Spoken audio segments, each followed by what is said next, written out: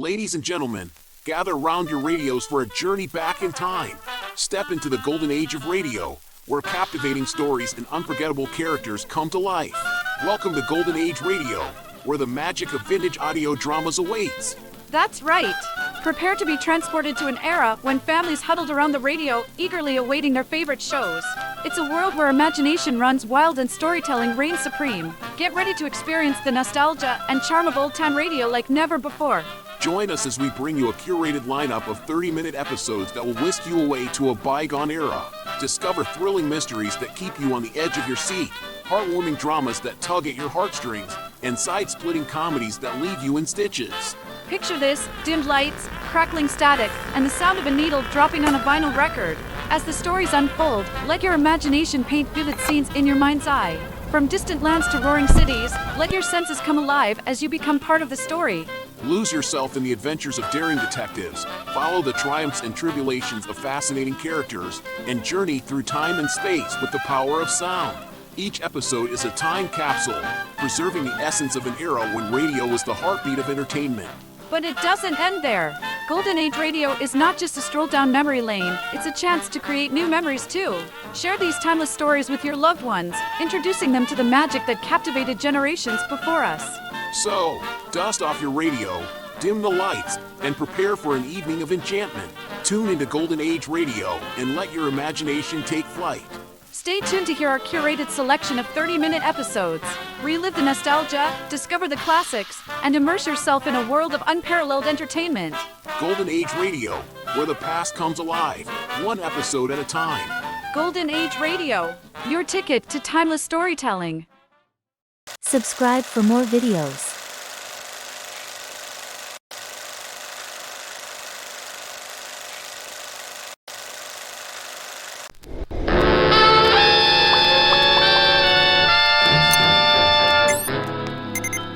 Dangerous Assignment, starring Brian Donlevy as Steve Mitchell.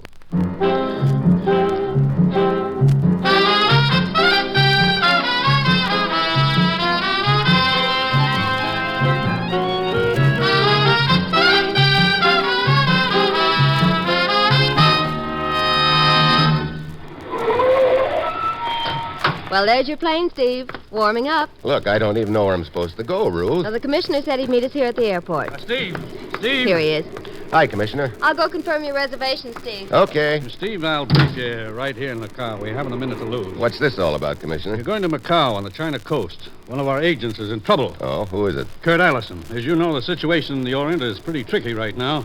Here, look at this map. There are 3 areas, red, blue, and shaded. Yeah? The blue area is already friendly. The shaded area is on the fence. Kurt Allison was sent to negotiate a secret verbal agreement which would bring that shaded area into our camp. I see. Somehow the interests opposed to his mission learned his identity and have him bottled up in Macau. If they can prevent him from getting his report to us by next Thursday, then we're licked. Why doesn't he contact the consul? On this kind of a mission, Steve, Kurt has no recognition. He's on his own. Uh-huh. Any idea where Kurt is in Macau? He was supposed to register at the Hotel Splendide under an assumed name. You've got to find him and get him out of the country by Thursday.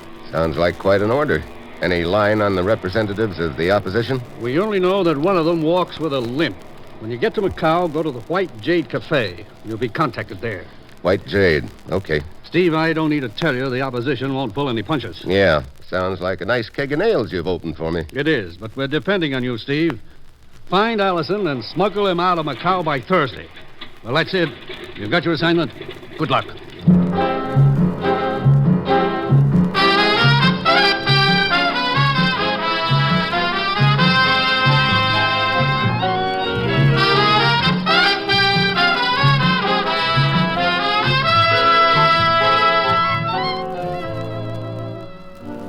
The National Broadcasting Company is proud to present Dangerous Assignment, starring Brian Donlevy as Steve Mitchell, colorful, two-fisted government agent. At all those places in the world where danger and intrigue walk hand in hand, there you will find Steve Mitchell on another dangerous assignment.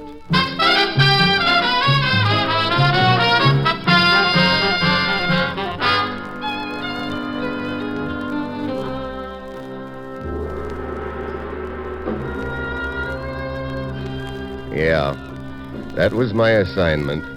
Go to a steamy, brawling port on the China coast and find an agent in trouble. A cinch. Well, it was Tuesday when I got to Macau. I rode a rickshaw down a narrow, crooked street and wondered what knife was coming my way out of what window, and then I got to the Splendid Hotel. The only splendid thing about it was the name. I expected nothing, and I got worse. But the clerk in the lobby was busting out all over with civic pride. Welcome to the Splendid Hotel, sir. Will you sign the register, please? Okay. Allow me to congratulate you on your choice, sir. This is the finest hotel in Macau. Yeah? Well, there you are. Mr. Steve Mitchell, United States. Huh. Are you on vacation, Mr. Mitchell? Not exactly. I'm a newspaper correspondent. Say, incidentally, where's the White Jade Cafe? Oh, just down the street, sir. Oh, okay. Well, better go take a look at my room. The bellboy will take you there. Right this way, sir. Okay.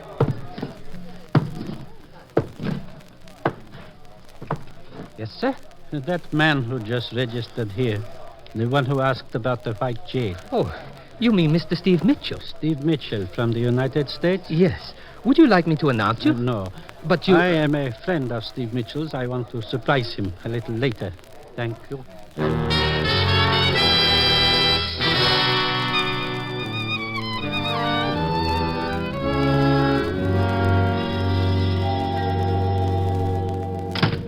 Yes, sir. This your room, sir. You like? Oh, just great. On a clear day, I'll bet you can see the other wall. Oh, yes, sir. Will there be anything else? No, thanks. Here you are. Oh, thank you.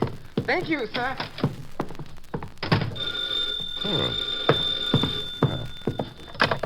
Hello? Steve, Kurt Allison. I saw you come in the hotel from my window, Steve. Where are you? Room 33, 2 floors above you. Look, I'm really in a spot, Steve. They've blocked every exit. They've got me bottled up and a man in the room next to me keeping an eye on me.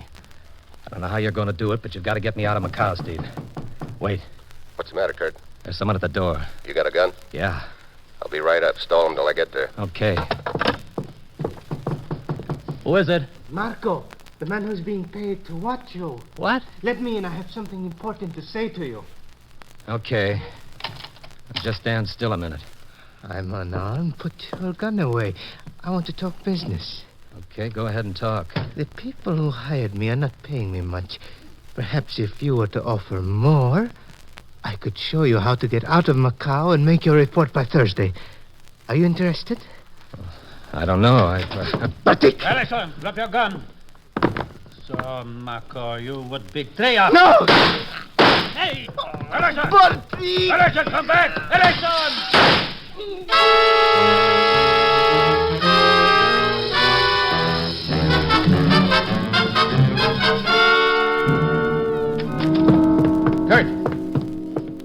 Kurt, where are you? Hey, who are you? Marco. Look, where's the American? He... What is it?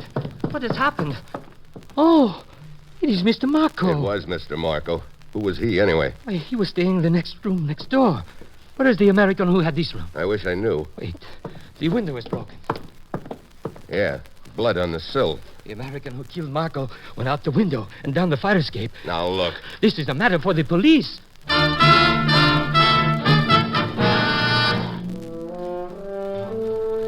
Well, at that point, I could see all the threads in the fabric, but I had a strong hunch one of them was around Kurt's neck, one was around mine, and someone was pulling on the middle. Kurt had disappeared from his room, leaving a dead man behind. That meant the police would be turning the town upside down to find him. It also meant his mission would go out the window unless I found him first. My job was getting easier by the minute. All I had to do now was to smuggle a murder suspect out of the country. And I knew that the opposition, whoever they were, would be out to prevent that. Bartik, so you are back. You fool, you should have made sure that Allison was dead. I shot at him as he was diving out the window, but I knew I hit him. Melanie, close the door. Yes, Sigrist. The fact remains, Bartik, that Allison was gone when the police arrived. I know he was wounded. He could not have gotten far. We must find Allison. We do not have much time. What do you mean? This American, Steve Mitchell, he must have been sent to Macau to help Kurt Allison. We know that their point of contact is right here at the White Jade. If Steve Mitchell turns up here at the White Jade Cafe, Melanie will contact him. Then we will know for sure that he is the one. And then it is very simple, Sigrist. When we are sure he is the one, Bartik will kill him.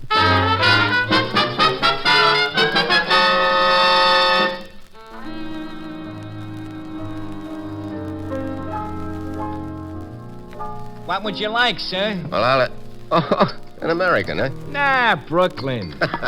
Give me a scotch and soda. Oh, yes, sir.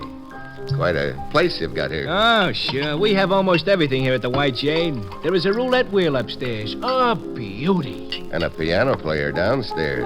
Oh, beauty. Yeah. Everyone notices Milani. But right now, Mac, Milani seems to be noticing you.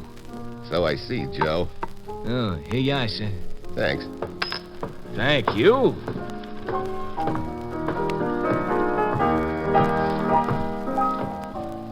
Nice. The piano? Well, that's nice, too. I was hoping you would come over. Well, I couldn't very well turn down your invitation. You play well. Thank you. You are Steve Mitchell. Why, yeah.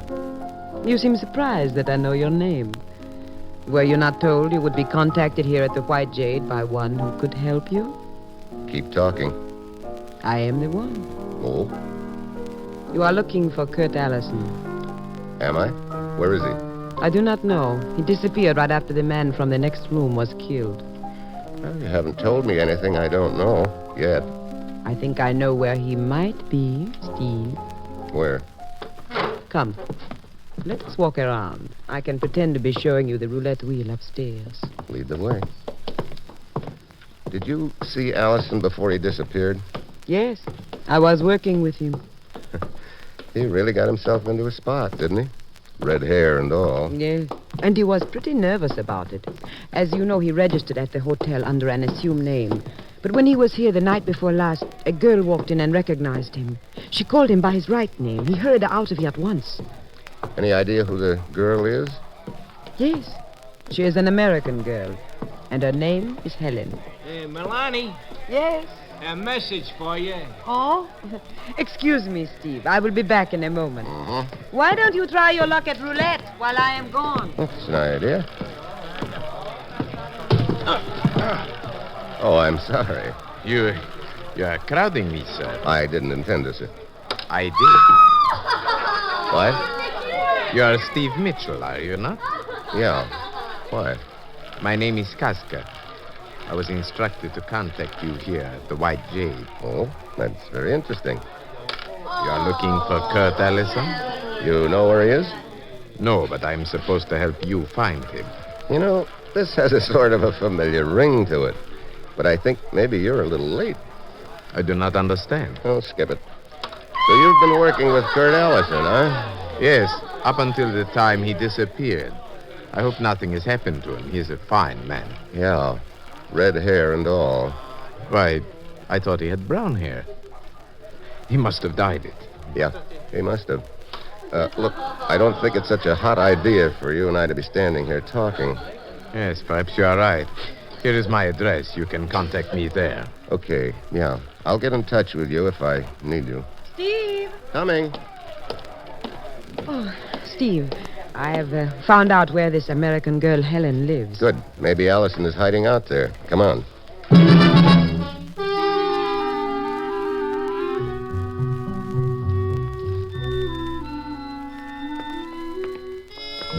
The girl's apartment should be just down the street, Steve. Good. Hey, what's that up ahead? Oh! It is just a street carnival. Yeah. Sure packs in the crowds, doesn't it? Yes, it is a traveling carnival. But it always lures many people wherever it goes. It should. They've really got the complete treatment. Sword swallowers, fakers. Look, even a Ferris wheel. Yes. Well, here we are, Steve. According to my information, this girl's apartment is on the first floor. Hey. You know, that sounds familiar. Good old American blues. That music must be coming from her apartment. Sounds like it's down at this end of the hall. Come on. There. This must be the one. Helen? Helen? Hey, wait a minute. Listen. Yes. The record. Why does she not take the needle off? Helen, I've got a hunch Helen can't take that needle off the record. Stand back, Milani. Look out now. Once more, Steve. Hey, look. Yeah. Steve, that is the American girl. Well, this record is ended, and so is hers.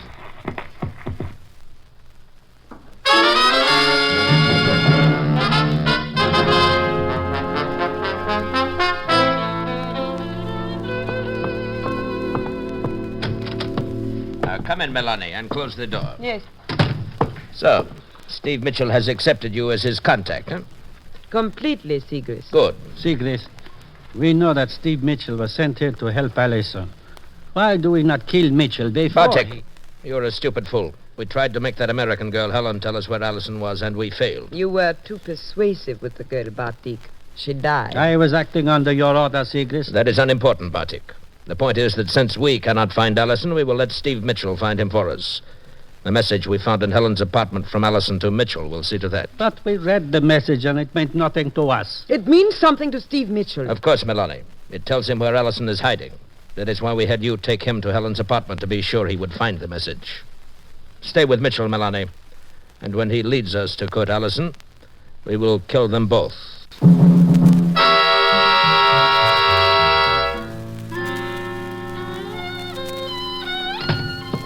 Commissioner, it's Steve calling in from Macau. He's on the phone now. Good, thanks, Will. Hello? Hello, Commissioner. What's the matter? I just came from a dead girl's apartment. What? You know, Commissioner, when you told me I'd be contacted at the White Jade here in Macau, you weren't kidding. What do you mean?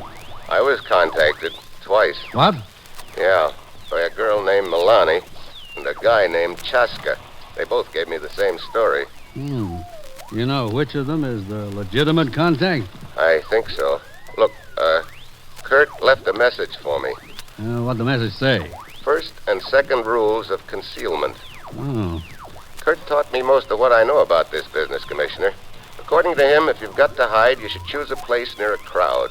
So if you have to run, you can lose yourself in the crowd. That's probably the first rule of concealment. What about the second? He said you should always hide in the vicinity of a friendly contact. But the only contact Kurt had was an American girl, Helen. She's dead. Hey, wait a minute. What is it? I think I've got it. It's just a hunch, but I'm going to try. I'll keep you posted.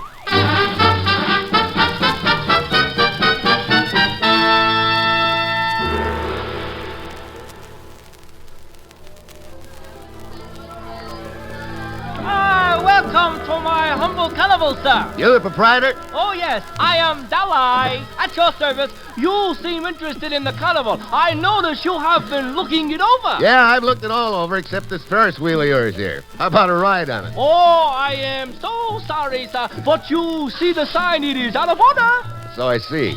I also remember it was out of order when I came by here a couple of hours ago on the way to a girl's apartment. Oh, it takes time to make repairs. Yeah, let's see if that engine will operate, huh? Oh, but I have just told you, sir. It is out of order. Yeah, I know, but let's give it a try. I'd like to take a look in some of those baskets on the wheel. No, sir. Hey, where'd that come from? I do not know, sir. It came from one of those baskets on the wheel. Start that engine. But I tell you, sir, I was... All right, Dalai. He's a friend. Do as he says. Very well, sir.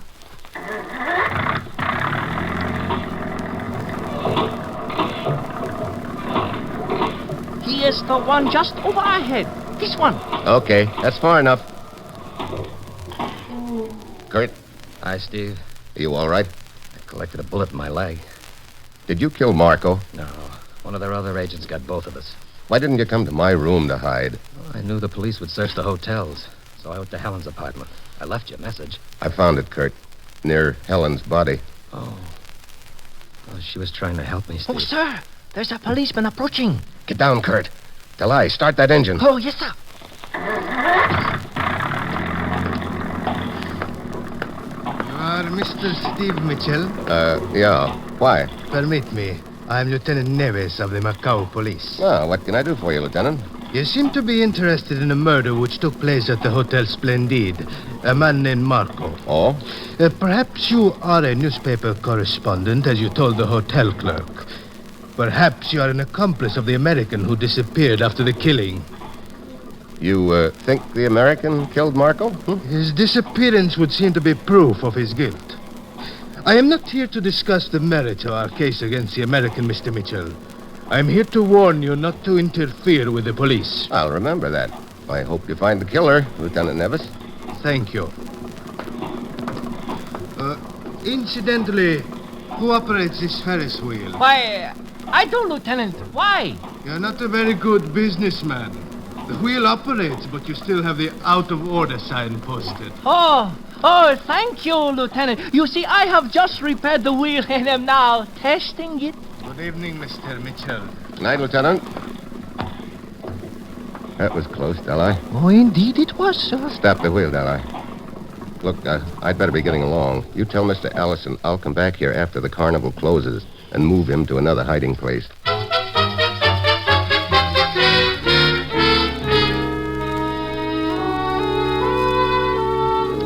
I went down to the waterfront. I found me a rusty old tramp steamer. I made a little deal with the skipper, shoved a few bills into his receptive hand. I didn't know whether the plan I'd cooked up would work or not, but I had to give it a try. Melanie was sitting at her piano when I got back to the White Jade. I was beginning to think you had forgotten me. Well, I had a couple of errands to do, and when you're not sure who you can trust, they take a little longer. We must be very careful, Steve. Yeah. Well, I finally found Kurt Allison. You did? Where is he? He's in a safe enough place for the time being, but I've got to get him out of Macau in a hurry. I think I know how to do it. How? I want to buy a lot of curios around town. Curios? Yeah, enough to fill about 3 large crates, each crate about 6 feet long. Yes. Yes, I see. I've already made a deal with the captain of a tramp steamer. What kind of a deal? Well, for enough dough, he's not going to pay too much attention to what comes out of one of those crates after he gets to sea. Sounds like a good plan, Steve. I hope it works. When will you try it? I'll be down on the dock with the crates at 9 tomorrow morning. Wish me luck? I do. With all my heart. Here.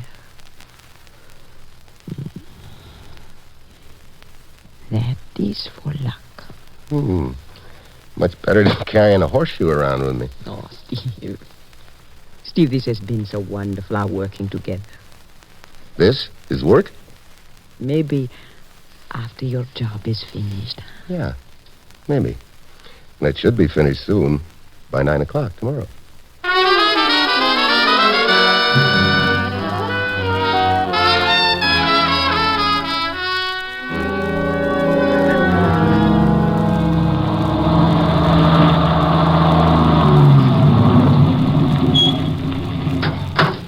Okay, Chaska, get out your muscles. Let's get these crates unloaded onto the pier. Yes, Mr. Mitchell.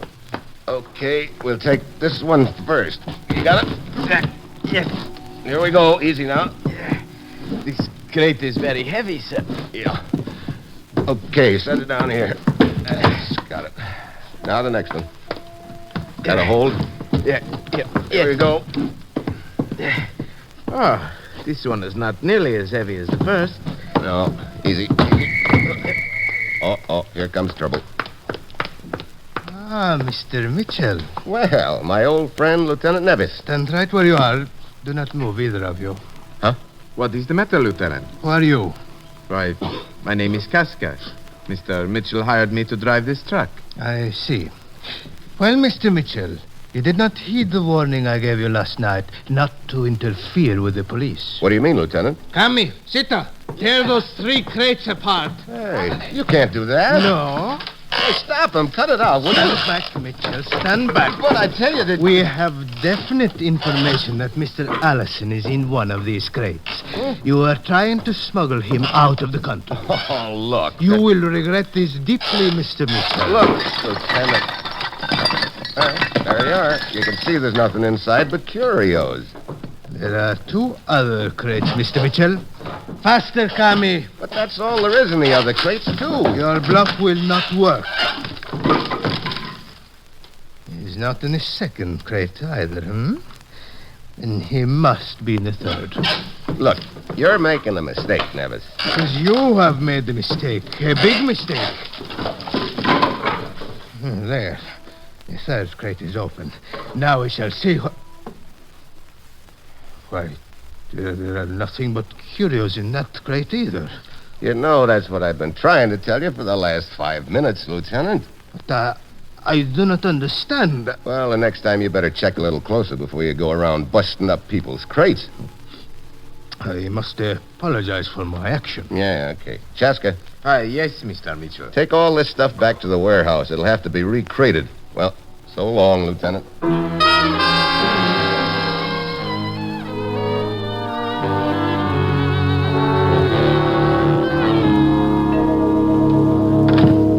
Oh, Steve, I did not expect you back from the waterfront so soon. I'm having a silver fizz. Will you join me? No thanks, Milani. How did things go this morning at the dock? Not so hot. The police swooped down on me. The what? That surprise you? What? Well, yes, of course. How could they have found out about your plan? I don't know. Unless you could have told them. Me? Oh, Steve, you're joking. Yeah? Well, looks like our little partnership has come to an end, Milani. So long. But, Steve, Mitchell, stay right where you are. I was told in the States that a man with a limp was in on the deal. You must be the boy. Milani, Kurt Allison was not in any of those crates. What? Surprise, huh? It was a little test, Milani. You flunked it. Where is Sigrist? Right here, Melanie. Mr. Mitchell, you are a very clever man. Thanks. I presume you're the head man of this unholy three. Your presumption is correct. Yes, you are clever, but your cleverness has its limits. What do you mean? You know where Kurt Allison is hiding, and at present you are our guest. Therefore, we shall shortly know where Kurt Allison is hiding. Bartek, the knife. Wait a minute. Stand still, Mitchell. Hey, could you ease up a little bit on that knife? You are a brave man, Mitchell. But even the bravest of men does not relish the entrance of a knife into the stomach. Look, Seeger. Unless you agree to take us to Kurt Allison, at the count of 3, Bartek will bury his knife in you. No. 1. A little deeper, Bartek. 2. Wait a minute. Yes.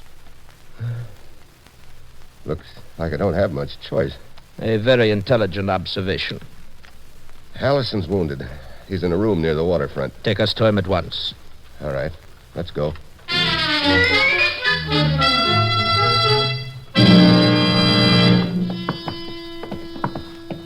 Which room is Allison in, Mitchell? This one. Is he armed? No, he's in bed, helpless. Now, you are depressed. Well, in this business, one learns that betrayal is better than death. Yeah, I guess so. Incidentally, speaking of death, why did you people kill that guy in Allison's room? We placed Marco in that room to watch Allison, but he betrayed us. Open the door, Bartik. Yes. After you, Mitchell. Okay. Well, there he is, in the bed. Is he asleep? Or unconscious. I will take a look. Wait, this is not an American. Okay, Chaska. Yes. It is a trap. Chaska, take Sigrist. I'll get Bartik. Let go of me. Give me that knife. That won't do you much good. No! Stand still, Sigrist. One move and I'll blow your head apart. Wait, Sigrist, I help. Not so fast, Milani. You let me go. Sit down. Sit down. You still have not won. You cannot get Kurt Allison past our men who are guarding every exit. You're a little late, Milani. What? Kurt is already safely out to sea. He what? Yeah. By now, he's probably made his report to the commissioner by radio. And when Lieutenant Nevis finds out that Kurt Allison saw Bartik kill Marco, I don't think he'll be interested in Kurt anymore. I don't understand what... That deal with the crates was more than just a trick to expose you, Milani. I figured if the police found nothing in the crates the first time they came through, they wouldn't bother with them the second time. I took the crates back to the warehouse. Allison got into one of them there. Stevie. You know, I had you pegged quite a while, Milani. You told me you'd been working with Kurt Allison, but you didn't react at all when I said Kurt had red hair. Chaska reacted, though. He said Kurt had brown hair. You know something? He was right. Then all this time you knew... I just went along with the gag. As a matter of fact, I needed you to set things up for me with the crates. And after all, you wanted to help me so badly, Milani. I decided the only decent thing would be to let you.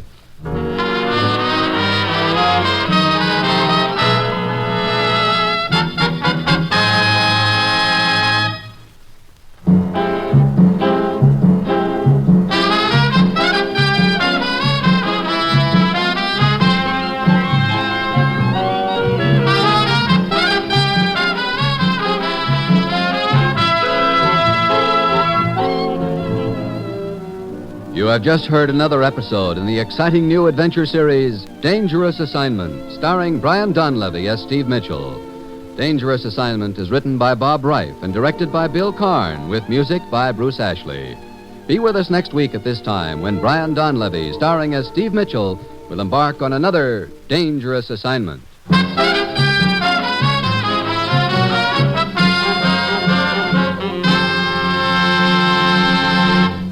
Here's more good news for mystery fans.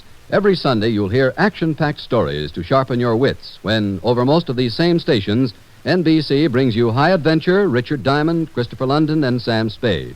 During these stellar shows, you'll hear mystery and intrigue, adventure and high-tension drama to match your powers of observation against the best in detective fiction in solving crimes and unraveling intrigue.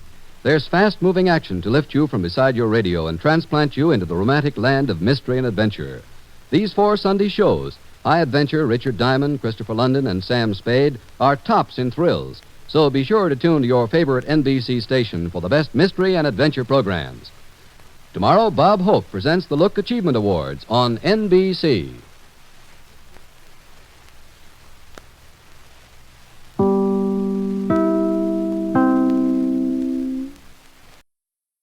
Looking to conquer the world of WordPress? At G3PL.com, we're your ultimate destination for WordPress support and training. Need help with a specific project? Facing a tricky plugin or theme issue?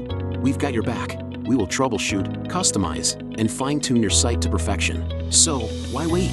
Take the leap into WordPress greatness. Contact us today at WP@G3PL.com or give us a call at 615-420-2040. G3PL.com. Your WordPress success starts here. Wheaties presents Dimension X. Adventures in time and space. Transcribed in future tense. Dimension X.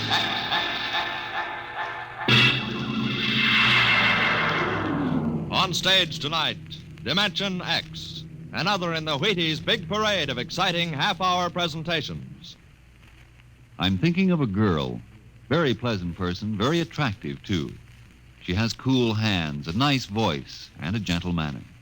She's crisp and efficient, but she needs help badly. She's the American nurse, and her problem is this. There just aren't enough like her to go around. Not enough nurses for the hundreds of important nursing careers now open in hospitals, industry, research, the armed forces, and private duty.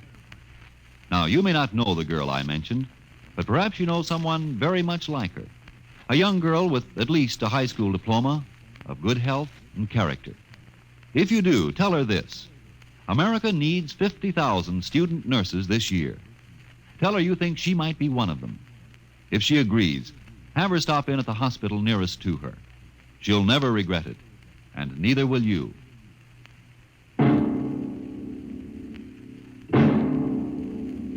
Now, tonight's adventure into the world of the unknown. The world of Dimension X. The doll shop stood on a quiet Washington side street, not too far from the sprawling Pentagon building. A woman and a child waited outside, the little girl peering eagerly through the window at the dolls inside, and the woman glancing impatiently at her wristwatch, as if expecting someone who was late for an appointment. And there was nothing about the doll shop to warn them that they were waiting to keep an appointment with doom. Oh, Mommy, look! Yes, what is it, dear? In the window of the shop, the tiny dolls. Oh, Mommy, do you think Daddy will buy me one? Well, we'll ask him when he comes, dear. He said 3 o'clock on this corner. I see him, Mommy. There he is. Oh, Henry, here we are. Hello, dear. Hi. Sorry I'm late. Well, we've been waiting for you. Cindy's been Yes, telling... I'm afraid I'll have to call off the shopping, Alma. Oh, Henry, we promised. Yes, I know. Cindy. I'm sorry. It's just one of those things. You've been the wife of an Army colonel long enough to know his life isn't his own. What is it this time? Oh, some more of that flying sphere nonsense. The pilot who says he sighted it last month crashed and was killed today, so the general wants a full report. Dear, what next? Daddy. We'll have a staff meeting at the Pentagon at 3:15. Daddy, look in this window. I haven't time, dear. Just for a minute, Daddy, please. Cindy, I haven't time to stop and watch a bunch of 6-inch dolls parading around in the shop. Say they are lifelike, aren't they? Look at that, Alma. Dolls are marching around like a regular review. They've even got their own little band. Henry, your staff meeting. Oh, yeah. Yes, I've got to run. Now, look, don't go spending a lot of money on that nonsense album. No, dear. Bye. Bye, dear. Bye, Cindy. Bye, Daddy. Oh, Mommy, look. Look, the band's gonna play. Aren't they wonderful, honey? You know, it's funny. I must have stood on this corner 1,000 times, and I've never even noticed this shop before. Good evening, children. Oh, well, good evening. Mommy, he talks awful funny. Hush, Cindy. Would you like to step inside the shop of Santor Perigi? Well, yes, we would. This way. Oh, Mommy, it's like fairyland. Here in the shop of Santor Perigi, creator of Perigi's Universal Wonderful Dolls, the world of adult reality is blended with the world of child's fantasy. This is a new shop, isn't it, Mr. Parigi? What is new and what is old? Come, this way. Would you like to meet one of my little ones? Oh, yes. This one in the red jacket is Toto. Speak, little one. Oh, isn't that wonderful? Mommy, he talks. The doll talks. Amazing. It's absolutely amazing. That is nothing for Perigi's wonderful dolls. Listen, sing, Toto. Sing for the little girl. My name is Toto. Cindy, listen. Sing, Toto. Men are big and tall. Dolls are very small. When men begin to fall, the dolls will rule them all. Oh, Toto, more. Well, how do they work, Mr. Parigi? How do they work? That is the secret of the great Perigi, greatest of all doll masters. To make an ordinary doll is nothing. To make a perfect replica, that is something. But to make a doll with intelligence, that is the work of an artist, huh? Well, yes. Well, they must be very expensive. Madame, when I construct a doll like Toto, I cannot bear to be parted from him permanently. So instead of selling, I rent my little people. You rent dolls? Precisely. $10. I have but one request. When you grow tired of my dolls, you must return to me in good condition. Oh, Mommy, could we take him home? Take him home. Take him home. Take him home. Oh, look, Mommy, look. He's bowing and dancing. Oh, Mommy, he wants to come. Please, I'll take such good care of it, please. Well, honey, we'll have to deal with your father later, but... Well... Oh, Mommy! All right, wrap him up, Mr. Parigi. Oh, dear, I have a feeling when your father comes home, we'll be sorry. Be sorry. Be sorry. Be sorry. Be sorry.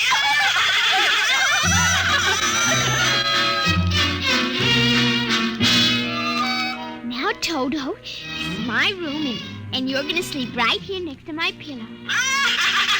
Oh, Toto, don't laugh like that. I'm going to have to teach you some manners.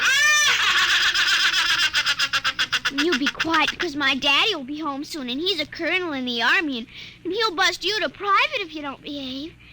Now, you wait here. I'm going to introduce you to my puppy dog, Mr. Blister. So be good now. Here, Blister. Here, Blister. Come on, Blister. Come here. Mr. Blister, now this is Toto. Oh, dear, I don't think Mr. Blister likes you too. Stop it, Mr. Blister. Come over here and shake hands with Toto, Mr. Blister. Come on now. Blister, let him go! Let go! Let go! Cindy, Mr. Blister, come over here. Why, what happened, dear? Mr. Blister tried to bite my doll. Look how frightened Toto is. Dolls don't get frightened, Cindy. But he is, Mommy. He screamed. You just imagined it, honey. But he did. He did. Well, Mr. Blister didn't mean it. You know he's the gentlest little pup alive. He isn't. He's nasty and I hate him. Cindy, you've hurt his feelings. Okay. He tried to buy my new doll, and I don't ever want to see him again. Ever. Oh, dear. All right, Mr. Blister, you come downstairs with me. Come on now. Cindy's angry at you tonight. I'll kill him. Why, Cindy, where did you hear a thing like that? Toto said it. Well, I see. Well, you've had an exciting day, honey. You brush your teeth now and go to bed. Daddy's coming home late, so we'll see you in the morning. Hmm? Good night, darling. Sleep well. I hate him, Mr. Toto. I hate him. Hate him.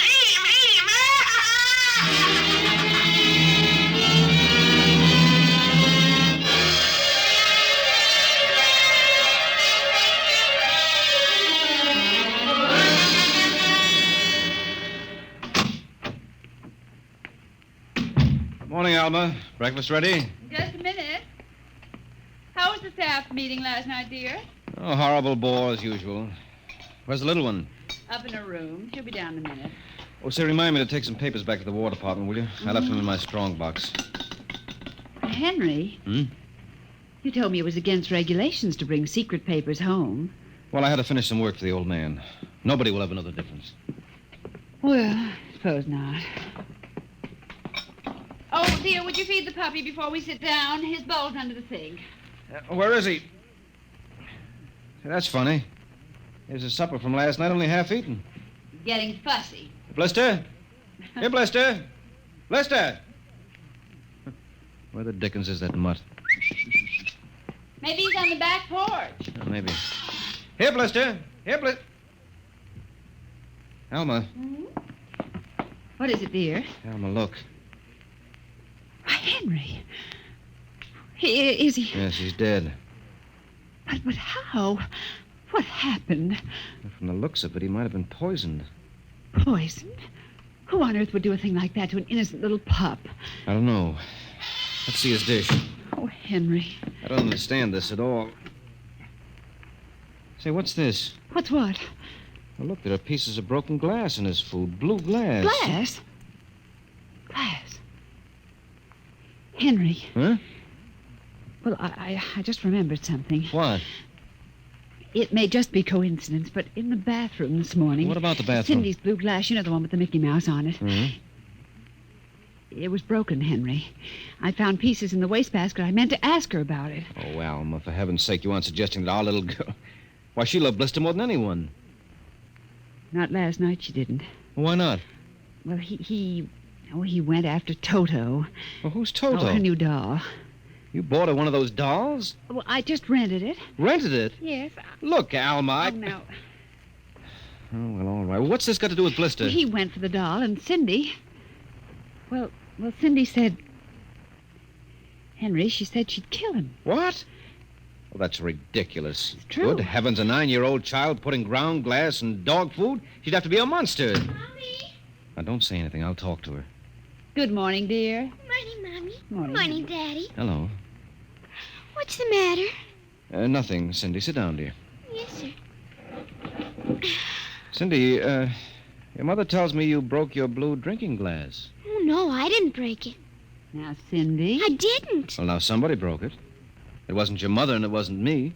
Well, then it must have been Toto. Cynthia. Cindy, you know Toto was only a doll. Now, a doll couldn't have broken your glass, could he? Well? But he must have done it, Daddy. Cindy, you know how Daddy feels about little girls who tell untruths. Now, did you break your glass and maybe accidentally get some pieces into Mr. Blister's dish to sort of punish him for biting your doll? Oh, no, Daddy. I'd hate to think you'd done something you knew was wrong and you were blaming it on a doll. What's the matter with Mr. Blister? Is he sick? He's dead, Cindy. Oh, no, he can't be dead. He isn't dead, Daddy. No, he isn't. He isn't. Mommy, Yes, dear. but he'll come back. He has to come back. No, he won't come back, honey. Not ever. No, Cindy, not ever. Now that we've told you, Cindy, do you want to change your mind about the glass? Henry, let her alone. Daddy, you think I killed? You see what you've done. The child feels guilty enough, Henry. Oh, dear, this is no time for feelings to interfere. Feelings don't know any time, Henry. When they come, they just come. You go up to your room, honey. Daddy and I'll be up in just a minute. I don't want to. Please, Cindy. We'll be right up. Please. There, that's a good girl. And close the kitchen door behind you.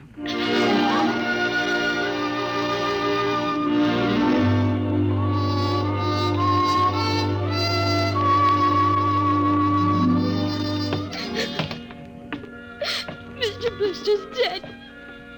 And he isn't coming back. Ever. Ever. Daddy thinks it was me, but it was you. It was you!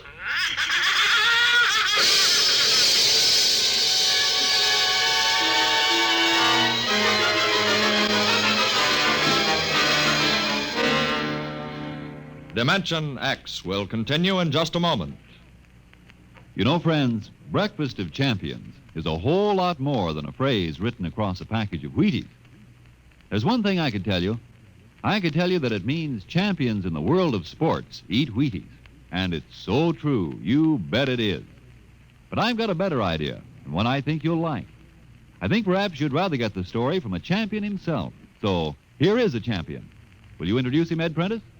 Now, young man, will you tell us what you do for a living? I pitch. You what? Pitch. You know, baseball. To have a baseball team, you have to have a pitcher. I'm a pitcher. I pitch. Oh, yes, I see. And are you on a team? Yes, sir. I'm on the Cleveland Indians. Cleveland Indians, What is your name, young man? I'm Bob Feller, and you know it as well as I do, Ed. Sure I do, Bob. It's good to see you. This makes your 14th season playing with the Indians, doesn't it? Yep, Ed. 14 years. Well, tell me, Bob, how long you been eating Wheaties? Oh, about 20 years, give or take a couple. You mean you started eating Wheaties before you started playing ball? Why, of course. What's so strange about that? Most people start eating Wheaties before they get to playing ball. In fact, most people never start playing baseball. You don't have to be a ball player to enjoy the lift you get from Wheaties with milk and fruit. You're right as rain, Bob. No champ ever said a truer word about Wheaties, Breakfast of Champions.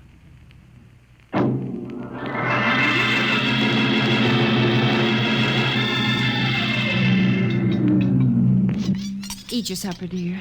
I'm not hungry. Oh, Cindy, you scarcely touched your lunch. I don't feel like eating. Is it Mr. Blister? Oh, Mama. Cindy, answer your mother. Now, Henry, she'll work it out in her own way, dear. Oh, I don't know. When I was a boy, there was such a thing as discipline. Where this child is being brought up... Henry. Well, it's true. There's no respect. Lying. Oh, I don't know. Alma, what's happened to us? We were a nice, peaceful, happy family until you bought that cursed doll. Now who's blaming things on the doll? Well, it's true. Henry. You wanted to get some papers from your strongbox. What? Oh, yes. Excuse me. Will you try to eat something, Cindy? Now, darling. Yes, ma'am. Alma!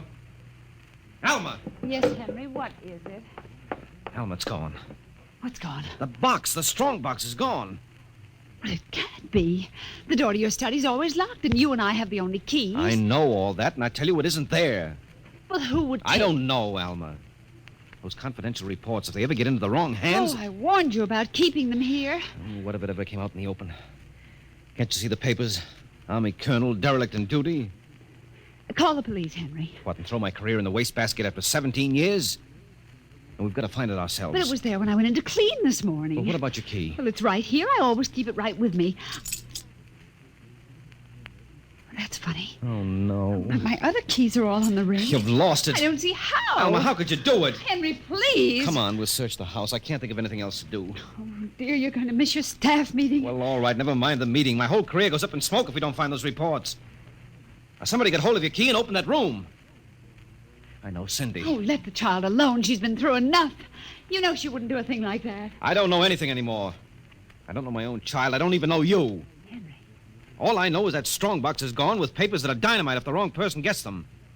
The question being who? What's that? Coming from upstairs. What's that blasted doll again? Something must have set it off. I don't know how the mechanism works. Well, for heaven's sake, let's go up and shut it off. Right.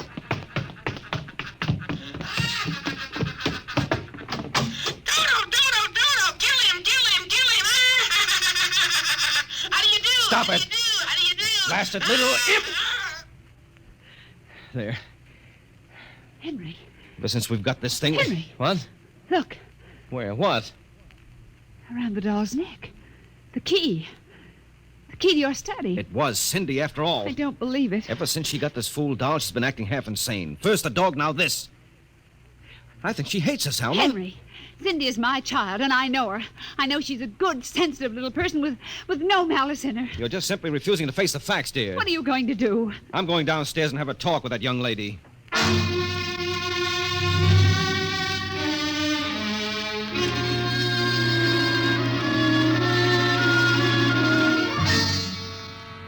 Cindy, you're not telling me the truth. Oh, yes, I am, Daddy. Now, all I'm asking is that you tell me the truth. Now, where is it? I didn't take it, Daddy. Honest, I didn't take it. I suppose you're going to tell me now that a little 6-inch doll took my strongbox and hid it. Well? Cindy, I'm speaking to you. I didn't take it, Daddy. You don't understand. Toto did it.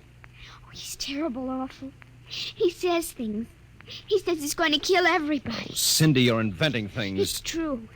At night when I'm sleeping, he stands next to my pillow and whispers things to me. Awful things. He told me he'd kill me, too, if I told him. Alma, I think this child is sick. I think she needs a doctor. She's frightened, Henry. She's trembling like a leaf. Come on, darling. We'll go up to your room. I don't want to go Now, up honey, there. Mommy will stay with you. I'm afraid. He's up there. Who, Cindy? Toto. Well, he won't be up there for long. Mr. Toto is going right back to Parigi's wonderful doll shop before I lose my sanity, which means right now.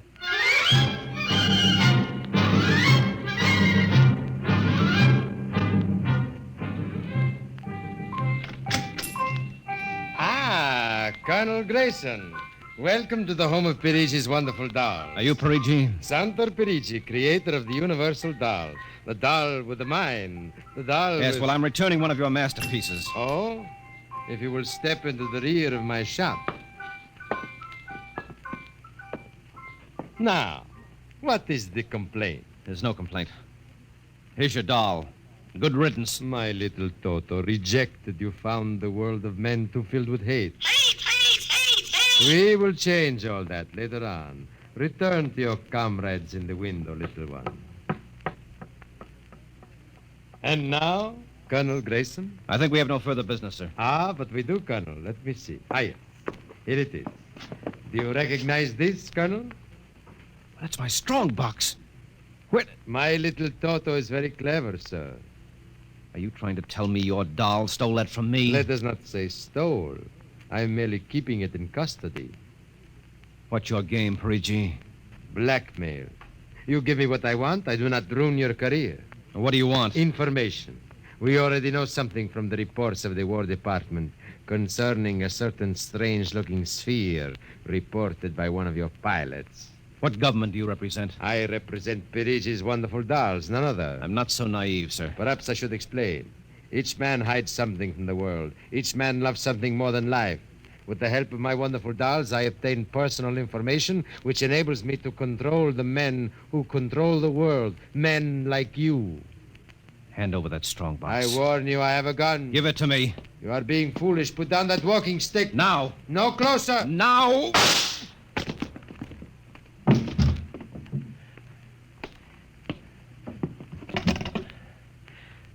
Hello.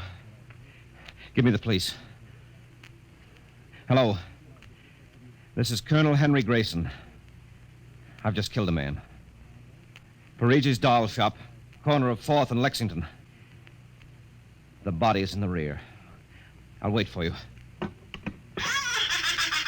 Shut up. Shut up, you little fiend! Colonel Grayson! Did I hear you speak? Colonel Henry Grayson! Oh, it can't be. I must be going out of my mind. A 6-inch doll. Shut up! Your master's dead! You are mistaken, Colonel. I, Toto, am the master. What do you mean? If you will examine the body of Santo Parigi, you will see that he does not bleed. And he does not bleed, Colonel, because Santo Parigi never lived. Never lived? Santo Parigi is a doll. A doll? But he's a man. He talks. He walks. The people of Meritrix are skillful doll builders. Meritrix? Doll builders? Who are you? I am Xanthus Imperator, commander of the legions of the 3rd planetoid, Meritrix. Legions? Planetoid? My people and I, whom you regard as dolls, come from a tiny planet beyond the moon. What? So small that it cannot support our population. That's true. We landed one of our space spheres on Earth 3 months ago with the intention of colonizing. Unfortunately, one of your pilots intercepted us. So that's why you wanted our information. Precisely. And you are human? Quite human. Of course, in order to deal with Earth people without suspicion, we were forced to construct Parigi, a man-sized doll. No, it can't be. I can't believe this. I'm having hallucinations. I've got to get out of here. That will be impossible. We have weapons of destruction quite unknown to Earth people. I phoned the police. They'll be here soon. By the time they arrive, my people will have prepared something quite shocking.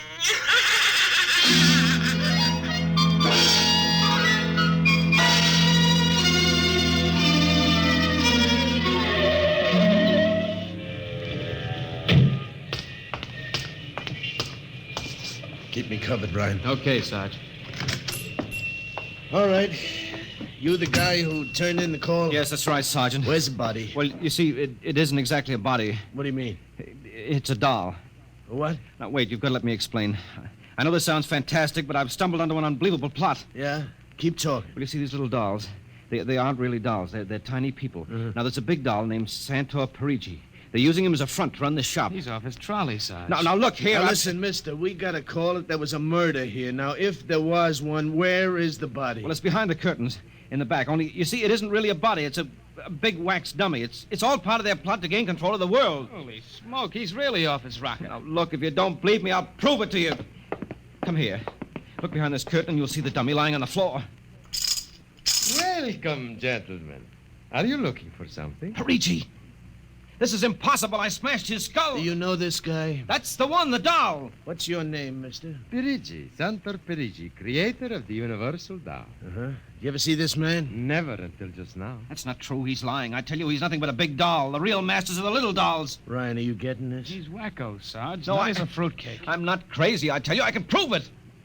They must have fixed up his head where I smashed it in. Touch him and you'll see. Mr. Parigi, you know what this guy is talking about? The man is demented, obviously. No, that's not true. I tell you, there's a plot to control the Earth. I've got to call the War Department. They want to know about the flying sphere. Holy mackerel, this gets worse every minute. Ryan. Take him to headquarters? No, save some time. Take him down to Psycho Ward. Okay, all right, Buck Rogers. Come along nice and quiet. No, don't you see? He's nothing but a man-sized doll. Sure, and the little ones are going to take over the Earth, and you're going where you can cut out some nice paper dolls. Oh, please, listen to me. You've got to listen to me. You've got to. Sorry you had all this trouble, Mr. Parigi. Poor chap. He is obviously suffering from delusions. Well, he's not the only one in Washington today. You know, we've been getting a whole string of crack-ups lately, bigwigs blowing their tops under pressure. If you could see some of the names in our confidential files... You keep confidential files on cases like this? Certainly. Believe me, they'd be dynamite if they ever got in the wrong hands. Well, I better be running along. Hey, is that a talking doll? Yes, Sergeant. My name is Toto. I dance and sing. Well, I'll be... Hey, my little girl would be nuts for that. So? Then please accept the doll for saving my life. That madman might have killed me. Yes, but I... Take Toto home with you as a gift. Well, now, I don't know, Mr. Parigi. It's against regulations for us to accept favors. But this is not for you. It is for your little daughter. And if you will only take the doll and give him a good home, you will be doing me a great favor. Well, then, if you insist, and thanks very much. When my kid sees this, will she be surprised? Yes, Toto will come as a great surprise. A very great surprise. Hey, Toto?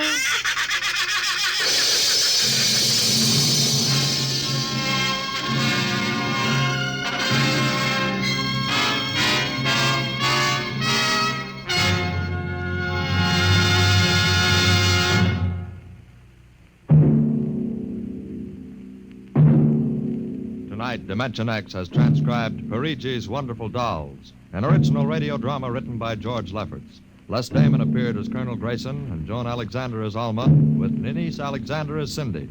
Joe DeSantis played Santor Parigi, and Leon Janty was Toto, the talking doll. Engineer Bill Chambers. Your narrator was Norman Rose. Music by Albert Berman. Dimension X is produced by Van Woodward and directed by Edward King. In a moment, we'll tell you about next week's show. And now, here is your Wheaties man, Frank Martin. Look at your Wheaties in a cereal bowl and, well, they look pretty innocent, don't they? They're crisp, all right, and gold and brown. And you know they've got that wonderful Wheaties nut-like taste. But where does all that energy come from? What is it about Wheaties that give you all those vitamins and minerals and protein? I'll tell you what it is. There's a whole kernel of wheat in every Wheaties flake. Not just a portion of a kernel, mind you, but a whole kernel of wheat. Now, that begins to explain things, doesn't it? Tells you why Wheaties Energy helps you feel good all morning long, like I keep saying. No wonder they're America's favorite whole wheat flakes, breakfast of champions and all that. Now you know why Wheaties at 7 can help at 11. Wheaties.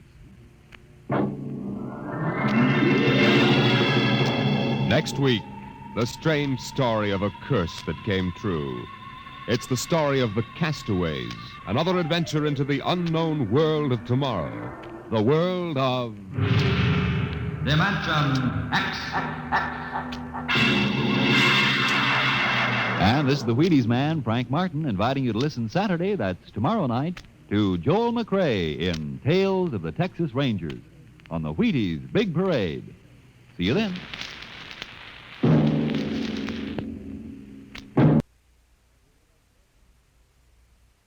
Thank you for joining us for another thrilling episode of Dimension X. We're excited to have you as part of our audience. We invite you to return tomorrow for an all-new set of episodes that will take you on even more unforgettable adventures. Get ready for a journey to the outer reaches of imagination as we dive into X-1, our next featured program. Brace yourselves for mind-bending tales that will transport you to distant galaxies and alternate realities. We're always eager to hear from our fantastic audience. Your feedback fuels our passion for delivering the best in vintage entertainment. Feel free to share your thoughts, opinions, and suggestions. We value your input and strive to make your listening experience even more enjoyable. If you're looking to enhance your Microsoft Access skills, look no further. Reach out to them at 615-420-2040 and ask for Mark. Once again, thank you for being a part of our Golden Age radio community. Get ready for more riveting stories, captivating characters, and timeless entertainment. Until next time, stay tuned and keep the nostalgia alive.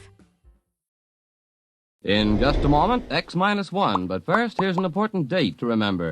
It's this Sunday when the highly acclaimed program On the Line with Bob Considine premieres on NBC Radio. Behind each news event is a human interest story, and beginning Sunday, you can hear these fascinating sidelights with commentator Bob Considine. You'll also meet the important people who make the headlines, people from the government, labor, and management, or perhaps someone in your own hometown today. The latest news becomes more meaningful when you understand the human interest. So make a day to hear On the Line with Bob Considine. Now stay tuned for X-1 on NBC.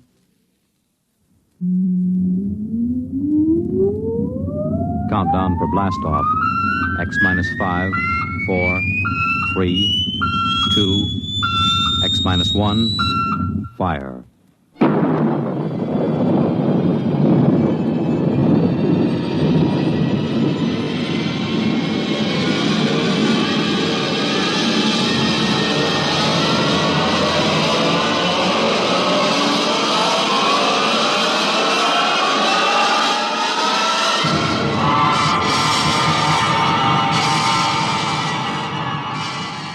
From the far horizons of the unknown come transcribed tales of new dimensions in time and space. These are stories of the future, adventures in which you'll live in 1,000,000 could-be years on 1,000 maybe worlds. The National Broadcasting Company, in cooperation with Galaxy Science Fiction Magazine, presents X-1.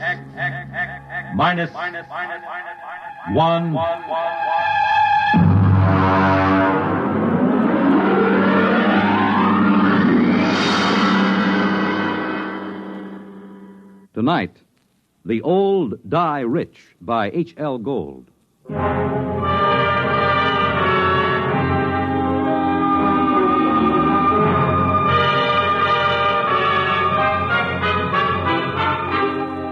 uniformed cop at the door told me to get lost. But Lou Pape spotted me and told the man to let me in. It was a shabby room. They always are. There was a woman on the bed, an old woman with white hair, thin enough to show the tight-drawn scalp. The medical examiner was going over her as if she were a side of beef that you had to put a federal-grade stamp on. When are you going to stop taking this ham friend of yours around to these cases, Sergeant, just to gratify his morbid curiosity? Forget about Weldon, Doc. What did she die of? Not eating, malnutrition. Oh, now look, Doc, in the top bureau drawer, she had bank books showing $32,000 from 5 different banks. Now, she had the price of a meal. Malnutrition induced by senile psychosis. They starve because they're less afraid of death than digging into their savings. I don't know, Doc. It doesn't feel right to me. Listen, Weldon, just because you get up on a stage or on some half-baked television show and make believe you're 70 years old doesn't qualify you as an expert on gerontology. Maybe not, Doc. But I went bald at 25, and I've been playing old men ever since. There's a lot more to it than just shuffling around and talking in a high-cracked voice. Yeah, there hasn't been an actor since Otis Skinner. Maybe. But the way I work, I have to get inside the character. I have to decide when he was born, how he got along with his father, where he went to school, what he thinks of women, everything about a character. There isn't a one of them these days can make themselves heard past the fifth row. Look, I'm serious. Now, I've tried imagining myself growing weak from hunger. I've tried to think of not even spending a nickel to keep me from dying. I just don't believe it. It isn't right. I don't feel it. Well, lucky for me, I don't have to feel these things inside of me because I'm a doctor and not an actor. Sergeant, malnutrition induced by senile psychosis. I'll order the wicker basket from Bellevue. So long, Barrymore. Well, he's right, Mark. We get a couple of these cases every year. Some old bat starving to death with $17,000 in old bills pinned on his union suit. Turns up all the time. Al, it doesn't feel right. Well, he knows his business. But he doesn't know old people. I do. It isn't easy to starve to death. Not when you can buy day-old bread at the bakery or wilted vegetables the grocer's ready to throw out. Anyone who's willing to eat that stuff can stay alive from day to day. Hunger is it's a pretty potent instinct. Maybe they get too sick to go out after old bread or wilted vegetables. It takes weeks to die of starvation. Did you ever try starving for weeks, Lou? No, did you? Well, the point is somebody would find out. A janitor, a landlord, somebody, and they'd get him to a hospital. Forget about it, Mark. Can't argue with it. Here there were 5 bank books, $32,000. Yeah, she took good care of them. They look almost new. Sure she did. Most important thing in the world, huh? April 23rd, 1907, $150. The ink's pretty dark. Shouldn't it be faded? She probably never took it out in the light. Anyone ever think of testing the ink? What for? Bank's records always check. These aren't forgeries, if that's what you're thinking. Well, I'd like to get a chemist working on this ink. Now, Mark. Look, this is strictly against regulations. I got to take these books down to the squad room and sign them in. Pretty dark ink for 1907. Well, it's about 5 o'clock in the afternoon. I guess I could hold them over tonight and bring them down to the property clerk in the morning. Good. I know where I can find a chemist.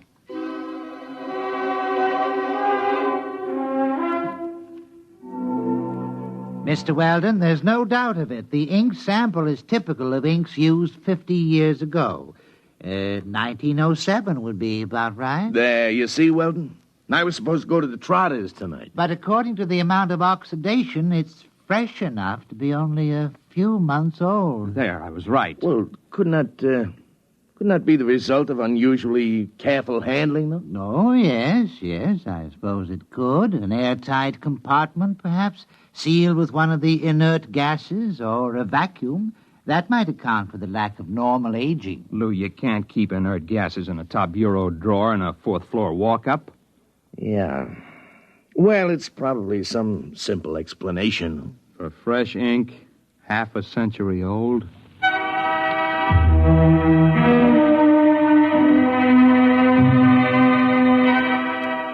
I've been going out on these cases for about a year.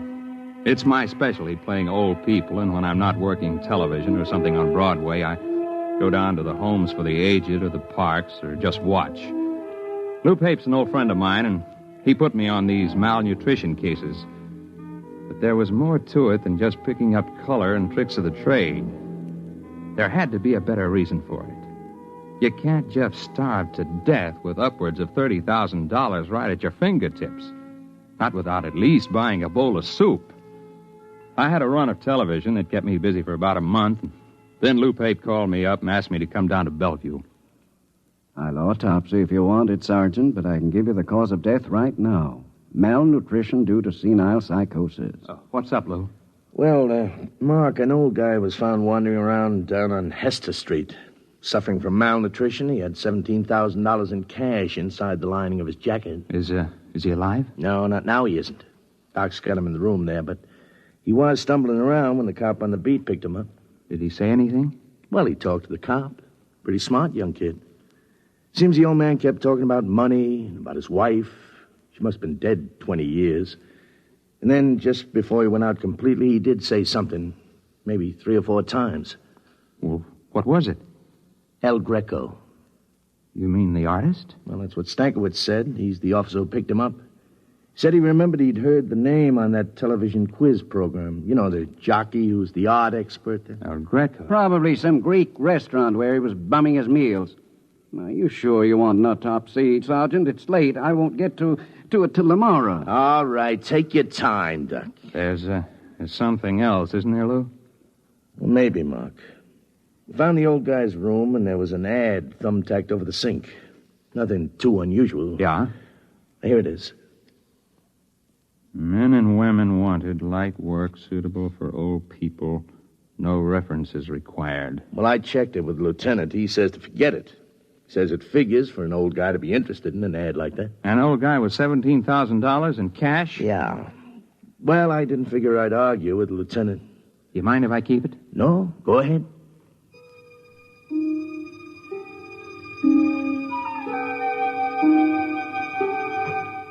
It was an old brownstone house in the East 80s. I got in line with the rest of the applicants. My face was lined with collodion wrinkles, and I wore an antique shiny suit and run-down shoes. It was a good makeup job. I looked more authentic than the rest of the old-timers who were waiting for the interview. I finally came up to where a woman was asking the questions. Name? Kernet. Louis Kernet. Kernet. Mm-hmm. Address? Well, I don't exactly have a place. I've been staying with a fella down on 12th Street, a friend of mine. I met him in the cafeteria. Previous occupation? Well, I worked at a lot of things. Used to be a printer way back. I could handset... Do you have any references? Well... Family? No, ma'am. I haven't got any family. I had a cousin in Salt Lake City, but I haven't seen him in 30 years or more. The ad said you didn't need no references. Yeah, well, that's right. Now, will you wait in the other room? Yes, ma'am. Do I get the job, ma'am? Just wait in the other room.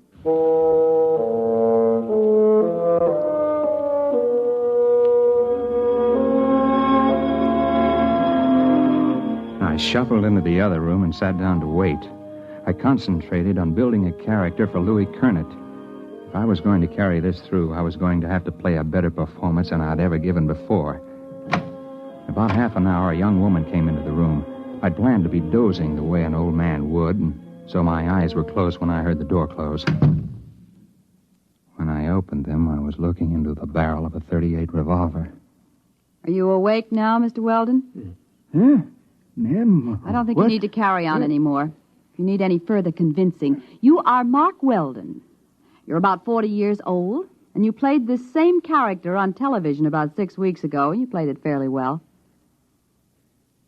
Thank you. Would you mind putting down that gun? Yes. Why did you apply for this position, Mr. Weldon? You're not old. Not really. Well, as a matter of fact, it was a bet. I was having an argument about the method with an actor who trained at the Old Vic. I bet him that I could get by off the stage with don't bother. You've been very busy recently trying to find out why senile psychotics starve themselves to death. How did you know that? Well, I happen to know that you've been present at several police investigations into these cases, and you're a good friend of Sergeant Lou Pape. Well, you know a great deal more about me than I do about you. Well, I would be glad to enlighten you. My name is May Roberts.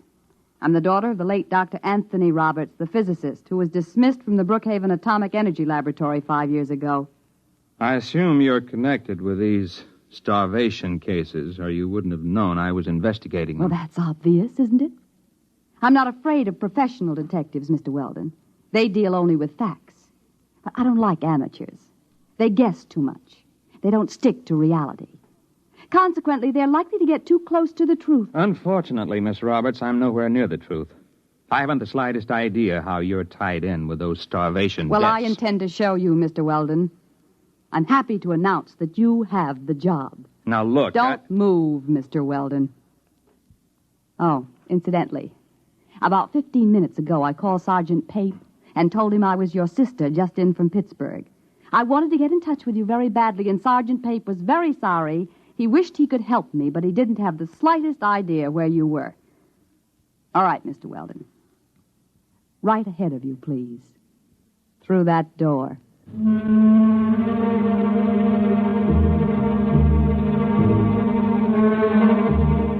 She didn't look like the kind of girl who would forget to hold the gun on me as I went down the hall. So that's all I did, just go down the hall. I climbed up to the 4th floor to a large room.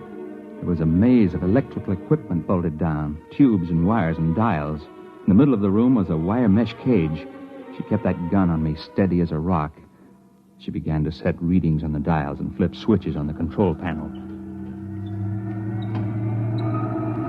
It'll take about 5 minutes for the field to build up, Mr. Weldon. Please get in the cathode area.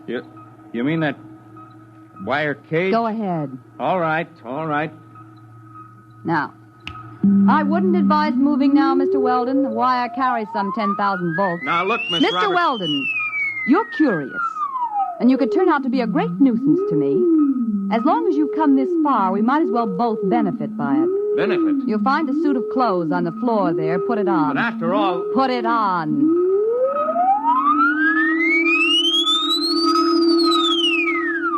I didn't know whether she was bluffing about the electric charge, but the revolver looked real enough, so I stripped and changed into the other clothes. The shoes were a little too tight and pointed. The collar of the shirt was too stiffly starched and too high under my chin. The suit was too narrow at the shoulders and at the ankles. I remember my father had a suit like that. The same shiny blue serge. All right. In your pocket, you'll find a set of envelopes. You'll find a set of instructions on each. Follow them carefully. I don't get it. You will. Use the envelopes in the order they are arranged. What's this all about? Mr. Weldon, I meant it when I said this could be a benefit to both of us. There's no use explaining anything. You'll find out. And don't try to escape. It can't be done. All right. Now the field generators are ready. Look, Miss Roberts, this is absolutely... Just follow instructions, Mr. Weldon.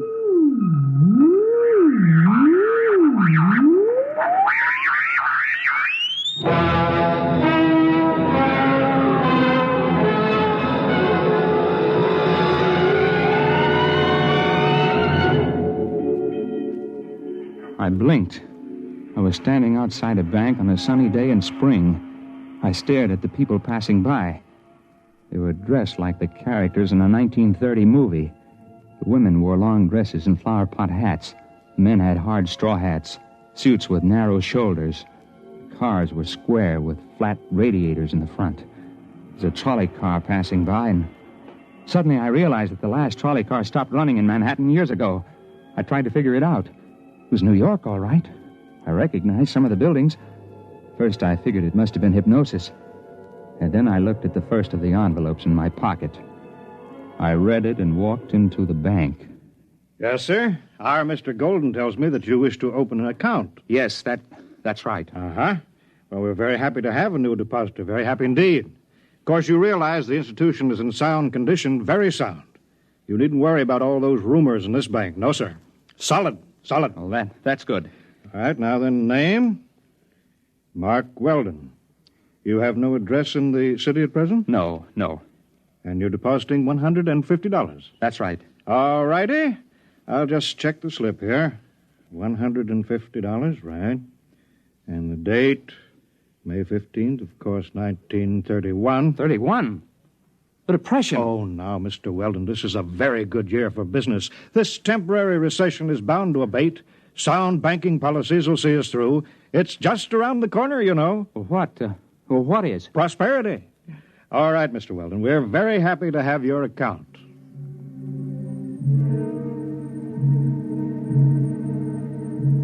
I went outside the bank, and I stood there in the spring sunlight and let the terror soak into me. Possibility of the entire situation was gnawing at the edges of my mind. And then suddenly I wasn't there. It was as fast as blinking. I was outside another bank in the same city. The date on the next envelope was May 29th, and it was still 1931. I made a $75 deposit there, and then $100 at another place a few days later, spending a few minutes each time and going ahead anywhere from a couple of days to almost a month. In 1934, I found myself inside a broker's office. Very well, Mr. Weldon.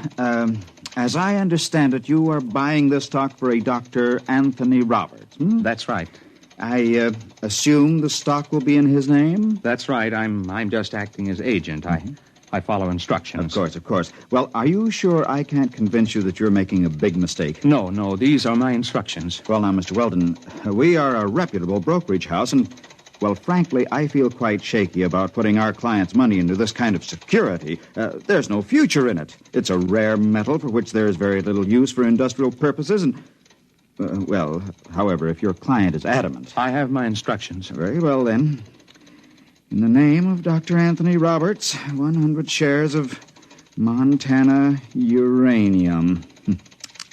Most unwise, most unwise. It went that way about 50-50. I'd deposit money in my own name in various banks at other times. Then I'd buy a stock or make a bet for May Roberts. On June 21st, 1932...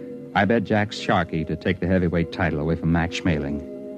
There was Singing Wood in 1933 at Belmont Park and Max Baer over Primo Carnera. I went on skipping through the years, touching here and there for a few minutes to an hour at a time. It was in early October 1938, about 5 hours after I'd left May Roberts' house, before I realized what she had me doing.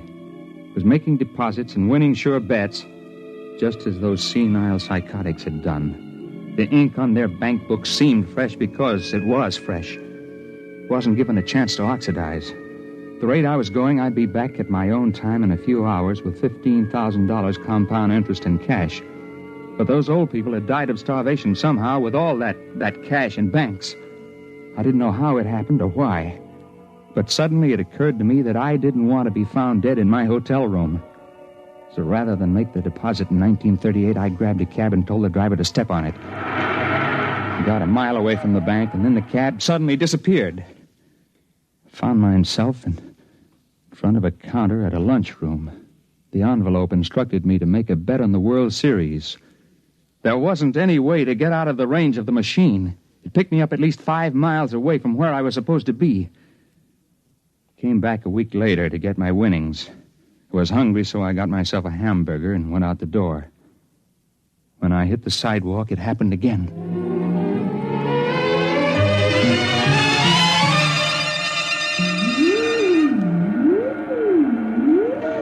Don't touch the cage yet, Mr. Weldon. I'll have to clear the charge. Hey, what happened to my hamburger? What? The hamburger. I had it here. It's gone. I'm hungry. I'll get you something to eat, Mr. Weldon, before your next trip. Well, you've done pretty well for yourself, haven't you? Yes, I have. About 15,000. I had ketchup on my sleeve. It's gone. Mr. Weldon, I want to talk seriously with you. Now you've seen part of what I'm doing.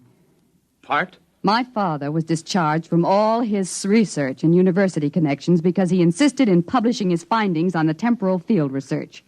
All the conventional physicists explained that it was overwork and recommended everything from hot bouillon before retiring to psychoanalysis. Well, possibly both of these might have been beneficial. But the fact of the matter is that temporal field activities are quite true, and you've seen proof. Well, I suppose I have. So it seemed just a question of money, although obviously I can get all I need now.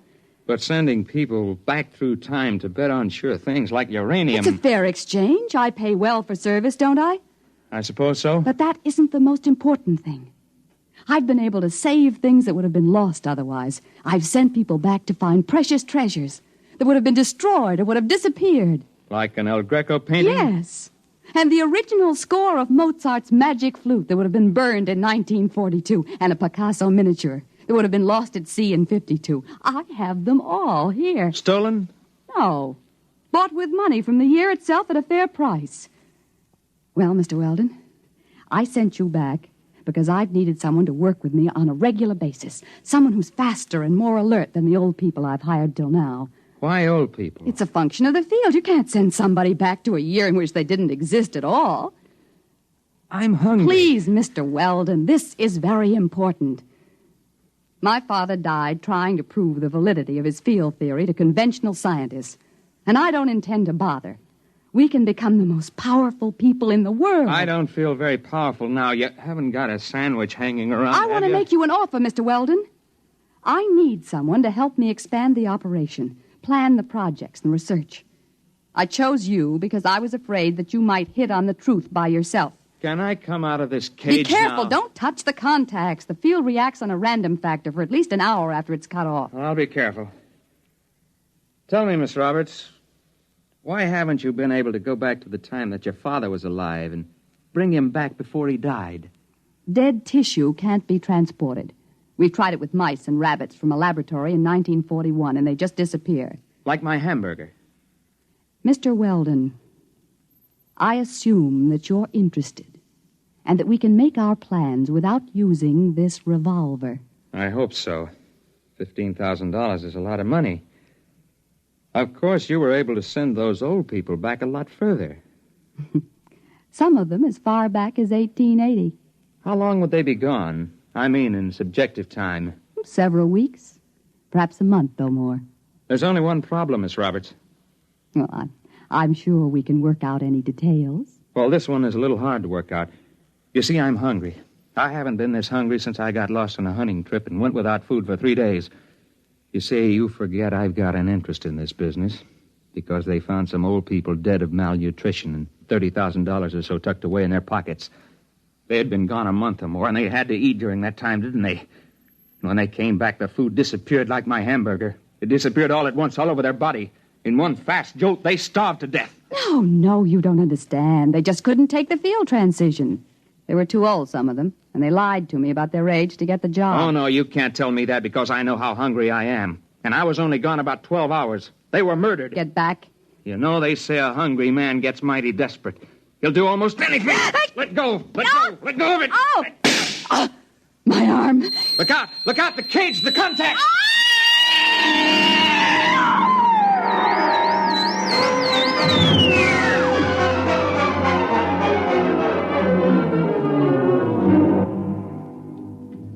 She fell into that cage and disappeared before she hit the ground. I didn't know what happened. I know she said the field worked in a random factor, whatever that meant. I called Lou Peyton. He came to the house just after the fire started. Something went in the control panel, and it turned out to be a 4-alarm fire before they got it under control. There was nothing left of the machine. There wasn't much left of the brownstone house. Lou didn't believe the story I told him. You mean there won't be any more of them?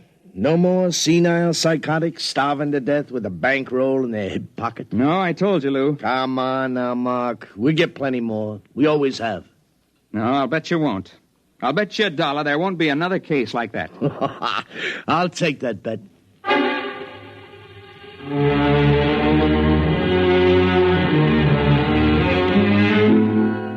I lost the bet. There was one more case, and perhaps it was the strangest one.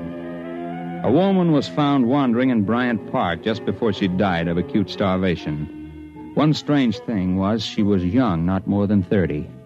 And the other was she had $17,000 stuffed in her pocketbook and a bullet wound in her arm the medical examiner said was at least 2 months old.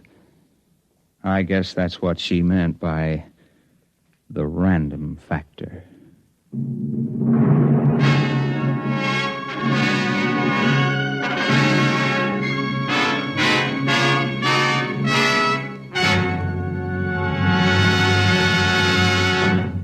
You have just heard X-1, presented by the National Broadcasting Company in cooperation with Galaxy Science Fiction Magazine, which this month features This Way to the Regress by Damon Knight, the story of a man named Sullivan who, strangely enough, did not have a great future behind him, but rather a great past ahead.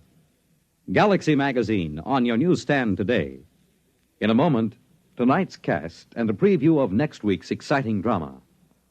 Farmers know they can't stop storms, floods, or droughts from ruining a crop. But they can make sure things like that can't ruin them by investing in United States savings bonds. Not only farmers, but over 40 million Americans in all sorts of jobs own 40 billions of savings bonds. And why? Because savings bonds are the easy way to start saving and to keep saving. And the money you invest in savings bonds mean protection now and ready cash when you need it in the future. Improving the farm, sending the youngsters to college, or planning your own retirement. These are the big things you can be ready for with savings bonds. And besides offering you a safe investment, each Series E savings bond pays you back $4 at maturity for every $3 you invest. Yes, you earn extra dollars while you save, so start saving now. For the big things in your life, be ready with United States Savings Bonds. Tonight, by transcription, X-1 has brought you The Old Die Rich, a story from the pages of Galaxy written by H.L. Gold and adapted for radio by Ernest Kenoy. Featured in the cast were Jim Bowles, Jan Miner, Bill Zuckert, Guy Repp, Wendell Holmes, Ralph Camargo, and Ivor Francis. Your announcer, Fred Collins. X-1 was directed by Bob Maurer and is an NBC Radio Network production.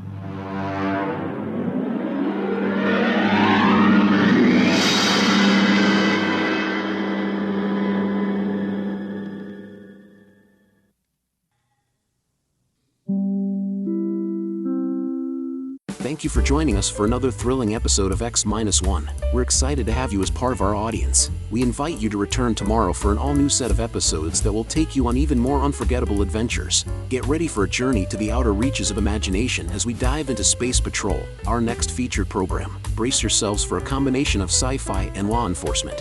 We're always eager to hear from our fantastic audience. Your feedback fuels our passion for delivering the best in vintage entertainment. Feel free to share your thoughts, opinions, and suggestions. We value your input and strive to make your listening experience even more enjoyable. If you're looking to enhance your Microsoft Access skills, look no further. Reach out to them at 615-420-2040 and ask for Mark. Once again, thank you for being a part of our Golden Age radio community. Get ready for more riveting stories, captivating characters, and timeless entertainment. Until next time, stay tuned and keep the nostalgia alive.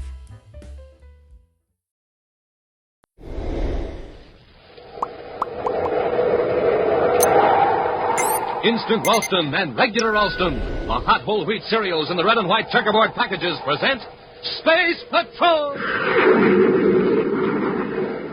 High adventure in the wild, vast reaches of space. Missions of daring in the name of interplanetary justice. Travel into the future with Buzz Corey, Commander-in-Chief of the Space Patrol! In today's transcribed Space Patrol adventure, Commander Corey, at the controls of the Terra 5, pilots the ship close to a strange disc-shaped object floating above the planet Venus. Cadet Happy is on the disc in a spacesuit, reporting to the commander by spaceophone. Can you make anything out of those instruments and controls, Happy? No, sir, they're nothing like you'd find in a spaceship or artificial satellite. And besides, they're not even connected. The disc seems to be defying gravity. Don't touch anything, Hap. These wires are just hanging loose. Looks like they've been yanked away from the... Hey, Commander, what's wrong? The disc is falling. Falling toward Venus. We'll return in just a moment with today's exciting Space Patrol adventure in the Claw of Venus. Hi, Space Patrollers. Captain Dick Tufeld here. Got a riddle for you this morning. You ready? Here goes. What can you see out of, but nobody can see in? The answer? Easy.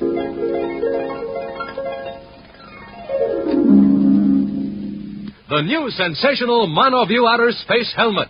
It's a whole foot high, slips on right over your head, and rests on your shoulders. Yes, sir, it's a neat, complete disguise. And wait till you get your first look through that special one-way eye plate. It's like magic. You're whisked right out of this world into a strange, purple, glowing planet. You see everything clear as day, but tinted with a weird purple glow. And what's more, the Monoview Outer Space Helmet has a gleaming red and jet black lightning flash hood. And swell, real-looking oxygen tanks and breathing tubes printed right on. But best of all, this helmet is yours for only 25 cents and a box top. Now, gang, here's how you get it.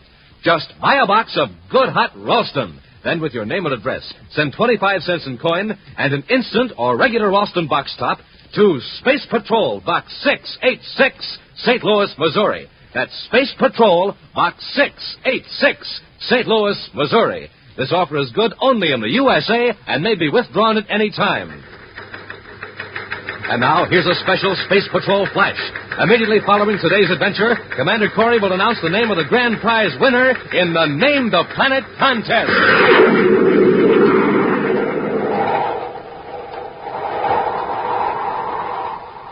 And now, today's Space Patrol adventure in the Claw of Venus. Commander Corey's space battlecruiser, the Terra 5, skims low over the mountains of the planet Venus. Controlled by Cadet Happy, sensitive infrared beams reach through the heavy, dark mist to feel the shapes of the craggy peaks below. Toward the east, eerie blue flashes of lightning signal the approach of a storm. With his eyes on the viewscope screens and a bank of instruments, Buzz Corey threads the needle-nosed ship through its hazardous course. We're nearly there, Happy. The probe beam should be picking out Sharn's tower any minute now. We sure got a break from that storm, sir. We'll be right on top of him before he knows we're coming. Unless one of his men tipped him off. But even if they did, he wouldn't have time to dispose of the stolen zolanite. I hope not. But to prove our case, we've got to find more than 5 pounds of zolanite on Sharn's premises. 5 pounds? Well, 100 pounds were stolen from Saturn. I know, but zolanite is so rare that the government knows the location of every bit of it. Not counting the stolen supply, of course. Well, then Sharn has 5 pounds of it legitimately. That's right. Well, Commander, isn't that a tower up there ahead on the side of the mountain? That's it, Hap. After we land, we'll not lose any time getting out of the ship. If Sharn does have the zolanite, we're in for trouble.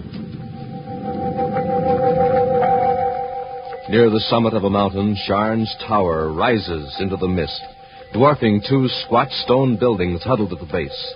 In the top chamber of the tower, Gaston Sharn barks instructions to his assistant, Richard Durant.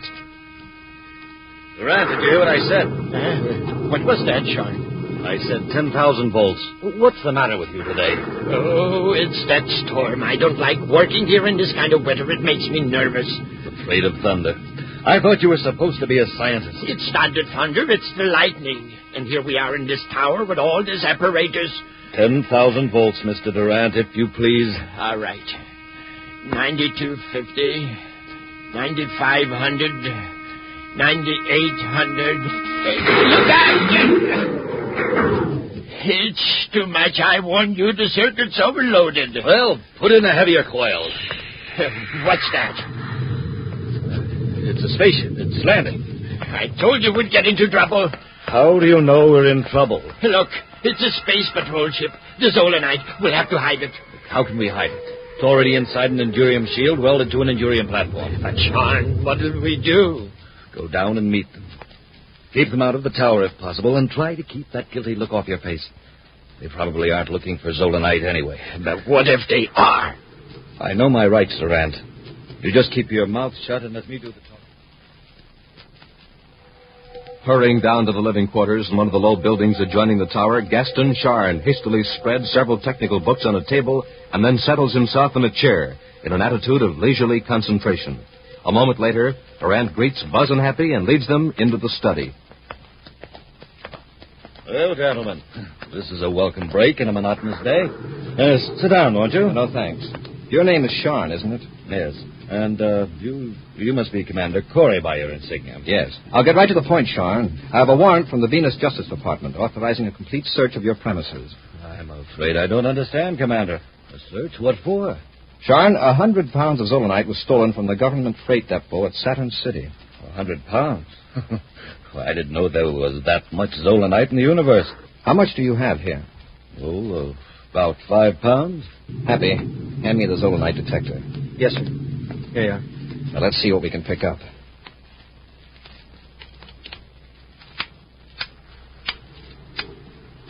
It's working all right, Commander.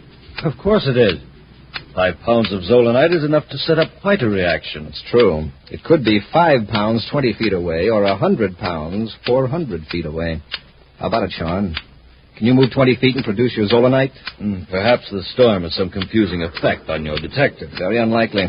Judging by the indicator, we'll find some zolanite up in your tower. Let's have a look. Cut the detector half. Come on, Sharn. Very well, if you insist. You and Durant lead the way.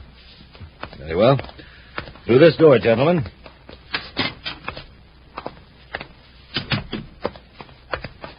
This corridor leads to the tower. Look out!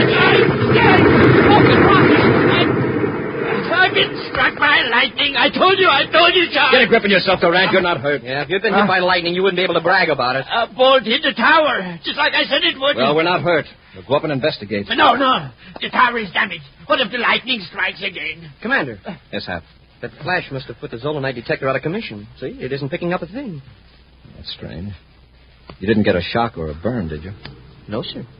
You better not risk the elevator after that bolt. We'll use the stairs. I'll go first. Hap, you watch Durant and Sharn.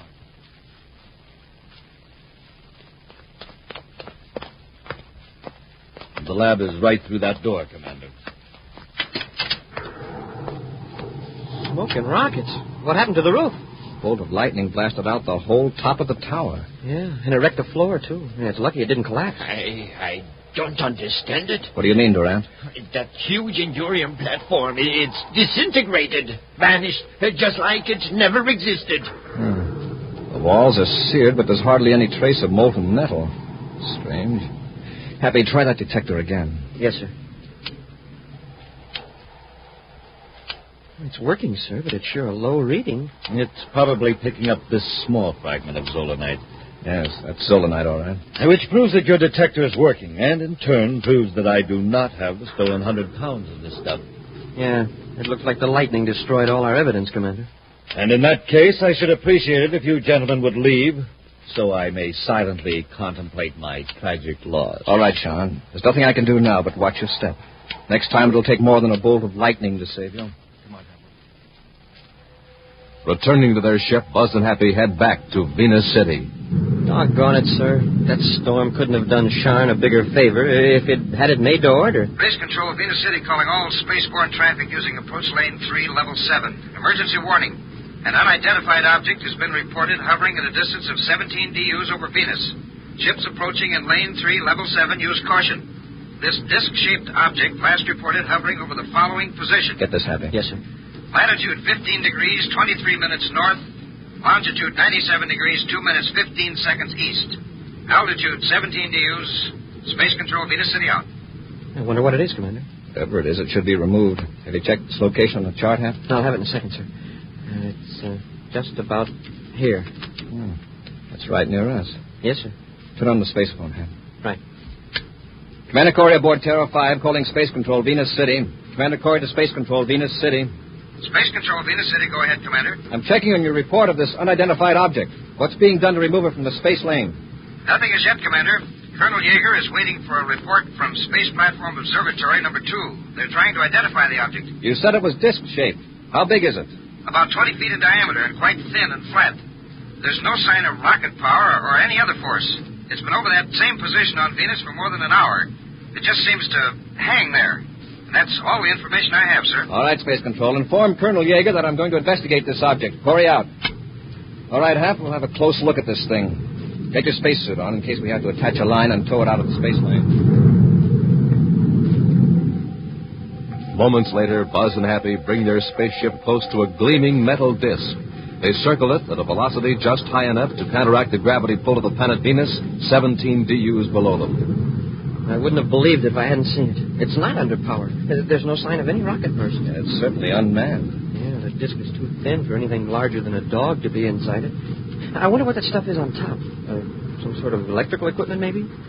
What's it connected to? See those cables dangling? Commander, since I've got my spacesuit on, why can't I board that disc and examine it? Well, all right, Hap, but watch your step.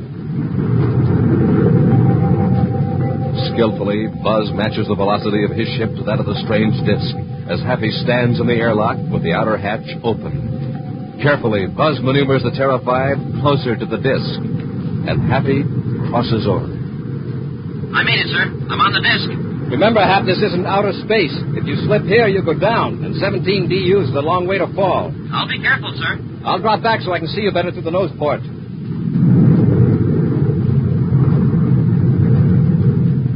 Can you make anything out of it, Hap? Not yet, but somehow I get the feeling that this whole object is part of something else. What makes you think that? Well, the bolts and brackets on the disc. It looks like it has been fastened to something and pulled loose. And these controls, they're nothing like anything you'd find in a spaceship or artificial satellite. And besides, they're not even connected. Well, don't touch them, Hap. Never can tell. These wires are just hanging loose. It looks like they've been yanked away from... Hey, Commander, what's wrong with the ship? You're moving away. It isn't the ship, it's you. The disc is falling toward Venus. We'll return to Space Patrol in just a moment.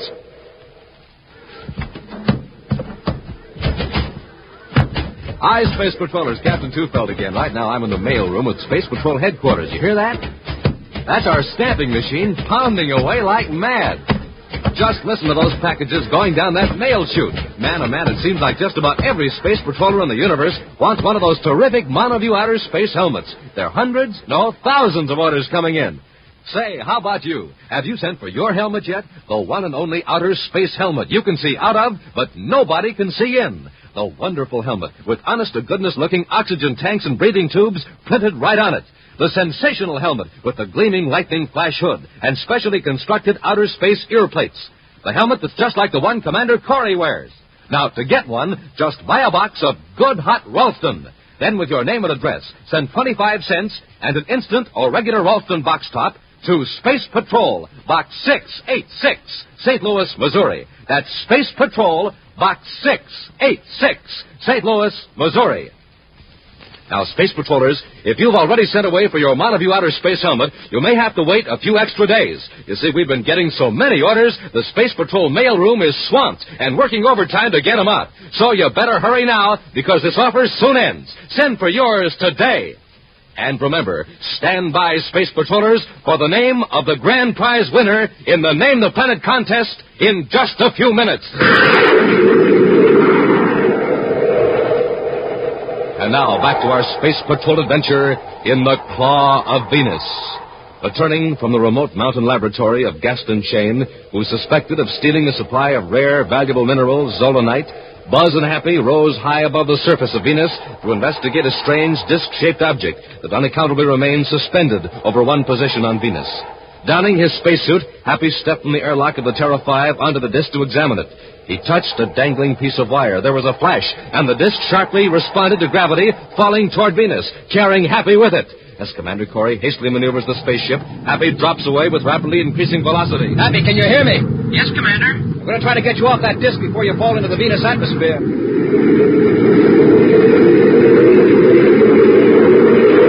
Hap, how much space between you and the airlock? About 50 feet. Have we matched velocity? Yes, sir. The ship and this disc are falling at the same rate. I'm going to pull over closer. Guide me.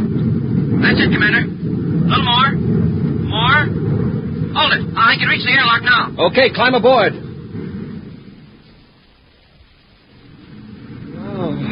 We're going to have to pull out of this trajectory, and I'm going to try to take the disc with us. Apply magnetic holding field. Yes, sir. It's in the field, sir. We've got it. I hope we can hold it on a sharp pull-out. An awful strain on the hull of the ship. I'm afraid it's too late. Seems a shame to cut it loose.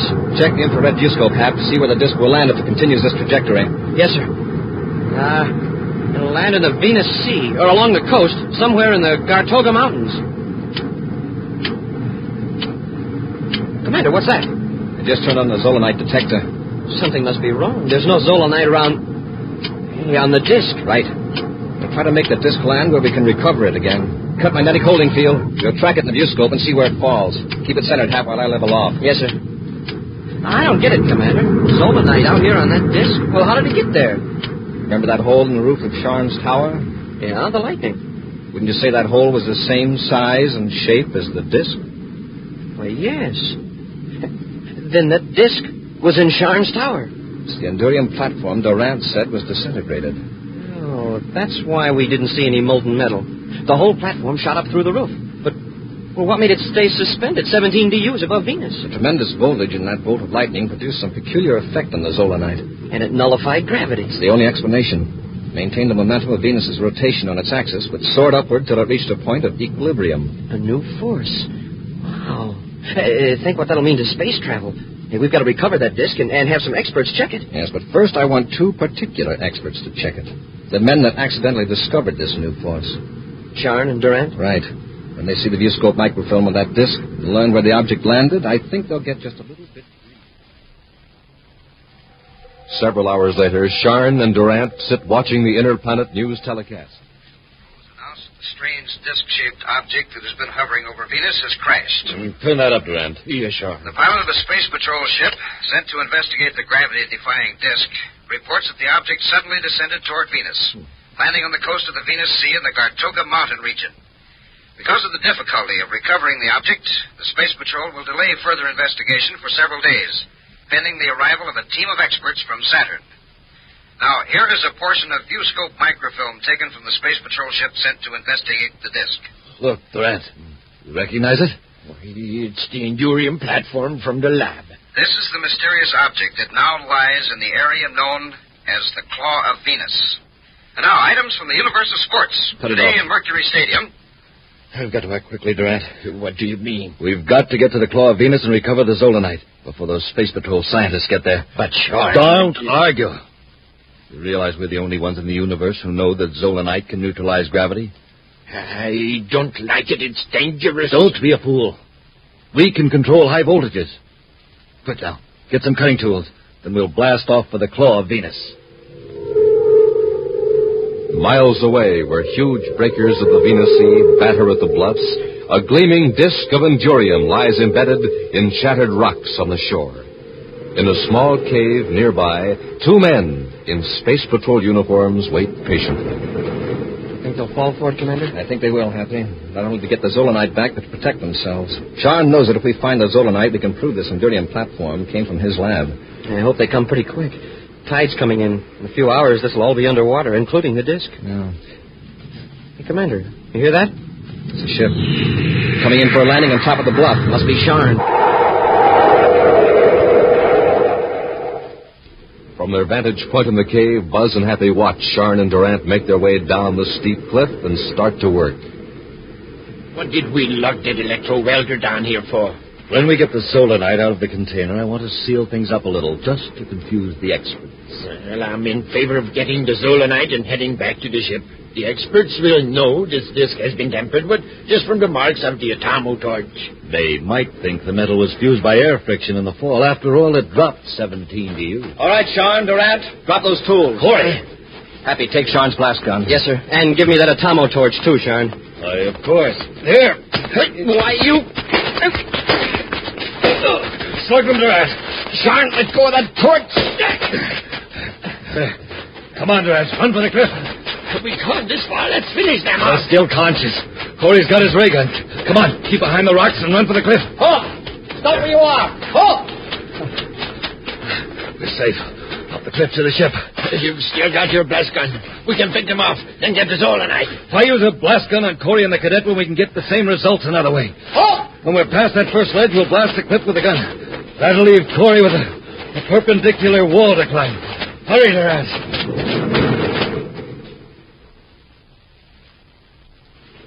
Keep after them, Happy. Yes, sir. I'm still dizzy from the crack in the head with that atomo torch. But I bet I can outclimb those two rats any day. Happy, duck. Sharn's aiming his blast gun.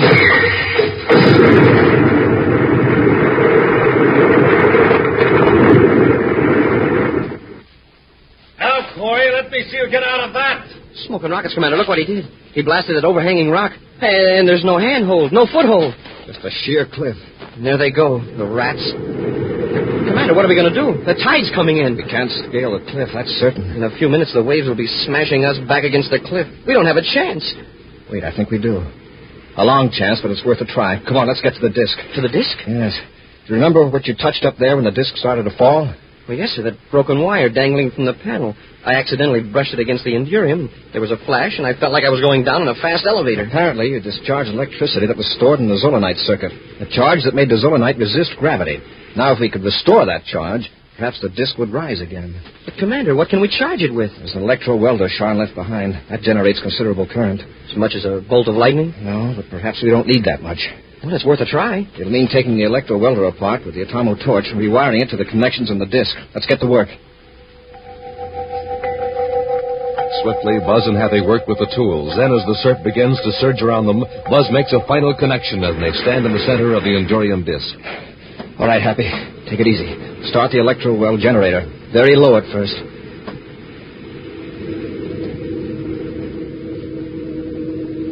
Nothing's happening, sir. Give it more voltage. Steady now. This takes hold suddenly. Maybe the circuit was wrecked when the disc landed on the rocks. Hey, it's beginning to move. I can feel it. Look, we're rising. Hold it, Happy. Hold it right there. We're a few inches off the ground. I'll get off and give the disc a shove toward the cliff. Then we can ride up the face of the cliff and jump off at the top. Hey, that's right. It wouldn't be much good to us if just suspended in empty air. It's hard to move, Hat. Why is that? It's weightless now. As far as Venus gravity is concerned, it's weightless, but it still has its mass and inertia. Now it's moving toward the cliff, sir. The inertia will carry it the rest of the way as we ascend. All right, Happy. Increase the voltage slightly. Here we go, sir. Hold her steady, Hap. We're rising fast enough.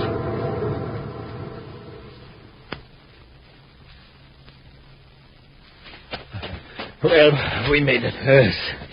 I wonder if Corey's got his feet wet by now. Let's walk down to the edge of the cliff a ways. We can't tell from here. All right.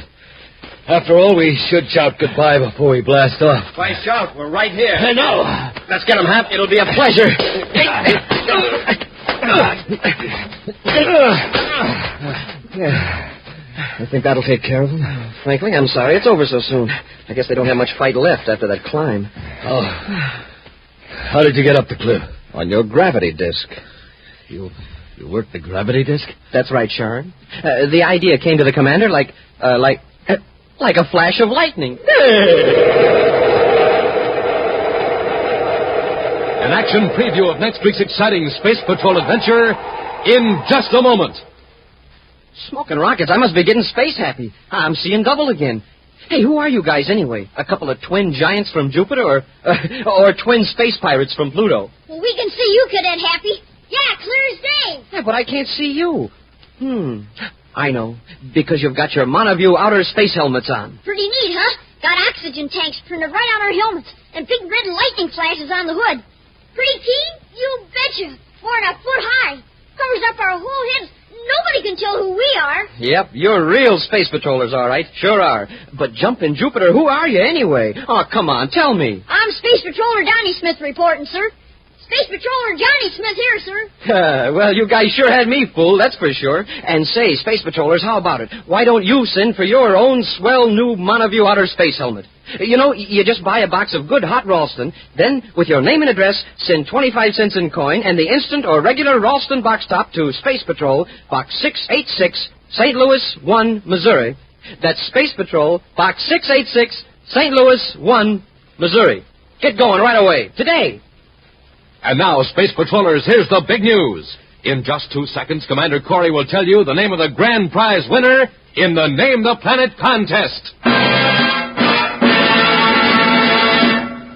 Commander Corey here.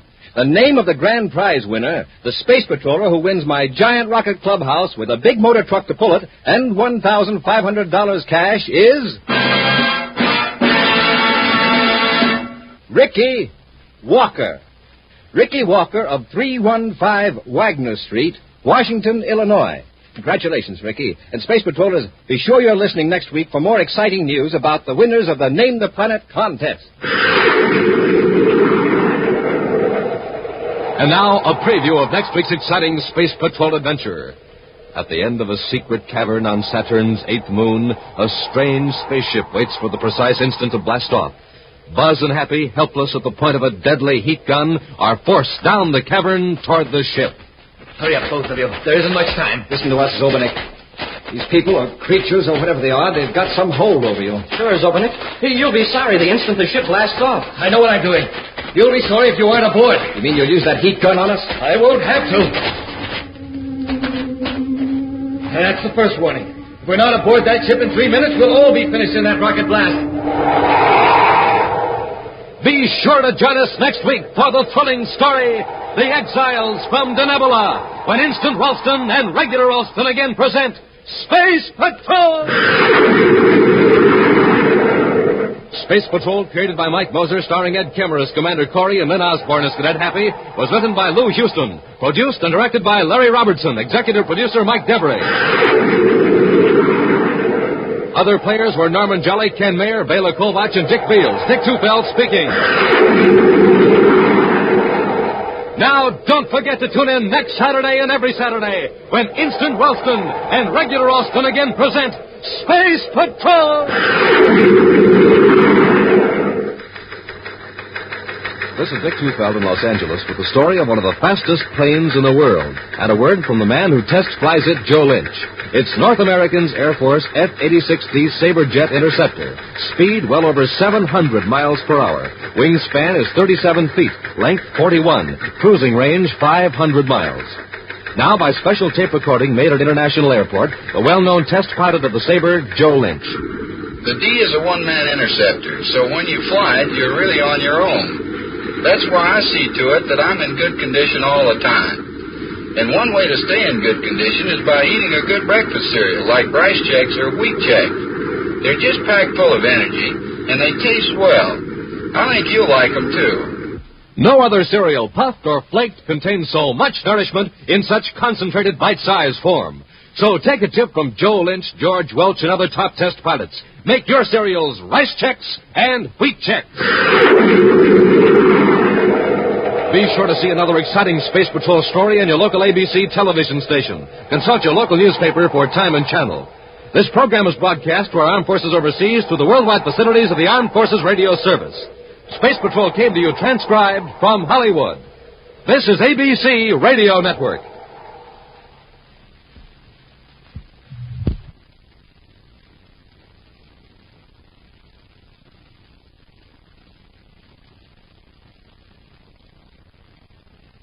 Thank you for joining us for another thrilling episode of Space Patrol. We're excited to have you as part of our audience. We invite you to return tomorrow for an all-new set of episodes that will take you on even more unforgettable adventures. Get ready for a journey to the outer reaches of imagination as we dive into Inner Sanctum, our next featured program. Get ready for chilling suspense as you delve into a tale of psychological intrigue and spine-tingling horror that keeps you on the edge of your seat. We're always eager to hear from our fantastic audience. Your feedback fuels our passion for delivering the best in vintage entertainment. Feel free to share your thoughts, opinions, and suggestions. We value your input and strive to make your listening experience even more enjoyable. If you're looking to enhance your Microsoft Access skills, look no further. Reach out to them at 615-420-2040 and ask for Mark. Once again, thank you for being a part of our Golden Age radio community. Get ready for more riveting stories, captivating characters, and timeless entertainment. Until next time, stay tuned and keep the nostalgia alive. This is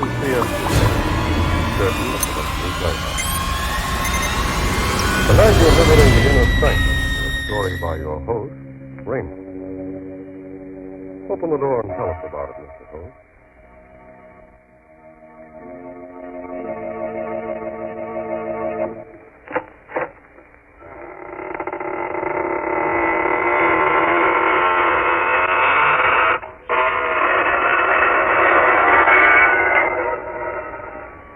Good evening, gentle friends of the Inner Sanctum.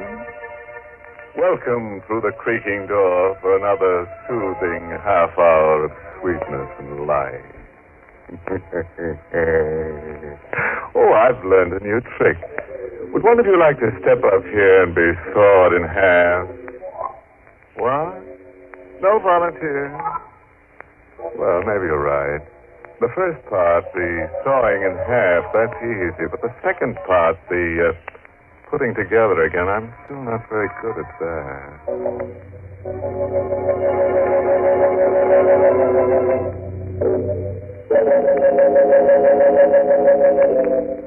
What does a man think of when there's murder in the air? The close presence of death. Does it have matter and substance? Does it generate unseen light waves that touch a man's subconscious? Or unheard sound waves that speak to him when he sleeps? Well, let's listen to I Walk in the Night, written by Emil Tepperman, with Larry Haines in the role of Peter Lang to tell you the story himself.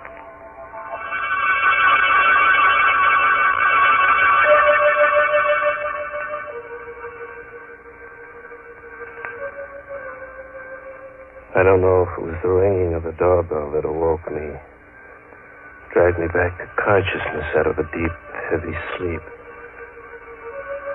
I felt groggy, as if I'd been drugged. My eyes were so heavy, so hard to keep open. That infernal ringing. I stumbled out into the hall. Myrna's room. My wife, there opposite mine. I knew the door would be locked.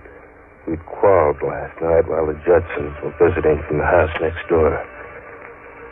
Myrna had made a scene. She went to her room and locked herself in. Pete, wake up in there! As I stumbled down the hall of the front door, I recognized Phil Judson's voice. Phil and Henrietta live in the house next door, just across the lawn. All right, I'm coming. Just a minute. Can't get this open. There. Oh, thank heaven you woke up, Pete. I thought you'd never hear me. What's wrong, Phil?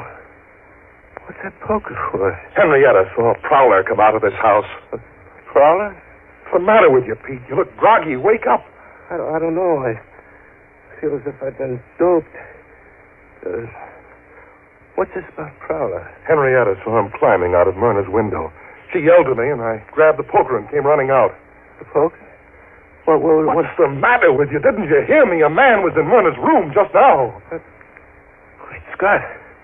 Myrna's alone in there. Come on. Myrna. Myrna, you all right? Open the door. She doesn't answer. Phil, are you sure the prowler came out of this room? Yes, and he ran around the house and got away. Look, Pete, have you got a key to this door? Oh, it's bolted on the inside. We've got to break it down. Come on, put your shoulder to it. Once more now. Where's the light switch? Oh, here, I've got it. Better not come in, Pete. Oh, let me in. I've got to see. Myrna. Take it easy, Pete. Oh, Myrna. Strangled to death. Myrna.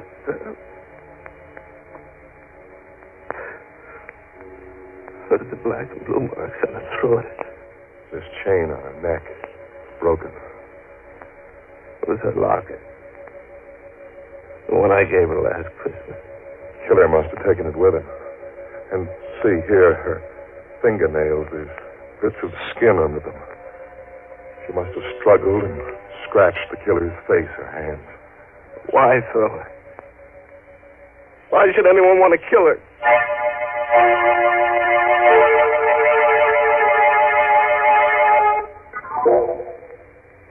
Then began the long torture of the investigation. Detectives swarming over the house. Men in derby hats examining the body of my wife. Measuring the room, searching for fingerprints. And finally, more men who came and carried her away forever. Through it all, Phil and Henrietta sat with me, trying to give what comfort. Oh, Peter, dear, please talk to us. I can't stand seeing you sit there with your head in your hands. It won't bring Myrna back to life. Henrietta's right, Pete. You've got to get a hold of yourself. I know, but I can't stop thinking about it. Those marks on her throat, the torn chain, the locket gone. Look here, Pete. There's something we have to talk about. Now, get that dazed look off your face and listen to me for a minute. Yes, Phil. There's a police inspector in Myrna's room right now. O'Brien is his name. He'll be coming in soon to question you. Now, you'd better not tell him about the quarrel you had with Myrna last night. I don't get you. It would look bad for you. For me? Oh, what do you mean? Phil, you don't think that I... Suddenly I caught my breath. My right hand in my bathrobe pocket had touched something cold. Phil and Henrietta both stared at me. Peter, what's wrong? Phil, look what I found in my pocket. What is it? Look. A locket. It's Myrna's locket. The one that was torn from her throat. Phil, how could this get in my pocket? Here, give me that, quick. But Phil... Give it to me. There's it. Myrna's locket, all right. You recognize it, Henrietta? Yes. What are you going to do with it, Phil? Get rid of it, quick. Out this open window. Now, if the police find it out there, they'll think the killer dropped it. Phil, it was in my pocket. What are you looking at, Phil? Your hand, Pete. What? Your left hand. I looked down at my left hand. There on my wrist were 3 long gashes where the skin had been scraped. As if by the fingernails of a woman fighting for her life. So, do you think I could have killed her? Nonsense. I don't believe it. You could never do a thing like that, Pete. Couldn't I? How can you be sure? How can I be sure? Peter, please. Don't talk like that. You're making yourself out some terrible monster, but you aren't. Phil and I know you can't be like that. I don't know. Maybe I got up in my sleep and killed Myrna without ever knowing it consciously. After all, I did have that quarrel with her last night. Cut it, Pete. Here comes O'Brien, the detective. I hope I'm not intruding. Oh, no. It's all right, Inspector. Come in, O'Brien. Mr. Lang is very upset. The shock. Yes, I understand. Believe me, Mr. Lang, you have my deepest sympathy. I wouldn't bother you at all at a time like this, but... Inspector O'Brien was a pink-cheeked, cherub-faced, chubby little man. But his eyes were cold and blue and restless. They kept jumping from Phil to Henrietta to me as he fired his questions at us. Mr. Lang, one more thing. I understand you had a small party here last night? Oh, no, it wasn't a party. Just Phil and Henrietta and Ted Hale. Ted Hale? Yes, Myrna's cousin. Oh, I see. This Ted Hale, a cousin of your wife, you say? Pardon me, Inspector. Yes, Mr. Judson. Peter is too easygoing and good-natured to tell you about Ted Hale, but as Peter's attorney, it's my duty to give you certain information. Oh, go ahead. Myrna, Mrs. Lang, owned considerable property in her own right. Recently, I drew a will at her request. In it, she leaves a sizable sum to Ted Hale. Oh, I just thought of something. What is it, Henrietta? Well, Peter was so groggy when he woke up. That's right. He looked as if he'd been drugged. Well, don't you remember last night? Ted Hale went in the kitchen to mix the last round of drinks. Oh, Henrietta, that's ridiculous. On the contrary, it's quite important. Now, tell me, this Ted Hale, what does he do for a living? Why, he works for me in my brokerage office. Uh-huh. To please Myrna, I gave him a job as my confidential secretary. I suppose you tell me where Mr. Ted Hale lives. I think I'll have a talk with him.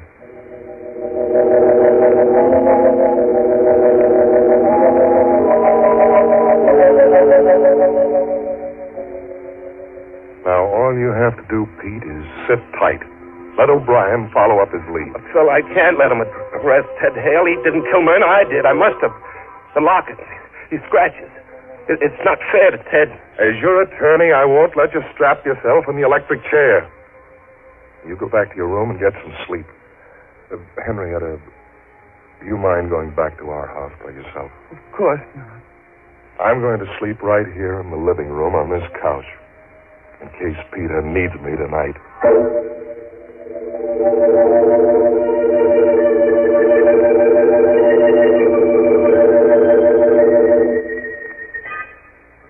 On my bed in the dark, I kept seeing 1,000 pictures. Myrna, her face mottled with strangulation. Phil, always so sure of himself. Henrietta, worried and frightened. And O'Brien, his face grim and his blue eyes cold, going off to question Ted Hale.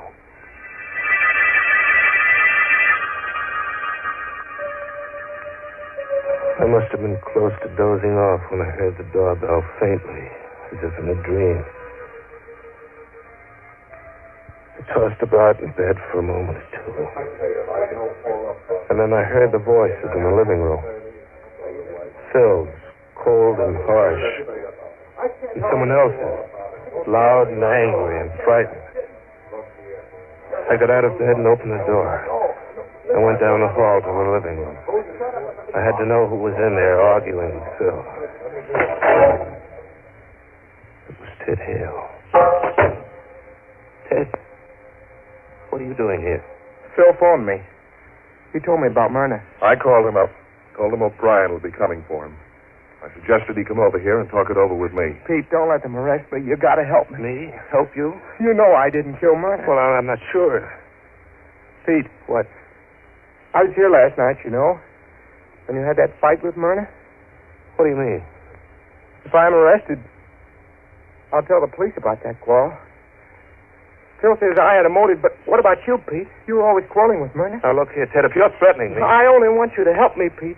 Don't let them arrest me. Hide me. Hide me out till this blows over or until they get the real killer. I think Ted is right, Pete. We should help him. But where? I'll handle it. You have a dark room fixed up in the cellar, haven't you? Yes. We'll stick a cot in there and let Ted hole up for a day or two. Nobody will think of looking for him in this house.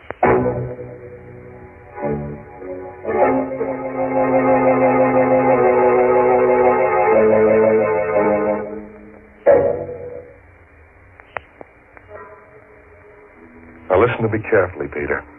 If Ted Hale is arrested and talks, O'Brien will learn about the quarrel you had with Myrna last night. He'll start digging into things that won't look so good for you. No, Phil, wait.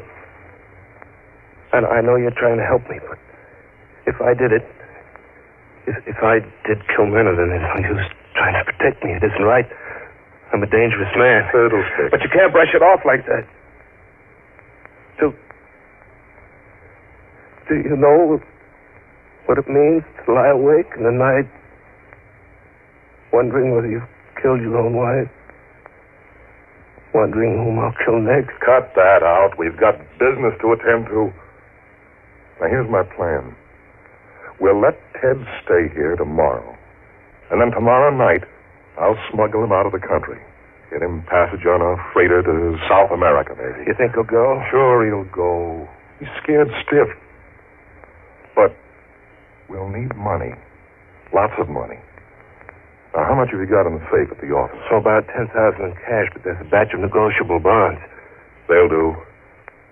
I'll go down to the office the first thing in the morning and get them out of the safe. You have the combination? Yes, you gave it to me when you gave me your power of attorney, remember? Oh, yes.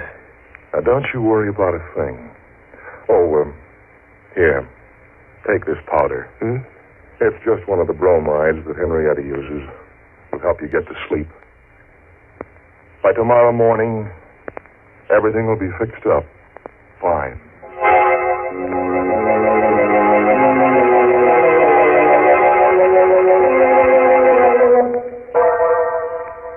It was almost dawn when Phil left. And it must have been hours later, close to noontime, when I felt myself being roughly shaken out of a heavy, troubled body. Pete, wake up. What? Hey, wake up. Come on, snap out of it. What? Oh, Phil.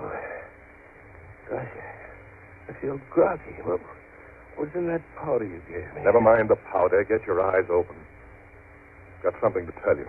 Phil, what's wrong? What happened? Listen to me carefully, Pete.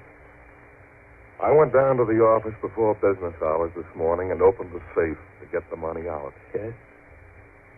The safe is empty. Empty? The securities are gone. Well, it can't be. Who else had the combination besides you and me? Only Ted Hale. Oh? Do you think that... I'll bet you $1 to a donut he's gone. Come on, let's check.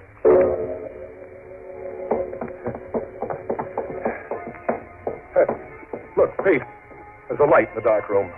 He must have got up early and beat me to it, to the safe. Ted, you in there? Always the optimist, huh? Come on, open it up. Ted. Good heavens. Ted Hale hadn't gone anywhere. He was lying there on a cot. His head was a bloody pulp.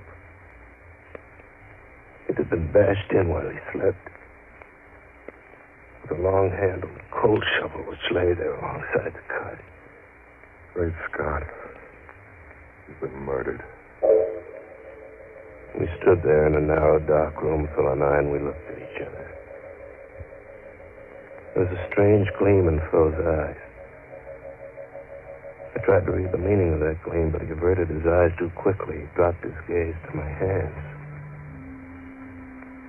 I saw what he was looking at. My hands were black and grimy with coal dust.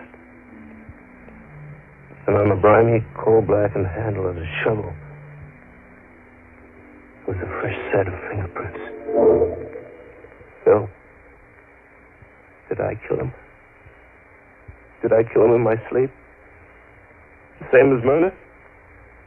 Phil, I can't stand it being a murderer. I'm going to give myself up. You'll do nothing of the kind. If you did it, Pete, you're not responsible. But you do think I did it? And Myrna, too? I don't know. I don't know what to say. Just think, Phil. Maybe tonight I might kill you. Or Henrietta. There's no telling what I might do. Rubbish. No, Phil. It's hard to believe, but there's the proof. I'm a murderer. I'm dangerous. There's only one thing to do. I won't let you do it. What else is left? Come on. I'm going to help you hide Ted's body.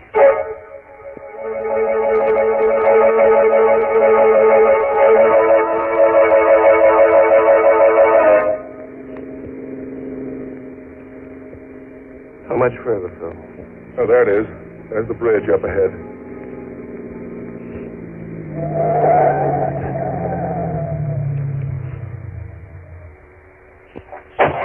Okay. Here, help me with it. He had the body of Ted Hale in a sack with a pair of 100-pound dumbbells to weight it down.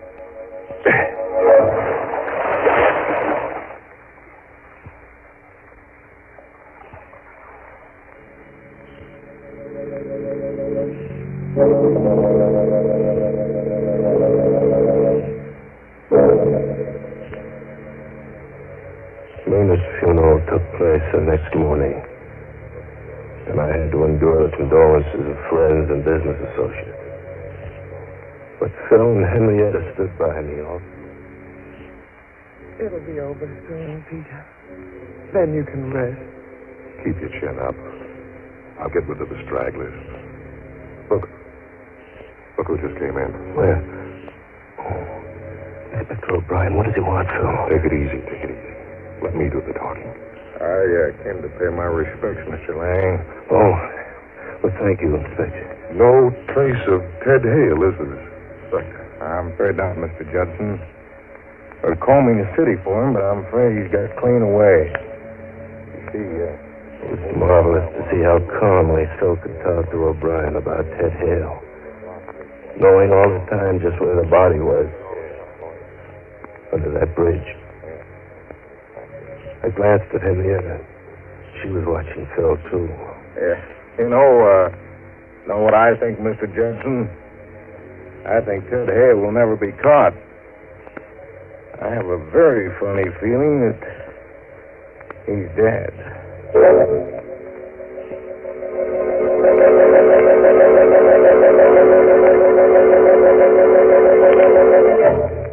Later that afternoon, I took a taxi cab and went down to police headquarters and asked to see Inspector O'Brien. Well, glad to see you, Mr. Lang. You're looking a little better this afternoon. I feel better, Inspector. I feel better because I've come to an important decision. Oh, yeah? Inspector, I've decided to tell you something that'll startle you. That's pretty hard to startle an old hand in my business. Go ahead, I'm listening. All right. Inspector, Ted Hale didn't kill Myrna. I killed her. That is, I think I killed her. You think you killed her? Don't you know? It sounds crazy, doesn't it? But I assure you I'm perfectly safe. Just a second now. You either killed her or you didn't kill her. If you kill somebody, you know it. No, not in this case, Inspector. You see, I think I did it in my sleep. Both times. Myrna and Ted Hale, too. Hold on now. I'll get someone to take notes. I suppose you start in the beginning. Told him the whole story. How Phil had awakened me. We found Myrna strangled. The groggy drug feeling I'd had. Ted Hale had tried to blackmail me. And Phil had awakened me once more, and we'd gone down to the cellar and found Ted with his head bashed in. I talked for a solid. I'm glad you came to see me, Mr. Lang. Glad you've told me all this. You must have had a hard time reaching a decision to come here. Yes. It was hard, Inspector. Phil wanted me to go away. It would have been so easy to go away and let him take care of things. But I'd never be able to sleep for fear I'd kill someone else. Well, you needn't worry, Mr. Lang. There won't be any more killings. Not if I'm safely in jail. You're not going to jail. You're going home. What? And those notes the stenographer has taken, Mr. Lang, I've almost enough material to convict the real murderer. I need just one more thing. Now, you go home and wait. Don't worry. You mean I didn't kill Myrna and Ted? Now, you just go along home and take it easy.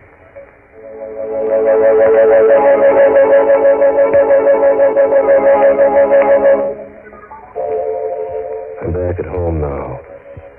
It's 2 hours since I left O'Brien's office, and I've taken the time to write down this full account, just as I gave it to the stenographer. As I write now, I can look across the lawn to Phil Judson's house. 5 minutes ago, I saw Inspector O'Brien and 2 detectives go in there. The front door is opening now. I can see them coming out. O'Brien first, then the 2 detectives. With Phil between them. They've got handcuffs on Phil. And here comes Henrietta. She's running across the lawn, coming here. Peter! Peter! Coming, Henrietta. Peter, they're taking Phil away. Yes, I saw it all from the window. Oh, darling. Everything went right. Exactly as we planned. Oh, baby. Hold me tight, Peter. Tight. We can be together now. Forever and ever. I'd have killed a dozen men to feel, baby. Oh, I know. And you were clever, Peter. So clever. And the hardest part was getting Phil to cooperate. But I knew he'd do anything. Friend. What a fool he is. He stepped right in and took over. You should have seen O'Brien when I told him the story. I could tell exactly what he was thinking. Here's a poor innocent sap whose best friend is framing him, giving him drugs, and then making him think he commits murder. Oh, Peter. As soon as he's convicted, I'll be free. And we can go away together. All right. Huh? But you'll have to cancel that trip. Both of you. O'Brien.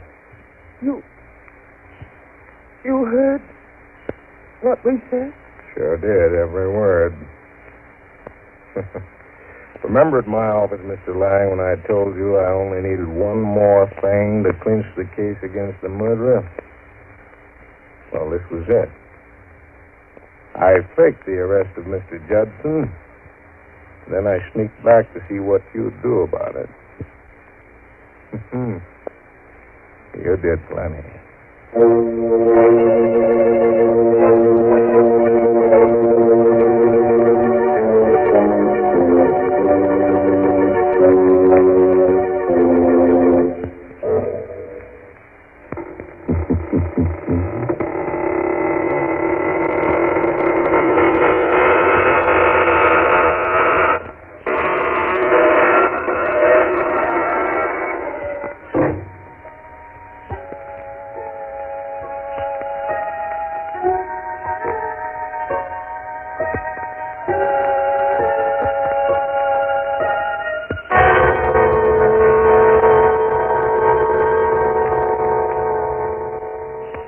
And with that familiar sound, we ring down the curtain of Venice Sanctum's I Walk in the Night, tonight's Mystery Playhouse presentation. And Pete, once again, this is PFCX saying good night. Sleep tight. This is the Armed Forces Radio Service.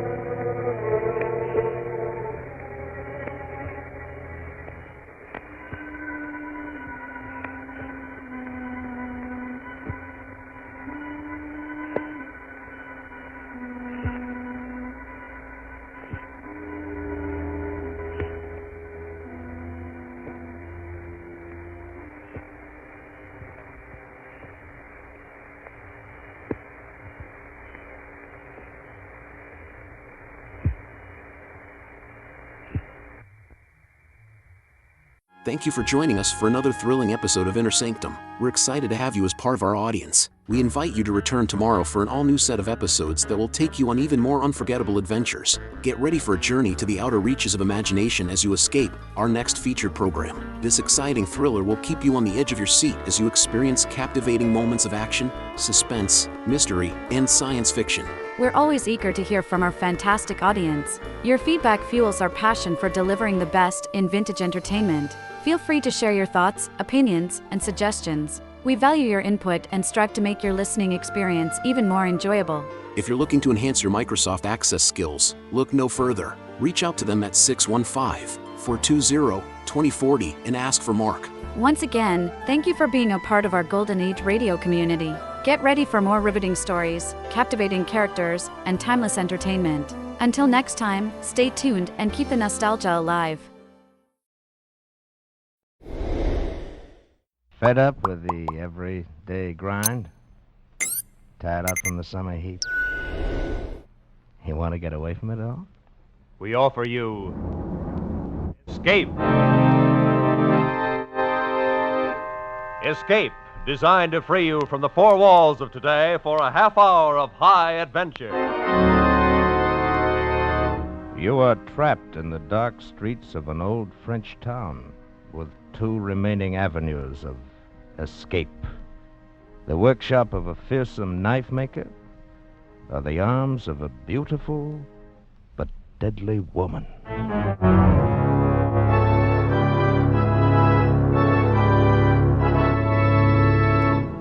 Tonight, we escape to the south of France and to the manhunt of a master criminal, as Vincent Starrett told it in his unusual story, The Fugitive.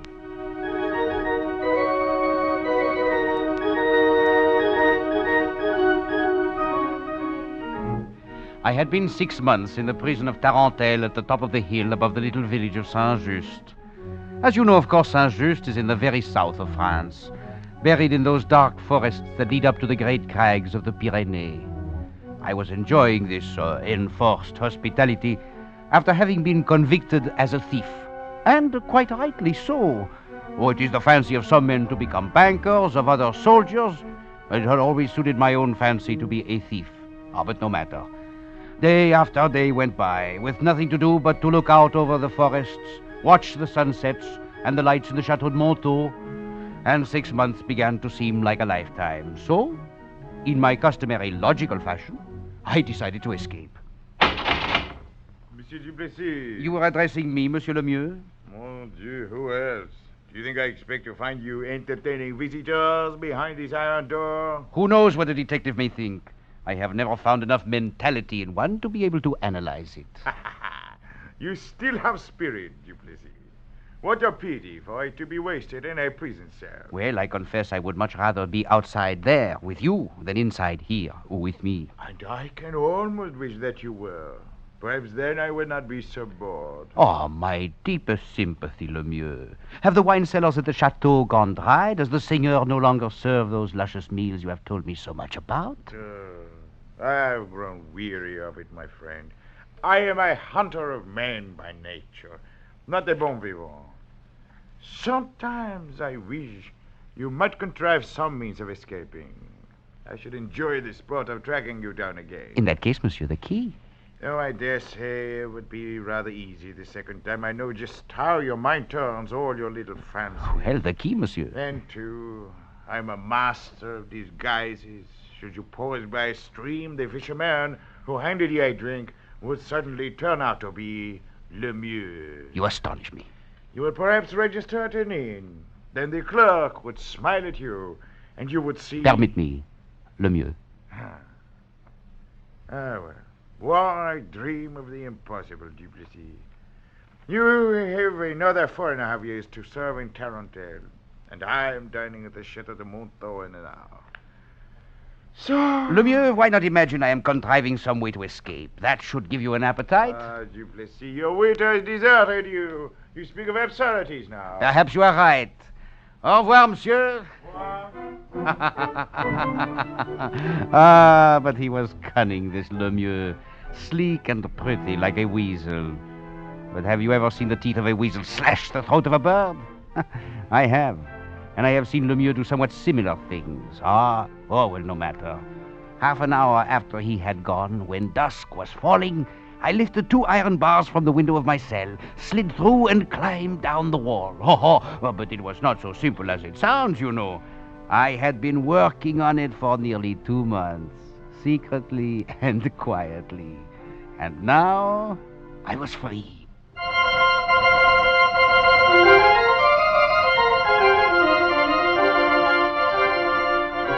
I slunk furtively and fearfully through the underbrush, making my way rapidly toward the village of Saint-Just at the foot of the hill. Behind me, at any moment, the great gun would boom from the walls of Tarentelle, informing the world that one of the prisoners had made an escape. Ahead of me, faint flares of lightning warned of a storm to come, while my heart beat apace with my footsteps. I thought to myself, how terrible indeed is this business of freedom. How much simpler it is to be in prison. Well, as you may have perceived already, I am something of a philosopher. Well, no matter. It was then that I suddenly saw a light gleaming ahead of me, and I began to hear a strange sound. I could make out the shape of a small, open hut a few paces ahead of me. The light was thrown out by the glowing coals in a forge, and the sound was made by an old man beating out a piece of metal on an anvil. He was small, wrinkled, and bald except for 2 white tufts of hair that grew in front of his ears. As I drew near quietly, I could see that he was making a knife, and that other knives hung on the walls of the hut, and I had no weapon, and I began to wonder if, by some means, I might steal one from him. Come in, my son. Huh? It may start raining any moment. Well, merci, monsieur. I'm a stranger hereabouts. I lost my way in the wood. No need. I understand. You are a maker of knives? Oui, monsieur. You would like to have one, perhaps. Well, old man, the fact of the matter is that being a law-abiding citizen, I really have little need of a knife. However, both they are pretty, and the forest is very dark. But I am at the moment without funds, so... There is no charge, my son. Here, look at this one. Ah, it is a beautiful knife. Try the edge. It is quite sharp. Mon Dieu, you're right. This weapon would suit a king himself, or a prince of thieves. You are a philosopher, my son. Or a thief. But what? There are words engraved on the blade. On one side, reason, and on the other, irony. Reason and irony. You're something of a philosopher yourself, old maker of knives. I use different words on different blades, but the quality is always the same. It fits well in my hand. Then take it. It is yours. With such a blade, a man could fight his way through hell itself. I should like to see the look on the face of Monsieur... wait. You are not by any chance Lemieux. Aha! The great gun in the wall of Tarentelle. Some prisoner has escaped. No, my son. I am not Lemieux. Why do you ask? I thought for a moment, but no. No, of course not. Well, I must be off, old knife maker. I have a long way to go, and it is starting to rain. My deepest gratitude for your generosity. Oh, we shall meet again, my son. Tell me then, after you have tried the blade. Of course. Adieu, monsieur. Au revoir, Duplessis.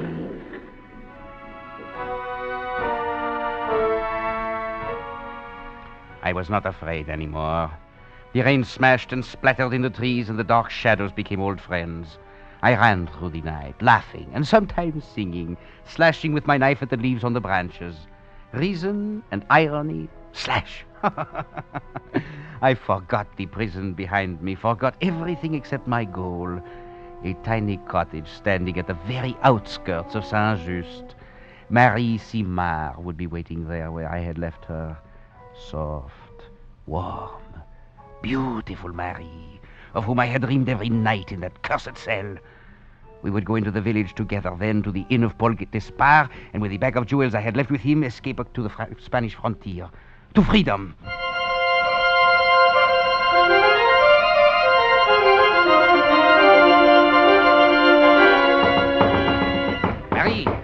Marie! Who is it? It is I, ma petite Duplessis. Sacrement de bon Dieu. Open the door, quickly, please. But you... How have Inside first. That is better. The shutters? All closed. Good. Come now, tell me how glad you are to see me. Oh, I am glad, but surprised. How are you here? They have not released you? Not intentionally, my dear. I reviewed my own case and decided, Duplessis, you are really a very fine fellow and by no means belong here. So I released myself. You have escaped then? Not completely, or at any rate not yet. What? Oh, what a lovely scent you are wearing, married mon âme. And that dress, a new one, is it not? Oui, mon cœur. It was given to me by the old woman who lives in the next cottage down the way. Well, I must leave a small diamond for her after we have seen Paul. Paul Despard, you are going to see him? But of course, ma jolie, we shall need money to live in Spain. I see. Duplessis, mon cœur, you are very wet. You must be tired. Rest here in this chair while I run down to the old woman's and bring wine and little cake. No, Marie, there is not time. It will only take a moment. We can go to Paul's afterwards. Surely you know you're safe here with me. Safe while Lemieux is out there someplace. Lemieux? The others, the soldiers and the guards, they are fools, but not Lemieux. He is cunning. I am beginning to fancy that I see him behind every face I meet. But surely you do not think... Oh, ma chérie, of one thing I am certain, that you are not Lemieux. Oh, come, I must touch you. It has been such a long time. You're so wet. Perhaps I should go borrow a dry coat for you. No. The rain has stopped. I shall be dry by the time we reach...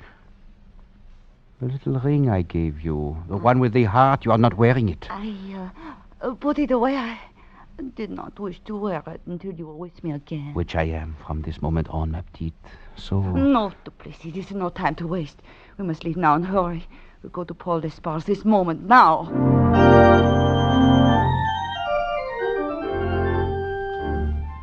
But a few paces brought us into the streets of the village of Saint-Just. We moved quickly, and I kept the collar of my coat turned high on my face. Soon we were making our way among the handful of patrons who still lingered at the tables of the inn, talking in the light of candles held in empty bottles. I kept my hand on the knife beneath my coat, but no one glanced up as we crossed to the far side of the room. There he is, at the little table in front of the office. Oui, ma jolie, so he is, and not changed a bit. Paul? Marie, what a surprise. I had no idea that you might... Duplessis. Bonne nuit, mon ami. Duplessis, what in the name... There is no time, Paul. Take him in the office. But of course. I have things which must be done. I shall be back very shortly, Paul. Oui, I understand.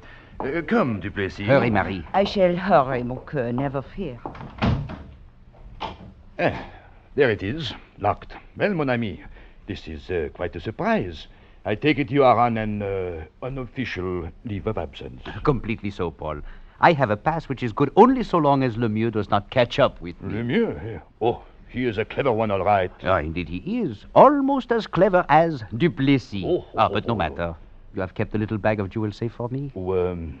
Quite safe. Très bien. They will serve me well in Spain. I hope to be across the frontier in an hour. So soon, but we have so many things to talk about. Oh, there's little chance for talk, Paul, when a man is running for his life. The jewels are here, close at hand? Nearby. Well, get them now, Paul. Well, the fact of the matter is, they are at my house on the other side of town. Oh, fish. It will take only a moment, and I can send someone to... Wait. Voices outside the door. Well, I hear nothing at all. You are only imagining that... You signaled someone before we came in here. No, mon ami. No, you're mistaken. I saw you nod to a man out there at one of the tables. No, you must believe me. I did nothing. Stay away from that door. I called you, my friend. The crowd will break down that door in a moment. You had better give up. You are a fool, Duplessis. And an hour from now, you will be back in Tarentelle, where you belong. I doubt it, Despard. They have not yet found the back door, but either way, you will not know about it. A knife. The Duplessis. No. Away from that door. No, you cannot. Murderous beast. I will stop you. Mon Dieu. Gold pieces thrown at my head. Now, where is the sport in killing a man whose only weapon is a bag of money? I am a philosopher. Bonne nuit, monsieur le gold piece.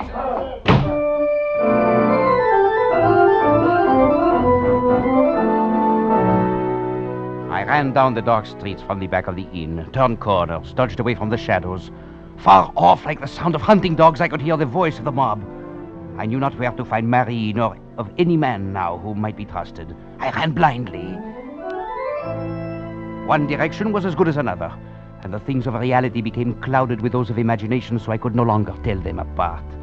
Such is the great fear of the hunted, which knows only to run from one unknown to another unknown, but always to run and run and run. I had come to an unfamiliar part of the town, into an open square with a building facing me. People moved past slowly, but they paid no attention, and I knew they were not part of the mob which followed. Then I saw that all of them were going through the door into the great building. The cathedral. Oh, voila, what a place to hide for a moment.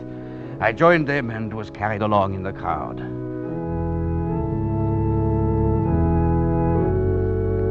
I found myself near the front with people all around me.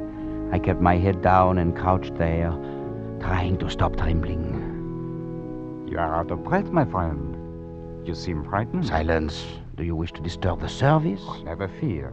It will continue regardless. Duplessis? One moment, monsieur, and I shall cut your throat. Oh, come now, put away the knife. I am your friend. I have always admired you. Who are you? Merle. I keep a little shop in the village. Perfumes, spices, flavorings, all things calculated to make life more agreeable. You are Lemieux in disguise. Oh, ridiculous, monsieur. Lemieux is at the Chateau de Montaut. I passed him on his way there. He thinks the mob will do his work for him. Put away the knife. You have nothing to fear from me. That may be, but I feel much better while I hold it in my hand. Cautious, Duplessis? Hardly like the great adventurer I always admired. Adventurer, eh? Oh, the very prince of thieves, the king of poets, and teacher of philosophers. Well, I am quite a fellow, all right. Indeed you are. A man who should be standing up, not hiding his face, swaggering and laughing. Merle, mon ami, you are really a fellow of discernment. Indeed you are. Monsieur, is that a knife you're holding in your hand? Oui, mon père. Knives are not permitted in here. But it is a very good knife. It has words written on the blade. No matter. Knives are not permitted, monsieur. Look, it is Duplessis, the thief. They have seen you now, my friend. You must run, but never fear. We shall meet again, I think, very soon.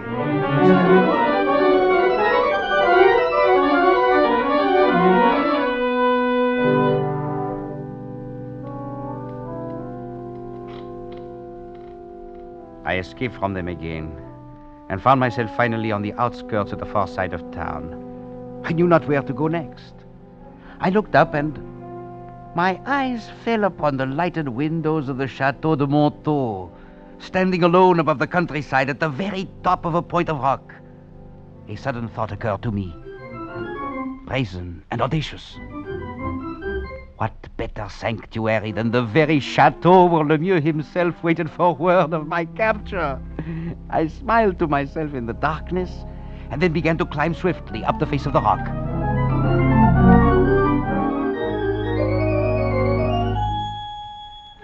I stood at last on a tiny parapet close against the massive stone walls of the chateau, high above the countryside. Behind me were lighted windows and the sound of voices, but out there on the parapet, there was only the night and the stillness, stars, and a ghostly moon riding like a silver galleon in the black billows of the sky.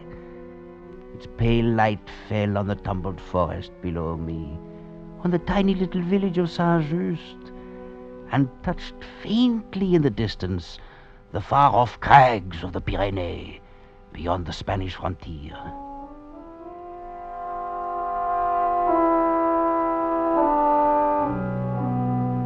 I do not know how long I stood there, looking down upon the world. Perhaps I was a little mad by then, of that I'm not quite sure. Suddenly I saw someone coming toward me on the parapet. They had not yet seen me. Bonne nuit, mademoiselle. What? Who is it? It is Marie Duplessis. Huh? What are you doing here? A very good question. As a matter of fact, I think I shall use it myself. What are you doing here? I came here to find Lemieux after I lost you, of course. And you found him, I trust? Oh, oui, Monsieur is inside in the banquet hall with the others. I thought that if he should find you, then I would be there to help. How thoughtful of you, ma jolie. But to help whom? But you, of course. Oh, how can you doubt me? Oh, very easily. This night, in fact, I believe I could doubt the universe itself. Oh, mon chéri. You only say such things when you are fancying yourself a philosopher. Or a fool, which is much the same thing. But here, look at you. Another new dress. The old woman is very good to you, Marie. I am quite grateful to her. And did she also give you the ring, my dear? The ring? Oui, the ring you are wearing. The ring which I saw so many times on a hand that would grasp the bars of my cell, the hand of Lemieux. No, de Plessis, I swear to you it is nothing. I found it. Found it? Perhaps in the same place where you lost mine. No, put away the knife. It is all a mistake. It was you who brought them up to the inn, and Paul knew you had gone to do it. No, it was someone else. Please, do not kill me. Let me go. Go where? Back inside to warn Lemieux that I am here? No, I shall go down the path here, see? Oh, you cannot kill me. You loved me once, do you not remember? Please, let me go. Go then. Go quickly before I change my mind. I am going. I will not harm you. To detest a woman thoroughly, it is necessary first to have loved her. Well, I really am quite a fellow after all, a true philosopher. Indeed you are, mon ami. Huh? It is one of the things for which I have always admired you. Oh, it is you, Monsieur Merle, the seller of perfumes. Oh, must you always carry that vicious knife in your hand? It is a good knife. An old man gave it to me, and there are words on the blade. See, on one side, reason. On the other, irony. Well, we shall have little need for either once we are across the frontier in Spain. Tell me, monsieur, why do you wish to help me? Because I like you. Because you are Duplessis, whom I admire as something great as that moon that shines over us, as great Wait. as... What is it? Something glinted on your hand when you held it up there. Let me see it. Oh, it was nothing. It was only a trick of the moonlight. Let me see your hand. But I tell you that... Stop! You two. The little ring with a heart that I gave to her a long time ago. Oh, it is nothing, my friend. I found the ring. As she found Lemieux's. They have gone too long without knowing for certain if this is really a good knife. Oh, you cannot mean that. Oh, no, I am your friend, Duplessis. I am going to take you to...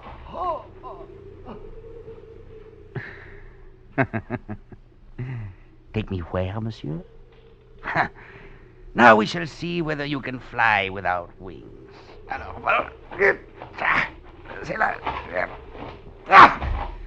There.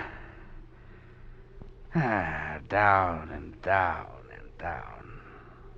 By heaven, it is like a scene from a play. This parapet is stage, the moon for a spotlight, and a body pirouetting through space. True enough, my son. But you should not have killed him. Huh? The weapon was made for stronger opponents. Well, old maker of knives, you said we should probably meet again. He is gone out of sight, and there are only the stars and the night and the moon. What now, Duplessis? I do not know. Spain, perhaps? Lemieux would follow, and there would be another Marie, another Paul, and another Merle, waiting in Spain to tell him where you were. Have I escaped from prison to find this? Is everything false?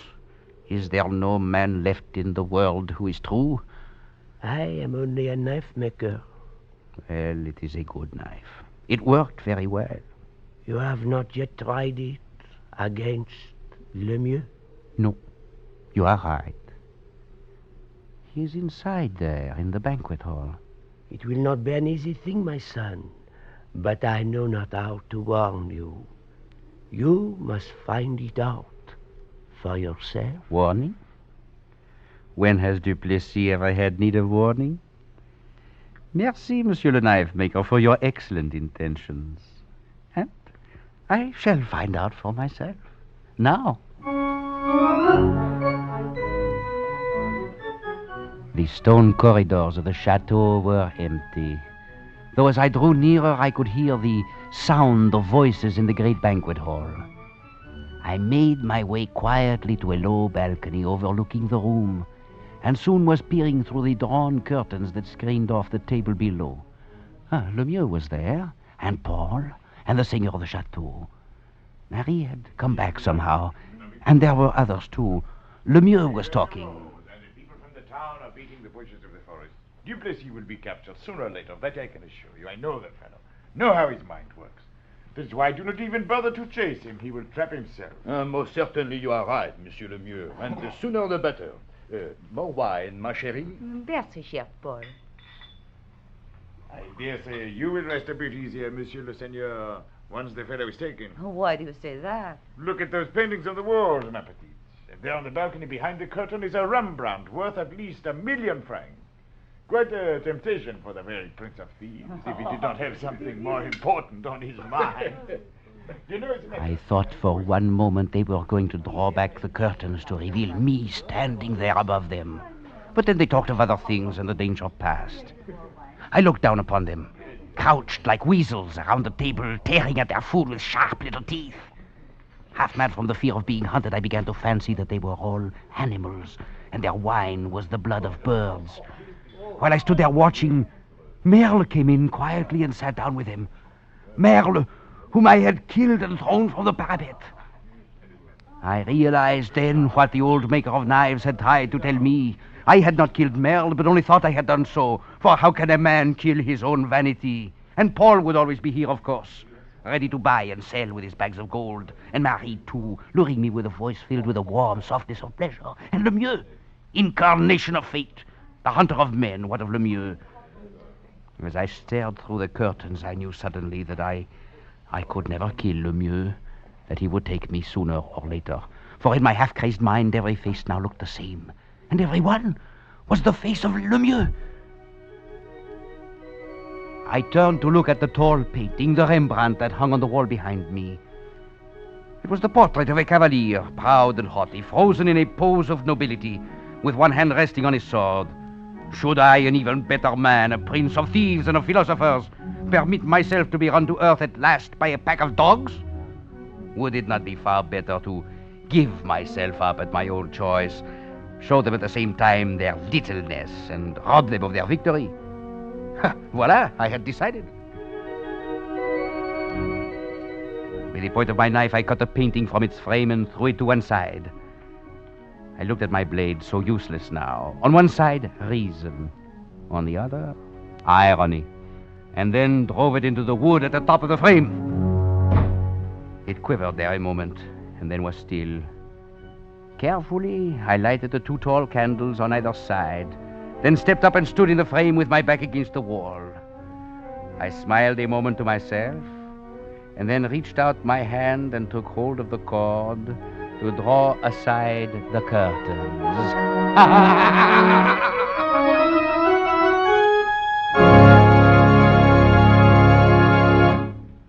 Escape is produced and directed by Norman MacDonald. Tonight we have brought you The Fugitive by Vincent Starrett, adapted for radio by Les Crutchfield, with editorial supervision by John Dunkel. Featured in tonight's cast was Louis Van Rooten, with Ben Wright, Gloria Blondell, Barry Kroger, Wilms Herbert, and John Daner. Special music by Ivan Ditmars. Next week. You were trapped aboard an ill-fated ocean liner, captained by a dying man, while a mysterious passenger, haunting you, menacing you, seems intent on sending you to destruction.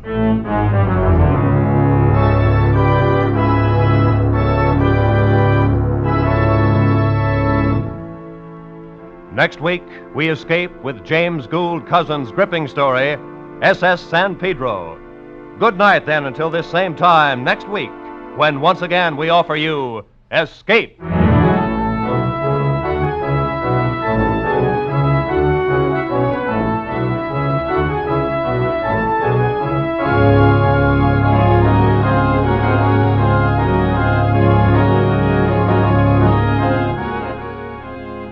Ladies and gentlemen, this coming Tuesday evening at 10 o'clock Eastern Daylight Time, CBS will bring you an hour-long variety show, Crusade for Children, with General Dwight D. Eisenhower as principal speaker.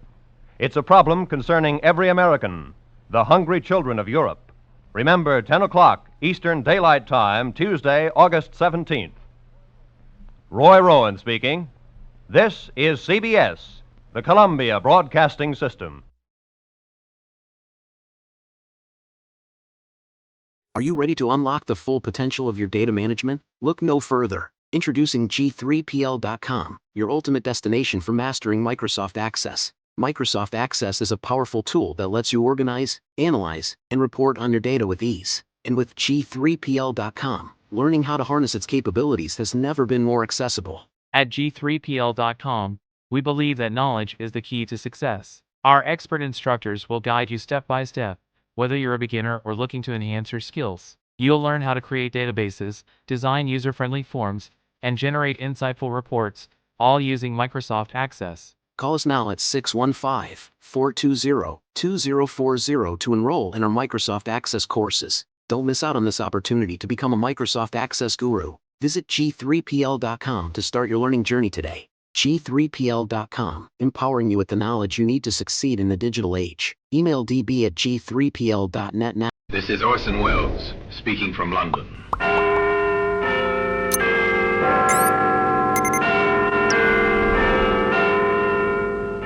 Here in the grim stone structure on the Thames, which houses Scotland Yard, is a warehouse full of souvenirs, where everyday objects, a skipping rope, a glass, an iron, a stepladder, all are touched by murder.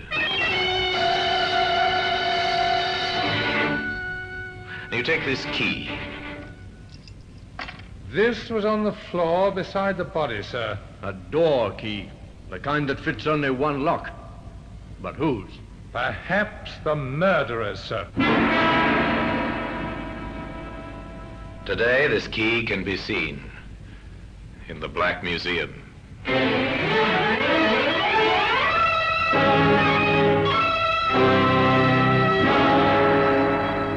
From the annals of the Criminal Investigation Department of the London Police, we bring you the dramatic stories of the crimes recorded by the objects in Scotland Yard's Gallery of Death, the Black Museum. In just a moment, you will hear The Black Museum, starring Orson Welles.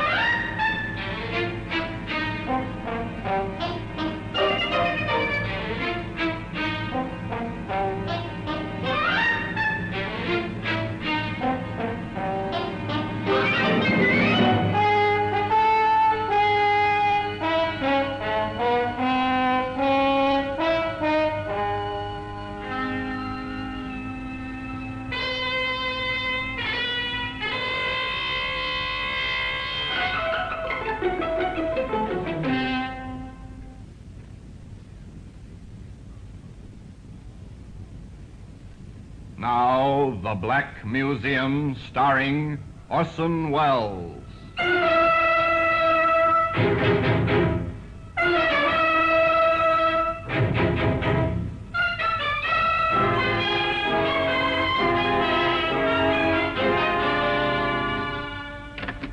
Well, here we are in the Black Museum, Scotland Yard's Museum of Murder. Here lies death, arranged neatly on the shelves and tables open to your view. Now, here's a spoon. It's a simple household spoon. Our murderer was meticulous. With this, he measured out a careful dose of poison. That oar up there on the wall, that was used by the stroke of a famous rowing aid at Henley. Later, it was used in anger, swung at a man who stood on the edge of a pier, stunning him. The man drowned in the Thames very quickly. Ah, here we are. Here's the key. An ordinary key. The kind used to open most of the front doors in London. Once this key was in the pocket of a man who was waiting for another in his room at the Kingsley Arms Hotel in Surrey. Regan? Oh, I'm sorry. Excuse me, sir. I'll just turn the bed down. Certainly. I'm waiting for Mr. Regan. You don't happen to know what time he'll be back, do you? No, sir, but if you wait here, you're sure to catch him. Thanks, I will. I particularly want to see him. The conversation lapsed. The visitor sat down again. The maid completed her work and left, stealing a glance at the young man as she closed the door behind her. Night fell. Lights came on in the guest bedrooms. But in one room, the number on the door was 22. A man sat alone in the darkness, waiting. The night passed, and morning came. In the hotel, there were beds to be made, rooms to tidy.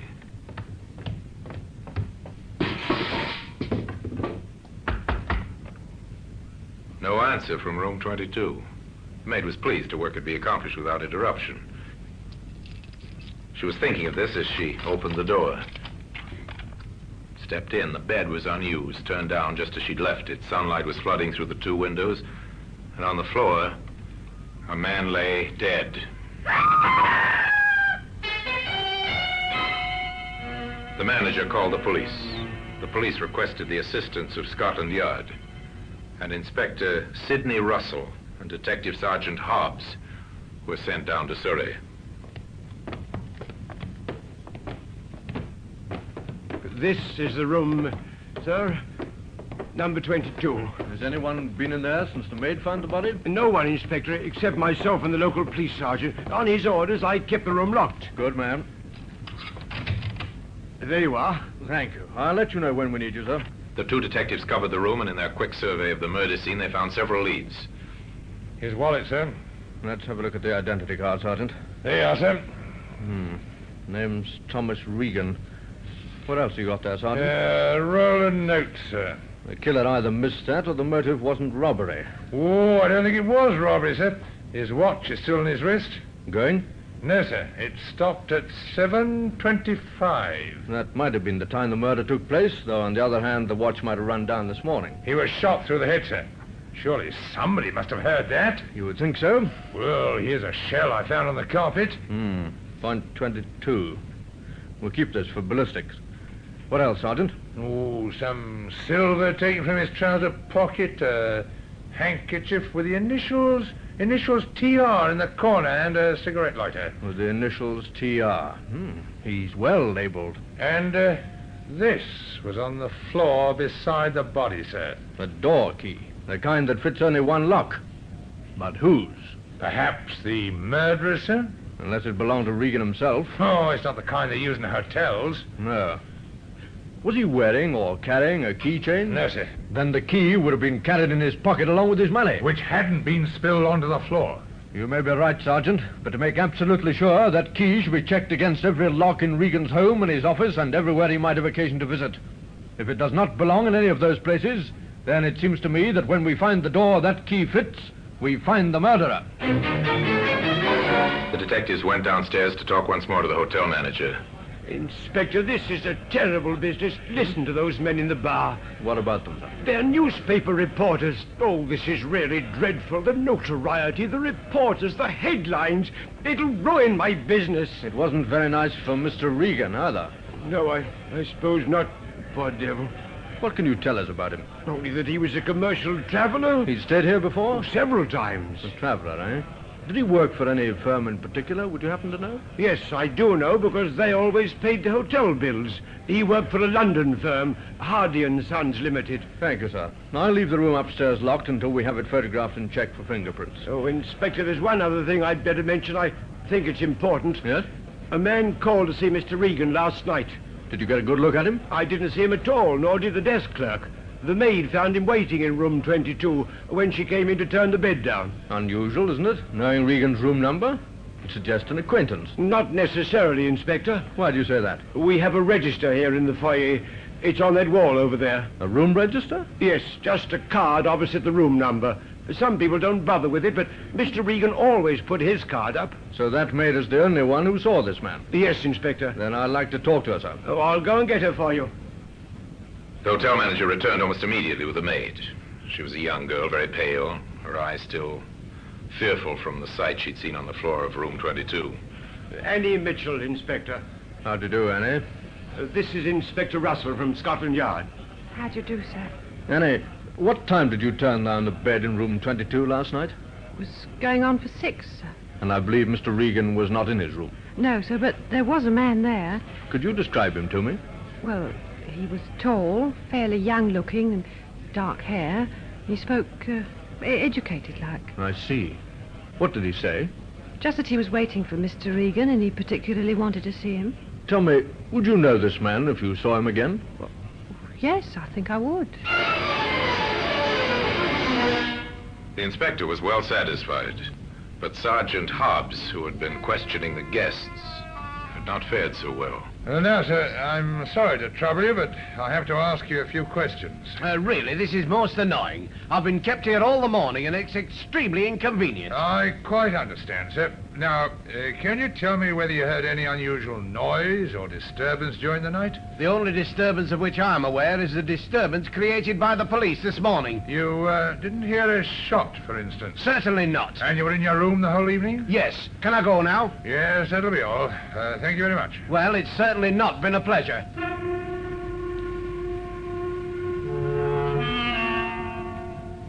It seems nobody heard a shot last night, sir. Nobody at all? Not a single guest, even those occupying adjoining rooms. That's funny.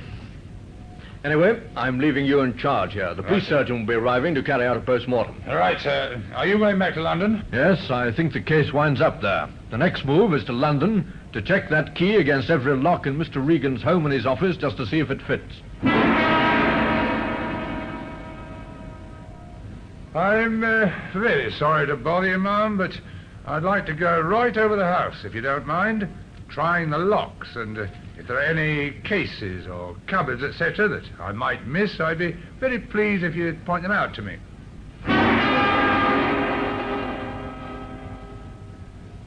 I've come along to see if you can help me, sir, in connection with Mr. Regan. I want to know if there's any desk or a cupboard in his office, or the office door itself, which has a lock for which this might be the key. I believe you've a lock-up garage here, formerly rented by Mr. Regan. It must, of course, have a lock, and I'll be glad if you'd allow me to compare the lock with this.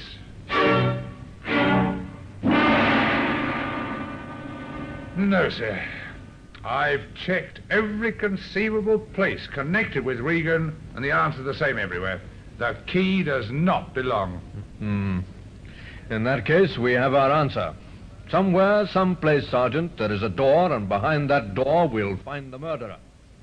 You know, if I was a philosopher, I would say that it's rather symbolic that we have a key to which we must fit the lock. Still, I'm not a philosopher, I'm a detective, and it's our job, Sergeant, to find the lock, to find the door, and to find the murderer. And that's just what we're going to do, Sergeant. We're going to find the door that this key fits. In time, they were to find the door. By patient, methodical methods, they came to the front door of a small flat. The key fitted. The same key that can be seen today in the Black Museum. In just a moment, we will continue with The Black Museum, starring Orson Welles.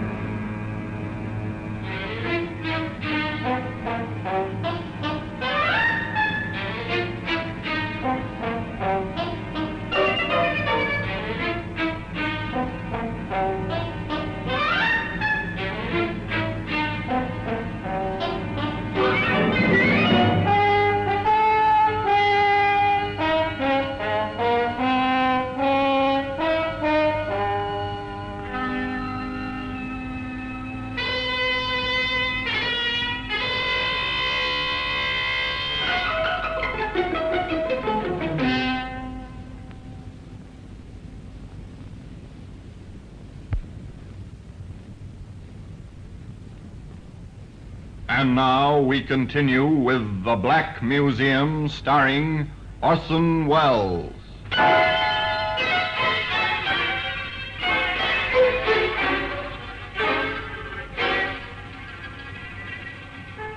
Inspector Russell went back to London, certain that the crime had motive, and that the motive would only be found by a search into the habits and associations of Thomas Regan.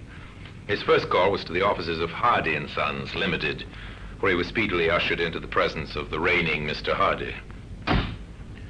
Come in, Inspector. Sit down. Thank you, sir. Shocking business.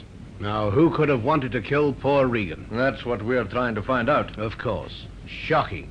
One of our best travelers. What do you know of his personal life, Mr. Hardy? I may be able to help you there, Inspector. I believe in taking an interest in my employees. I've always encouraged them to bring their troubles to me. And Regan had troubles? Yes. He was a bachelor. Rather a gay one at times. I suspect he was having trouble over a woman. Yes? A married woman. She kept on ringing up to speak to him, and the thing spread in the office. He was rather embarrassed and slightly worried about it all. Do you happen to know the woman's name, Mr. Hardy? I'm afraid I can't help you there, Inspector, though, wait a minute. Yes? He did mention something. That's right. I've got it now. He didn't want to tell me her name. That's a pity. But in admitting she was married, he did tell me that her husband was a doctor on hospital duty. A doctor? Yes, and one other thing I recollect. He mentioned her first name. It was Lyndall. And I have information that the man we want to interview is young. That suggests a hospital intern. Yes, with a wife named Lyndall. Not very much to go on, Inspector. It might be quite a help. He never told you, I suppose, whether it was a London hospital or not? He never said so, but I'm quite sure it would be. At least the wife lives in London. What makes you think that? Well, the number of telephone calls that woman made to Regan. Nobody could afford that many trunk line calls. So they began in London, St. Bartholomew's Hospital. An intern or a young doctor whose wife's name is Lyndall. The registrars of the big hospitals consulted their records, made special inquiries. St. Thomas's, Westminster, Guy's. Each one of them returned to shake his head. There are several hundred hospitals in the London area. Big general hospitals, small private nursing homes, special hospitals, children's hospitals, maternity, infectious, orthopedic hospitals. At the first 42, they drew a blank. Then, at the London Royal Hospital at last. A young intern whose wife's name's Lyndall. That's a funny one, Inspector. It's all the information we have, Doctor. It's useless to ask, I suppose, whether you might have this man on your staff. But we do have him. What? Well, at any rate, one of our interns has a wife named Lyndall, Dr. Bowen. Dr. Felix Bowen. I'll send for him, shall I? No, wait, Doctor. Could you give me some idea what this Dr. Bowen looks like? Yes, I think so. He's young, 31, I think. Quite tall, dark hair. Would you have his address here in your records, Doctor? Certainly. I'll get it for you, Inspector. Thank you. And shall I send for Dr. Bowen? No, I don't want to see him just now, and I don't want it known that any inquiries have been made about him. Very well, you can depend on me. Is he in some kind of trouble? Nothing to worry about just yet, sir. Now, if you'll get me that address... Patients had paid off, the 43rd Hospital. Now, to interview Lyndall Bowen. Inspector Russell went to the address. He'd been given a small flat in a good residential district. The lock on the door fascinated him. The urge to try out the key in his pocket was almost overwhelming. But instead, he knocked.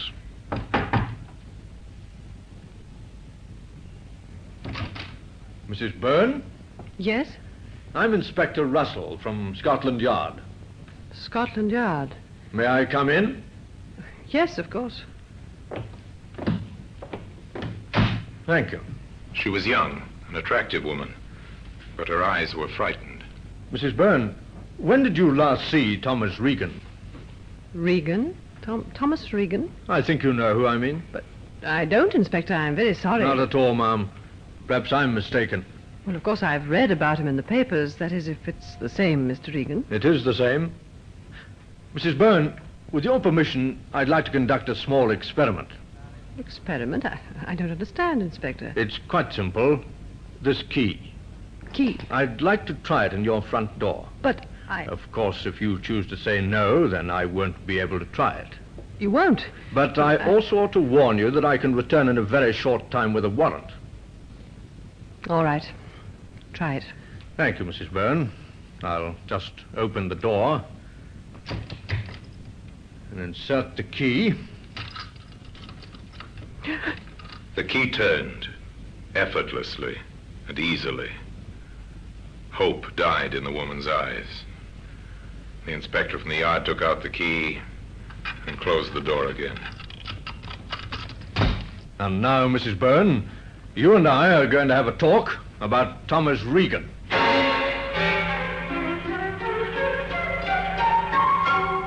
That afternoon, several significant events took place. A gun was found beneath a pile of medical books. It was taken to Scotland Yard to the ballistics expert there. The gun checks, sir. That's the murder weapon right enough. Little wonder nobody heard the shot in the hotel. It's fitted with a silencer. A silencer. Evidence of premeditation. Late that afternoon, the record of its purchase was uncovered. The second significant event. The gun was bought at a shop in the Soho district, sir. A second-hand shop 2 weeks ago. By whom, Sergeant? The description covers Dr. Felix Bowen. And the proprietor says he could recognize the man if he saw him again. We'll give him that chance. Come on. Where to, sir? The hospital, to pick up Byrne. The third event was Bowen's flight across London. Somehow, in some way, the doctor learned of the net that was closing about him and made a run for it. He was gone when the detectives reached the London Royal Hospital. They drove to his home, but he wasn't there. Now, across England, the vast network of police communications went into action. The teletype carried the news of the fugitive. Central to all stations. General alarm for one Dr. Felix Byrne, age about 31, 6 feet tall, dark hair. Educated voice, quietly spoken. Wanted on suspicion of murder.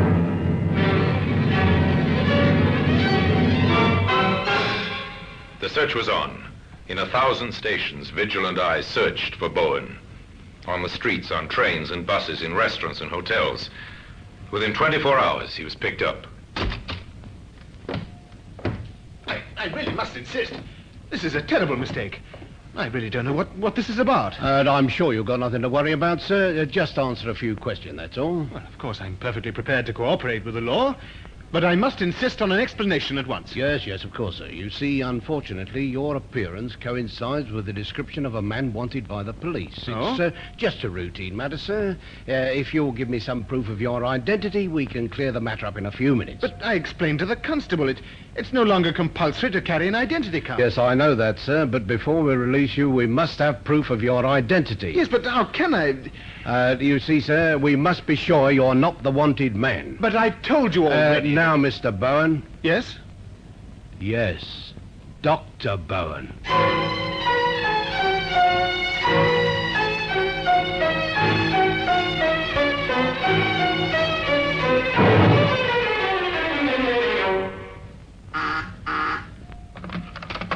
Inspector Russell? This is Sergeant Thompson, sir. Hired. We've picked up a man who we believe is Dr. Felix Bowen. Hold him, Thompson. I'll be there in a matter of minutes.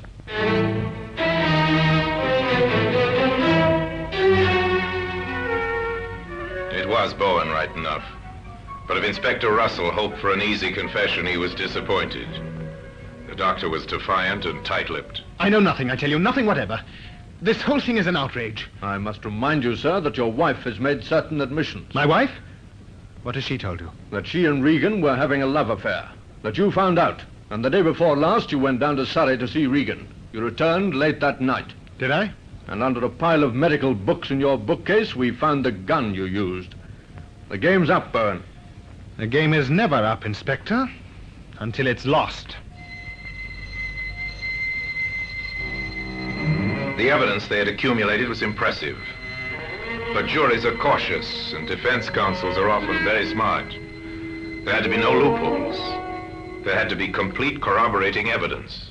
I think we've got our man all right. The next thing is to prove it beyond all shadow of doubt. What's the next move then, sir? Well, Sergeant, there's one person who got more than a passing glimpse of the murderer. Oh, you mean Annie, the maid at the hotel? Right. We'll see how Mr. Byrne fares on an identification parade. I have a feeling he won't fare too well. Now, Annie, I expect you've heard of an identification parade. Yes, sir, like they have on the films. That's right, Annie, but this is not a film. This is the real thing. before we go into the next room, I want to impress on you how important it is that you make no mistake. A man's life may depend on your judgment. So when you answer me, make sure, absolutely sure, beyond any shadow of doubt, the man you identify is the man you saw on the night of the murder. Yes, sir. Right then. Now, in the next room, there are 8 men. I want you to follow me into the room, take a good look at each of them, and see if you can pick out from amongst them the man you saw in room 22 waiting for Mr. Regan. Very well, sir.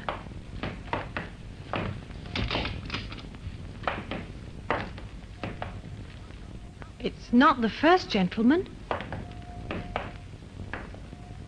Nor the second.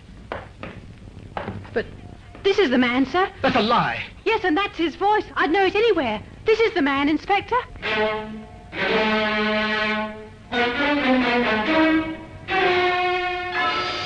Well, Mr. Byrne, would you like to make a statement to us now? I have nothing to say, except that I doubt that the evidence of a silly maid is likely to give you a conviction, Inspector, whatever you may think. We're depending on more than that, Mr. Byrne. There are other witnesses, including a silent witness, a door key. That was careless of you, Mr. Byrne. Very careless indeed. Bourne was identified also by the owner of the second-hand shop as being the man who had bought the gun some 2 weeks before. With that, the case was complete. A door key had helped to find a murderer, and that self-same key can be seen today in the Black Museum.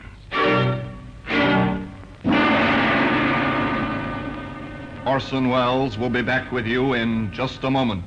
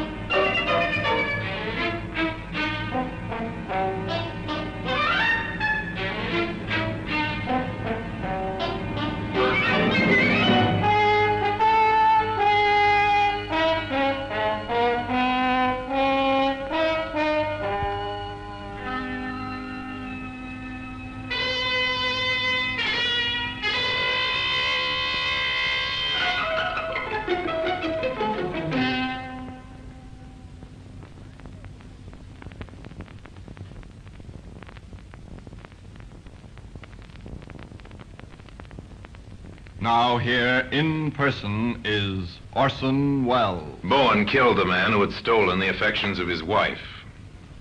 His was not a clever crime. It was premeditated, without a doubt, but clumsily conceived. For the young doctor was no student of the art of murder. Yet he might have escaped justice had not a key fallen from his pocket. A key which ultimately brought the police to his front door. And now, until we meet next time in the same place, and I tell you another story about the Black Museum, I remain, as always, obediently yours. The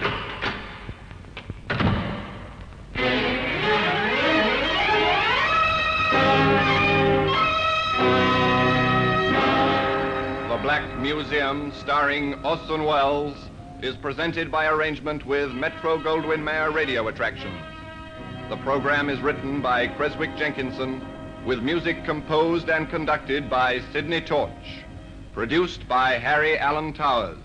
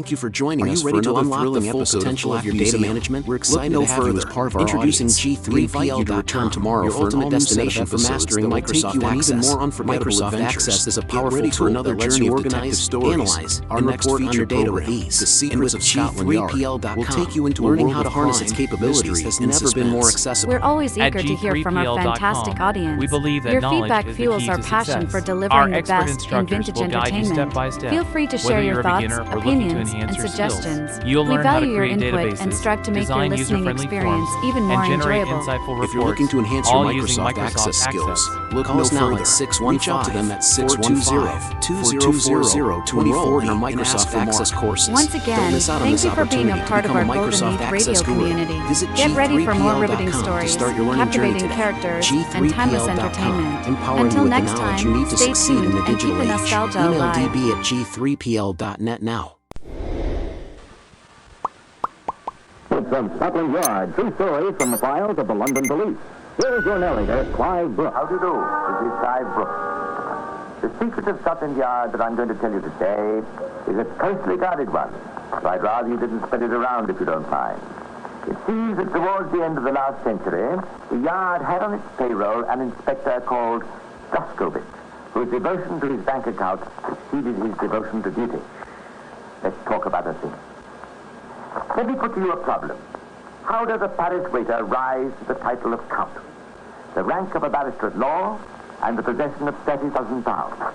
All this was done by the man whose casebook history I'm going to tell you today. His name was Henri Perrault, a waiter with ambition. Not the usual waiter's ambition, the setting up of his own cafe. As he served the customers, Henri's dreams soared far beyond the kitchens and the neat rows of tables. Nature had bestowed on him certain gifts. He was handsome, ingratiating, shrewd. He had a command of languages and, a wonderful way with women. He used these talents to the full, and he had luck on his side as well. For instance, he was questioned by Inspector Draskovich. Oh, I'm sorry, I shouldn't be talking about him. To achieve his ambitions, Henri used two methods, both requiring considerable courage.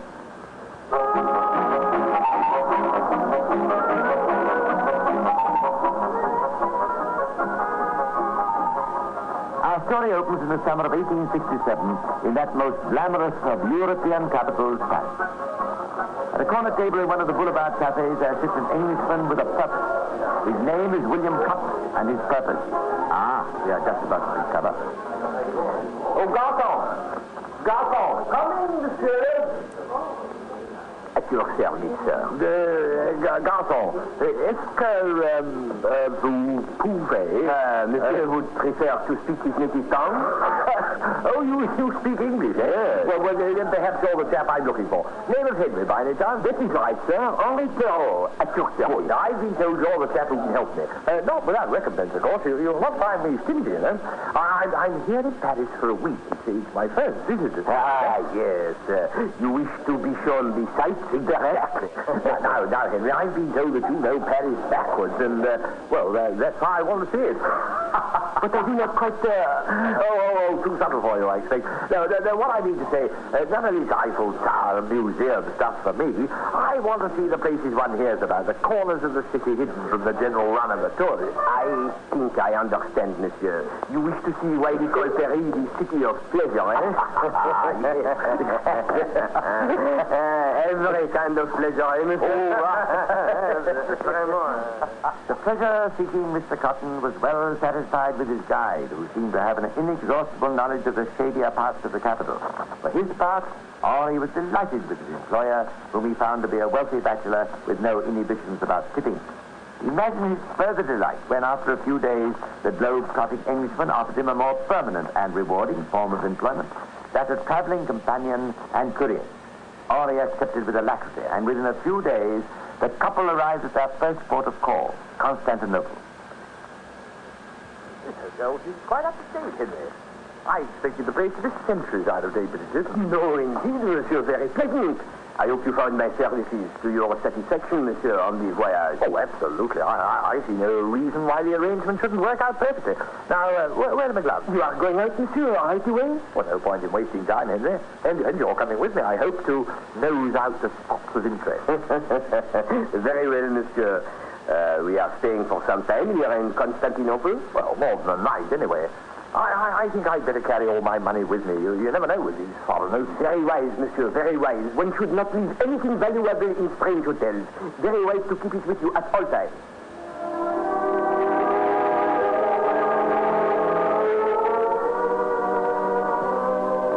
It was in Constantinople that the tour came to an abrupt end.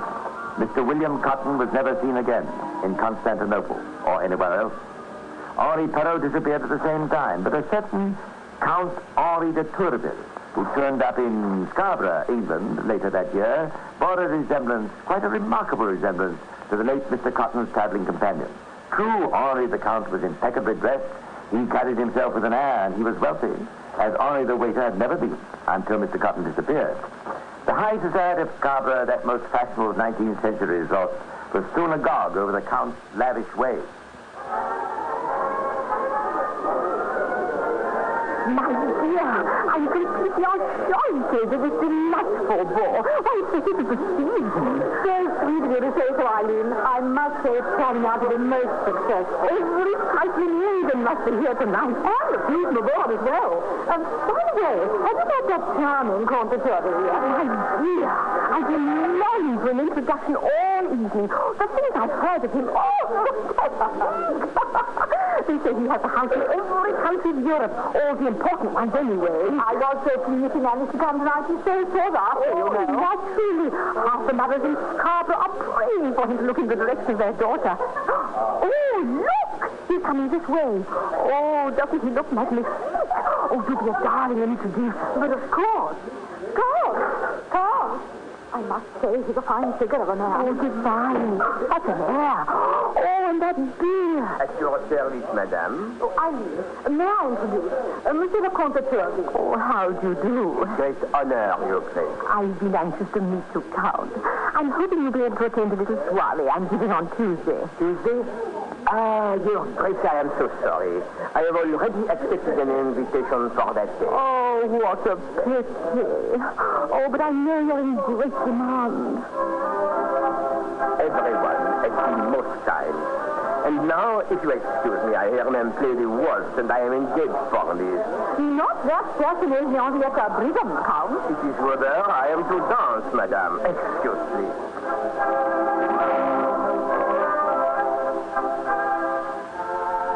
Using every trick known to him, as a waiter, a man, and a Frenchman at that, Henri was now bent on the conquest of Miss Henrietta Brigham, a young lady who was due to inherit 30,000 pounds on the death of her widowed mother.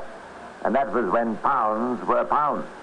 Whether or not the Count was influenced by that fact, he certainly made a dashing wooer and a successful one. My darling little wife, you have made me so happy. Oh, wasn't it a wonderful wedding, Henry? Wasn't it grand? Everyone was most kind. And now our honeymoon. Paris. About that, Henrietta, it is a difficulty has arrived in the matter of transferring my money. I was wondering, do you think your mother might be willing to make me a loan? But I'm sure she'd be delighted to, my love. Good. I'll ask her right away. Just a little trouble, you understand, over the transfer. The truth, of course, was that the Count, having used up all William Cotton's money in making a big splash at Scarborough, was now fat broke. Still, Mamma Brigham was only too pleased to make her son-in-law a loan. Once. But when Henri, having spent the whole sum on the honeymoon, returned with a request for more, he soon became aware of the trickiness of his position. His wife had no means of her own, and all requests had to be made to Mrs. Brigham, who not only feigned deafness on such occasions, but after a few months, horror of horrors, began hinting that repayment of the first loan would be welcome. Drastic action was obviously necessary, and in taking it, Henri the waiter was to show that no one is more ruthless than a man trying to maintain a standard of living to which he is not accustomed. Where are you off to, Henry, dear? It is today I pay your mother a visit, my darling, and pay her back the money. There are two things, eh? What money? Oh, did she lend it for the honeymoon? Yes. I had a letter yesterday asking me to loan. Yes, you? Why, that's unlike Mamma. I must go now, Henrietta. Give her my love, Henry. Tell her I'll be calling on her tomorrow, and I'll be bringing baby to see her. Yes, my dear, I will tell her. But, Monsieur le Comte, it is most extraordinary. Mrs. Brigham's health has been excellent. Her spirit is remarkable. But you understand, Doctor. Mrs. Brigham, she said to me in her letter, "Bring pistol, I have a fear of burglars." Well, I bring a gun with me, this gun that you see in her hand. She handle it, examine it, and suddenly it go off. And when I kneel by her side, the Lord, she is dead. A terrible accident, Doctor, a terrible accident. My poor wife, she is just at the baby, you know. She will be so shocked to hear of this so terrible accident. Not only terrible, but curious, seeing that the bullet wound was in the back of Mrs. Brigham's head. But then we have a nobleman's word for it, and the doctor had the nobleman's check for it. So the certificate was signed without delay. But after the purely formal request, Scotland Yard, interested by several suspicious letters from relatives of Mrs. Brigham, sent one Inspector Draskovich to make some inquiries. As these doubts have been raised, Count, I've been sent, as it were, to... Well, I can't say I like prying, sir, especially with a gentleman like you. Tell me, Inspector, Draskovich is surely not an English name. Well, now you come to mention it, sir, it isn't. I've got Russian blood in me, as a matter of fact. Interesting. My mother, she was Russian. Departed, sir? Yes, Inspector, just like Mrs. Brigham. I'm very sorry to hear it, Count. Very sorry. Inspector Draskovich, I am certain your commissioner of police does not pay you sufficient money in your job. I would like to help you if possible. Please keep your voice down, Count. Oh, so sorry. I think we can come to an arrangement, you and I. So I shall be saved having to answer questions about my mother-in-law. And you, Inspector, will be spared having to ask them. Now then, where is my sister? After a suitable interval, Inspector Draskovich reported to headquarters that there was no case, and the Commissioner of Police dropped the matter. Oh, by the way, Draskovich wasn't long in the force. But I still prefer you not to talk about it. Back in Scarborough, however, Henri was still trying to get his mother-in-law's 30,000. His countess had inherited it all right, but was showing no desire to share it with him. Many a time Henri pressed her to put some of the money at least into his account, only to be given an occasional £5 note for pocket money. Remembering Mr. William Cotton and Mrs. Brigham, we need not be surprised that Henrietta, Countess de Turville, soon became seriously ill and died, attended by the same doctor as had written the convenient death certificate for her mother. But the Count, who was bearing his grief with commendable fortitude, was destined to receive a far greater shock than the death of his wife. My sincere condolences, Count. Thank you. You are my wife's lawyer. I had that privilege. I cannot tell you, Count. Two such losses in such a short space of time. You have my deepest... You have the will that my wife left? I have indeed. Still, how goes the phrase? In the midst of life? Are there papers for me to sign before the money comes to me? To your son, you mean, little Charles, sweet child. To my son? What is this? Your wife left the bulk of her fortune to your child, although you have a fairly large legacy. And of course the money would come to you in the event of your son's death. I say, Count, where are you off to? I said the wrong thing. I say, Count, these papers. Well, yes. The Parisian waiter was by no means content with the legacy. He meant to have the whole 30,000. Two lives that had stood in his way had been snuffed out. Would there soon be another death in de Turville's family?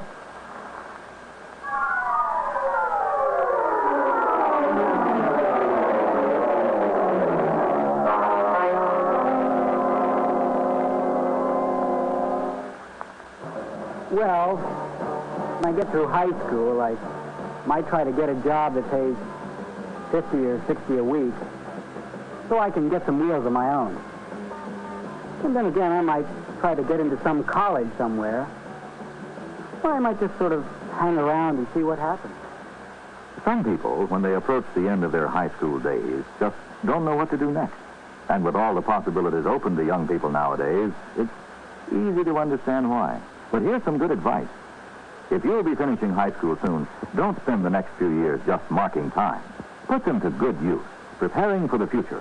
One excellent way to do this is by joining the United States Air Force, America's aerospace team. As an airman, you'll learn a vital aerospace skill as you start a career in one of the world's most future-oriented organizations. Ask any Air Force recruiter for the facts about the aerospace team. You can be part of it.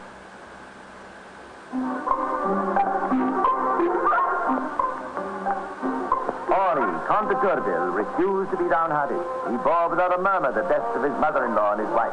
And when he realized that these deaths had risen upon and not to himself, Henri never gave way to despair. If at first you don't succeed, try again. So Henri tried his hand at arson.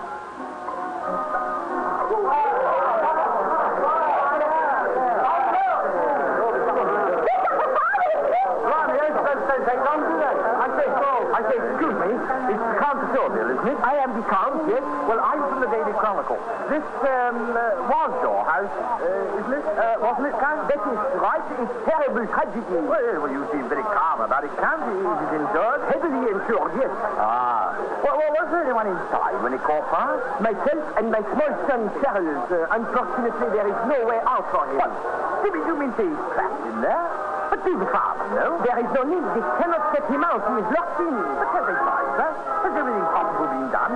Oh, look, there's a body over there. I'll see if he can... There is nothing he can do. Don't give up hope, dearie. Those men can do wonders. Perhaps. But he cannot save my son. The bombing's going to shut him down. Interfering fool. There, I told you he wouldn't give up without trying. He's going up the back way. Slimy, what gun? They're pulling the ladder over the side window. They can't get my son out. They can't, I tell you. He is locked in his room. There is no way out for him. Don't take on so dearly. Don't save him if they can. Oh, mon Dieu, qu'est-ce qu'on peut faire? No! He's there! He's the side window! He's coming down the ladder! I can't see if he's got the key! Yes, he's got the key in his arm. He saved him.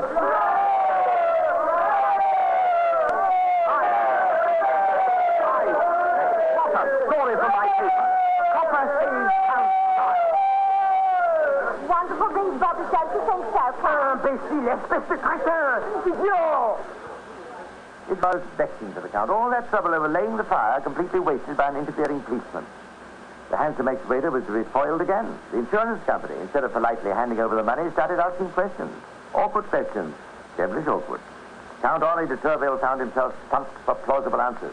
The company then had the gall to say that if he wanted to get any cash out of them, he'd better bring an action. Now, that was the last thing that Henri wanted. So he found a willing relative to adopt his son, and he left Scarborough, dropping his title as he went, and made his way to London.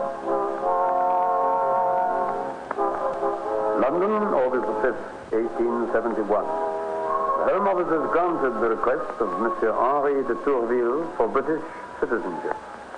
Monsieur de Tourville wishes it to be known that he is anglicizing his name to Henry de Tourville. London Chit-Chat, June the 8th, 1872. Among those answering the call to the bar in the Middle Temple today was that well-known figure in London society, Henry de Tourville. Mr. de Tourville explained to our representative that he had no intention of practicing. It is merely, he recorded, that I think it good to have barrister at law after my name. Incidentally, it is whispered that Mr. de Tourville is thinking of giving his name to another. We hope to be the first to announce the engagement.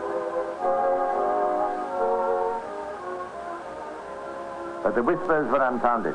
While he could afford to remain a bachelor, Henri de Tourville merely flirted with the many women who found him so attractive.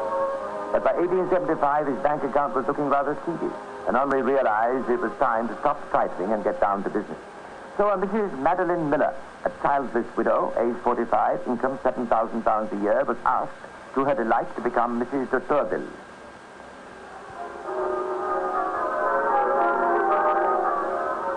Really, Madeleine, must we always have this Sarah, your maid, with us, even on our honeymoon? She's been with me so long, Henry, I'd feel so lost without her. But, my dear, a man when he marries wishes to be alone with his wife. I never feel, how do you say, at home when she is always at our side. Darling, here comes the proprietor. Madame de Tourville, and Mr. Also. Good evening. Good evening. Good evening. You are enjoying yourself here, sir? This beautiful country. Just right for the honeymoon, no? Yes, indeed, yes. You have, of course, visited Ferdinand Hurst? I have, a long time ago. I'm taking my wife tomorrow. Yes, tomorrow. It will be a fine day for you. I do so want to see the Festus. I hear it's so exciting, and the view. Oh, you shall be thrilled by the Ferdinand Hurst, madame. Looking forward to it enormously. Honeymoon couples like it always. It is very quiet up there on the cliffs. The people can be alone, yes? Yes, I have been there once, I told you. Of course. Now, if you would be so kind, excuse I make arrangements for the picnic luncheon for you to take with you in the carriage. And I must go and find Sarah and tell her about tomorrow. Oh, Madeleine, I must tell you that the carriage tomorrow will only be big enough for you and me. Nonsense, Henry. Surely you can get a bigger one. Sarah would so like the excursion. But why, my darling? It will be so much nicer, just you and me alone. You and I, no one else, Madeleine. You are all I want. Just you and me, Madeleine. Dear love, when you say it like that, What can I answer but yes? Next morning, Henri and Madeleine set off to view the famous beauty spot.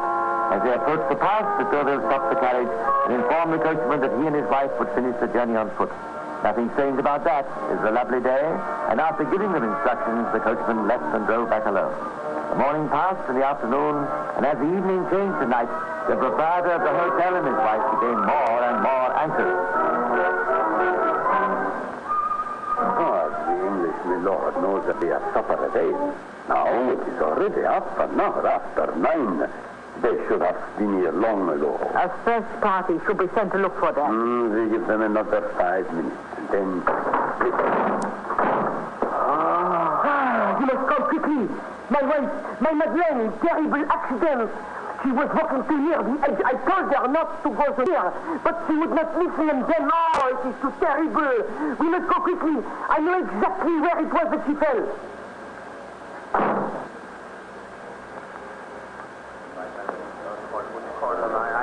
Alors, I tell you, I am certain it was here. Well, do not be anxious, sir. She is down there. The men will find her. Here they come now. Excuse me. Excuse me, Mr. de Tourville. The men have found the body of your wife. Dead?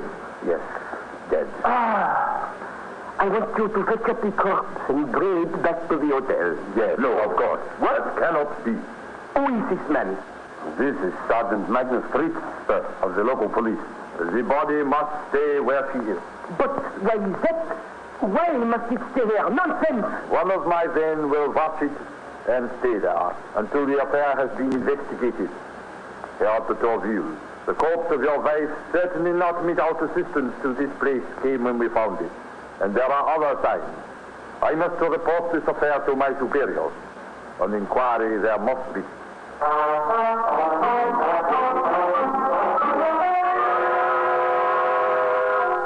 Finding of this court of inquiry is that the deceased lady died through an accident, and no responsibility whatever for it attached to this worthy gentleman, a visitor to our country from England, who has this court's deep sympathy in his sad bereavement. I instruct that he leaves this court a free man, that his passport be returned to him without delay.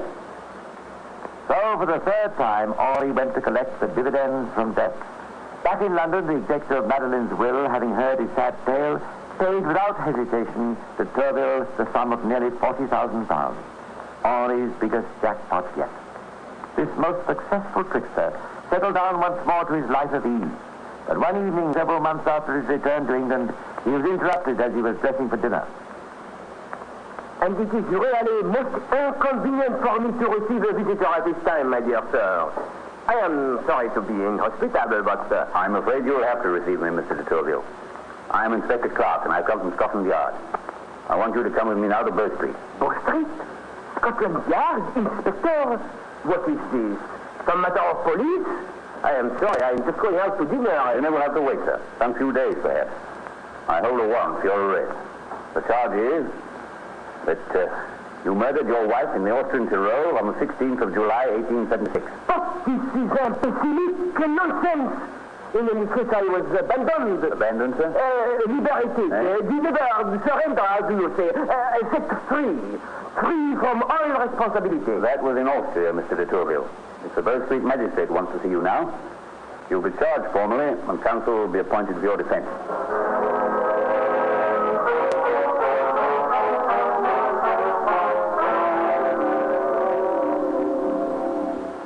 How do you do, Mr. de Tourville? My name is Williams, Montague Williams, QC, at your service. I'm to defend you. But I have already been defended. In Austria, I am free. Oh, don't you know then? The case is reopened. Some of your late wife's, my condolences, by the way, sir, your wife's relatives sent a detective over to Austria recently. This detective looks into the facts of your wife's death and seems to think that she may have been pushed. So the Austrian government wants you back to try you again. But I am an Englishman. Yes, sir. And that is the reason why they're to try you to see whether there's any prima facie case against you, enough to justify extradition. And if I am sent to Austria and they try me again, and they find me guilty, how will the Austrians punish me? They'll hang you, sir. They'll hang you. Montague Williams, QC, perhaps because he wasn't a woman, was not completely covered by Arnie. In fact, during the London trial, he wrote a description of his client in a letter to a friend. The accused's hair, moustache, and other hirsute appendages are of a glossy blackness that is suggestive of a meretricious application. His manner in court is jaunty, and he waved his ringed hand to his friends in a fashion which I considered unbecoming. His shirt front literally with gems. I feel instinctively that there is something of a cad about him.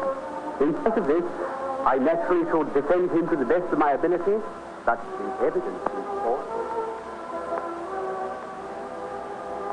KOGO, San Diego. The prisoner was limping. His clothes were torn, his face and arms were bruised. But he said he had immediately come to the hotel after the accident. This woman was lying on the ground at the top of the precipice, not near the body. She had not been stopped by the rocks while falling, very strange. In the dirt near the corpse, marks were found showing that it had along the ground been dragged after falling down. In view of all these circumstances, I find there is a prima facie case against the prisoner. In accordance, therefore, with the treaty of extradition with Austria, he must hereupon be surrendered to the Austrian authorities. Scotland Yard sent Inspector Clark to Henri's last trial in Vienna. He took with him the skull of Mrs. Brigham and the evidence gathered by the insurance company concerning the fire in Sabra. Hundreds of depossessions were read, dozens of witnesses heard. Henri himself made a speech, at the end of which the judge told him he talked too much. Finally, Henri Perrault, alias Henri de Tourville, was sentenced to death. But Lady Luck gave him a last gift, and the sentence was commuted to life imprisonment. Plenty of time for Henri to reflect that although serving drinks in a Paris cafe has some drawbacks, serving sentences at the Vienna prison has no advantages. And by the way, do keep quiet about Inspector Druskowitz. That's one of the secrets Scotland Yard really likes to keep. Well, that's all for now, but I'll be back again soon to tell you some more of the secrets of Scotland Yard. Meanwhile, this is Cy Brooks saying goodbye and pleasant dreams.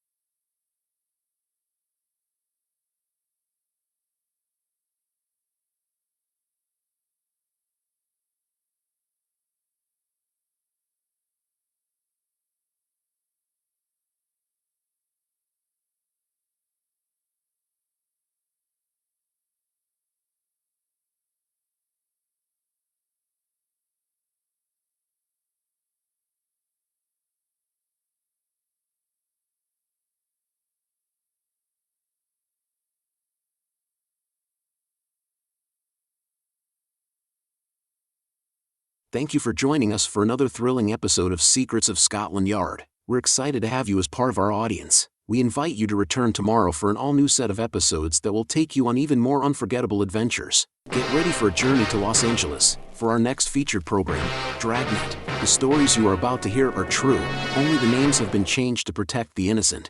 We're always eager to hear from our fantastic audience. Your feedback fuels our passion for delivering the best in vintage entertainment. Feel free to share your thoughts, opinions, and suggestions. We value your input and strive to make your listening experience even more enjoyable. If you're looking to enhance your Microsoft Access skills, look no further. Reach out to them at 615-420-2040 and ask for Mark. Once again, thank you for being a part of our Golden Age radio community. Get ready for more riveting stories, captivating characters, and timeless entertainment. Until next time, stay tuned and keep the nostalgia alive. Subscribe for more videos. Ladies and gentlemen, this true story concerns the heart of a great city. It took 58 minutes to resolve the question of its safety or its total destruction. This is the story of those 58 minutes. Only the names have been changed to protect the innocent.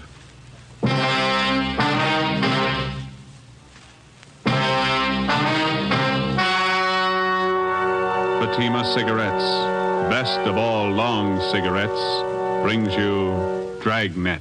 If you want a long cigarette, smoke the best of all long cigarettes. Smoke extra mild Fatima. Yes, Fatima is the king-size cigarette which contains the finest Turkish and domestic tobaccos superbly blended to make it extra mild, to give Fatima a much different, much better flavor and aroma than any other long cigarette. That's why Fatima has more than doubled its smokers coast to coast. Enjoy extra mild Fatima yourself. Best of all, long cigarettes. It's wise to smoke extra mild Fatima. It's wise to smoke extra mild Fatima.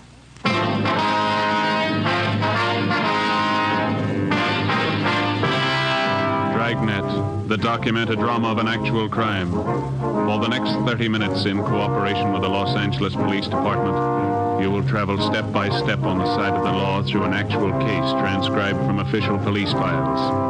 From beginning to end, from crime to punishment, Dragnet is the story of your police force in action. It was Tuesday, November 15th. It was raining in Los Angeles. We were off duty reporting in on an emergency call. My partner's Ben Romero. The boss is Lynn White, Deputy Chief of Police. My name's Friday. It was 8:25 a.m. when I walked into the Main Street entrance of the City Hall. I'm Friday? Yeah, that's right. You have to take this elevator, Sarge. It's the only one to serve. Right.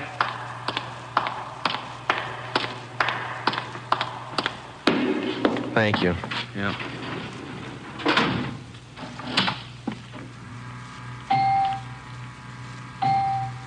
I'm going to run you up to 16. Chief's waiting for you up there. Well, what's the pitch? Only one elevator here in service out of 10? The place looks deserted. What's going on? Well, nobody in the building, Sergeant. All the office people have been sent home. Lots of trouble. Somebody declare a holiday? No joke, Sergeant. Big trouble. Well, you convinced me. What is it? Here we are. 16th floor. Okay. Over here, Friday. Right. Hi, Jim. Hello, Ben. You made good time. I came as soon as I got the call in. Sorry to have to bring you back in. You worked last night, didn't you? Yeah, midnight to 8 this morning. Sorry. Come on. What is it, Skipper? Why all the hush-hush? Wait till we get inside. In here.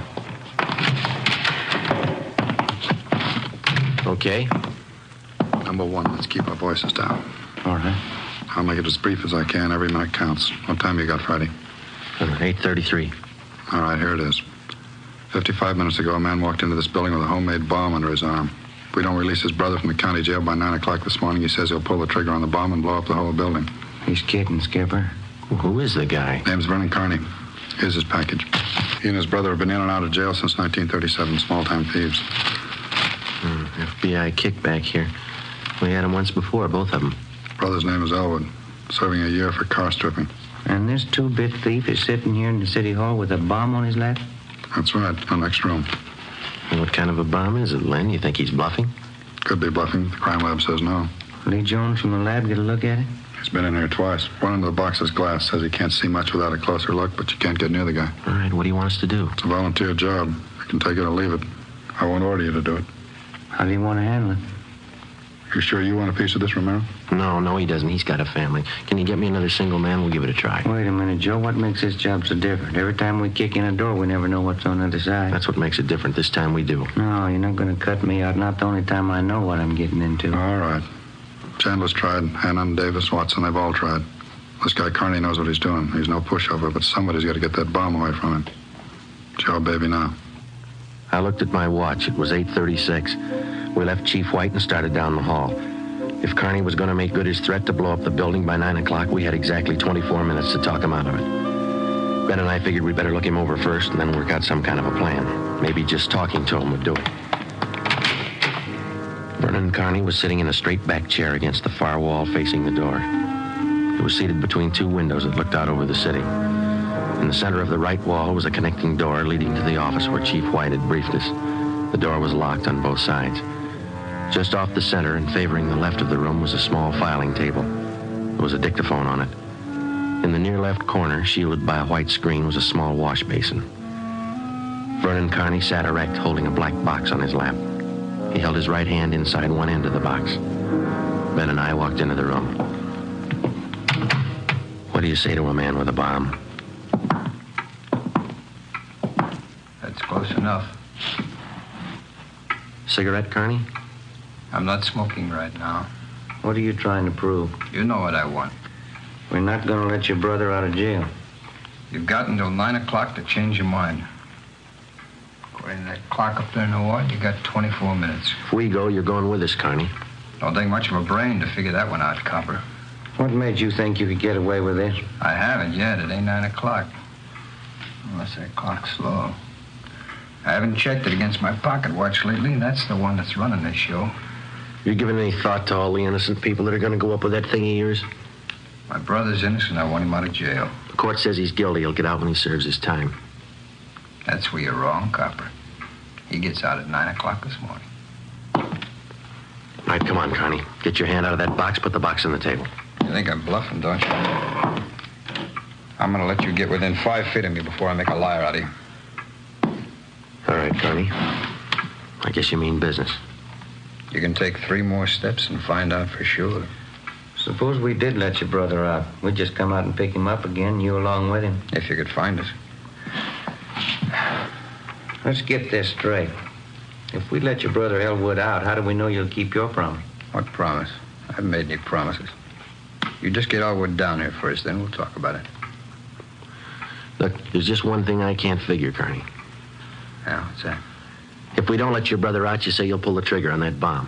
What are you going to prove by then? It's 8:37 now. You got 23 minutes left? No, I wish you'd answer that one for me. Why do you want to kill a lot of innocent people? Don't try to con me, Copper. I know they cleared everybody out of this building 45 minutes ago. I know they cleaned out the whole block. They got it roped off. Where'd you get your information? I got a couple of windows here to look out of. Don't you think it's about time you send somebody over to get Elwood? What's to stop us from leaving the building along with the other few officers and let you sit here and touch off that bomb? Go ahead. Won't be a long wait without you. Who are you trying to kid? You'd let me blow up $10 million worth of taxpayers' money? No, you're going to let Elwood out. You wait till the last minute to do it, but you let him out. All right, let's go.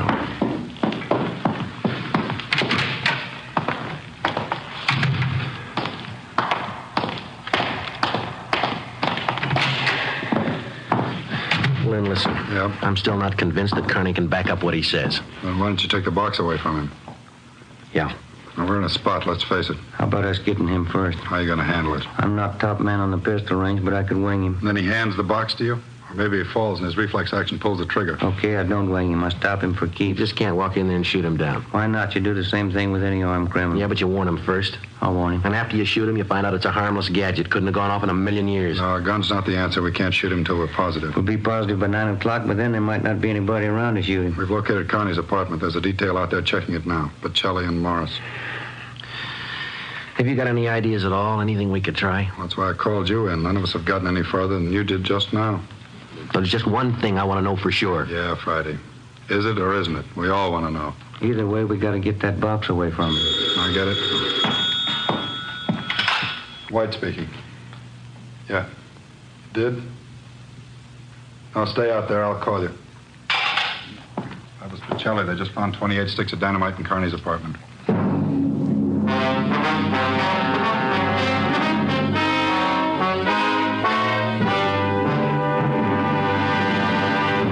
You are listening to Dragnet, the case history of a police investigation presented in the public interest by Fatima Cigarettes. If you smoke a long cigarette, it will be in your interest to listen to a typical case history of a Fatima smoker recorded last week in New York. Hi there. My name is Bab Beckwith. Bab, that's short for Bethany Ann Beckwith. I live in New York City and I'm a fashion stylist. The other day at a showing of the new fall styles, I ran out of cigarettes. A friend of mine, a designer, introduced me to the new long Fatima. I really wish someone had told me about them sooner. Fatimas are a lot milder than the cigarettes I've been smoking, and they have a delightful flavor, too. I'm very glad to recommend them to you, because I know from experience it's wise to smoke extra mild Fatimas. And more smokers every day are finding that out.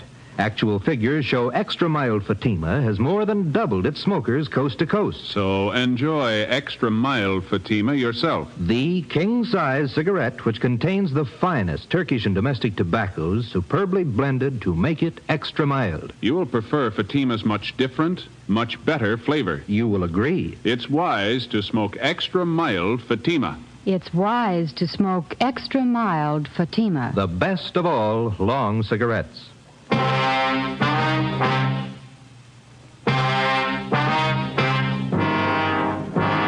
knew now Carney wasn't kidding. We could see into the bomb through the glass window in one end.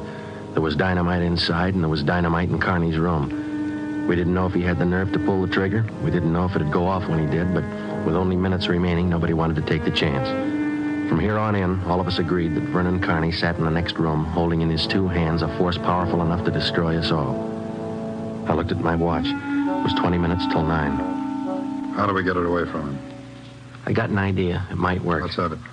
Well, Carney's sitting against the far wall between two windows, and they're both open. That's right.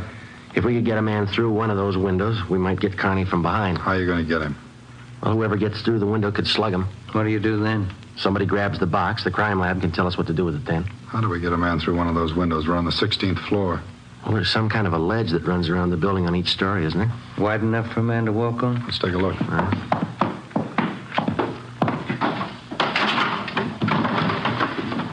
Let's see. Looks pretty narrow, Joe. Good 18 inches. Could be done. Too risky. It's been raining out. That ledge is slippery. Strong wind out there, Joe. It'd tear a man right off the building. Yeah, I guess you're right. There's still a way. How about a ladder? 16 floors, Skipper. Well, there might be a way. The fire department would know that. I'll get Battalion Chief Erickson. There's Lee Jones in the building. No, he's over at the crime lab. I'll get him up here, too. I don't know, Friday. Maybe it'll work. It's got to, Lynn. All right, now look. It's going to take a couple of minutes to set this up. We've got to know what Carney's doing every second of that time. How about the dictaphone on the table in there? Good. Get it on without him seeing you. We'll try. That dictaphone in there is connected to this one in here. This room is 1614. You got that? Yeah. All right, push down key 1614 on that machine in there and leave it down. Get the receiver off the hook and leave it off. Leave the receiver off. That's right. You know, if it isn't off the hook, we won't be able to hear a thing in here. Right. Come on, Ben. Lynn White speaking. Give me Chief Erickson.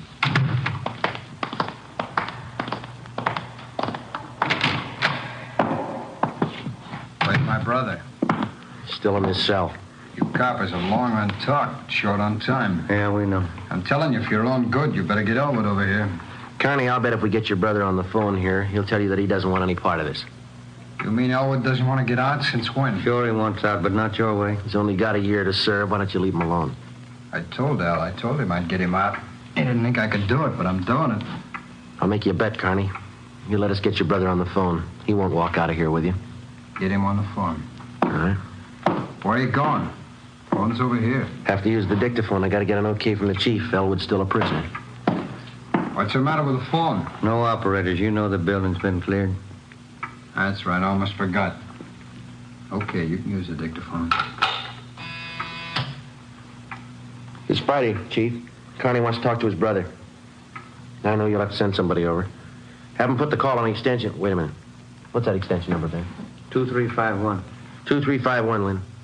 Right? It'll take a minute. All right. I kind of like to talk to Al. Been a couple of months since I've seen him.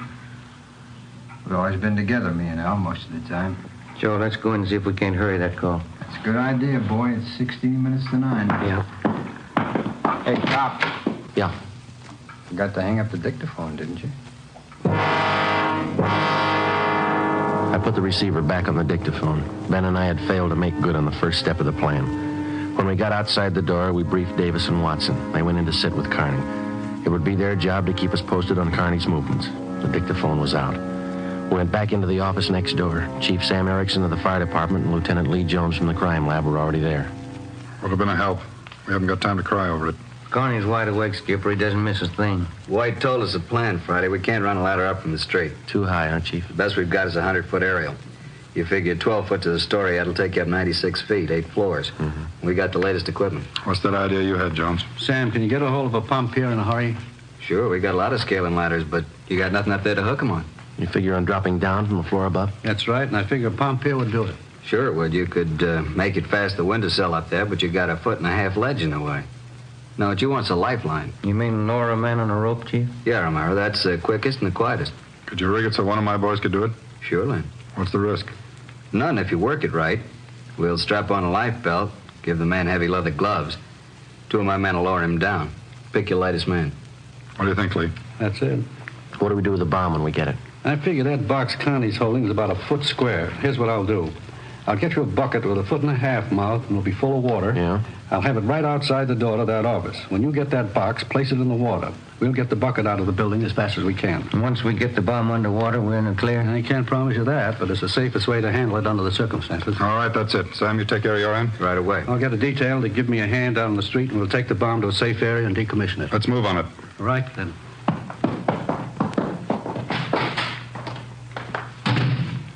Which part do you want, the rope or the bomb? You call it. Fire Chief Erickson said the lightest man on a rope. That's me, Joe. All right, I'll get the bomb out of the building. Okay, that's the routine. And carry this with you. The man that comes down that rope has one chance to make good. Slug him and make it count. There's no second try. Yeah. And Joe, when you grab that box, you've got to get it away from Carney before he can squeeze the trigger. Then you've got to get it down the street. The elevator. You know how to operate it? Well, it's pretty simple, but I'll double check with the operator. And you better do it right now. Okay. Say we better get Carney's brother on the phone for him. He seemed anxious. That might be a pretty good idea. All right, Romero, that's the outside phone. Get the city jail. Right, Skipper. Get going, Friday. Right.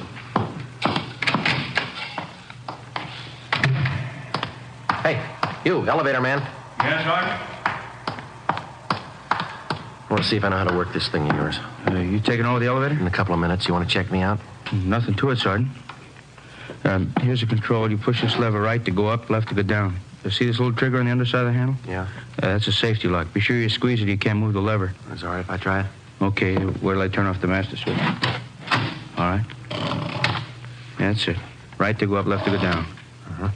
All right, now how do you operate the doors? Automatic. They work off the control lever. When the control lever is locked in the up or down position, the doors will close. I got it. Now, in case they jam, this red emergency button up here? Yeah. Yeah, push it. If that doesn't close, then we call a repairman. Okay, I think I got it. You want to turn that switch back on? All right. You sure now? I have my orders to get out of the building. I'll just leave the elevator right here and take the stairs down. All right. Thanks a lot. Sergeant, just curious. You going to take the bomb down this car? We're going to try. You won't have any trouble. We haven't had an elevator failure in 18 months.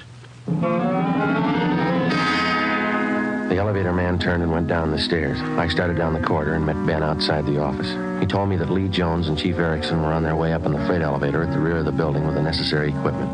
The 2 fire department volunteers were with them. The phone call had been put through to the city jail, and in a minute, Elwood Carney would be ready at the other end of the line. We went in to tell Carney. I told him over at the jail to put the call through on extension 2351. When's it coming through? Right now. You got Elwood with you? No. We told you we'd get him on the phone for you.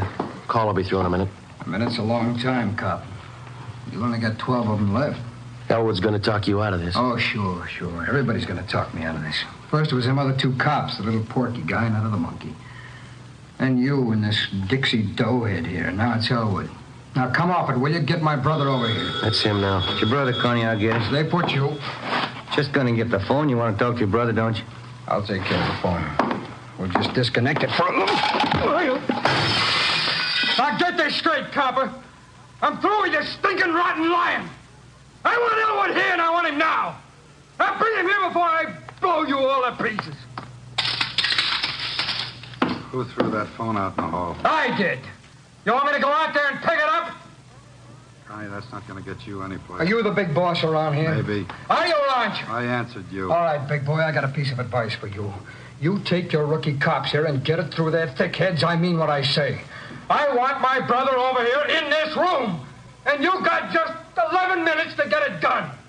Now you tell him that, will you? All right, Connie. It's your show. All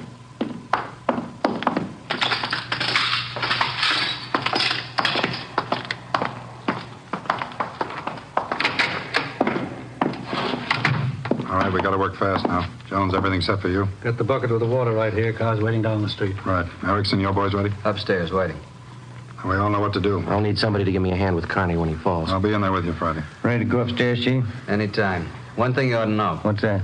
Wind's getting stronger, about 20 mile an hour out there right now. That going to louse us up? No, but it's going to increase the sway. You got to allow for it. How do you mean? Wind's coming from the south. We'll lower you just to the right of the window. If I figure right, the wind will do the rest. Bigger risk, but we don't control the weather. How you going to do it, Ben? As soon as I get in position, I'll reach in through the window on his right, and I'll use the billy. Try to catch him on the right side of the head. One good hit should put him away. Make it 2 and be sure, huh? All right, you ready, Chief? Let's go. What's the time, Friday? 8:50. Shouldn't take more than a couple of minutes for Romero to get down to that window unless the wind gives him trouble. Jones, there's no use you sticking around. I'll give Friday a hand. That's my job. We got to keep you alive to decommission the bomb. Bum joke. See you downstairs.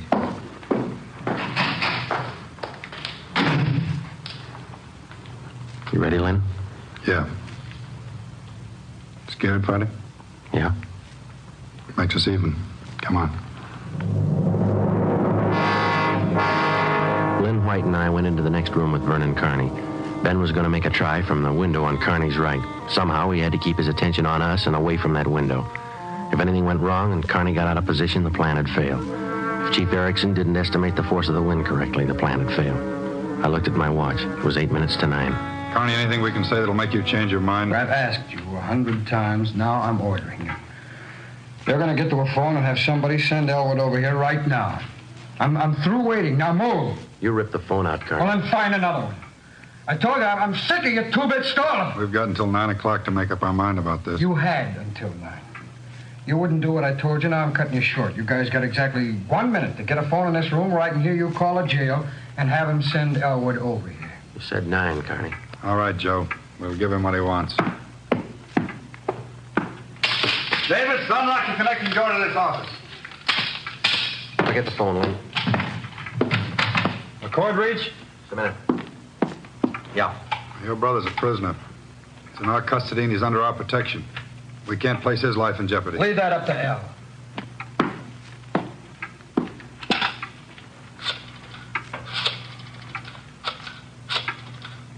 Kenworthy, this is Lynn White. We want Elwood Carney over here at City Hall. His brother wants to see him.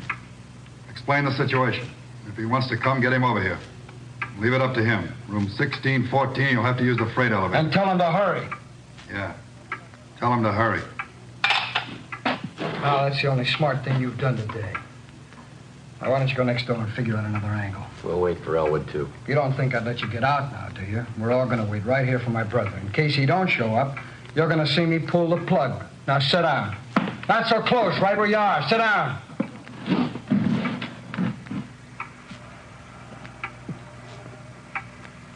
It's a loud clock, ain't it? It's windy. It's getting cold in here. Maybe I ought to close the windows. Hey, turn on the heat. Stay put, cop. What's that? What's going on? Just the wind, Carney. Stop! There's somebody out there. I can see his feet. You stupid cunt! Pull him up! Get back there! You'll pull him up! Righty, tell him to pull him out. Pull him up! Pull him up! Pull him up! All right, Carney. You win. You bet I win, you dumb coppers. You didn't think I'd miss a trick like that. Now we'll just close the windows, boys. There's one. And locked. Here's your brother, Carney. Yeah. Oh, yeah. Hi, Vern. You did it. I told you. I told you I'd do it, didn't I? That's far enough for the rest of you. Al, you come on over here.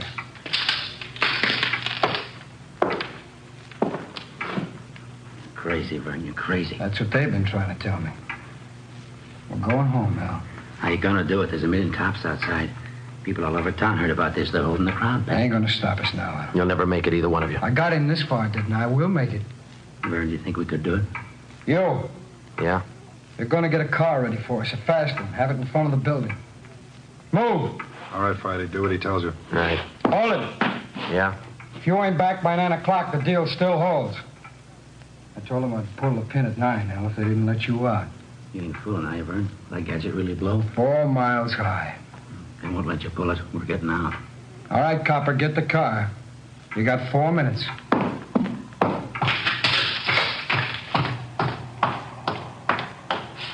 Hey, Ben! Ben! What happened? He spotted me? Yeah, no time to explain. Now listen, we gotta work fast. Yeah? We had to bring Carney's brother over from the jail. How much time we got? Less than 4 minutes. How about the ledge? Think you can do it? Strong wind, you'll have to hang on like a fly. I don't know. I can give it a try. Okay, same plan. Every second counts. Now, I can't brief Lynn. He's in the room with the guy. It's up to you and me. I'll get on the ledge from one of these offices. I hope I'll make it. If you don't, we'll know you tried. Now, hurry. Hey, Ben, wait a minute. Yeah? I forgot. The window's the one on his right. He locked it. You'll have to crawl around the one on the left. You got it? Right. Okay.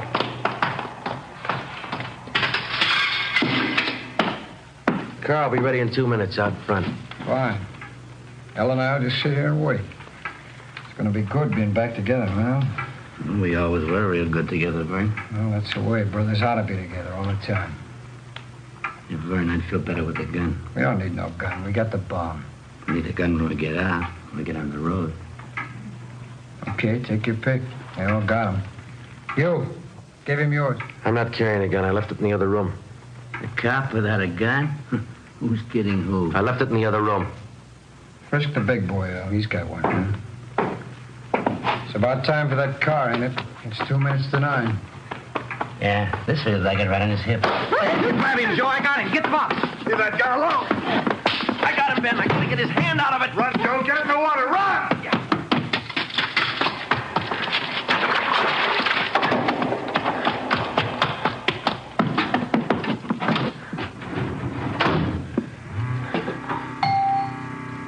In a fast elevator, 16 floors isn't very much, but I never shared an elevator with a live bomb. Seemed like hours between floors. I kept watching the bucket. The bomb was completely underwater. A small stream of bubbles was hissing to the surface. I waited. Main floor. I picked up the bucket and ran for the street. I missed the first step. I fell forward. The bucket spun out of my hand. I sprawled flat on the sidewalk. I waited for the explosion.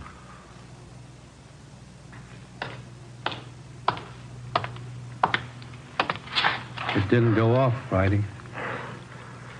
Yeah, I gave it a good chance, Lee. It was all there. Look, at least a dozen sticks of dynamite. Snyder, bring that over here.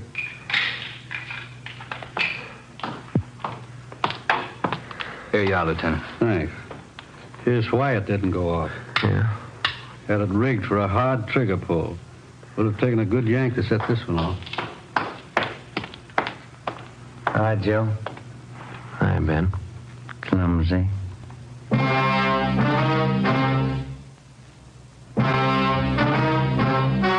The story you have just heard was true.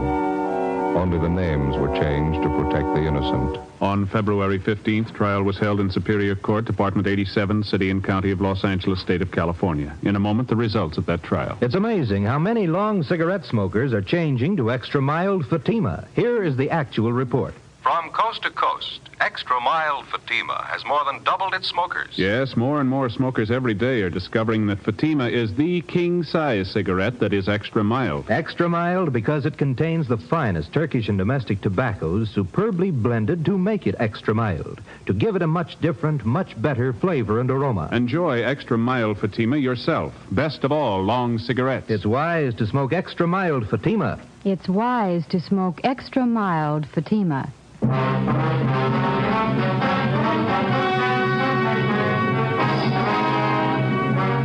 Vernon Carney was examined by 5 different psychiatrists appointed by the Superior Court and found to be mentally incompetent.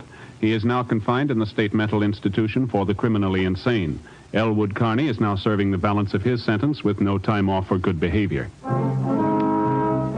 Fatima Cigarettes, best of all long cigarettes, has brought you Dragnet, transcribed from Los Angeles. Next, Sarah's Private Caper with comedian Sarah Berner on NBC.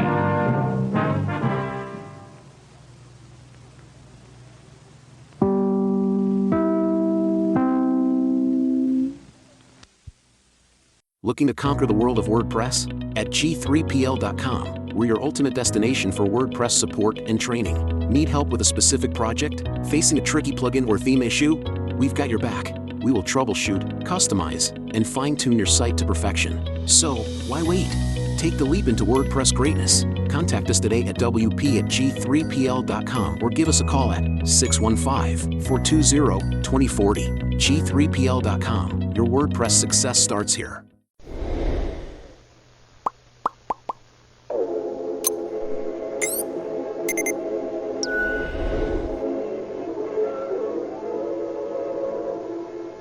Calling all cars, the presentation of the Rio Grande Oil Company. Los Angeles Police calling all cars, attention all cars. Calling all Los Angeles County Sheriff's cars, broadcast 50 regarding a murder on Riverside Drive. All cars be on the lookout for a Buick Coupe, page 642, 8S Sugar 642, 8 Sugar 642. The suspect is believed to have escaped in this car. That's all. Rosenquist.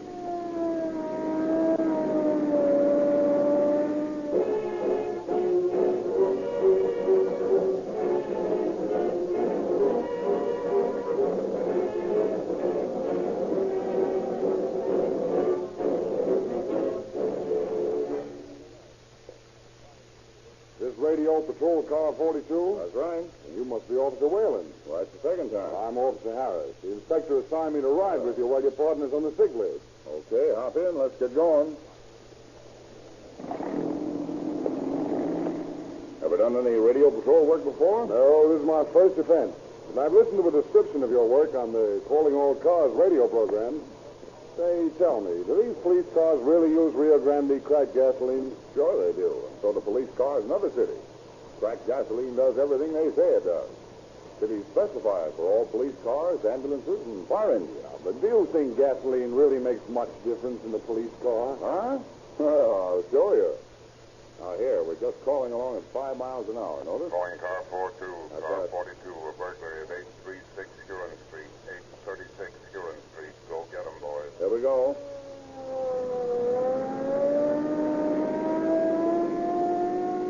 Now, there we are. 80 miles an hour. Boy, I'll show you what police car performance means. We'll use every bit of power we can get out of that Rio Grande cracked gasoline.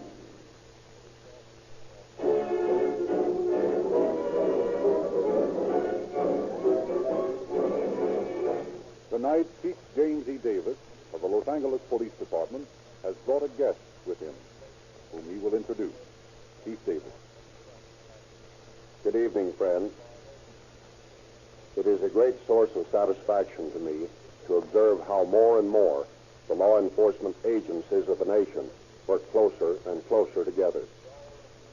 Whenever a major crime occurs these days, all facilities of municipal, county, state, and federal police are merged into a cooperative and a crime army, with the result that fewer and fewer crimes remain unsolved. Tonight's story did not come under my official jurisdiction. It was solved under the direction of my guest and good friend, Gene Bisculoos, Sheriff of Los Angeles County.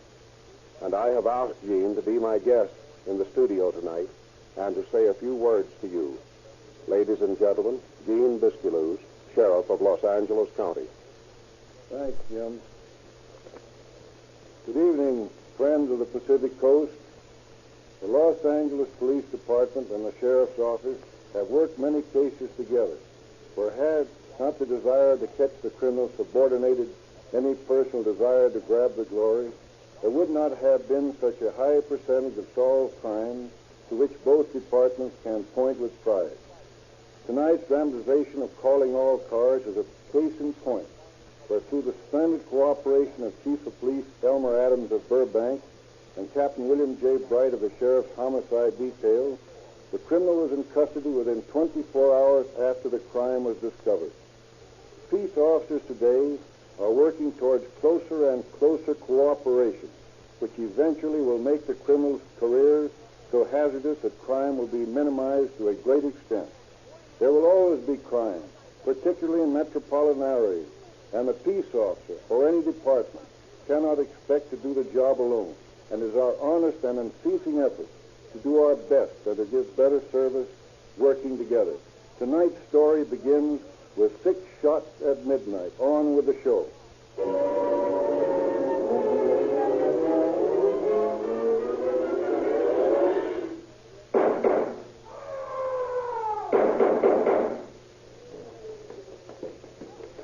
Mr. Lewis, wake up! Wake up!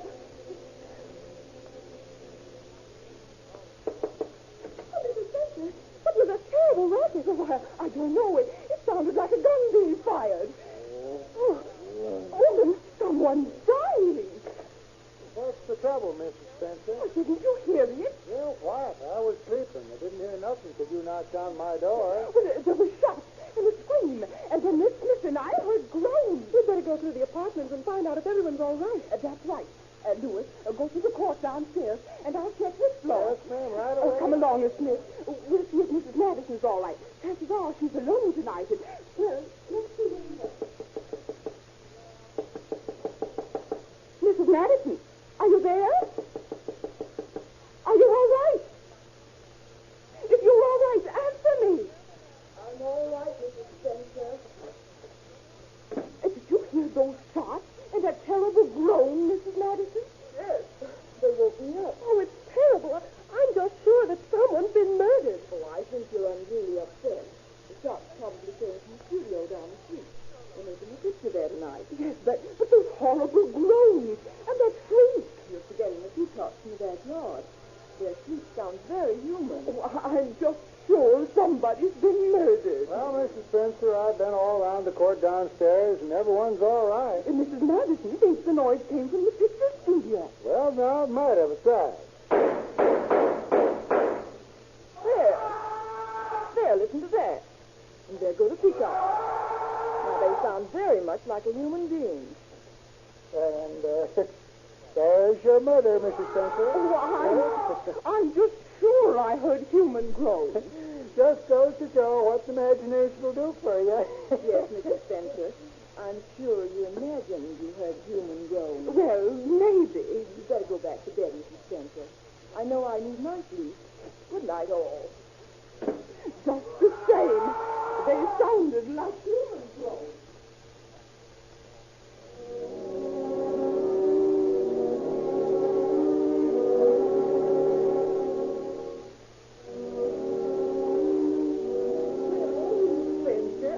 I'll take this apartment. Yeah, I'm sure you'll like it here. I know I shall. It's so close to the studio. Lucky I ran into Miss Madison over the studio restaurant the other day. I'd never known about your playing. Indeed, it is. I wonder if Mrs. Madison is in. I'd like to tell her I'm going to be her new neighbor. Well, I haven't seen her since last night. She left a note on the door this morning, asked not to be disturbed. But certainly she's up by now. And come this way. She's just down the hall. Her note's still there. Well, if she isn't awake, she ought to be. That's right. She's no rush to be sleeping in the middle of a nice Sunday afternoon like this. Mrs. Madison. Oh, Mrs. Madison. That's strange. Maybe something happened to her. She might have left the gas heater on too high and been overcome. Have you passed the door? Would you better open the door then? Yes, I think I have. Mrs. Madison. Ooh, Mrs. Madison. Not here. The bed's still down. Maybe she's fainted in the shower. I look. No, she's not in the bathroom. Look! Well, what's the matter? Somebody's under the bed. Oh, that's Mr. Madison. Maybe he's drunk or sick. Blood! Oh! He's been murdered!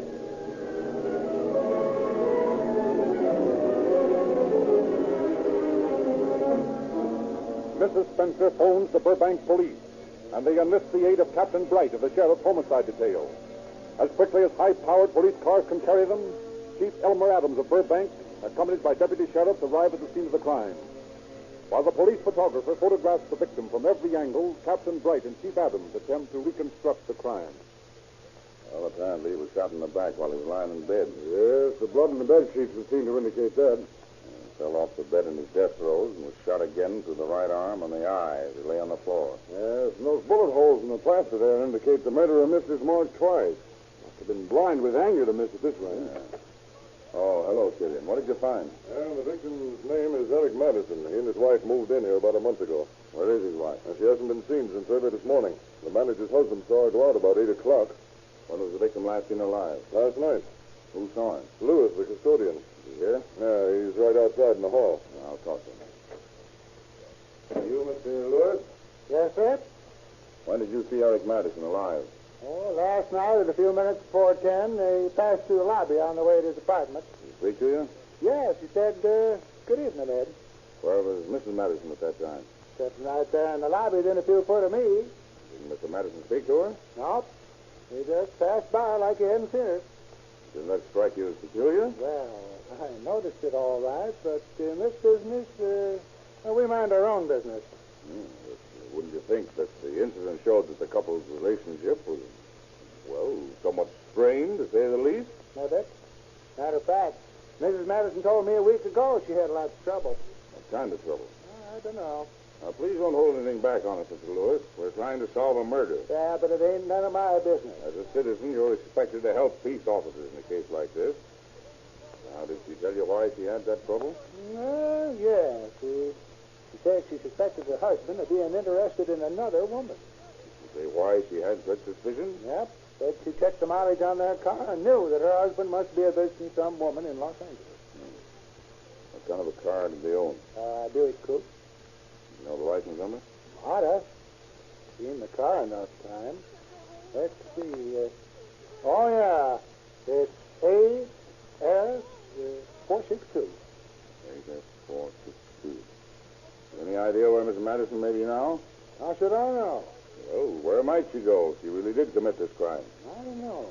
But she used to run a hotel down in Palm Springs, and she told me that she's gone deer hunting up to Jack Riley's ranch in Kern County lots of times. Is that the big ranch up near the Fraser Mountain National Park? Yeah, that's the place, all right. Where else might she have gone? Well, there's her sister up in Montana. Is that the same one whose address we found in the desk drawer? No, I suppose so.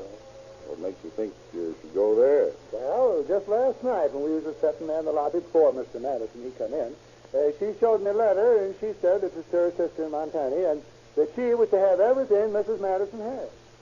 Seems to me that's a pretty significant statement. What did you say to that? Nothing. It's not none of my business.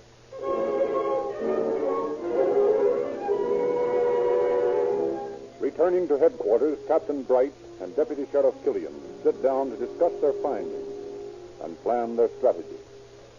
Well, from what I can get out of that fellow Lewis, it looks as though there might be a jealousy motive. Right. Now, we might as well begin by eliminating the possible places to which he might escape. Got a description? Yes, in full. Good. Now, trace the route you might possibly take between here and Dillon, Montana, and send the description to every town along the way. Also get it out on the state teletype. Sign Sheriff Fitzgerald's name to it. Yes, sir. Now, Lewis said she used to run a hotel in Palm Springs, and that she also has gone deer hunting at Jack Riley's ranch in Antelope Valley. Well, if she'd be escaping to either of those places, she'd undoubtedly pick on Jack Riley's place. You got a lot more chances hiding up there in the woods than you have down in the desert of Palm Springs. Right. So let's work on the Jack Riley lead first. Now, tomorrow morning, you'd better get Chief Adams from Burbank and Deputy Sheriff Rowe and drive up there. Yes, sir.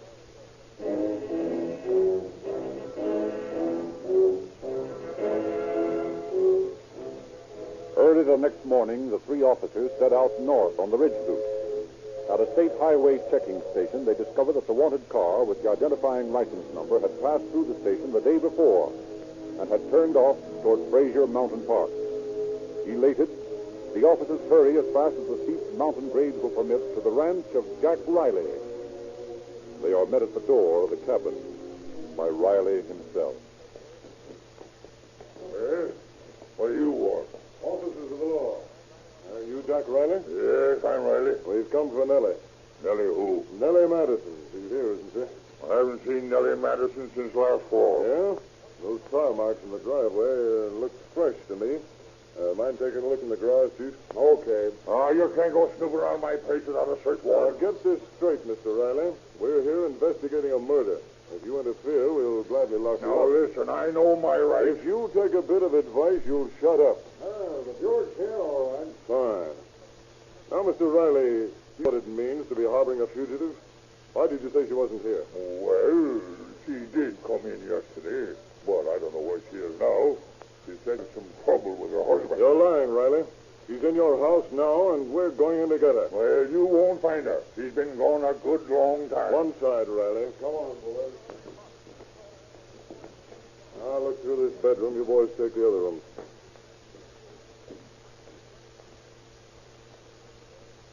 See? Here. When I tell you. What's in this closet, Riley? Oh, no. The clothes, that's all. Clothes, huh? What's this big bundle of clothes in the corner? I don't know. Well, I'll tell you what it is. It's Nellie Madison. Come on out, Nellie.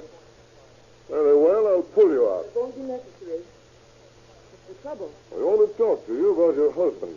He was shot and killed Saturday night. What do you know about it? Nellie, why didn't you tell me it was murder? Where's the gun? What gun? There's one in my car. Oh, go get it, will you, Chief? Now, what do you know about the murder of your husband? I know nothing about it. What are you doing hiding up here? I'm not hiding. I came up to visit. I wasn't come up here. It's a lovely place. Isn't the view from here splendid? With the desert shimmering below us? Just a minute, Mrs. Madison. You're off the subject. But I love the desert.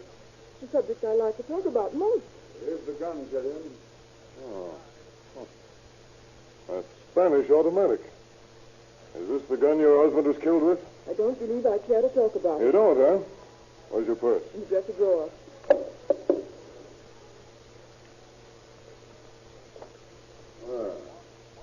How about this, Mrs. Madison? What?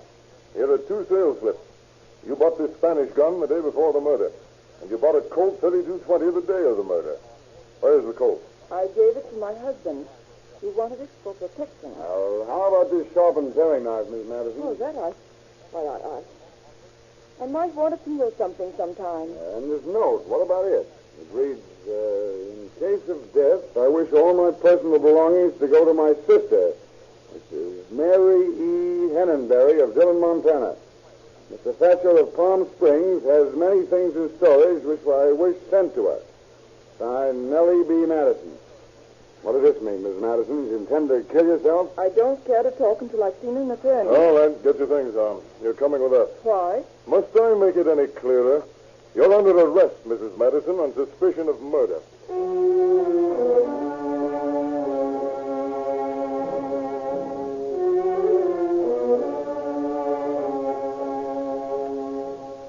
Although she talked freely of unimportant things during the long trip back to Burbank, Mrs. Madison refuses to discuss the death of her husband. When the officers and their prisoner arrive at the Burbank police station, Captain Bright is waiting there for them. Now, Mrs. Madison, we want to ask you some questions. We merely want the truth from you. Yes, Captain Bright. Your name, please. Nellie Brown Madison. Age? 39. How long have you been in California? Since 1920. Have you been married before? Yes. Mr. Madison is my 4th husband. Well, that's quite a record. Suppose you tell me about them. Who was the first one? When I was just a kid, I eloped from my home in Red Rock, Montana with a man named Brothers. What was his first name? Oh, I'm not sure about his first name. It was Roy or Ralph or Robert. Something like that. We were going to Ogden, Utah. But my father caught up with us at Salt Lake City and took me home and had the marriage annulled. And the next one? In 1917, I married a man named Trask. We were divorced in 1923. Then in May 1925, I married William J. Brown, an attorney in Los Angeles. We got a divorce in 1930. I married Mr. Madison about a year ago. Mm-hmm. Thank you. And now about this other gun, Miss Madison, the Colt. I gave Where is it that? to my husband. Please, can't I have an attorney? Yes, you may have an attorney. I shouldn't be giving out any information without an attorney. I feel I'm entitled to that protection. Certainly. If you don't care to make a statement, it's... I think what I ask is fair. Certainly. The law. You understand I haven't asked you a thing about the murder of your husband. I've only been asking you about your past. I know, but if I could have an attorney... You know what you were accused of? No. You were accused of having murdered your husband. However, I won't ask you a single question about it. We can chop this statement off right here. I would like that, please. Very well. But we want you to understand, Mrs. Madison, that you've had a chance to tell your side of the story, but that you've refused to do so. I don't care what construction you place upon my request. I will not talk until I have consulted an attorney.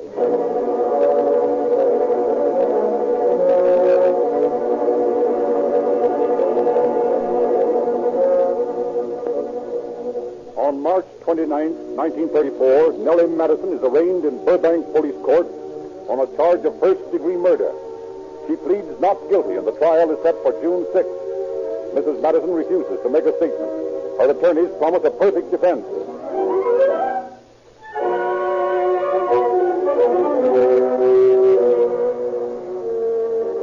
Meanwhile, Deputy Sheriff searched Riley's ranch and the murder apartment for the death-dealing weapons.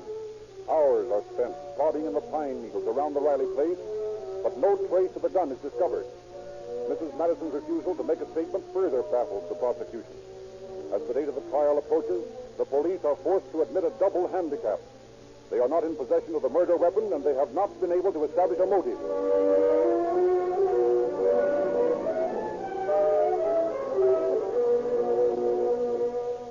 The trial opens on June 6th, with Deputy District Attorneys George Stallman and Paul Palmer handling the prosecution. A jury of 8 men and 4 women is impaneled, and the routine testimony of the various witnesses is heard.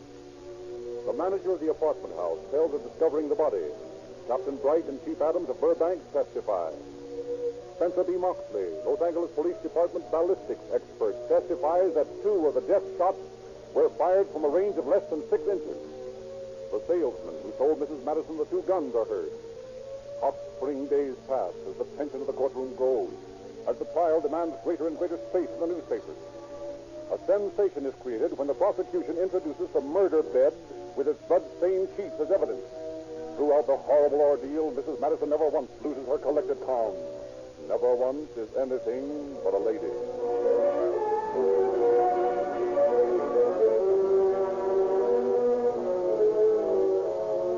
Then a week after the trial began, Mrs. Madison's attorneys begin their perfect defense. Your Honor, I would like to call another witness. You may. Mr. Arthur, please. Promise to tell the truth, the whole truth, and nothing but the truth to help you, God? I do. Your name, please. Ralph T. Arthur. You were acquainted with Eric B. Madison? Yes. How long? For about a year. Mr. Arthur, I have here a photograph of the body of the victim in this case as it lay on a slab in the county morgue. Is this Eric Madison? No. That is not the Eric Madison I knew. Order in the court. Now, Mr. Arthur, here is a picture identified as a photograph, a photographer's portrait of Eric Madison. Do you recognize it? Why, yes, that is Eric. Will you tell the court, please, the difference between these 2 pictures? Well, this corpse here has a scar on his forehead and a mole on either side of his nose, and the picture of Eric hasn't. Did Eric Madison have a scar on his forehead or moles on either side of his nose? No, not that I can remember. Your Honor, my client is accused of murdering her husband. But I will establish beyond a shadow of a doubt that she could not be guilty of this crime, for the victim is not her husband. Order, clear the courtroom.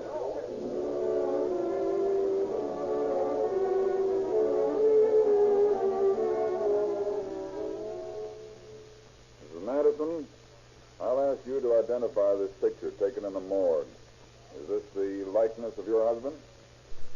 No. I do not believe that is a picture of my husband. Do you recognize the man in this picture? No, I do not. Now, is this the studio portrait a picture of your husband? Yes. Are you sure that your husband didn't have a scar on his forehead and a couple of moles near his nose? I'm certain of it. He had a little red mark on the bridge of his nose made from his glasses. but I don't remember any moles or scars. Mrs. Madison, did you kill your husband, Eric Madison? I did not kill him or anyone else, ever. Did you have any reason to kill him? No.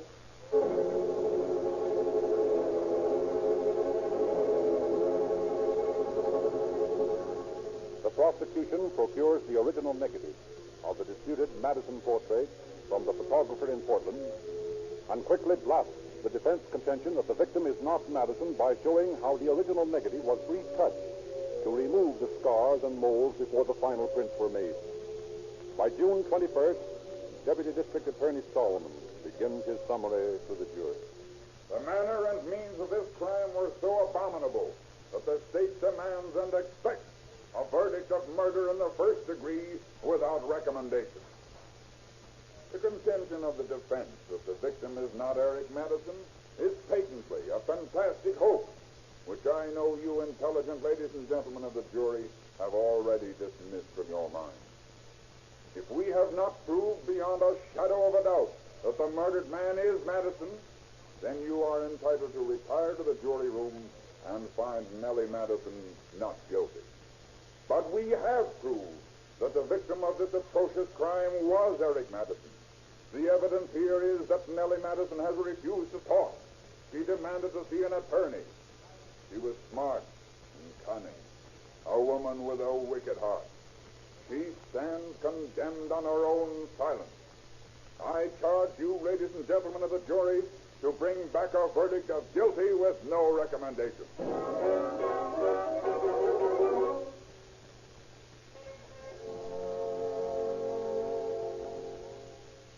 Ladies and gentlemen of the jury, did you ever lose suddenly and horribly someone you held most dear?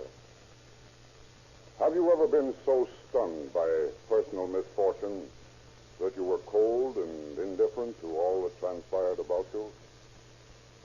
If you have, then you will know what happened to Nellie Madison throughout this trial.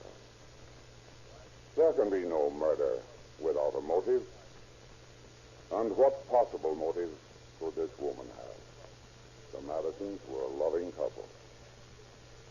The prosecution has not only asked you to hang a woman, but by all we've shown during this trial, to hang an innocent woman. Don't do it. Don't have this thing on your souls and consciences the rest of your lives. Don't send this woman to the gallows on the tenuous strings of circumstantial evidence. Remember the command of the Almighty Father. Thou shalt not kill.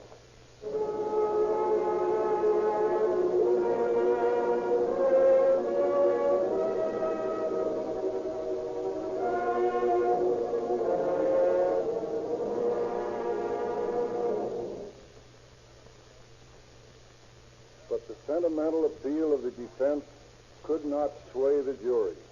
And on June 21st, they returned a verdict of guilty of first-degree murder with no recommendation. Such a verdict amounting to mandatory death sentence. Nellie Madison has appealed her case.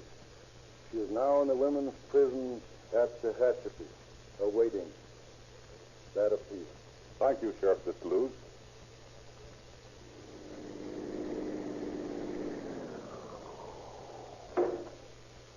Well, there you are, Officer Harris. How did you like your first ride in a police car? Oh, I feel kind of worn out.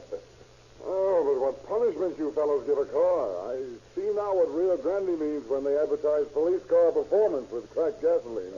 No ordinary gasoline will do for police work. They've got to have all the power there is in the engine. Cracked gasoline's the best gasoline our city chemists could find. It has tetraethyl, too. I buy the same gasoline for my own car from that Rio Grande service station right over there. You better use it yourself. Thanks, Whalen. I'm sold. From now on, I'll use Rio Grande cracked gasoline, too.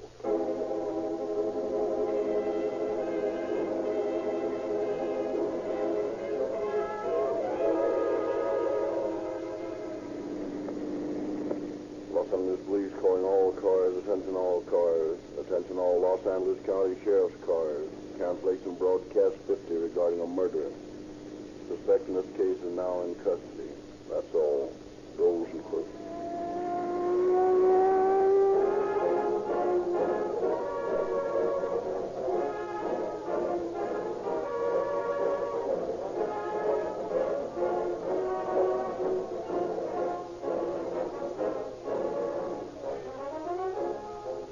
Hauling All Cars is written and produced by William N. Roaston.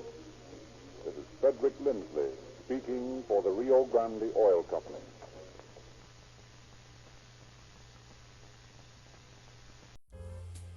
Thank you for watching Golden Age Radio. Stay tuned for another show after this brief message. Join us each day for all new episodes of Quality Vintage Radio. The entertainment never stops. Let us know what you think about the shows. Your feedback is important for us to provide the best quality entertainment to you. Visit G3PL.com if you need database support or training. Subscribe for more radio episodes like this. Click the notification and leave a like to help the channel.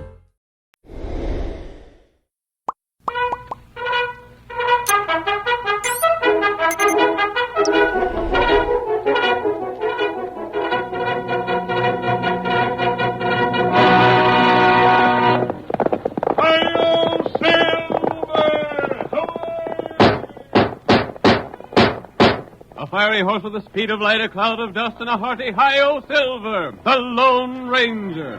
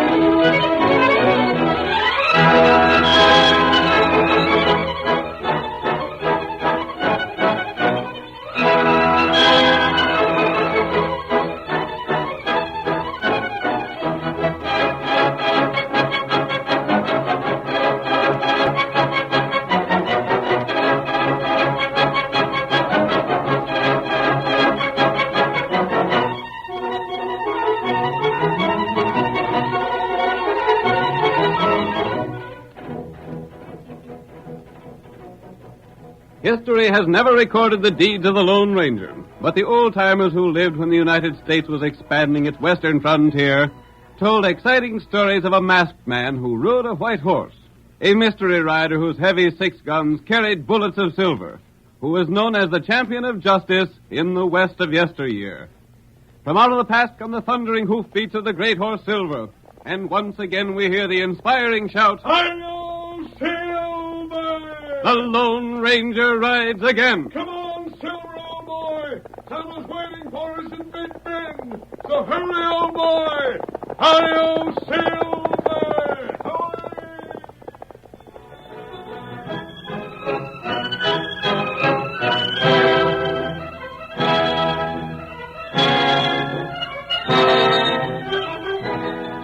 Jed Kramer, the banker, made his fortune by lending money to the inhabitants of Big Bend. His terms were harsh, and he was quick to foreclose when his clients were unable to pay. As a result, nearly every man in town was his enemy. We see the moneylender in his bank long after closing hours. It is night, and he is working by the light of an oil lamp. Before him on the counting table is a heavy metal cash box. There, I reckon this is all just as it should be. Sounds like the door creaking. Maybe I'm to have a visitor. Have a look outside, see if there's anyone around. Pitch dark. Can't see nothing. If anyone's close by, They hear just what they should hear. Gotta act this thing just so. Who's there? Come to see you on business, Jed Kramer. Who? What? Take it easy. I don't aim to hurt you unless you make trouble. Who are you? I don't matter none, Jed. What I'm after won't take long. Come out into the light where I can see you. What do you want? I'll have... No, you won't, Jed. I'll reach for that gun. I've got you covered. You're after my money. You thief. That's right, Jed. Well, you won't get it. Oh, no? Make one move and I'll drill you clean through. Now stand up and reach for the ceiling. You blasted. That's it. Now face the wall. If I could get one good look at you. Don't try. My face is covered. You won't get away with this. That's my worry. Now just take that cash box. Oh, $10,000 you're taking. 10,000. Too bad it ain't more. You'll ruin me. I wish that was the case, Kramer. But you got a plenty more cash. Keep facing that wall. But you can't do For years now, you've been cheating, swindling, and bulldozing the honest folks around here out in the hard-earned cash.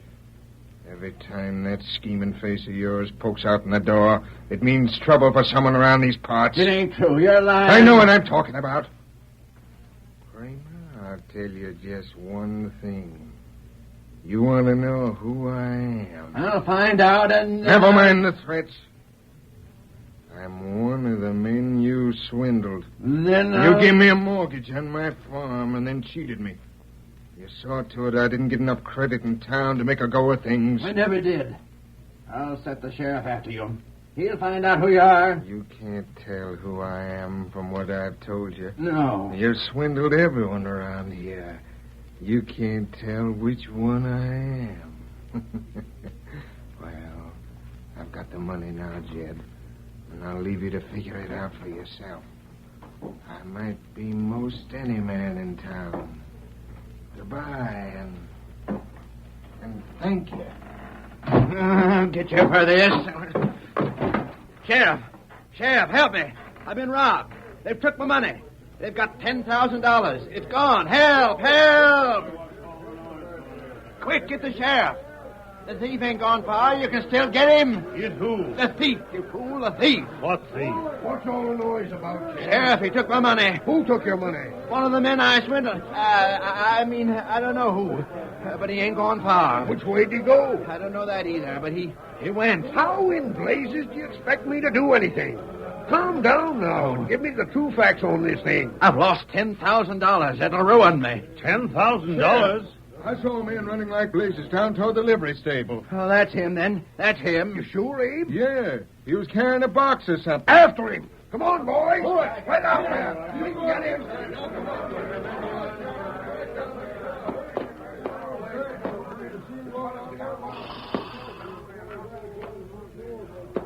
There they go, Tonto. We just came from the stable, and there was no one down there. Either the man called Abe was mistaken, or he lied. Maybe him take money. It's possible. Abe owes Kramer a lot of money. Plenty fellow owe him. Right.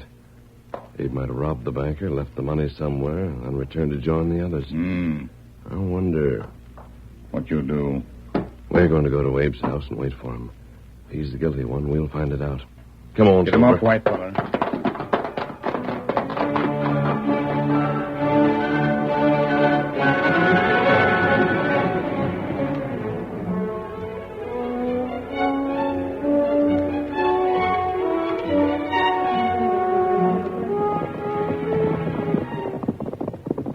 We shouldn't have long to wait. If Abe is guilty, he'll slip away from the others as soon as possible. And maybe him go home with money. I'm counting on that. There's the house. We'll leave the horses here. Oh, Silver. Oh, boy.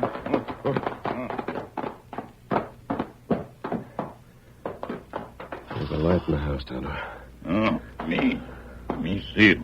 That must mean there's someone inside. We'll have to be careful. If Abe suspected that he is being watched, we'd find out nothing. We'll wait over near the window. Plenty dark there. Kimosabe. What was that? That baby. Abe Turner's child. I didn't know. And that little feller, plenty sick. A sick child. And we're going to send the man to jail. Horse come this way. I hear it, Kimosabe. Him come plenty fast. Yes. There he comes. It is Abe.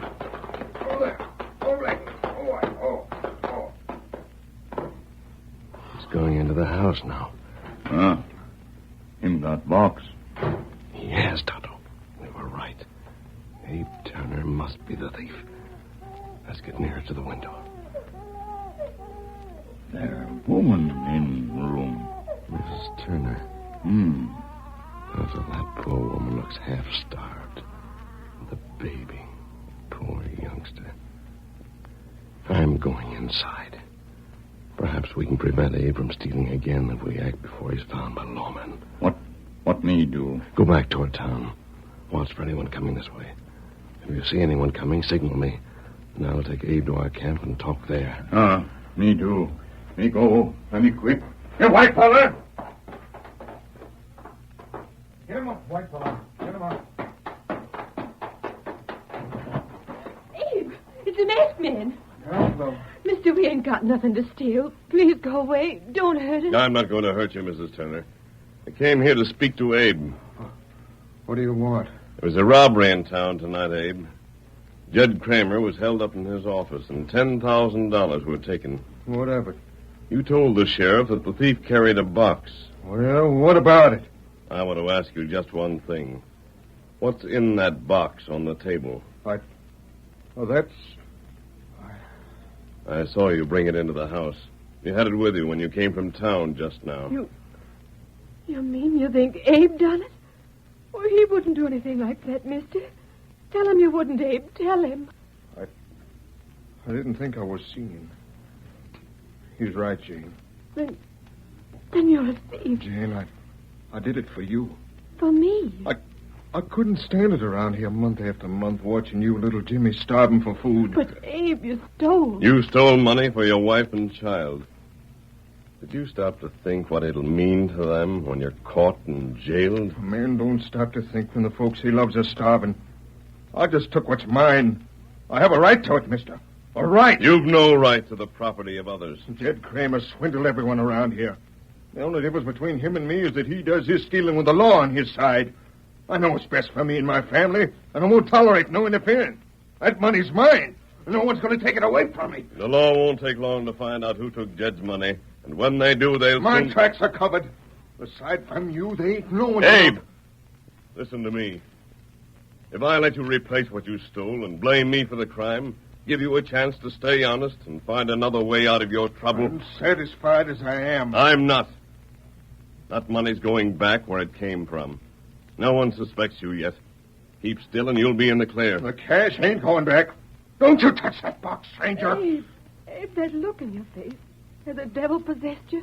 You don't savvy. No one understands. I'd be in the clear if it wasn't for you, mister. Not for very long. Forever. I'm playing this game like it was planned, and you ain't gonna stop me. The cash is going back. I know who you are. I've heard about you, and I... Stand back, Abe. I'm taking the cash box. Don't shoot him, stranger. Don't shoot, Abe. The poor man ain't himself. I've never seen him like this. I'm sure of that. All right, stranger. You win. I reckon I can't stop you taking the cash box. Put your gun down.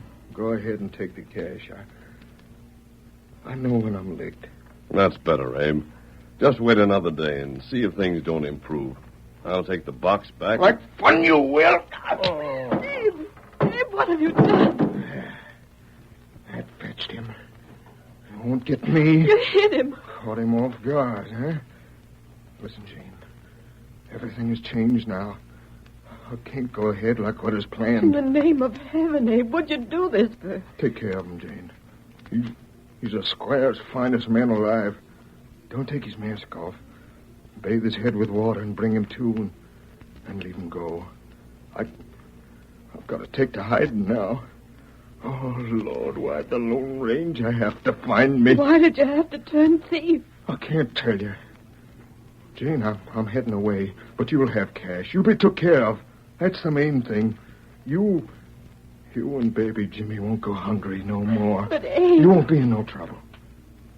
Jane, just remember that whatever I done for you and the baby. You can't leave like this. I gotta. But this man... He ain't hurt bad. Just tell him I've lit out. Tell him there ain't no use hunting me. I won't never be found. But, Abe... Abe... Goodbye, Jane. Goodbye. Oh, Lord in heaven. What's happened to the man we love?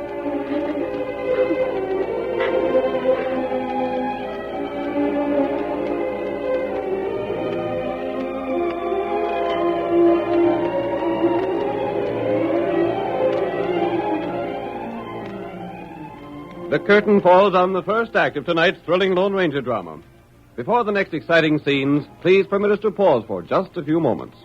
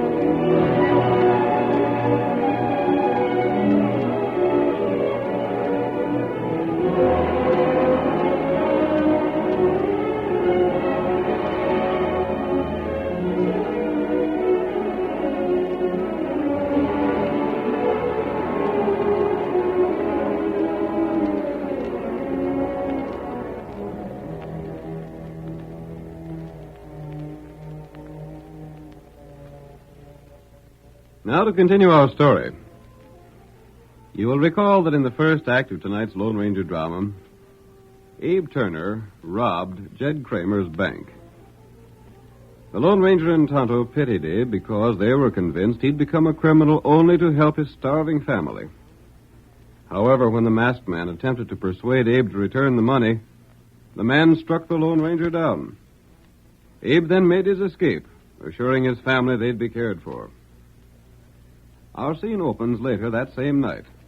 We see the sheriff's posse riding toward Abe's home. I don't like the way Abe Turner gave us a false lead, then disappeared. He said he'd seen a man heading away from the bank. Yeah. Then went on to tell about the man carrying a box. That ratted deputy, he must have eyes like an owl. Yeah. And we didn't find hiding a hair or no one where he said to look. Just so. That's why I hanker to ask Abe a few more questions. Won't do no harm. I'm downright sorry if it's Abe that robbed old Jed Kramer. Abe's wife has enough troubles without seeing her man jailed. Say, Sheriff. Yeah? Have you noticed a white horse traveling ahead of us? No. Well, there's one there. I first sighted it when the moon poked out from behind a couple of clouds a minute ago. If you look sharp, you can see it. I see it. Traveling fast, too. Faster than we are. Darn sight. And heading for Turner's place. Maybe to warn Turner. Deputy, signal the boys to come fast. Get along there. Come on, boys. We sighted something ahead. There's the horse at Turner's house. Yeah. And the rider's gone inside. See, the door's wide open. There's two men outlined in the light. And two horses outside. Come on, boys. Something's going on at Turner's place. There's Jane Turner standing in the doorway. Hey, hold on there. Stop! There they go. Stop in the name of the law. They ain't stopping. The rest of you men get after them, too. Slow. Hold there. Hold there. Hold there. They'll catch them all right. Come on, Deputy. I'm with you. Hold on there, Jane. We aim to speak to you. Sheriff. It's me, all right. How'd you know about Abe's pursuit? Come on inside, Deputy. Yeah? Please don't judge Abe too harsh. So, Abe turned thief, huh? He done it for me and the baby. Looks like our suspicions was right, Deputy. There's a cash box on the table. Yep. Where's your husband, Jane? He's gone. Where? I don't know. He just left. He said You said we wouldn't see him no more. Where's the stolen money? I guess the masked man took it. Masked man? What masked man? He just left here. He come and tried to get poor Abe to take that money back, but Abe must have gone crazy with worry and with seeing us go hungry, and maybe Jimmy Neaton thinks so bad. Abe knocked the masked man down, and then Well? Then he told me to be sure and treat the masked man kindly and to bathe his face with cool water till he come to. Go on. Then Abe went away. The masked man come to and asked me what Abe took from the cash box, and I told him the truth, just as I'm telling you the truth. Abe didn't take anything from the box. The masked man took something, though, and then an engine rid up. We seen the engine. The masked man joined him, didn't he? He just rid away as you come up, but... Oh, Sheriff, please find Abe for me. We'll find him all right. I can't imagine what's got into the poor man. He ain't to be blamed too much for what he's done. He didn't mean no harm, Sheriff. You say this masked man has the cash from the box? I don't know. It's sure enough empty now, Sheriff. Then the masked man must have cleaned it out. I know Abe didn't. Why'd poor Abe have to do this sort of thing? I'd be the first one to admit that Jed Kramer was a first-rate skunk that needed a dressing down and trimming. He stopped at nothing to swindle folks. He was ready to take our house away from us when we couldn't pay the mortgage money. Abe shouldn't take the law into his own hands, though. He just didn't stop to think. All he knowed was that he'd been swindled by Jed Kramer and that we was hungry. Oh, Sheriff, if only you could find him. We'll find him all right enough. We'll find him if I have to swear in every man in the county as a deputy to do it.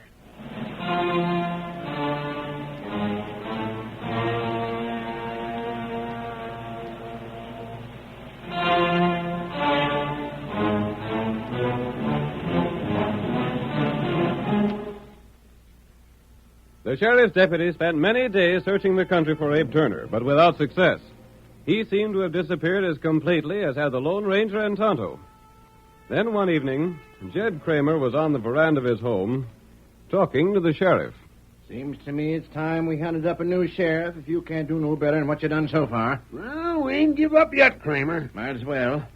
I'd give up hope of ever finding any of my money again. Losing that $10,000 don't seem to have hurt your bank business none. I got insurance to cover the loss. I know. You always got something to cover anything that happens to you. Well, I'll get inside the house now. This night air is getting cool. Good luck to you in hunting your man. All right, Jed. You can bet I'll find him. Get up there. Get up there. Get along. Get up there.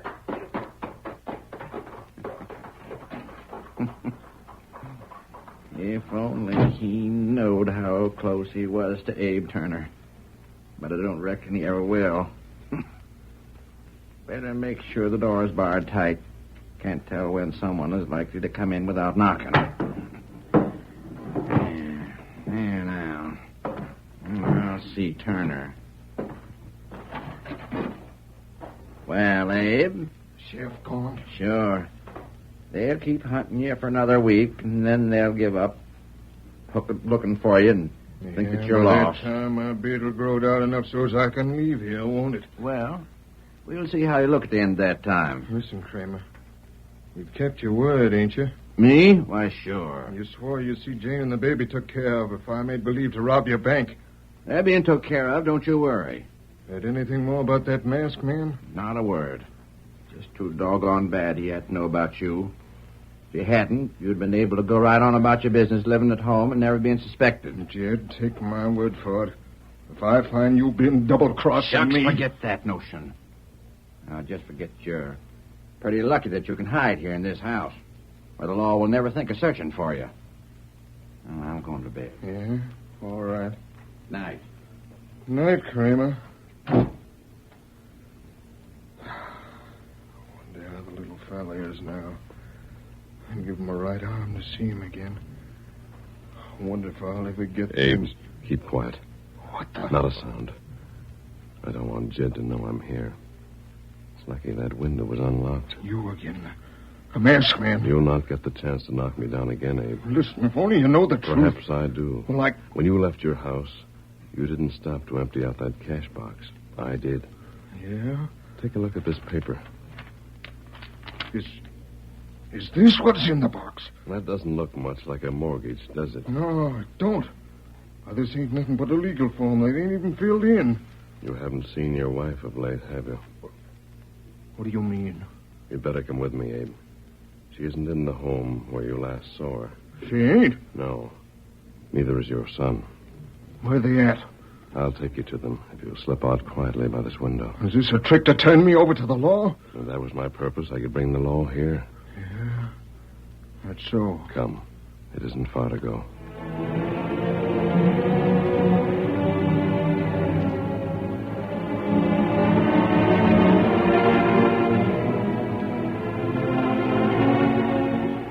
Abe left Kramer's home by way of the window and was taken to the Lone Ranger's camp in the nearby woods. There, beside a small fire, he found his baby asleep in blankets. His wife sat with her back to Abe, her head in her hands. Tonto sat across from her. What's this mean? Abe. Oh, Abe, for mercy's sake, it's you. Jane, honey, what are you doing here? Where'd you expect to find me, Abe? Mace men and Tonto have been feeding us. They fixed a little lean-to a pine branch just for us to sleep in, and You mean to say you ain't got no home? You should know the answer to that question, Abe. Ain't Jed Kramer sent word to you? Ain't he sent you food? I'm gonna starve and eat Jed Kramer's food, even if he did send it. Well, that ornery... Now, Abe, don't lose your head again. Remember that the last time... Jane, haven't you had any food? These two friends have seen to it that I haven't gone hungry. Listen, Jane, you wait right here. Where you going? I've got some things to attend to. You wait here and I'll be back for you inside an hour. But, Abe... Let him go, Jane. You'll see me in an hour or less. Abe! Quiet, Jane. Do you think that... He's gone now, Jane. I think tonight we'll see an end of all your troubles. Wait. You here? Steady, Silver. Horse, come this way. That might be the sheriff. There they are! I said it'd be good to investigate this fire. It is the sheriff. He'll jail you. Stand ready, Tonto. Be ready. Wait a minute, Sheriff. I'd have gone for you if you hadn't come here. We got you covered. Listen to me. You'll put those guns in nothing right away from here in a hurry. You want Abe Turner? Do we? I should say we do. Then listen, and you'll get him.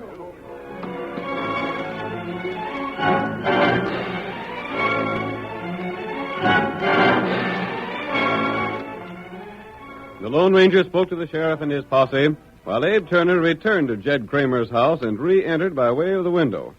Inside, he hurriedly made his way through the house and burst into the moneylender's room. Dirty double-crossing rat. You wonder how I found out, don't you? You thought as long as you kept me hid here, I wouldn't get to know that you'd gone back on your word. I don't know what you're talking about. You will. Have you gone loco? No, I ain't. I was loco before when I believed all the promises you made. You dirty thief. Now stop that noise and tell me what's the matter. You swindled and cheated and done folks out of their homes for years. But even then you weren't satisfied. You even stole cash from your bank. And you had to cover it, so you come to me. We made a deal. Sure. I was to put on an act and make out to rob you of $10,000. They would account for you losing the money.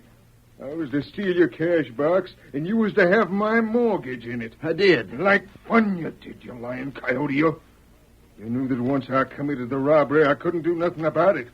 So you tricked me. I don't know what you're talking about. You've gone loco. Oh, no, I ain't.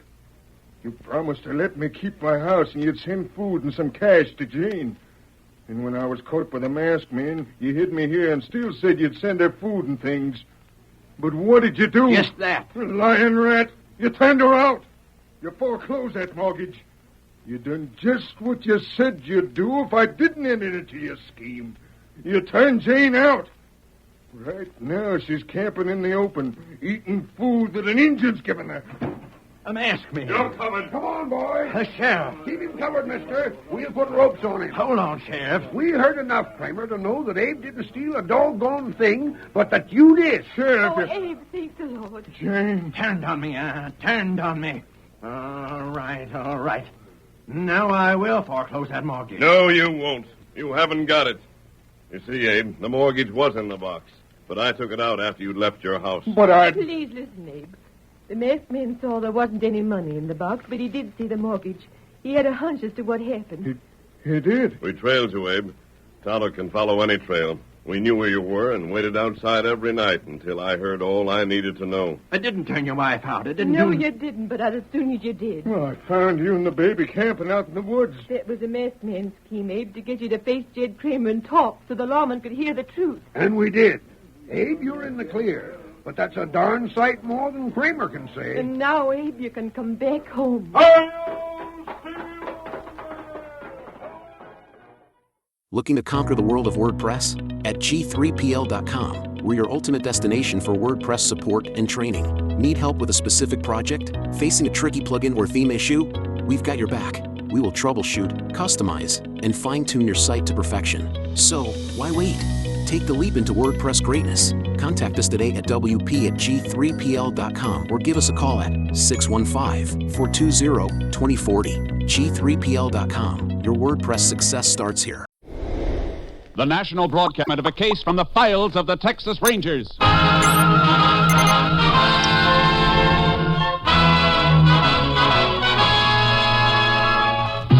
Tales of the Texas Rangers, starring Joel McRae as Ranger Jace Pearson.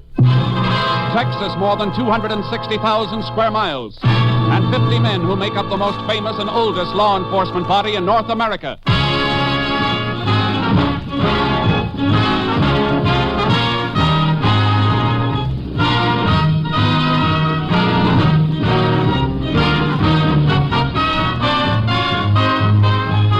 Now, from the files of the Texas Rangers come these stories based on fact. Only names, dates, and places are fictitious for obvious reasons. The events themselves are a matter of record.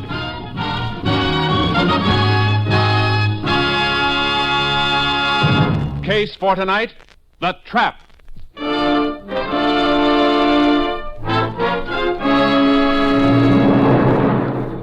It is 1:10 a.m., May 17th, 1948. The highway across a barren and thinly populated portion of West Texas is deserted, except for a truck and trailer pushing steadily westward toward El Paso.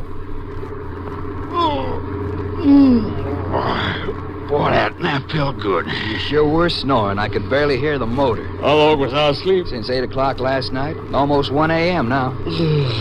How we doing? We'll be in El Paso by 6. We're right on schedule. You want me to take the wheel? No. Wait till we gas up at Frito Junction. It's only another 50 miles. Okay.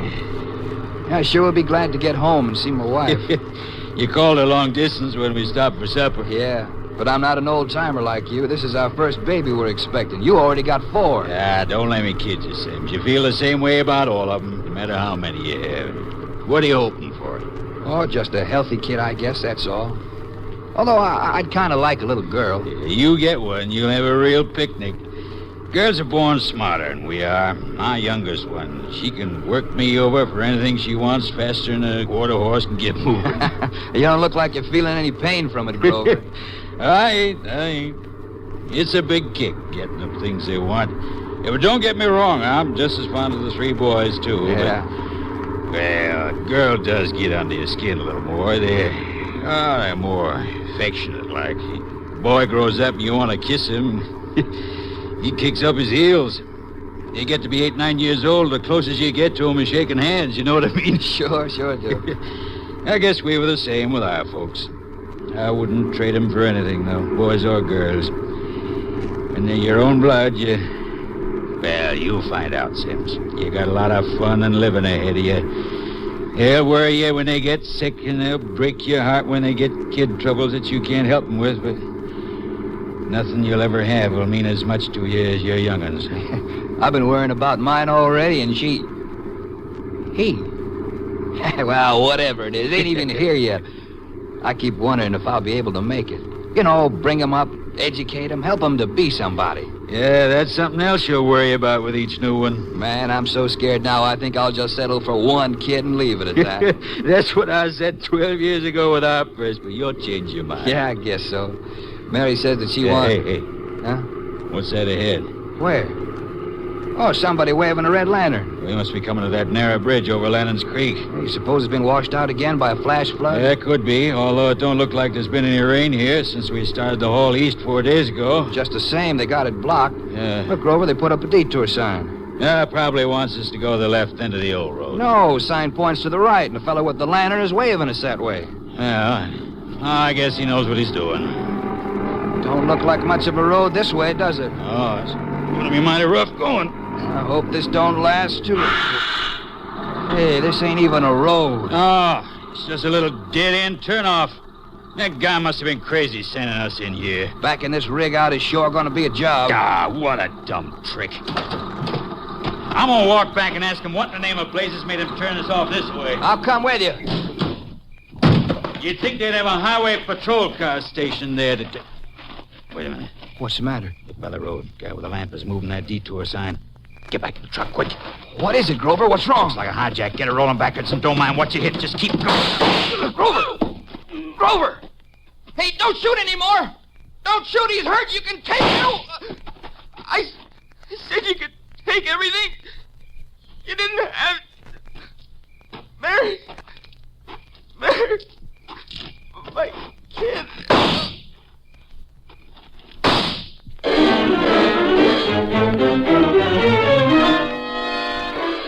At 9 p.m. the following night, the bodies of Warren Grover and Luther Sims were discovered, and the sheriff notified.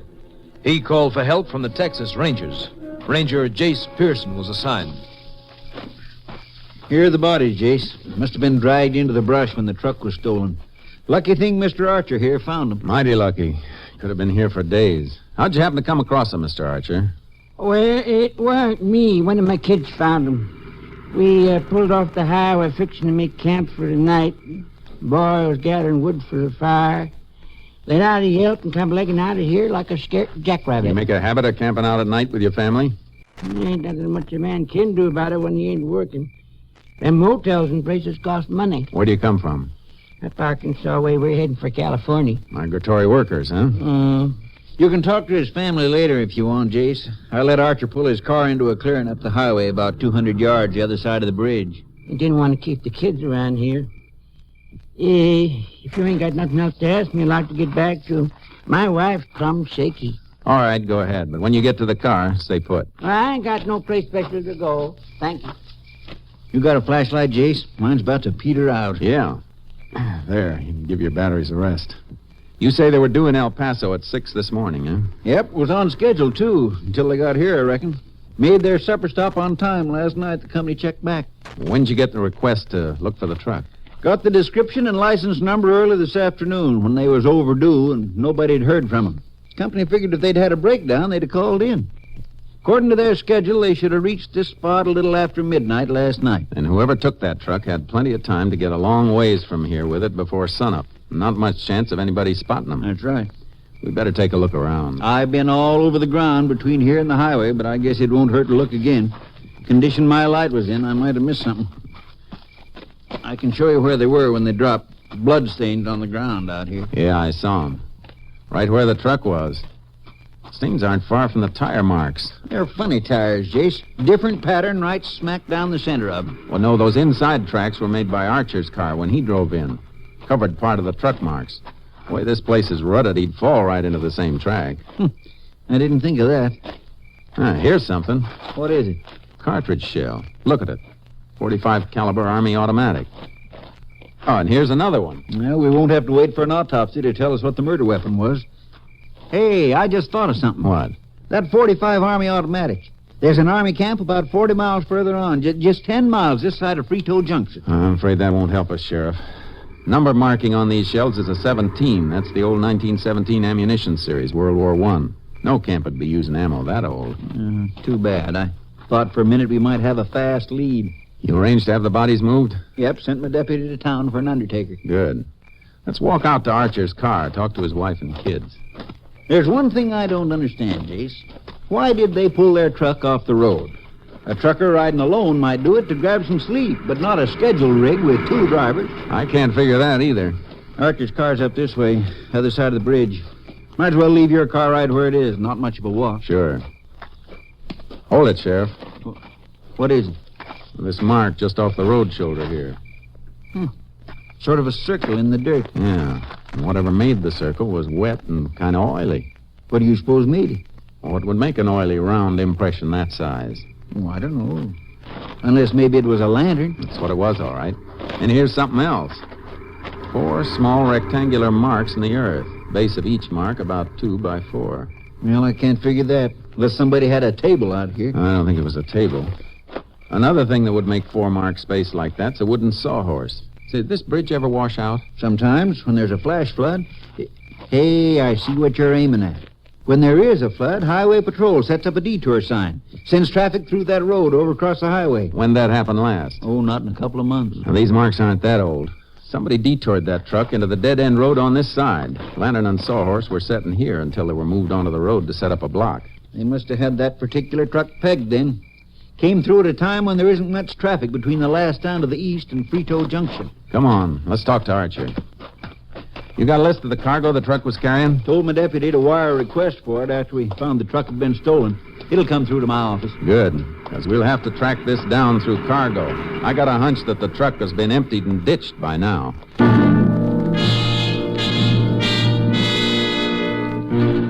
Archer didn't know any more than he'd already told us, and his wife and 3 pale, undernourished kids couldn't add anything. We waited until the bodies were picked up and then headed back for town. The next morning, there was a wire from the trucking company waiting at the sheriff's office. A list of the missing truck's cargo.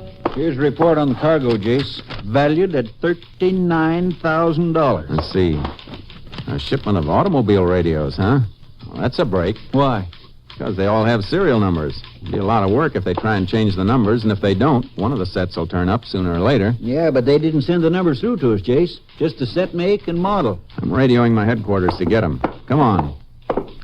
Austin can contact the manufacturer and have him send a complete list of the serials through. Then they can distribute the list to all law enforcement agencies on a statewide bulletin. We don't stand much chance of cracking this if we have to wait for a hot car radio to turn up. Don't worry. We're not going to wait. We've got plenty of other things to do. How many deputies you got handy? 3. How about send them back along the highway? We know where Grover and Sims made their supper stop. I'd like to find out if they made any stops after that, before they were killed. Good idea. As a matter of fact, whoever stole the truck may have turned it around and headed back that way. Killers may have been spotted. It's a chance. On the other hand, maybe I ought to send one man toward Frito Junction in El Paso, just in case the truck kept heading west. Never mind. I'll handle that part of it myself. I'm heading for Frito Junction as soon as I can make that radio call.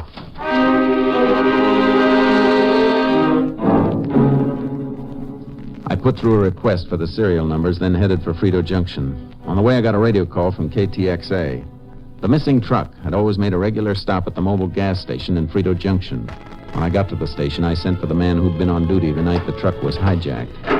Yep, I was on duty night before last, Ranger, but Grover and Sims didn't stop here. I know they didn't. They never got this far.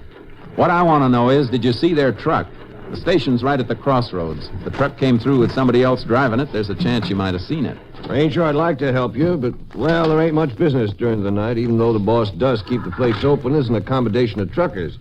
I usually stretch out on a cot in the office. If a truck stops, I get up. If it don't, I just hear it go past. Any other stations around here open at night? Nope.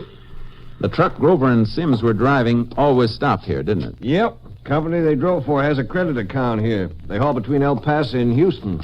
Well, their tanks are always just about dry when they hit here on the return haul from Houston. I see. You mean the truck would be too low on gas to go much further than this without filling up, providing it came this way? That's right. Thanks. That's a big help. You're welcome, Ranger. Wish I could help more. Grover and Sims were pretty nice guys. That's the trouble with a killing. The wrong people usually get killed. It sounds like you got an impatient customer out there. Yep, one of the soldiers from Camp Boulder. Boys are busy on the pumps. I might as well help him. Hey, he's got the drive blocked. I'll ask him to back up so you can get your car and trailer out. It's all right. He doesn't seem to want gas. May want directions to someplace. Hey, you got a shop here? Yeah, but you have to pull around the back. You're blocking the ranger's car. Oh, I'm sorry. That's okay. Just want to make sure you can help me. Doesn't seem to be much wrong with that motor. There isn't anything wrong with it. It's in top shape. And what do you want to put it in the shop for? Got a new radio. Thought you might be able to install it for me.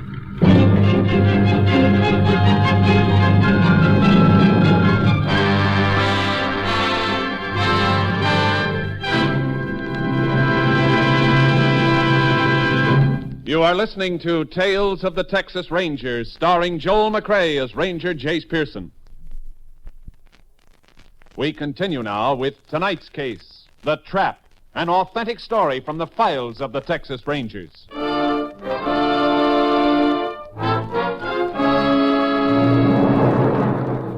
A soldier with a new car radio. It didn't have to mean anything, but it might. The make and model of the set he had matched what I was looking for.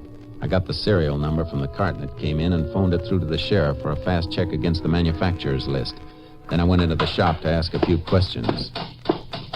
You'll have to drill holes for the antenna, I guess. Unless you want to wear it in your hat, I will. Looks like a good set. Yeah. Pretty expensive. Fella told me it sells for about $85. What'd you pay for it? Well, I didn't buy it. I made a deal for it, sort of. What kind of a deal? What do you ask me that for, Ranger? Something wrong? I didn't say that. I was just wondering what kind of a deal a fella could get on a car radio. The man you got this from have any others he wanted to get rid of? Well, I don't think so. He just gave me this for a trade, you know. On what? Something I had that he needed.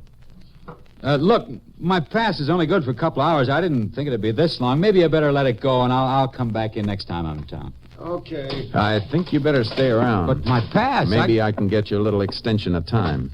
What's the camp number? I'll call your commanding officer. Well, what do you want to do that for? Yeah, what's the matter, Ranger? What is it? It's that radio. Grover and Sims were hauling a truckload of auto radios when they were hijacked and killed. What?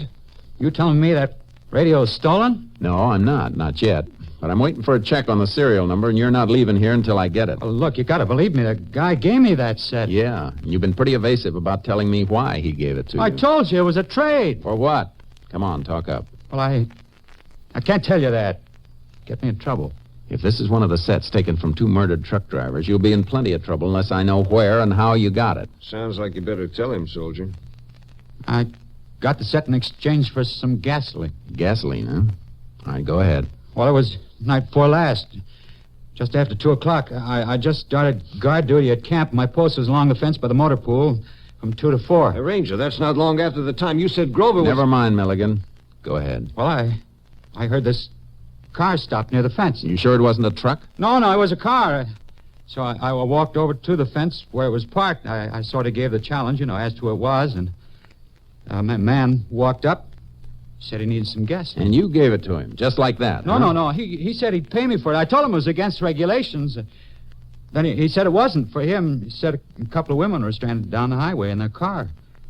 And then he said he'd give me a car radio. Oh, well, it seemed like a good deal, so I opened a pump and filled some Jeep cans for him. How many gallons? 25. And you didn't think there was anything wrong with a trade like that? An $85 radio for 25 gallons of gas? Well, the guy was stuck in that. How could he be stuck? He was only 10 miles from the station, and it's open all night. Well, maybe he didn't know that. He knew it all right, but he didn't want to bring a stolen truck into this station, and he didn't want to get that much gas in cans from a place that might be checked. Look, Ranger, please, I'm up for discharge in a couple of months. Our camp is being deactivated. I don't want to get in bad. You should have thought of that before you started to ladle out government gasoline. What kind of sidearms do you carry at the camp when you do a guard trick? Regulation Army 45. Any 1917 series ammo? None that I ever saw.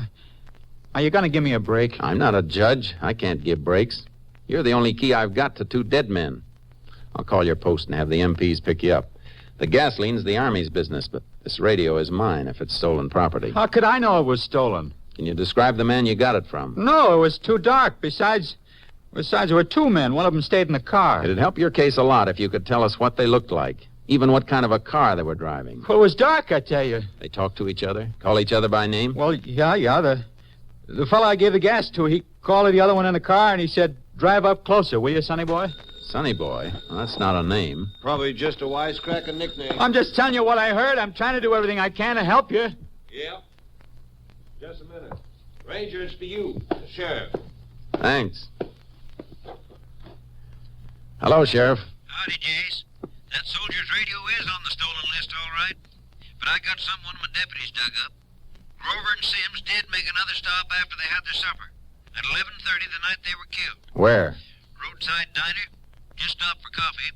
At least Sims had coffee there. Told the proprietor that Grover was asleep in the cab of the truck. You talked to the proprietor yourself? Sure did. Drove out to see him as soon as the deputy gave me the report. It's Watson's Diner. A lot of truckers eat there or stop to coffee up when they're riding late. Watson know if they had a hitchhiker with them? Any rider they might have picked up? He says no, but he didn't go out to the truck, of course. course. From what he says, Sims was the only one in the place except for some traveling salesman who was playing the pinball machine. Fellow named Sonny Boy Jensen. Sonny Boy? That's right, Jace. What you getting excited about? Talk to Watson again. Find out what he knows about Sonny Boy Jensen, who he is and where he comes from. Then meet me back at your office. I'll get there as fast as I can roll.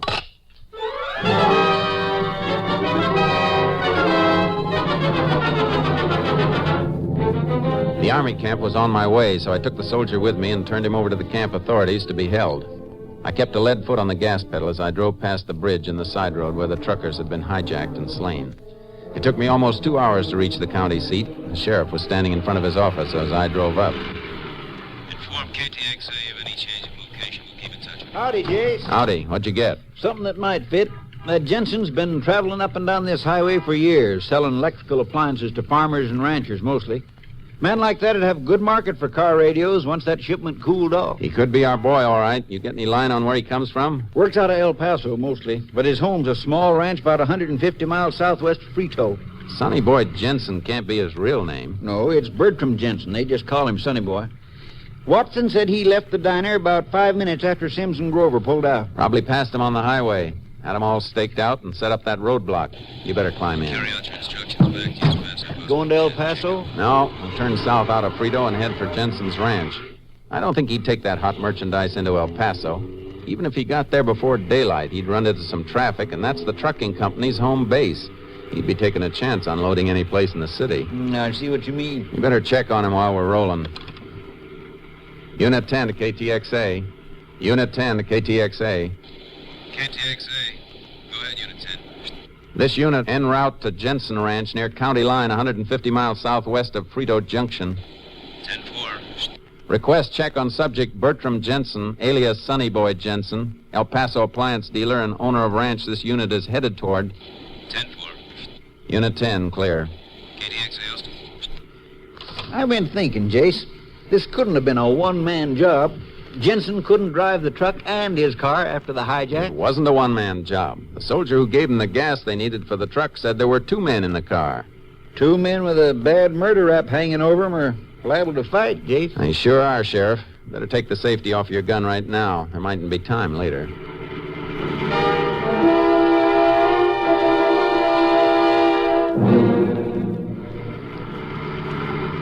KTXA to Unit 10. Unit 10, go ahead, KTXA. Have a report for you on Bertram Jensen. No record of Sonny Boy alias. Served 3 years in federal penitentiary Leavenworth, 1919 to 1921, for theft of army material from government armory. Had accomplice named Dolph Muni, convicted on same charge. No record on either since then. 10-4, Unit 10, clear. KTXA Austin. That may answer a couple of our questions, Sheriff. Yep.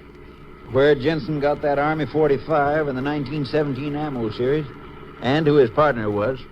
If you think he might have kept in touch with Dolph Muni for almost 20 years. There's an old saying, Sheriff, about birds of a feather.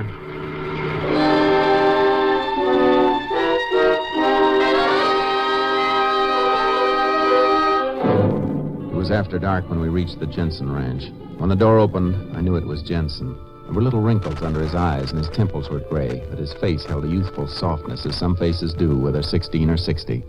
It wasn't hard to understand why they called him Sonny Boy. Well, it's been a long time since I seen a ranger around here. You, looking for somebody? The sheriff and I heard you might be able to get us a bargain on a few things. Sure. What are you interested in? Automobile radios? I got a few in my warehouse in El Paso. Thought you might have something around here. No, I'm afraid not. Then maybe you know somebody who has. No, I don't know many people. I live alone here. Don't see much of anybody. Had any company this evening? No. 2 ashtrays in this room don't agree with you. There's smoldering butts in both of them, so unless you smoke 2 cigarettes at a time and walk back and forth across the room to put them out, you haven't been alone. Oh, all right. A neighbor's visiting me. Is that a crime? Nope. Where is he? In the kitchen. Call him. Don't go for him. Just call him from here. Doc? Hey, Doc. What's this Doc business, Janet? Oh. Well, I didn't hear anybody come in. Jensen tells us you've been visiting him. Where are you from? From Borderville. Well, that's about 50 miles from here. Yeah, and Jensen said you were a neighbor. Well, that's right, ain't it? Distance don't mean much in Texas. I just dropped in on Jensen unexpected. Matter of fact, I was just washing up, fixing to start for home. Yeah, he's just leaving. Oh, well, go right ahead. I'll get your coat as Santa Claus is here. Oh, before you open that, I'd like to ask your friend a couple of questions. 50 miles is kind of a long walk, isn't it? Only way to leave this ranch would be in a car, and if you've got one parked outside, we didn't notice it. I was going to lend him mine. Oh, I see. You said you dropped in unexpectedly. How'd you get here without a car? Why, hitched a ride. Somebody dropped me off the gate. Uh-huh. If you got nothing else to ask me, I'd like to be going. Yeah, imagine you would, but I'm not quite finished.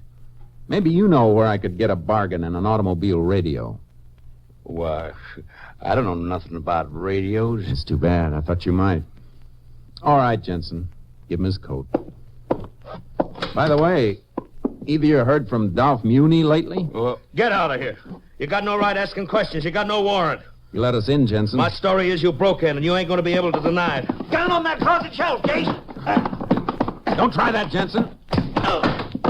Quick, Sheriff. Take that gun out of his reach. Got it, Case. Muni! He drove through the window. Stay with Jensen. I'll get him. Come on, get over. I can see you, Muni. You better stop running before I fire. No sense trying to get in that car. It's locked. That was in the air, Muni. The next one won't be. How about it? All right, don't shoot. Just walk this way with your hands high. I had to steal the radios, but I didn't do the killing. I didn't. I was on the highway with the detour sign when Jensen shot him. Don't tell me, Muni. Save that for the court. Where are the radios? In the barn, hidden in bales of powder. We ditched the truck in Amber Lake. All right, Muni. Let's go in and get Sonny Boy. You can make your statement at the sheriff's office.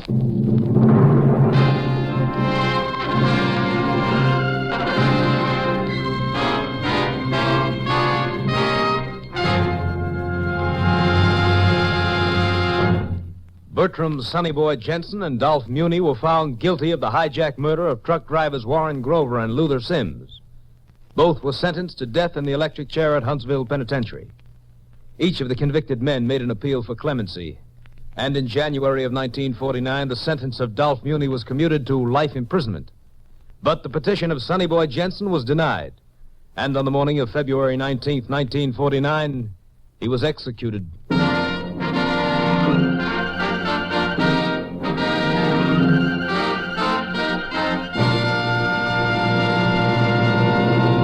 And now, here again is the star of our show, Joel McCrea. Folks, we want to thank you for the wonderful letters you've been sending to us and the warm and friendly interest you've always shown toward our show. A lot of you have asked the question, what's the title of the theme music heard on Tales of the Texas Rangers? The music you hear at the opening and closing of our show is the Texas Ranger Song, written by Sam Coslow and Harry Bain, and is arranged by Robert Armbruster, the conductor of the NBC Orchestra. We're glad to know that so many of you like it. We do, too. And so, Mr. Armbruster, the Texas Ranger Song, if you please.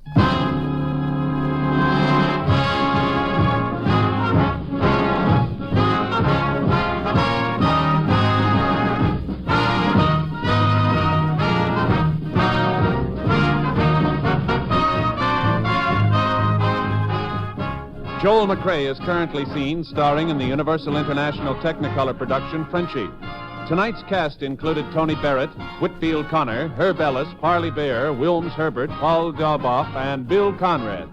This story was transcribed and adapted by Joel Murcutt, and the program was produced and directed by Stacy Keach. Hal Gibney speaking.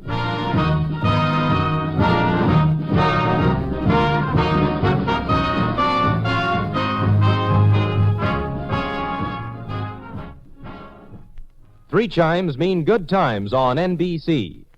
Next Sunday, 1 week from today, Tales of the Texas Rangers will relinquish its broadcast time to enable you to hear one of the season's most dramatic events, the Theater Guild on the Air full hour-and-a-half production of Hamlet.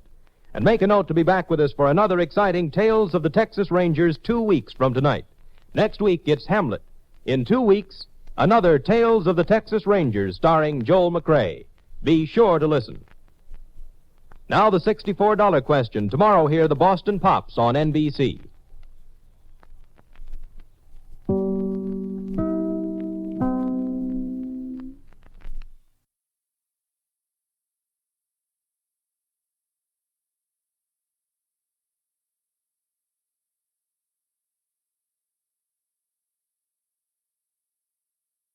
Thank you for joining us for a thrilling episode of Golden Age Radio. We're excited to have you as part of our audience. We invite you to return tomorrow for an all-new set of episodes that will take you on even more unforgettable adventures. Don't touch that dial, because the next installment of timeless tales and captivating narratives is just around the corner. Stay tuned for another dose of vintage radio magic that will transport you to a bygone era of entertainment like never before. We're always eager to hear from our fantastic audience. Your feedback fuels our passion for delivering the best in vintage entertainment. Feel free to share your thoughts, opinions, and suggestions. We value your input and strive to make your listening experience even more enjoyable. If you're looking to enhance your Microsoft Access skills, look no further. Reach out to them at 615-420-2040 and ask for Mark. Once again, thank you for being a part of our Golden Age radio community. Get ready for more riveting stories, captivating characters, and timeless entertainment. Until next time, stay tuned and keep the nostalgia alive.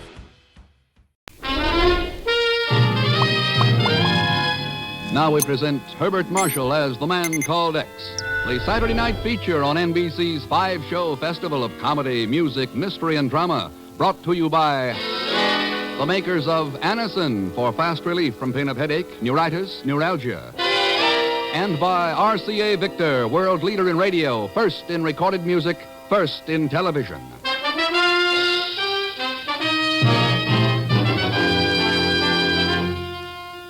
Herbert Marshall as The Man Called X. Wherever there is mystery, intrigue, romance, in all the strange and dangerous places of the world, there you will find The Man Called X.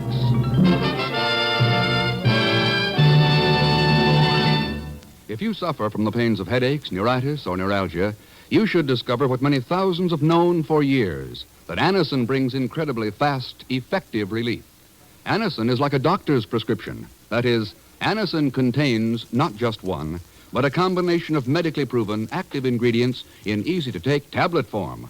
Probably at some time you've received an envelope containing Anacin tablets from your physician or dentist. Thousands of people have been introduced to Anacin this way. Try Anacin yourself the next time you suffer from the pains of a headache, neuritis, or neuralgia.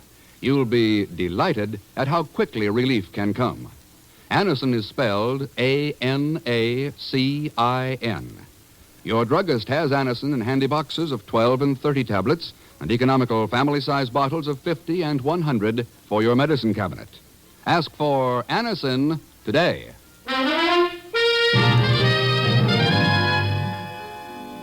Within the apartment on the second floor at Osterplatz 7 in Stuttgart, Germany, all was quiet, ominously quiet, as two men moved softly along the corridor, stopped, and listened intently outside the door.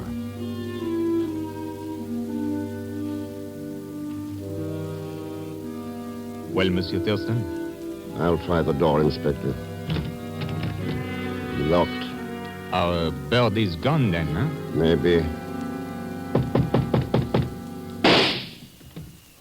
Okay, Giraud. Let's hit the door. But remember, we want him alive. Oui, je comprends. Okay, now. There he is, Thurston. At the window. Hold it. Don't. Oh, why the devil did you do that? He was trying to get away, Thurston. You saw for yourself. Oh, well. Let's take a look at him. Zardov. What's that? Zardov. Friday. Orient Express. Orient. Well, Thurston? Yes, he's dead. Ah, bien. Très bien. There goes the last of the saboteurs, the spies, the traitors we have been after. It is a time for congratulations, Thurston. You're as fast with conclusions as you are with your gun, Inspector. Huh? You heard what he said, didn't you? Oui, I heard. Zardov, Friday, Orient Express. Delirious mutterings of a dying man. They mean nothing. No. Our job is over. You're wrong, Inspector. Pardon? Our job has just begun.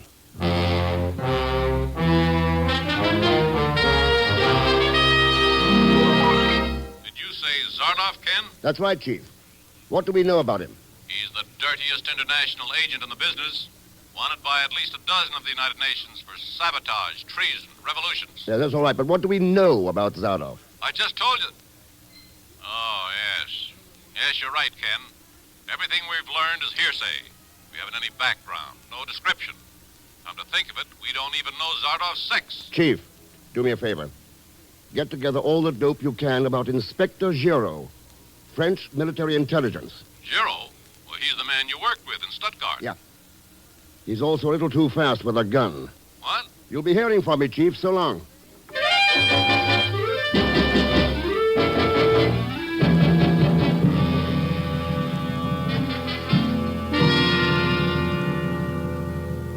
You are wasting your time, Monsieur Thurston.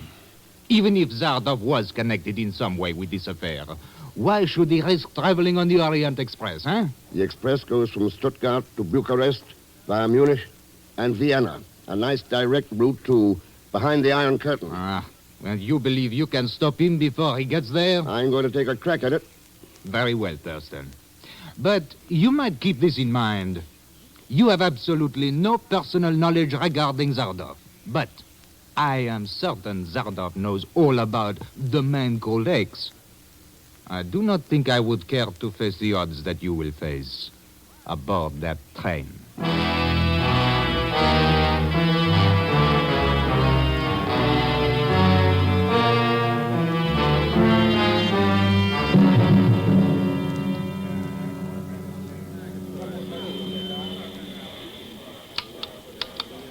There you are, Monsieur Thurston. Car 2, compartment B. Thanks.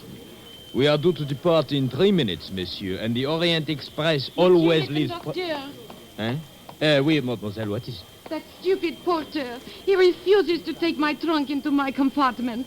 You wish your trunk in your compartment, mademoiselle? Oui.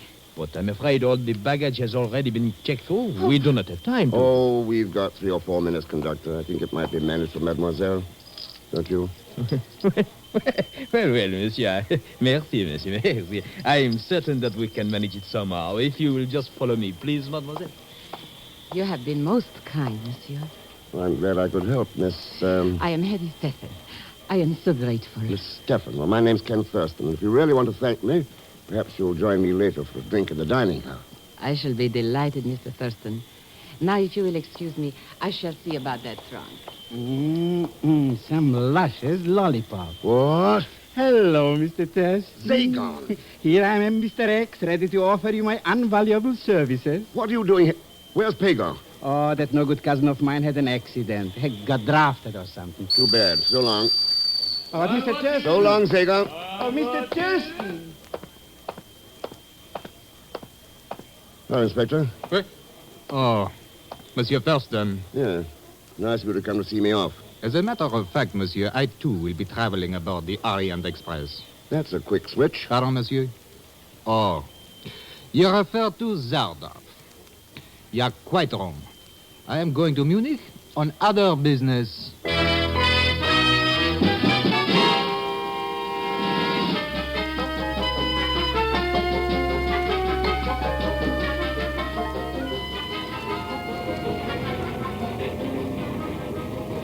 Well, this is a break for me, Thurston, sharing this compartment with another American. I guess Jim Wilson just wasn't cut out for traveling in foreign territory. You here on business, Mr. Wilson? Well, you might call it that. I've been visiting shoe factories over here. That's my line. I've been studying production style, maybe picking up an idea or two. You know how it goes. Yeah, sure. I thought I was all finished last week. Then I sold myself a bill of goods. Decided to make sure there weren't any factories I'd missed in Eastern Europe. But the truth of the matter is, ever since I was a kid, I've had a yen to ride the Orient Express. I just had to find out if it was as romantic and adventurous as the movies made it out to be. How have you found it? Thurston, I've been bored stiff all the way from Paris. Not a spy or foreign agent or one of those femme fatales in the carload. Why, there's no more excitement aboard this train than on the milk run from Peoria to Chicago. If something... Wilson, those were shots. Shots, but where? Next compartment. Come on. Sure thing. Please, don't shoot. Don't shoot. I'll go, but don't shoot. What? Zagon! Mr. Thurston, help! She's trying to shoot me, kill me, make me dead even. By golly, Thurston, she does have a gun. What's going on here, Miss Stefan? If you know this animal, Mr. Thurston, suppose you ask him for an explanation. Well, Zagon?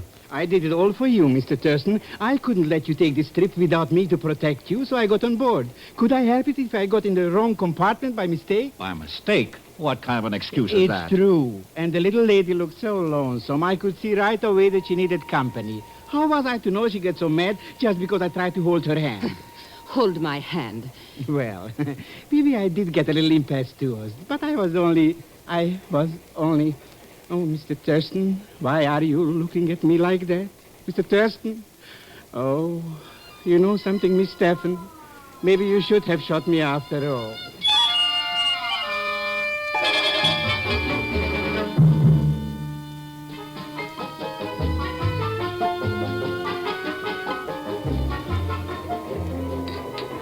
You know, Ken, I am not at all certain I should be having a drink with you. Why not, Heidi? I think perhaps you are a very dangerous man for me to know. You do? Yes. I am not at all certain how safe it is for me to be acquainted with an enemy as Zardov. How much did Zagon tell you? Only enough to whet my curiosity. He had other things on his mind. Yeah. Would you care to tell me more? Suppose you tell me something first. Then what is it that you wish to know? Why are you so touchy about your trunk, Heidi? My trunk? You wanted it in your compartment. You wouldn't even come here to have a drink with me until I persuaded Zagon to stay there and watch it. Why? There is nothing so mysterious about that, Ken. All my personal belongings, everything I possess is in that trunk. That's a partial answer. It is a most complete one. To a person like me, a homeless wanderer on the face of the earth. No permanent address, no family. The war, Heidi? Yes, Ken. It was not too easy in Germany for anti-Nazis. I'm not finding it too easy for myself now. You have only yourself to blame for that, Heidi. Carl. Yeah? So you still remember me? Yes. Yes, I remember you, Carl. Mr. Thurston, this is Dr. Carl Schmidt. Carl, Mr. Ken Thurston. Yeah, Thurston? Doctor? I happened to overhear your conversation, Heidi, and I cannot help but remind you of the advice I gave some 10 years ago. Do you still remember that also? Oh, I remember that very well. You said that the average man would avoid much trouble if he would pay attention only to his own business and not to politics. Exactly. The ideas, the ideologies of a nation are best left to those few most qualified to judge. Oh, sounds like what the Nazis sold to Germany, Doctor. It didn't work then. It won't work today. Nonsense, Herr Thurston. The average man is like a stupid sheep. It takes a superior person to tell him what to think, how to act. Mr. Thurston! Mr. Thurston! This train is filled with crooks, with murderers, with killers even. Wait a minute, Zagon. What's all this excitement They about? tried to kill me, murder me. They even knocked me subconscious. Well, who did? Where? All I know, I was in the compartment and all of a sudden the roof falls in. My trunk, Feldschmidt. What about my trunk? Huh?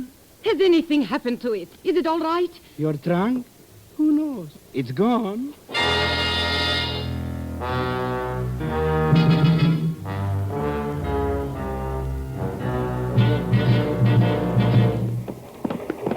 But I tell you, the compartment door was locked, Mr. Thurston. Nobody was in there with me. Then whammo! The trunk was gone. Oh, pipe down, Zagon.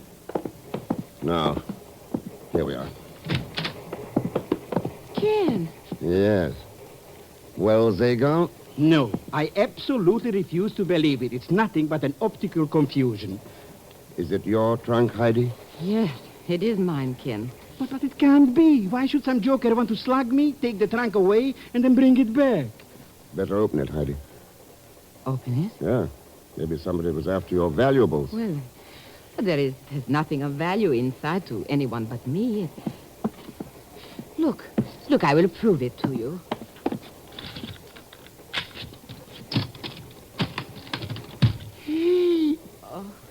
Okay. Yes. Looks like someone gave you a present. It's Zardov. That's who it is. That no good Zardov. No, Zagon. That's the body of an inspector in the French military intelligence. Émile Giraud.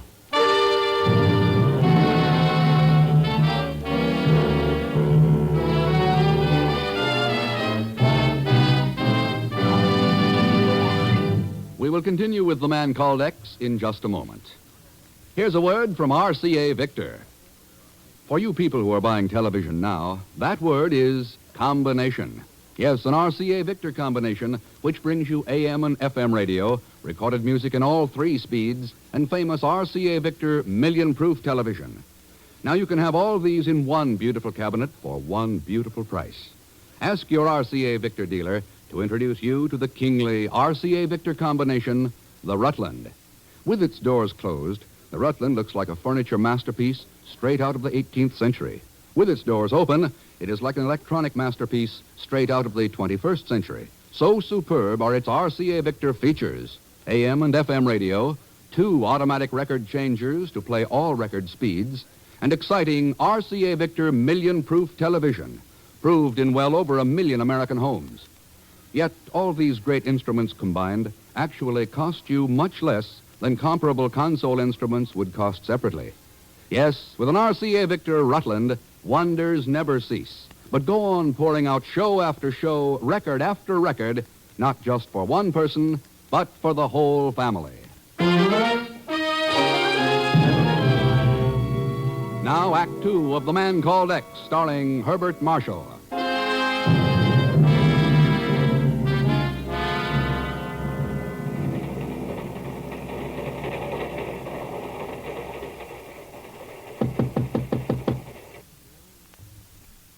Come here.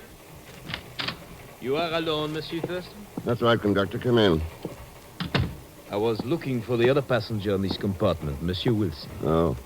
He went to the dining car. Can I help? I wish to obtain his statement regarding this unfortunate affair, along with the others. Well, I've already checked with him. He was dozing. Didn't hear a thing. No, that's too bad. I had thought that with Mademoiselle Stephan's compartment right next to this one... Yeah. What goes on now? Mademoiselle's compartment shall remain locked, Monsieur Thurston. All of you must consider yourselves under arrest. When we reach Munich, this car will be sidetracked in the yards and the military police will take over. Oh, fine. You are certain there is nothing further you can add to what you have already told us? Not unless you can turn up Zardov for me. Zardov, monsieur? Oh, never mind. Zagon said her compartment door was locked from the inside. Could it be opened with a train key from the corridor? It could, monsieur. And who carries those keys? Only the car attendants, and, of course, myself. Ever run into anything like this before? As a matter of fact, monsieur, this is the first time I have worked on the Orient Express, and I must say that I'm not... Mister, I caught you. Monsieur, what is that? Maybe we're better find out. All right, Wilson, hold it. Oh, thanks for coming to the rescue, Thurston. I guess I'm not as young as I used to be. This guy almost got away. What is the meaning of all this, monsieur? I came by and caught him trying to jimmy his way into Miss Stephan's compartment. How about it, Dr. Schmidt? The statement is preposterous. I was standing here knocking on the door. I merely wish to speak with Miss Stephan. He's talking through his hat, Thurston. He was trying to force that lock. If you ask me, he looks like a plenty good suspect to question about that murder. Murder? You do not mean that Heidi was... Where is she? Where is Heidi? Being questioned by my assistant at the moment. And I think you, Monsieur Wilson, and I will join them.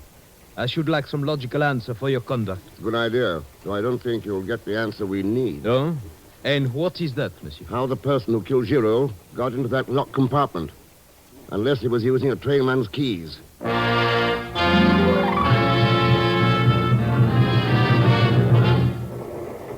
But I keep on telling you, Mr. X, I don't know how nobody got in that compartment. You must have been plenty busy not to have noticed when somebody came in. Busy? What could I be busy about in a tiny little joint like that? Trying to open Heidi's trunk. Why, that's ridiculous.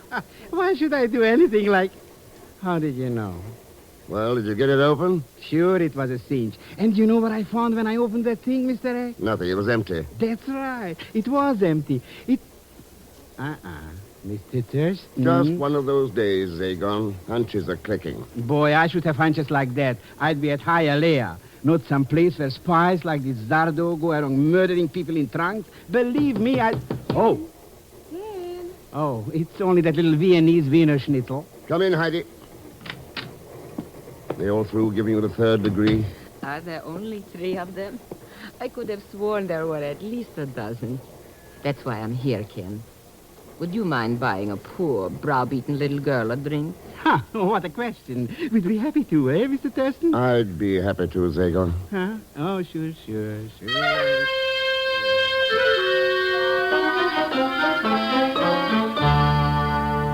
Boy, what a life.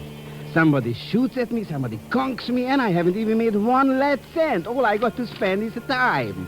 Cooped up in compartment here, and not even with nobody to talk to. That is where you are wrong, Zellschmidt. Oh, it's only you, Dr. Schmidt. For a minute I thought it was...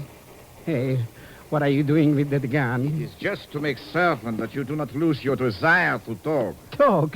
What? What should we talk about? Many things, Zellschmidt. Inspector Giraud, Zardov, the man called X.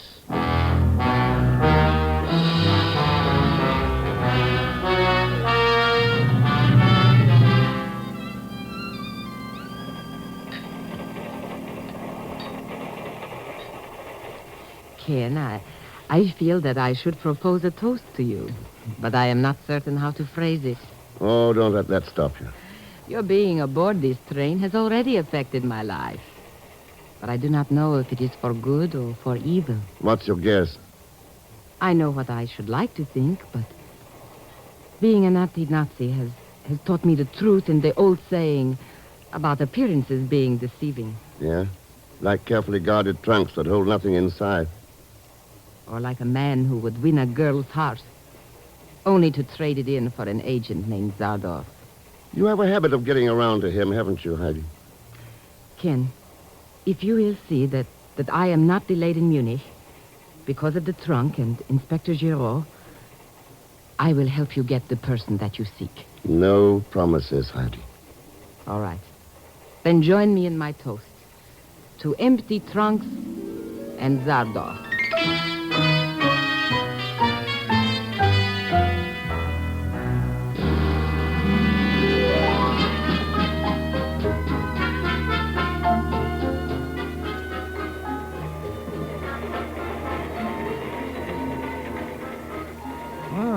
Looks like we might be pulling into Munich.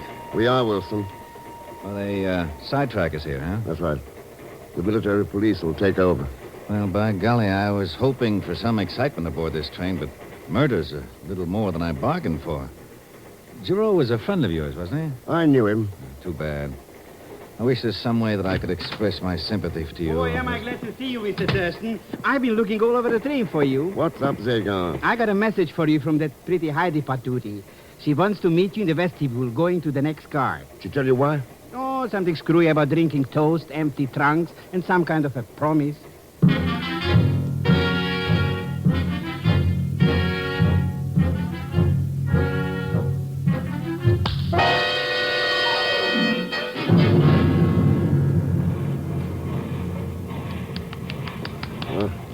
Wake up, Mr. X. Please, wake up. What's going on? Zagon. Sure, who else? I found you out in the vestibule, subconscious, and pulled you out into this next car. Oh, what happened anyways, Mr. X? Did that Heidi dame slip you a couple of Mickeys in the drink? Nothing as subtle as that. It was a... so that's what they were after. Huh? My wallet and passport. They're gone. Wait. They're picking up speed. Sure, we are pulling out of Munich. They already sidetracked the old car. What? Well, lucky for you I put you in this car, or you'd be stuck back there, too. Good work, huh, Mr. X? There's only one thing wrong with it. Zardov's still aboard that car in Munich.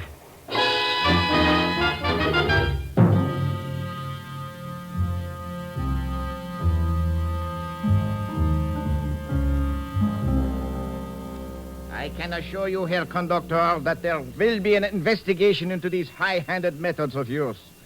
There's absolutely no excuse for holding me here in this car at Munich, at the railroad yards. Need I remind you that there has been a murder, Dr. Schmidt? Maybe two of them, Conductor.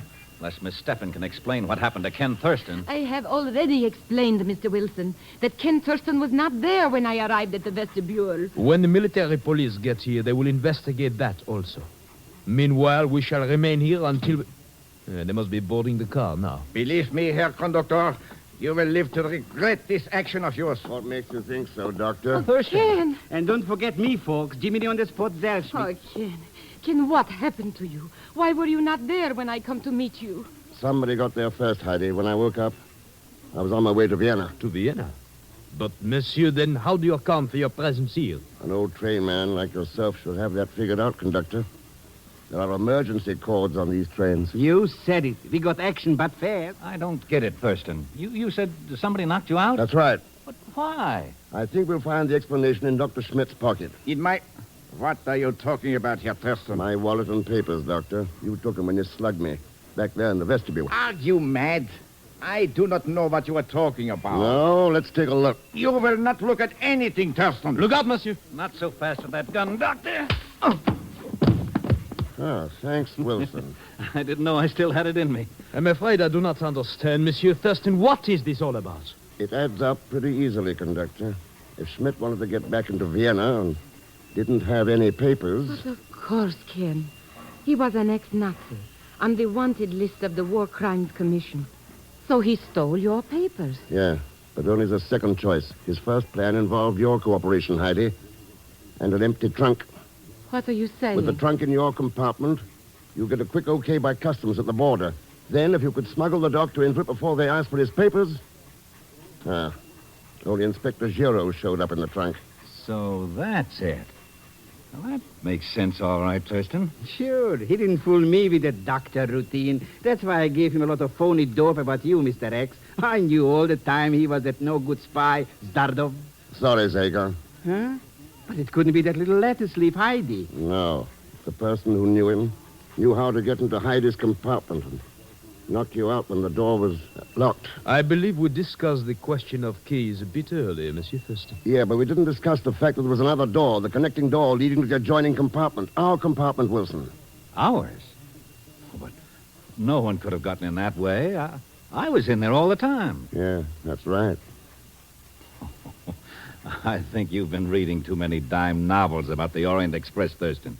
If you're suggesting that this Zardov character could possibly be me... I'm not suggesting anything, Wilson. I'm sure of it. You got panicky when Giraud came aboard. You shot him and stuffed him into Heidi's trunk. Ridiculous. Besides, how could you prove that anyone is Zardov? He's a man of mystery. There's no description, no means of identifying him. You're right. But we don't have to get you as Zardov. We can get you for murder. And the gun you used on Giraud will give us the proof. I see. I don't suppose you could have reference to this one, Thurston. Mr. X!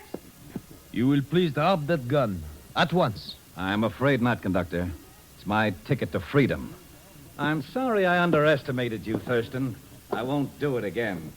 The next time we meet, I'll know better. I promise you. He's getting away, Mr. X. Stay here, all of you. Don't try following me, Thurston. I warn you. You can't get away, Zardov. The military police are coming down the line now. There's more than one direction to go. Come on, Thurston. Look out, Wilson! That switch engine. You're running right into it.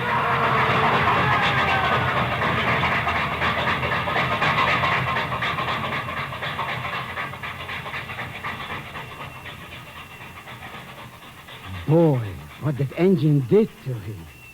Yep. They just won't learn, Zager. Huh? The Zardovs of this world. They keep on trying to get away with their phony Americanism. Well, if we're going to survive, we'd better open our eyes to them. All of us. Before it's too late.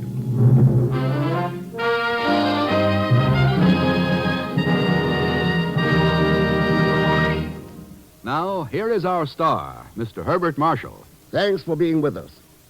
And by us, I also mean Lucille Meredith, Stephen Garay, Will Wright, Ed Begley, Ted Von Elst, Ben Wright, and Tony Barrett. Next week, Mr. X runs into a gang of pirates off the coast of India. That's right, pirates, who are not after gold, but the world. So join us, won't you, when next I return as the man called X. Good night.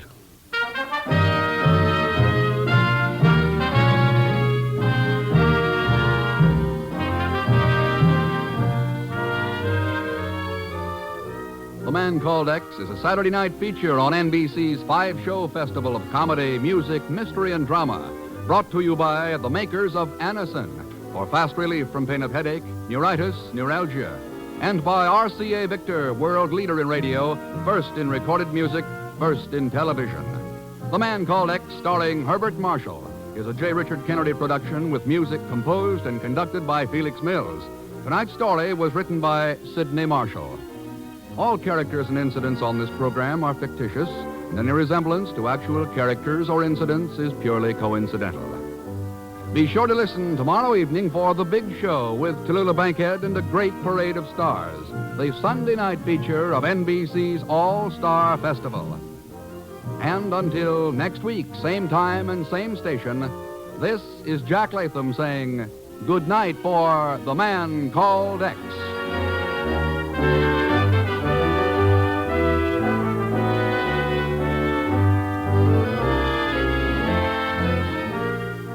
Join your hit parade, and remember, Danny Kaye's on The Big Show on NBC.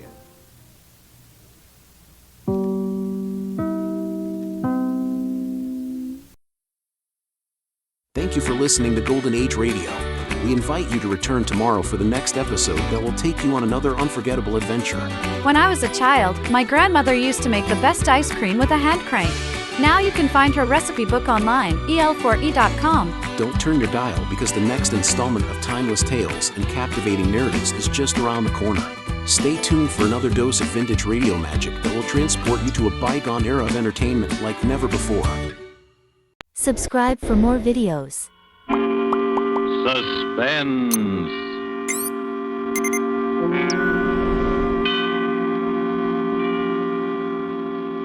This is the Man in Black, here again to introduce Columbia's program, Suspense.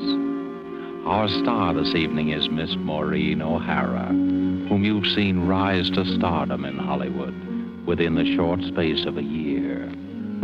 Her performances in the 20th Century Fox production, How Green Was My Valley, then more recently in The Immortal Sergeant, and now currently in the RKO production, This Land Is Mine, have given her an enviable place in the ranks of America's new film favorites.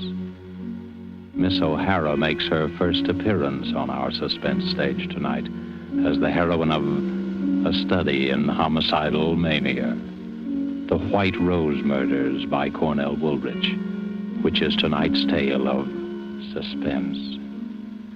If you have been with us before, you will know that suspense is compounded of mystery and suspicion and dangerous adventure. In this series are tales calculated to intrigue you, to stir your nerves, to offer you a precarious situation and then withhold the solution until the last possible moment. And so it is with The White Rose Murders and the performance of Maureen O'Hara. We again hope to keep you in suspense.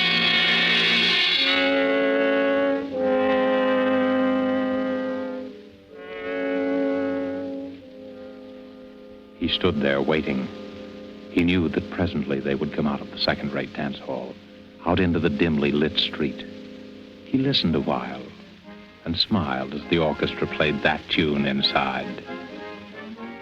And then they came out, the two girls, and still he waited, close enough to hear what they were saying. Well, I'll see you at the office tomorrow, Sally. Oh, I don't know how I'll get up. It's after 1 o'clock. 6 hours sleep. Oh, I'll be dead tomorrow. Me too. Oh, gosh. I gotta have at least 8 hours or I'm no good at all. I wish I had someone to walk me to the bus. It's 4 long blocks. I'll walk you down, Sally. Oh, don't bother. We go in different directions. It's no trouble. Really, I don't mind. Really, it's not necessary.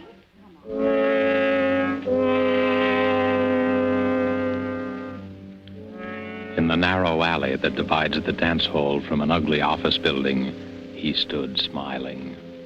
Just a little inside the alley, he stood stiffly against the wall, his head back, eyes closed, arms straight down, and in his left hand, a white rose. Well, all right then, Sally. Good night. Good night, Joan. See you in the morning. Dum, da, da, da, dum. Da, da, da, da, da, da, dum. Oh, I hope I don't have to wait long for the bus. Who are you? Keep away. Keep away from me. Let me go. Let me go. Oh.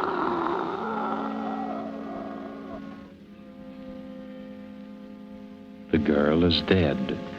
Tenderly, the figure straightens her hair and gently places the limp body on the ground. Then he opens her clenched fist, and carefully, so that the thorns will not bruise her flesh, he places in her hand the white rosebud.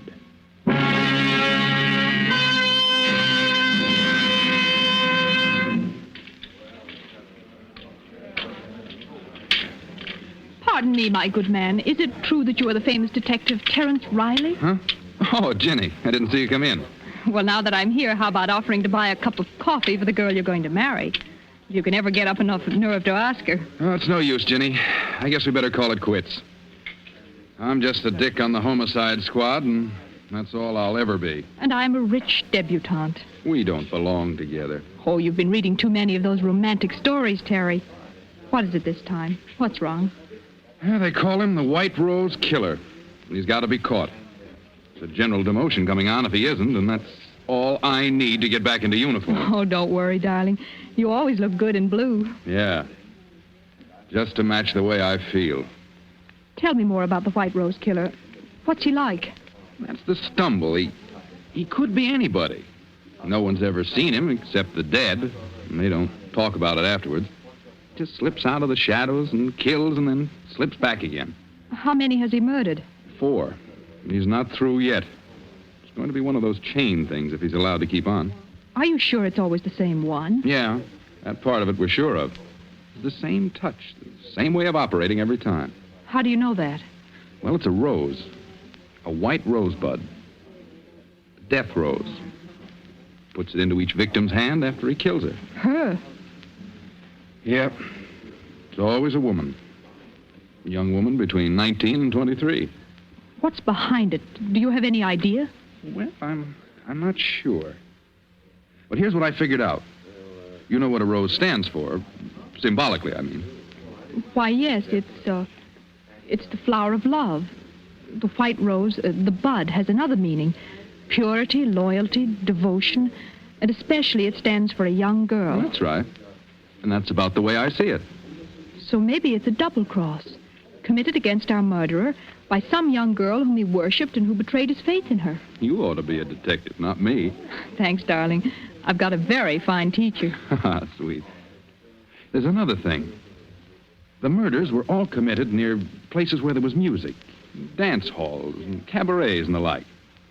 There's a song that brings back the original shock that, gives him the final push over into the darkness. As far as we can figure out, it's the Beer Barrel Polka. Well, how does he commit the murder? Is it always the same way? Always. Strangulation between the hands, with the thumb into the windpipe to keep his victims from crying out. But isn't there anything else you know about him? No, that's why it's so hopeless. He's insane, of course, but there's only this one phase to his insanity. Probably perfectly normal in appearance and behavior. You could pass him on the street and even know it. Well, it's only when he sees someone vaguely like the girl he loved and hears that song that the one defective wire in him is jangled and short circuit. But, Terry, the flowers, don't the flowers tell you? He must get them somewhere you could trace. Well, we don't know where he gets them. Maybe he steals them or... Terry, what if you were the one to get him? Well, it would mean a citation and a promotion. And then all the things that stand between us would disappear? We could get married? Well, the chances would be a lot better anyway. But what chance have I? Everyone in the department has been working their heads off for weeks and they've all failed. Uh-huh.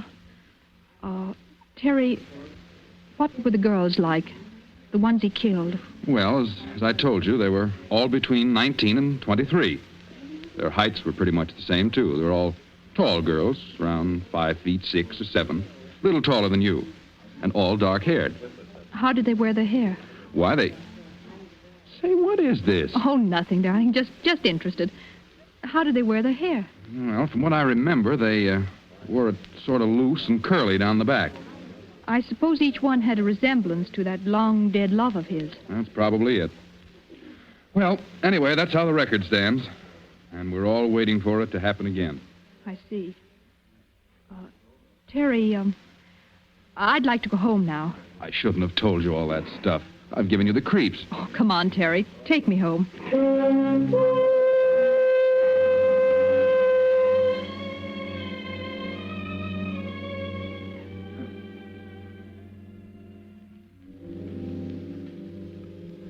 Later, Jenny stands by the window in her room, looking out, thinking. She doesn't move for a long time. Then suddenly, quickly, she goes to her closet and begins to rummage through her many pairs of shoes.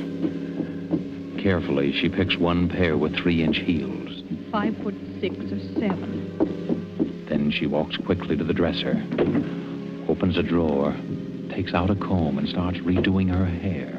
One loose and curly down the back. Well, here we go.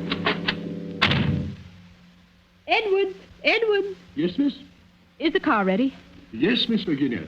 I've been waiting for you. Let's go before Mother sees me. Your mother's been looking for you, miss. I hope you didn't tell her. No, Miss Virginia, I didn't. Good. Come on, Edward. Where do you wish to go, Miss Virginia? The Starlight Dance Hall on Grove and 2nd Street. Right, miss? Yes, Edward, that's the place. I wouldn't go there unescorted if I were you, miss. It's one of the worst places in the city. Has a very bad reputation. The Starlight Dance Hall, Edwards. Very good, miss. Very good.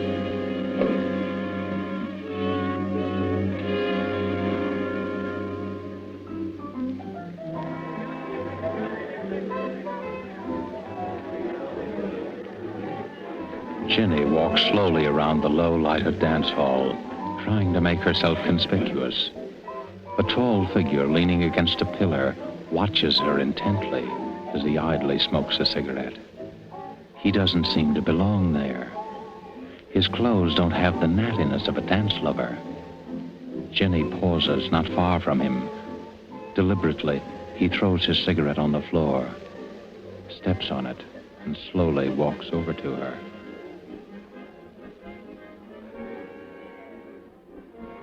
Hello. Oh, hello. You're not with anyone, are you?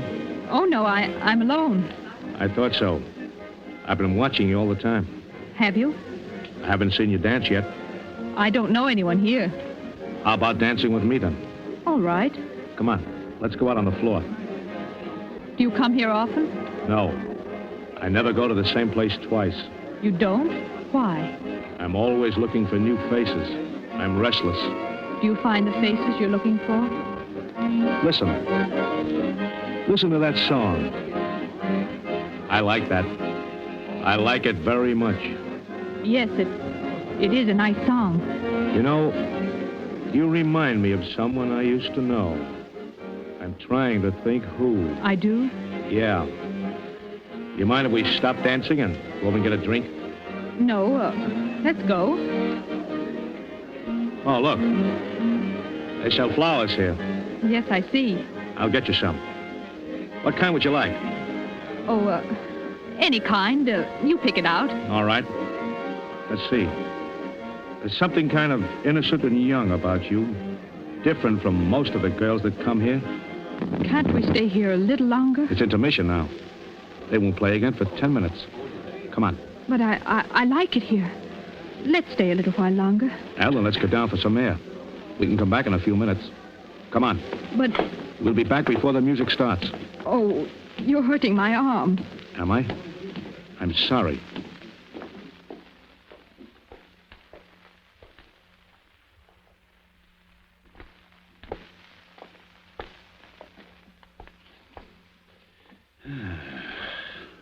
Fresh air smells good, doesn't it?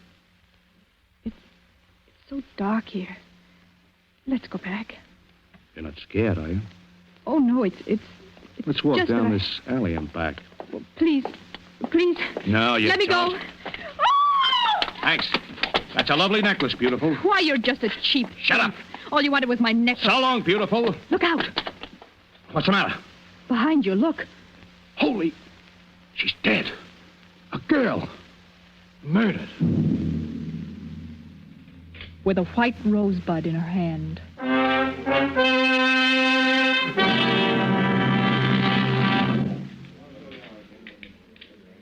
Well, Jenny, happened again last night. Just like the other times.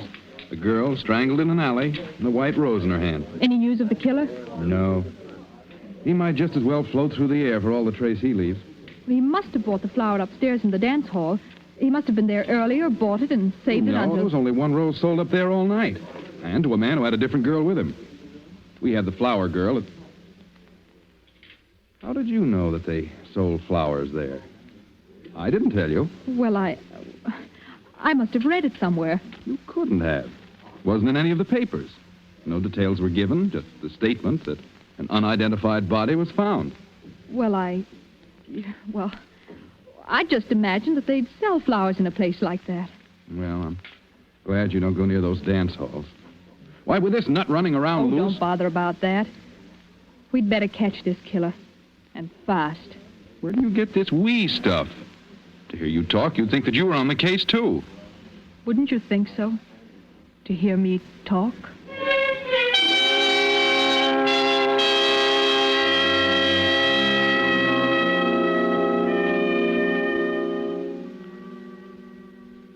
Again, Jenny tours the low dives, hunting for the White Rose Killer. Her search carries her to the waterfront.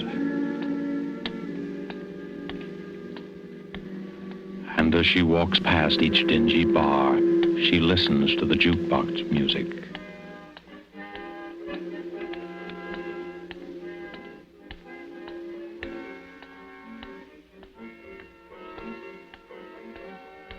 A little after midnight, she passes a dirty windowed saloon.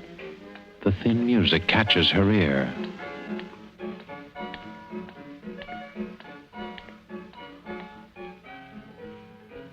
She pauses and listens, her eyes alive for some sign, some indication of the person she's looking for.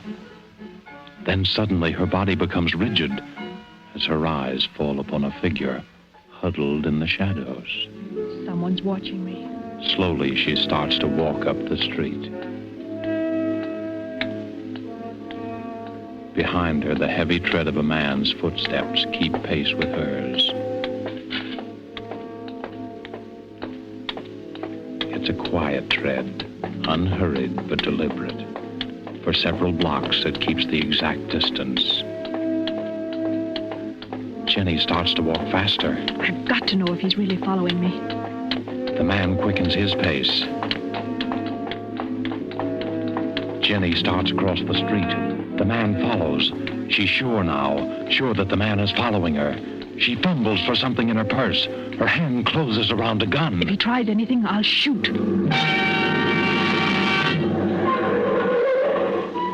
You in any trouble, lady? Oh, no, officer. It's all right. You scared him away. Scared who away? Oh, just a man who wanted to bring me flowers. That's all. Well, he brought you one anyhow, lady.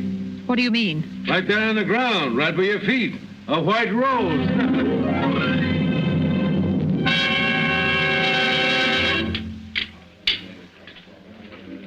Coffee, Mabel. Sure, coming right up. Here you are. Terry. Terry. Hello, Jenny. Sit down. Thank you. Say, what's the matter with you? Look, darling, read the gossip column in this paper. What daughter of a socially prominent family is that way about a detective and waits for him outside the station house in her limousine every night? Private chauffeur and all. But Mama says no. That's not so funny. Oh, they held a big family war council over me just now. Indian powwow, feathered headdress and everything. They did, huh? Well, what'd they decide? Oh, I was asked to give my word that I wouldn't see you anymore. I refused, of course, so I'm to be exiled. Where to? Our summer home. It's just a few hours out of town, but I'll be there all by myself. Just with Mrs. Crosby, the housekeeper. Oh, maybe they're right. Why don't you listen to them? Are you on their side, too? No. When are you leaving? Right away. Edwards is driving me out. I just slipped out to let you know. Here's the address and phone number of the place in case you want to reach me. Don't lose it. I won't. Well, what's new and exciting about the White Rose Killer? Our famous lover of flowers? We're still trying to track him down. I suppose I'll go looking for him at the flower show that's just opened. Oh, a flower show just opened? Yeah. Well, goodbye now. I'll be seeing you.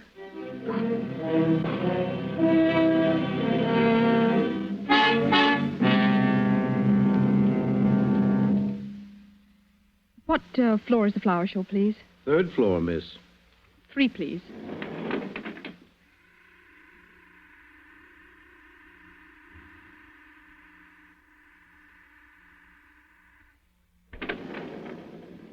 Third floor. Where's the rose display, please? To your left, over there. See where the man in the gray coat is? In the gray coat? Oh, yes, thank you.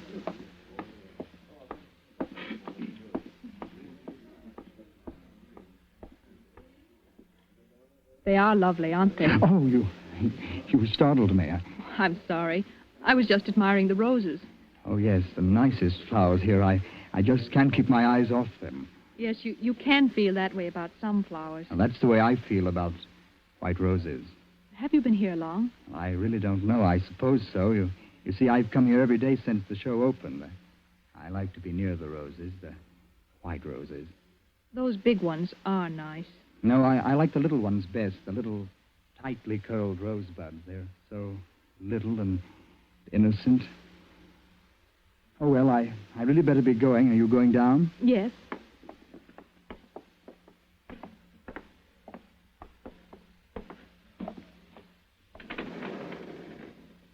Down, please. Here, miss, I took a rose for you. Thank you. It's lovely.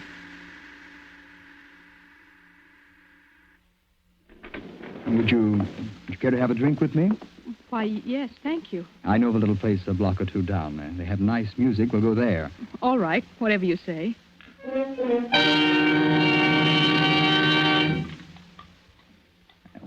This is it. Where's the music? A nickel in the jukebox does it. Any special song you'd like? No, go ahead and pick one. Okay. There we are.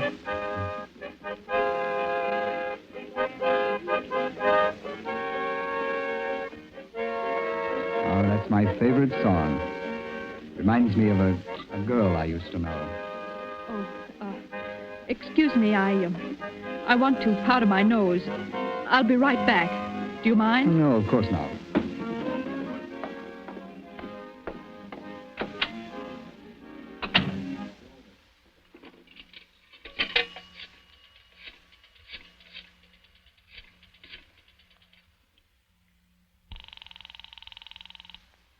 Seventh Police Precinct. Sergeant Thomas speaking. Hello, is Terry Riley there? Just a moment, I'll see. Please hurry, it's important. No, sorry, miss. Terry Riley's not here just now. Oh, will you tell him that I can't keep that date with him? Goodbye. Do you always go to the phone booth when you want to powder your nose? Why, I had to make a call. Uh-huh. Well, I'm afraid I'll have to leave you. Oh, wait, let me come with you. I'm sorry, miss, but I've got other things to do. Oh. What's the matter? That car, someone that knows me. Let's get away from here. That's just what I'm going to do. So long, lady. Wait, please don't go. Miss Virginia. Miss Virginia.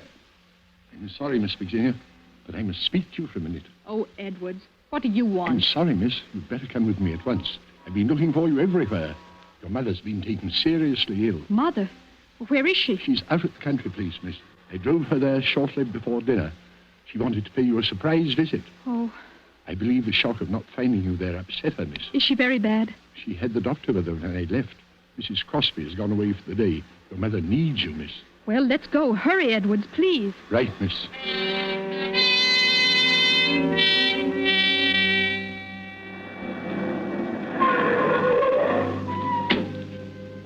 Where is Mother, Edwards? In her room, miss. You'd better hurry. Mother? Mother? It's Ginny. Is the doctor in there with you? Mother?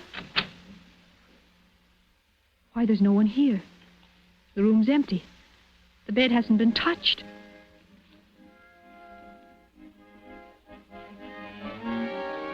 Edwards, what are you doing? Merely playing a song, miss. A favorite of mine.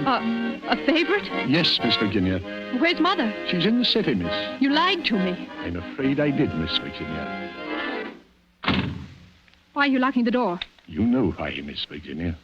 It can't be. You're not the... The White Rose killer? But you see, I am, Miss Virginia. Driving you and your family around day after day, sitting there right in front of you all the time. It was amusing to watch you hunting for me. Hunting for someone you saw several times a day. It can't be. You're not insane. Of course not. Who said I was? Edwards, you know I'm not the girl who betrayed you. Yes, I know that. Well, then unlock the door and let me out. Please, Edwards. I've killed 5 times. I've never regretted it. I'm going to kill you, Miss Virginia. Why, Edwards? Why? Because you've been so clever. Too clever. You made yourself look like her, the girl who deceived me. I could have killed you the day you first went out looking for me, but I had to be careful. Oh. I almost caught you that night at the waterfront, the night I dropped the White Rose when that police car came. Edwards, I've never done you any harm. Your sweetheart, Terry. He loves you, doesn't he? Yes. That's good, because now you won't be able to deceive him like my girl deceived me. Keep away, Edwards. Keep away or I'll... You thought you'd use your gun, eh? Well, don't think I was fool enough to overlook that. I took your gun out of your purse. It won't do you any good to kill me, Edwards.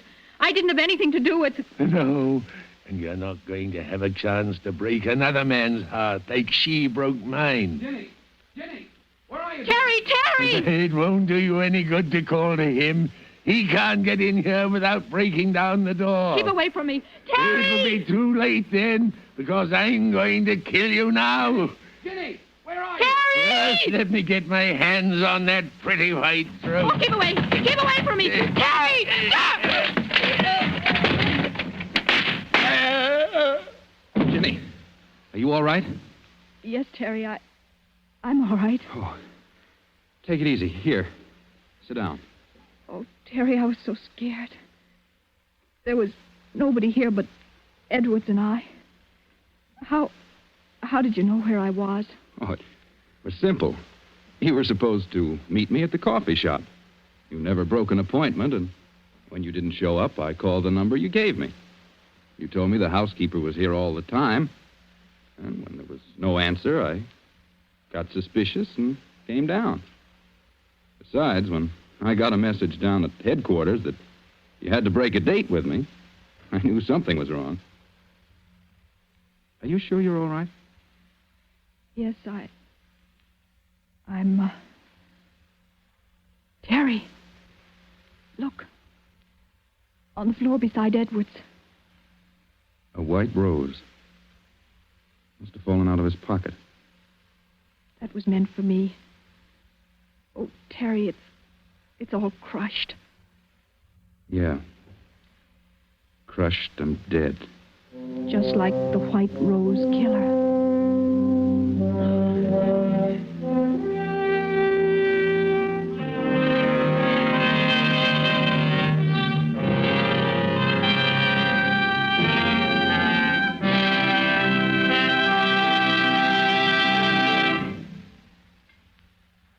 And so closes The White Rose Murders, starring Maureen O'Hara. Tonight's tale of suspense. This is your narrator, the Man in Black, who, speaking for Columbia, hopes you have enjoyed Miss O'Hara's performance and our play.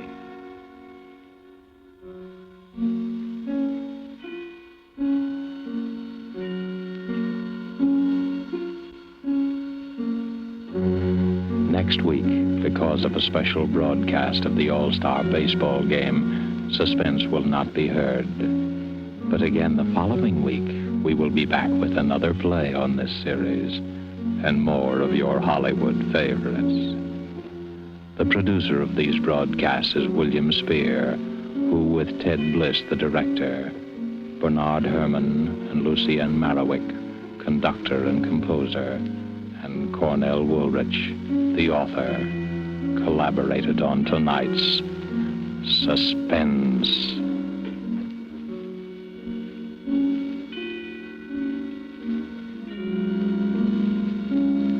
This is CBS, the Columbia Broadcasting System.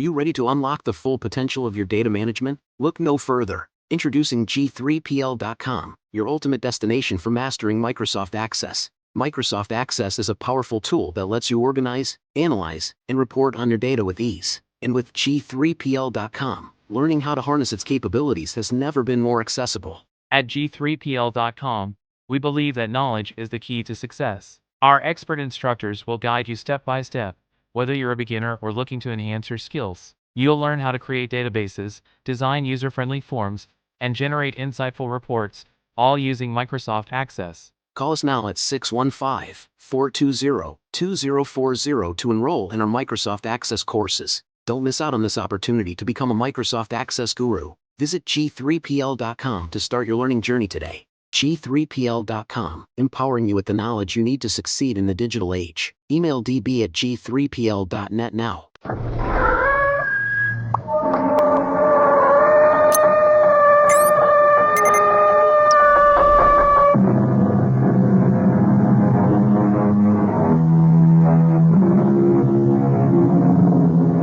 Come in. Welcome. I am E.G. Marshall. Welcome to the sound of suspense, to the fear you can hear.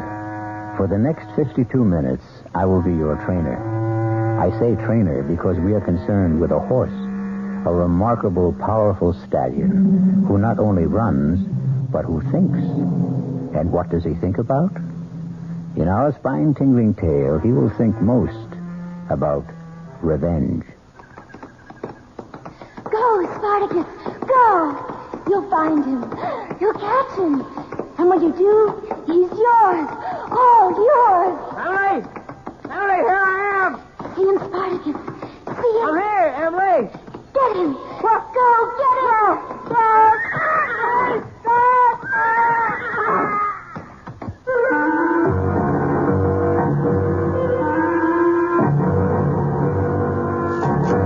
Our mystery drama, Death Rides a Stallion, was written especially for the Radio Mystery Theater by Sam Dan and stars Mason Adams. It is sponsored in part by Anheuser-Busch Incorporated, brewers of Budweiser, and by the Kellogg Company, makers of Kellogg's Special K cereal.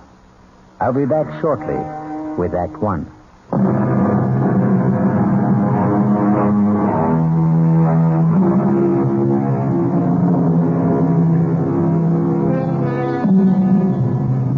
He's a big 5-year-old chestnut stallion.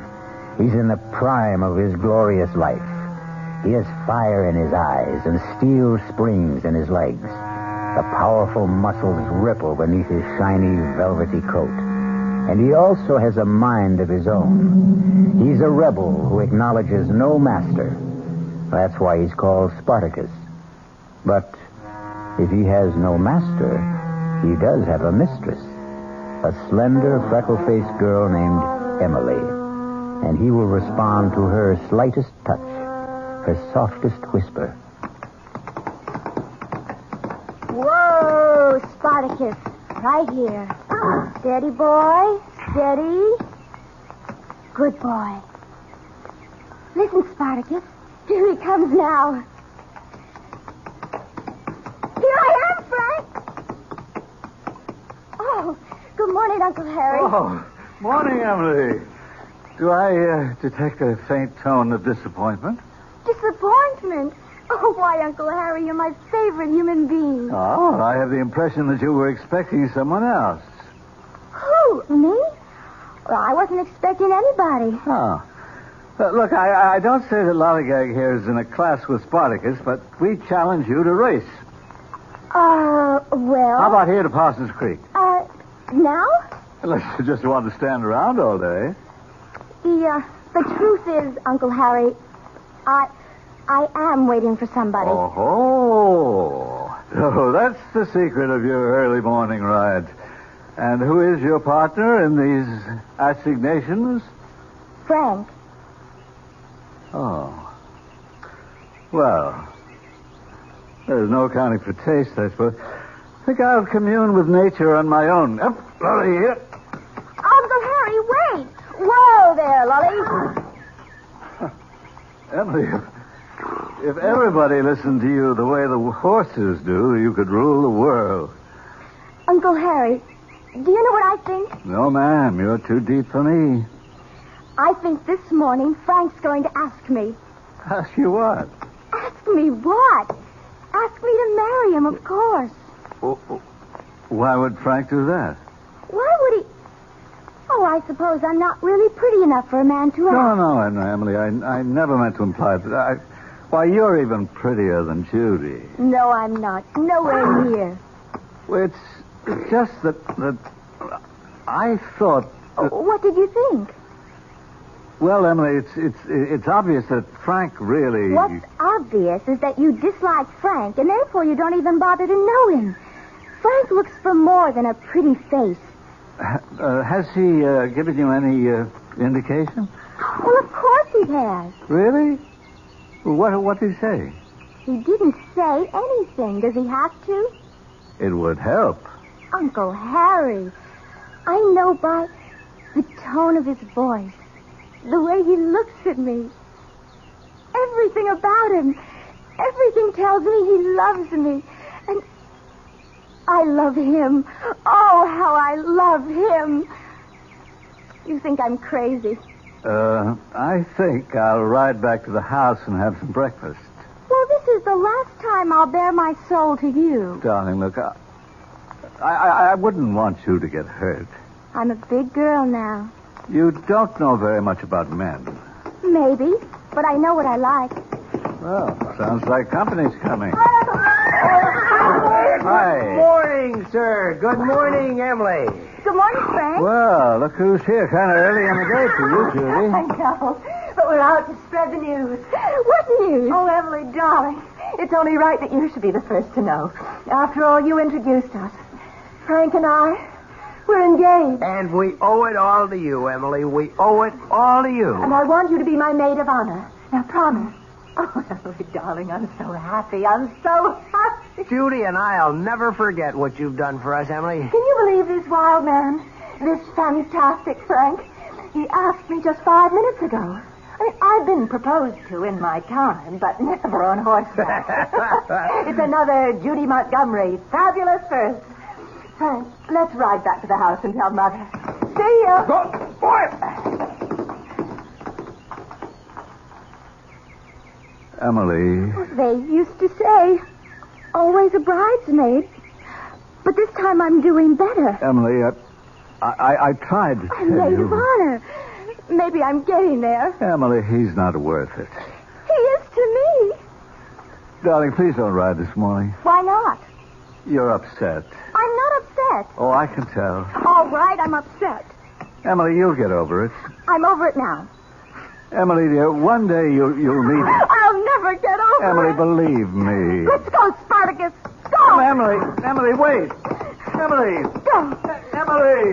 Come on, Spartacus. Emily. Come on. Slow down. Faster, Spartacus, faster. Emily, you hurt your horse. Faster, Spartacus. Emily, please, you'll kill yourself. Go, Spartacus, go. Emily, now. Jump, Spartacus, up. Emily, stop. Up, Spartacus, up.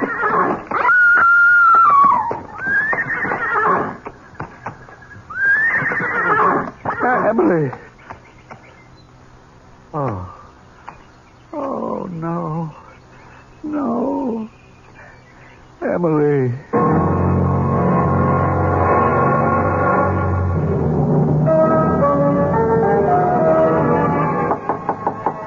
Come in. You wanted to see me, sir? Oh, it's you, Frank. Yes, sit down. Thank you. Wait till I shut off this music. Oh, let it play. It was her favorite Rhapsody. So it was. Oh, how are the ladies? Well, Judy and Mrs. Montgomery have gone to bed. It's been a terrible ordeal. But with the coroner, why was all that necessary? You have to establish the cause of death. Well, wasn't it obvious? What a thoroughly obnoxious man. Why did he have to ask so many questions when he knew from the start that his verdict would be accidental death? There isn't anything that I could do about it. But I disagree with the verdict. Well, what other verdict is possible? murder. Murder? What? You mean someone killed her? Yes? Who? You. Me? Yes, you. But that's impossible. Why is it impossible? Well, because I wasn't even there. You were there. What are you saying, sir? You don't have to call me sir. Don't pretend with me. I can see through you. You're a young hustler on the make. You have no right to accuse me of You it. used Emily to get to Judy. You're going to marry Judy for her money. I don't think I have to sit here and listen to it. There's nothing intrinsically wrong with marrying for money.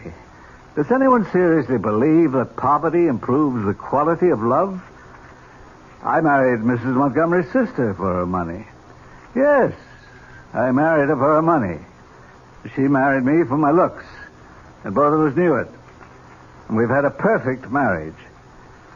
But you're a scoundrel, and you won't even give Judy her money's worth. Now, look here, sir. I said don't call me sir. You can relax with me. Don't be afraid. Even though every word I say is true, I couldn't prove any of it. None of it's true. You accuse me of killing Emily. That's a lie. You say I was there. You know I wasn't there. I was with Judy. We were riding back to the house. You know it for a fact. Have a drink. I don't drink. Don't say it so smugly. You have other vices that are worse. I say you were with Emily. I was No, not. don't interrupt. Since the very day you met Emily or arranged to meet her, you've been with her always. I think you're mad. That's my saving grace. But to say that I was with Emily when you know... You were with her as far as she was concerned. I don't know what you're talking about. So few.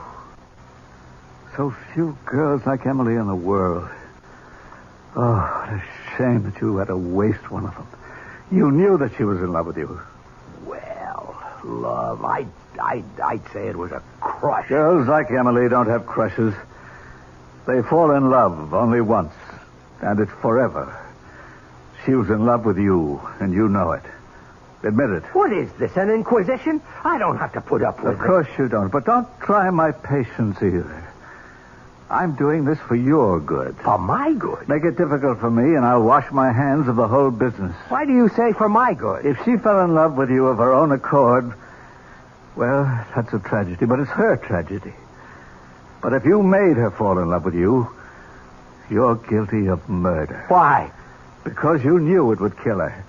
The fact that you were only playing with her would kill her. The fact that you were only using her would kill her. All right. Maybe I did lead her to believe that I was in love with her. And it's murder in the first degree. Premeditated. I didn't know she'd take it this way. You knew. You knew it would destroy her one way or another. Okay, Harry. I killed her. That's what you want me to say, isn't it? Yes. Well, maybe she'll forgive you. Oh, come on, Harry. That's unworthy of you. Sure, I killed her. And you know why it doesn't destroy me? Because she was a girl who walked around saying to the whole world, kill me. Please, somebody kill me. She was so trusting, so naive. Anybody could have broken her heart. Anybody could have betrayed her. Nobody has the right to be that defenseless. I was just the guy who happened along. Yes. Well, despite it all, she'll forgive you. Sure, Harry. Don't humor me. She loves you. And when she loves forever. A little thing like death isn't going to stop her.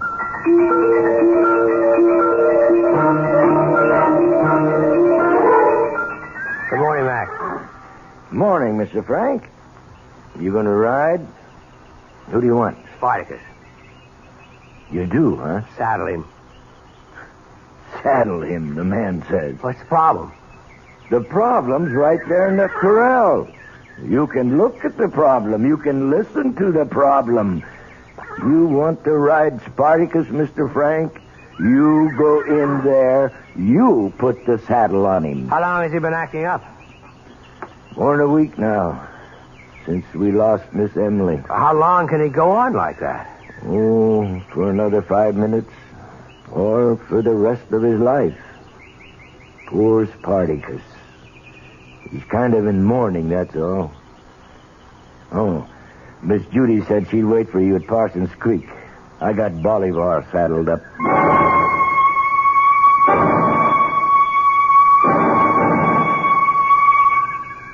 know, Frank, ever since I was a little girl, nice things have always happened to me here at Parsons Creek. You're not listening, Frank. Judy, darling, I wait breathlessly for each word. No, your mind is somewhere else, and I won't have it. I want all of your attention. Now, what have you been staring at for the past few minutes? Judy, look straight ahead toward that clump of birches at the edge of the field. Why? There's a horse standing there. I don't see anything. Big chestnut. If I didn't know that Spartacus was back in the corral... Have you had breakfast? No, but that doesn't... It's the most important meal of the day. You're probably seeing things because you're faint with hunger. What do you mean you don't see anything? And it gives you a bad temper, too. Judy, don't joke with Missing me. breakfast is no joke. We're going to go right back and get you some. That's Spartacus standing there, and someone is on him. Wait. Whoever it was just moved behind the trees. Come on. Where? We're right over there. I'll prove it. I didn't see anything. I don't have to prove anything. Wait here.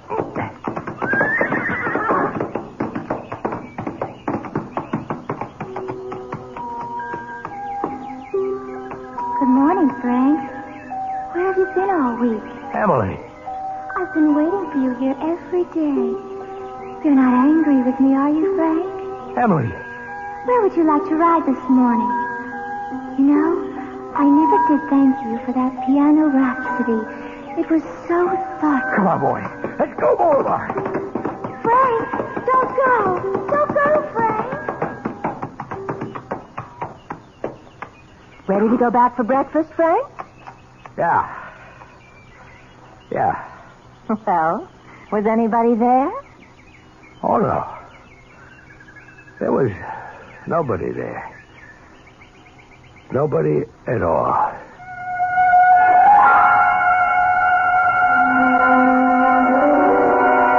It could be a bad dream, and everything will be all right when Frank wakes up.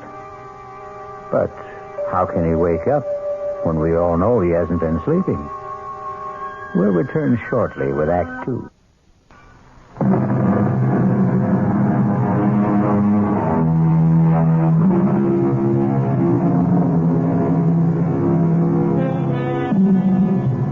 And now, Act 2 of Death Rides a Stallion. Frank has gotten over the shock of seeing and hearing a dead Emily, but not completely, it seems, as he has breakfast with Judy. More coffee, Frank, darling? Thank you. You know, you weren't exactly filled with chatter and high spirits this morning. Sorry, Judy. You hardly said a word, all during our ride. I guess you're right. I should never skip breakfast. Oh, no, that isn't true. You should always skip breakfast, or you'll wind up fat as a pig. The wit and wisdom of Uncle Harry. Morning, sir. And how are the true lovers this morning? Oh, I'm fine. Frank is a bit gloomy, though. I'm not gloomy. Yes, I would say you are. I'm an expert on gloom. I was once engaged to a boy. Do you remember him, Uncle Harry, the tall, blonde? The one whose father owned all that oil? No, he was a redhead. The blonde's name was George something or other. Oh. Anyhow, he was undoubtedly the gloomiest human being east of the Mississippi. Well, Frank, what's the problem? There isn't any problem. Frank's been seeing things. Is that a fact? Now, Judy. Now, Frank, don't deny it. He was actually convinced he saw Spartacus out riding this morning. Spartacus? And somebody was on him. Whoa, that's remarkable. Not to mention impossible. In the first place, nobody's been able to ride Spartacus since poor Emily. And in the second place, Spartacus hasn't left the stable in all that time. Who was supposed to have been riding him, Frank? Look, the whole thing was a kind of a hallucination. Now, please forget it. All right, darling. Will you be judge at the competitions this year, Uncle Harry? Well, is it still on, after all, darling? We're in mourning. Oh, would Emily have wanted us to call off the show? What better way is there to remember her? Poor child. Frank, do you think that we should... Where's Frank? Well, he was just sitting here. Where'd he go?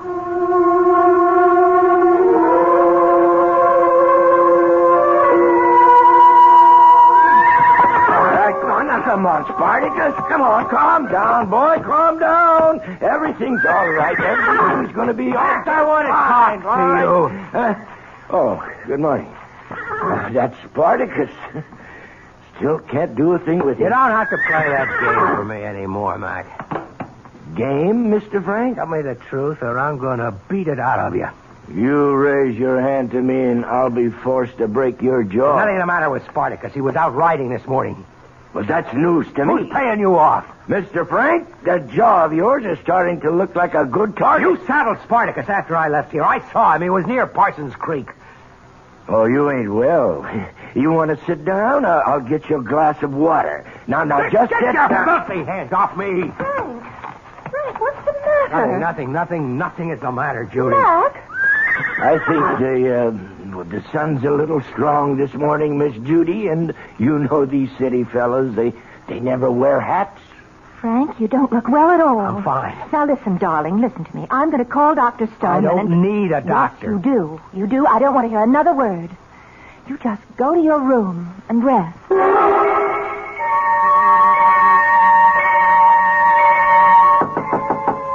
Come in. Oh, it's you. Darling, I don't want to hear another word. Just go to your room and rest. Well, I can tell who's going to wear the pants in your family. Not to mention the shorts and the slacks. When $26 million tells me to go up to my room, I go. There's a bit of an exaggeration there. She only has 23. Well, it won't change my style of living. What's this I hear about you hallucinating? I'll admit you had me going, Uncle Harry. I had you going? For a minute back there, I believed. Oh, did I ever believe? What did you believe, Frank? I believed, and listen to this, I believed that the dead return. I believed that I actually saw Emily sitting on horseback, sitting on Spartacus. Oh, of course it was your imagination. No, it wasn't. You mean she was sitting on Spartacus? Let's say somebody was sitting on Spartacus. Somebody you hired, an actress made up to look like Emily. Why would I do a thing like that? Because you know I hate your guts. Oh, come on, Frank. You don't really. Oh, I do. And once I marry Judy and start assuming some control around here, you will be thrown out on your ear. Frank, you wouldn't. And you can either starve to death or you can find somebody else to sponge on. Oh, I see. That's why I'm trying to drive you crazy. Exactly, but it won't work. Yes, I could have hired someone to impersonate Emily, but I could never get her on Spartacus. That horse is completely unmanageable. I think you're bribing that fool down at the stables. Oh, don't let that pose of his throw you. He's far from a fool. Actually, he's a physicist. You plan to put this girl, this actress, on Spartacus, and my vivid imagination would then do the rest. He just realized one day that live horses were more interesting than dead Oh, mathematics. I blew it this morning. No question about that. I panicked. I lost my cool. First, when I actually thought it was Emily. Second, when I tried to put muscle on that moron at the stable. Frank, believe me, his IQ is higher than yours. I lost points with Judy, but it'll never happen again. Sorry to end your fun so soon, Uncle Harry. Come in. Frank, darling, I came by to check. Has he been resting, Uncle Harry? Oh, yes, he's been as good as gold. My darling Judy, won't you believe I'm all right? You didn't look all right, and you didn't sound all right just a little while ago. I'm fine right now. I'm just fine. Oh, that's good, darling. Because we're having dinner with the Farringtons. Oh, Judy, he's such a bore. Of course. But he has one of the biggest stock brokerage firms in the country. We were talking about making you vice president. Judy, I'm not interested. Frank, darling, you'll have to do something. I don't know anything about... And there's no reason you can't learn. Now, Uncle Harry knows all about finance. Let him teach you. Will you, Uncle Harry? Oh, gladly. I'll pop in again soon just to check on you. Does she know your plan to assume control after the wedding? Don't you worry about me. I know how to handle women. Well, Judy has all the money, but you know you'd have been much happier with Emily.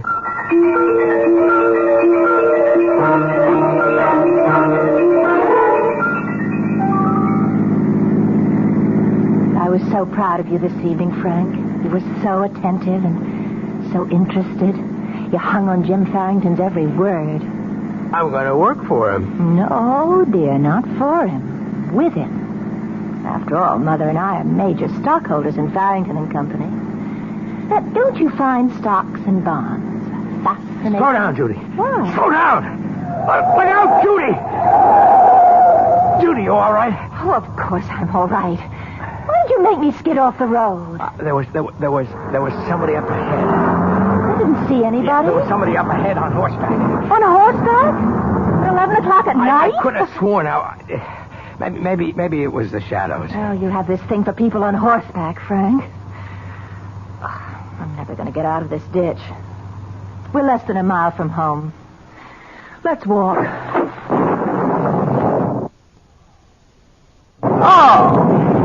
Oh, no! We'll have to wait till it lets up. Oh, we could wait all night. Tell you, I can run to the house, pick up another car, and be back in 10 minutes. Oh, I was waiting for you to suggest the gallant thing, darling. Mind waiting alone? Why should I mind? These are my woods. Well, there goes.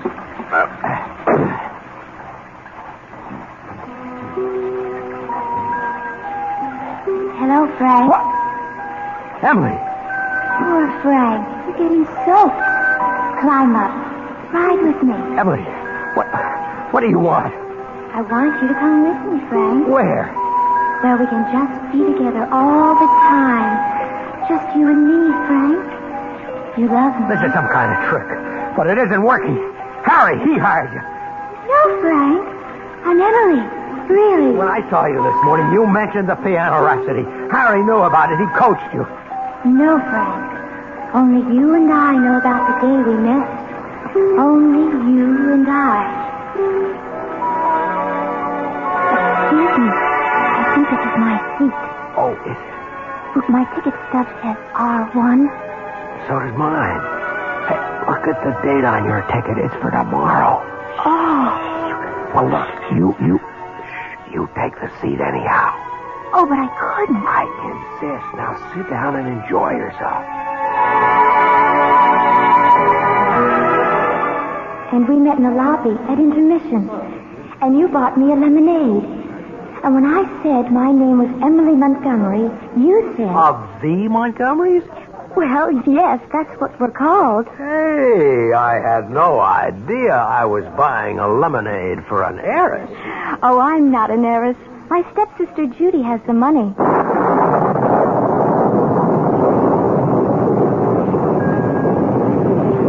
Come with me, Frank. No.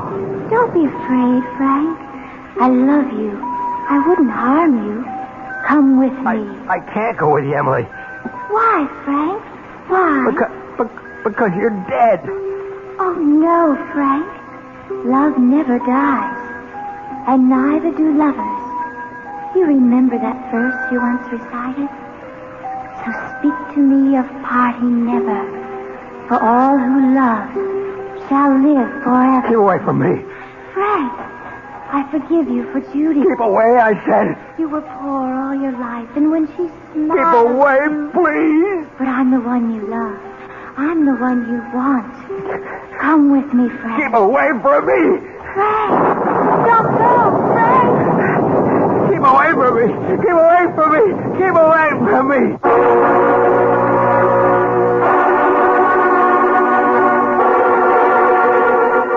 And so, we have here a man who is sprinting down a country road at midnight, in a pouring rain, shouting, "Keep away from me."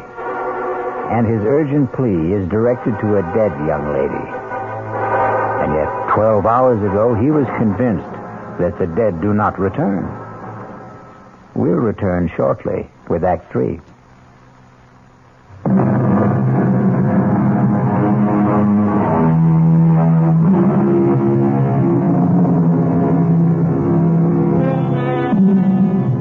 A lonely country road in the dead of night. It can try the souls of the most practical of men. Pragmatic, sensible Frank is now terrified, delirious Frank. Keep away from me. Keep away. Give away. What? Lie back, Frank. Lie back and be quiet. What? How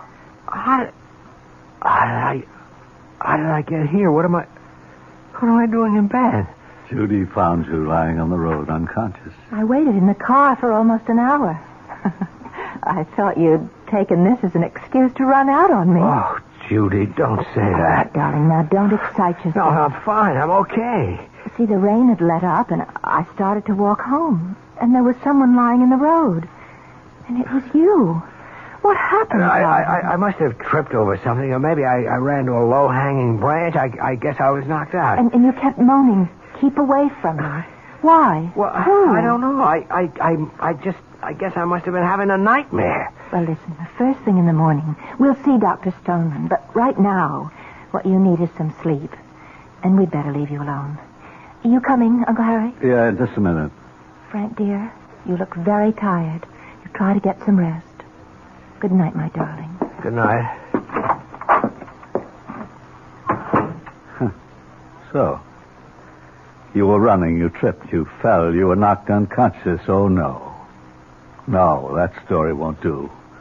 You don't have a mark on you. What are you talking about? She's starting to have second thoughts, Frank. Bad move. You should have chosen Emily.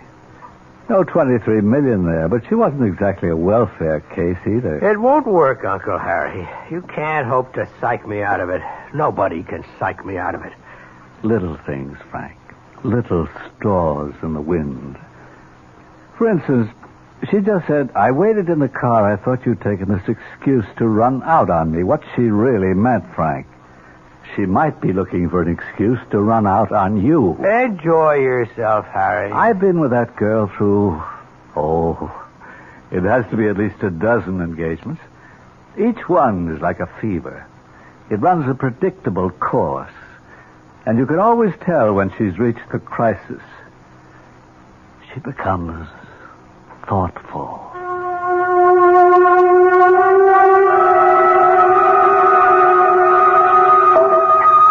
Pour you another glass of wine, dear. Judy, more wine? No. Oh, thank you. What a glorious spot for a picnic. Frank, did you tell Dr. Stoneman everything? Of course. You heard what he said. I am 100%. Did you say anything about that mysterious rider? What mysterious rider? Oh, I know for a fact you've seen it twice. Once yesterday morning and again on the road last night.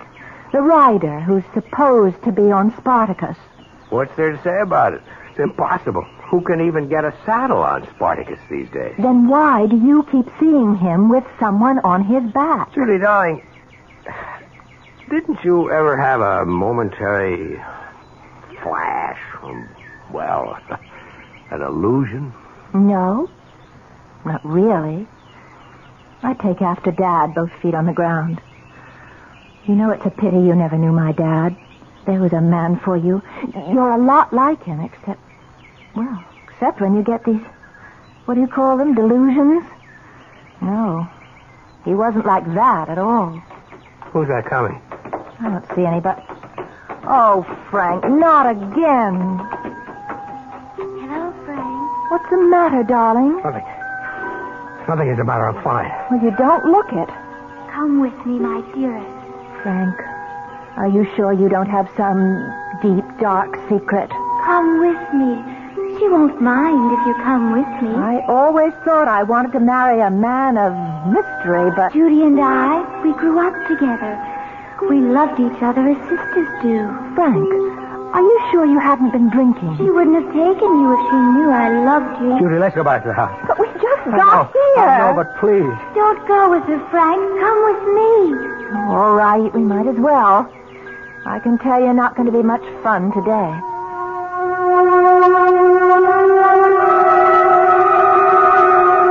Good morning, Mr. Frank. Do anything for you? Mac, Spartacus has been here all morning, hasn't he? This time you don't have to take my word for it. The vet's in the stable. He's been here all morning. Ask him. Want me to call him? No, never mind. Hey, you look nervous, Mr. Frank. You ought to get some rest. Yeah, sure. The vet's been here all morning, and so is Spartacus. Why do you keep asking? How long will it take you to saddle Spartacus? The way he is now? Forever. I'm going to ride Spartacus. Mr. Frank. Now, that is a damn fool thing to do. If you won't saddle him, I will. I tell you what, Mr. Frank. This is a bad time. Towards evening, he kind of simmers down a bit, and that's the best time to try. Right now, he'd kill the both of us. That's 5 o'clock. Oh, I'd say 5 o'clock's just fine.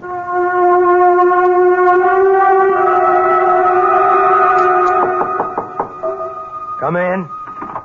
Well, I'm here to attend your education as a budding financier, as per your fiancé's instructions.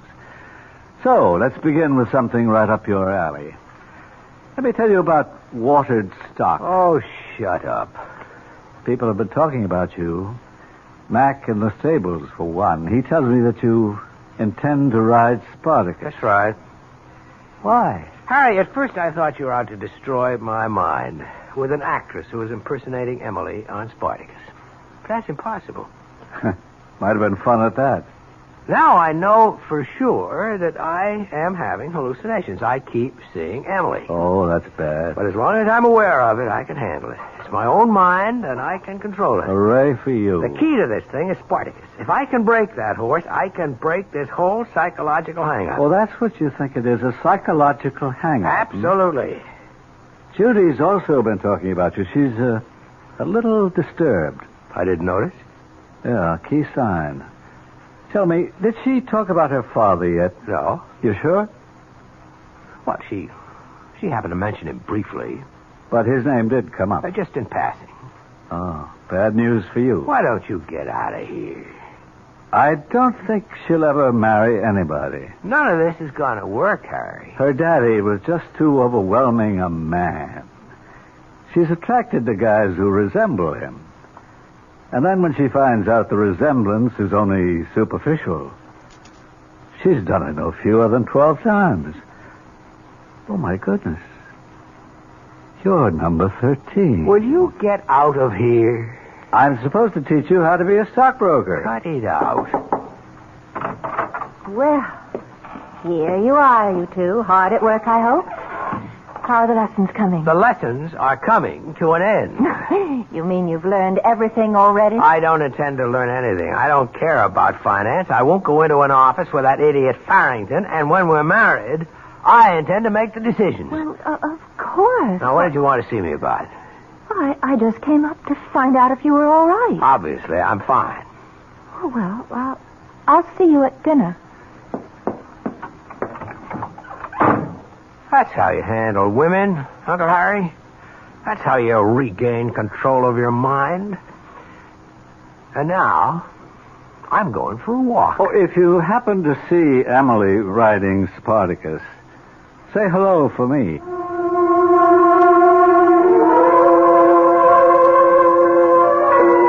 Hello, Frank. Emily, you're either in my mind or you really are out there.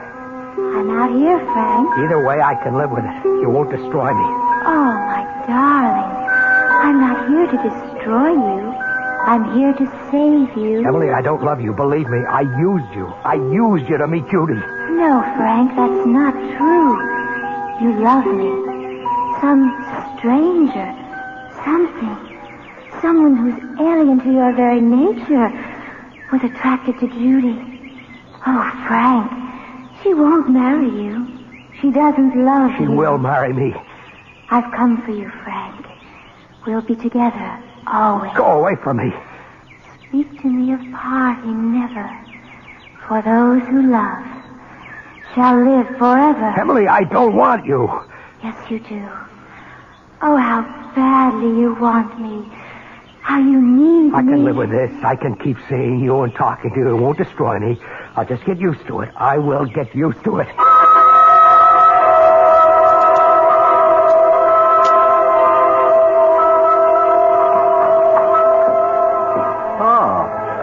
Back so soon, Frank? Have a nice walk? Of course.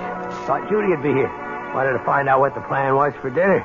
Aren't you the newly appointed planner? No, not when it comes to dinner. That's the woman's prerogative. Well, Judy isn't here. Where'd she go? She left for the airport. Why? I wouldn't know. Did something come up suddenly? Probably. Oh, she left you this note. Thanks. Frank, darling, how lucky we are to find out sooner rather than late. Obviously, it isn't going to work.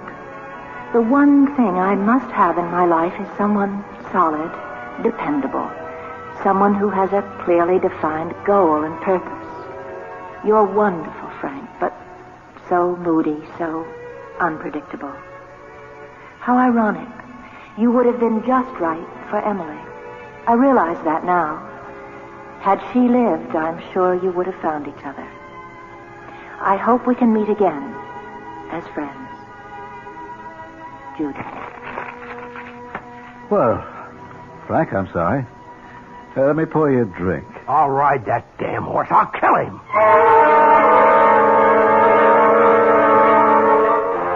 Frank! Yes, Mr. Frank. You saddle Spartacus. No, sir. Saddle him.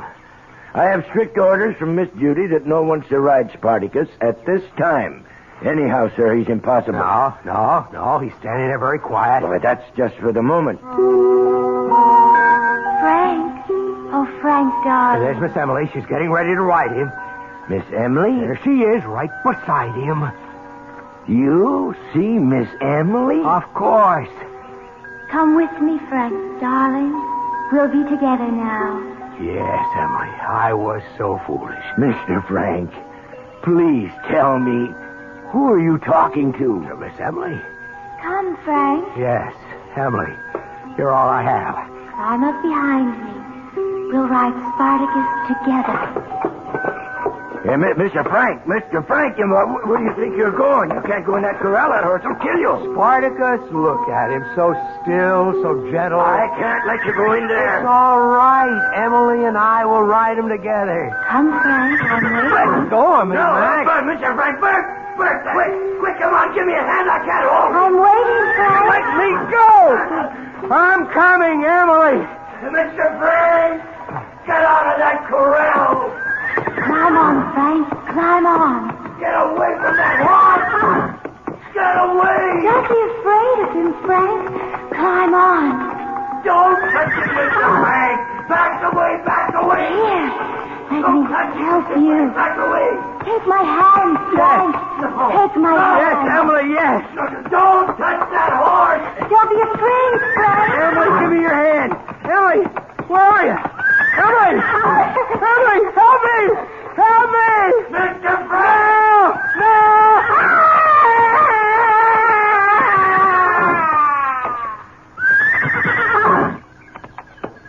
Bert, get a rope. Jerry, call an ambulance.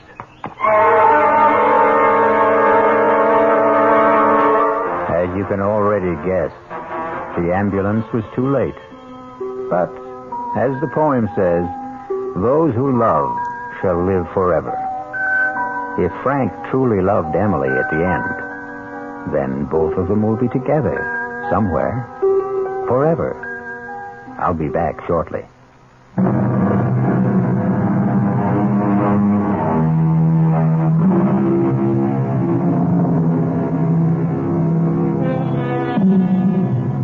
Do you believe the story of Spartacus?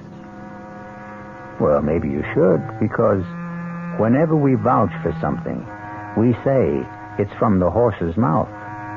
That's because everyone knows that horses never lie. Our cast included Mason Adams, Marion Seldes, Paul McGrath, Barbara Worthington, and Harry Belliver. The entire production was under the direction of Hyman Brown.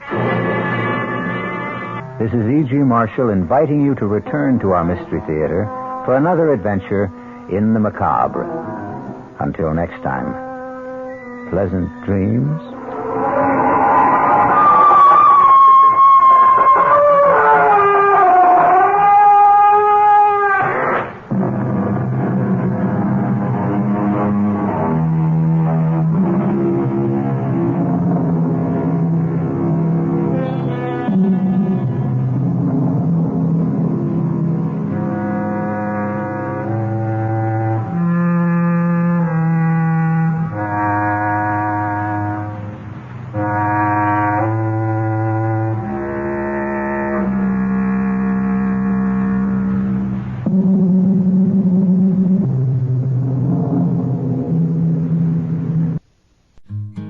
you for visiting Golden Age Radio. We hope you enjoyed the show. Stay tuned for more. Nowadays, with all the processed foods, we face difficult choices in the supermarket. The best option is to do it yourself so that you know what you are eating. That's why EL4E.com posts old-fashioned recipes on their blog. You can find thousands of traditional recipes, just like Grandma used to make, and best of all, they are all free. Visit EL4E.com. Enjoy the next show, starting now. Subscribe for more videos.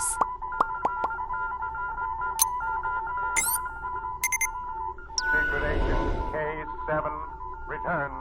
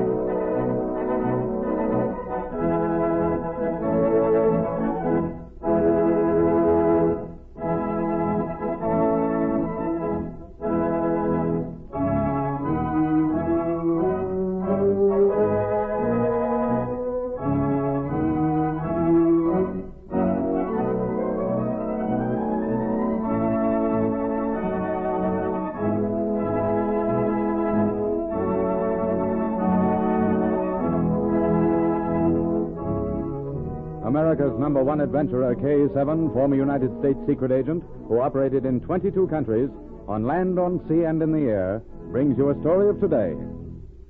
We take you to Secret Agent K7's headquarters. This is K7 speaking. Send in Special Agent B9 for assignment. At once, K7.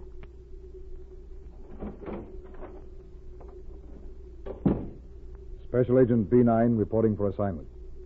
Agent B9, I have a rather difficult assignment for you. It may fall within your power to prevent the seizure of a nation. According to information, a powerful European state is about to send a secret ultimatum to one of the Balkan countries. If you can unearth the true facts and give them to the world press before the ultimatum is delivered, the diplomat who has brought us here feels sure that world pressure will force the aggressor to withdraw its demands. Our information is that the ultimatum is now being framed in a Central European legation. There is one man in that legation who is an old patriot. Go to him. Act with the utmost caution. Keep me informed.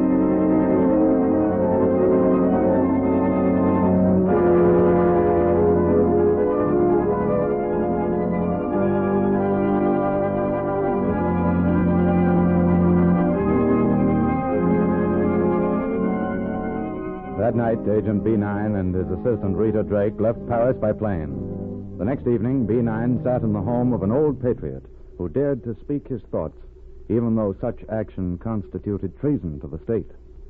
You've seen my credentials. I've come to plead with you on behalf of K7. You are with the legation. Will you give me the information I need to act? You ask a great deal.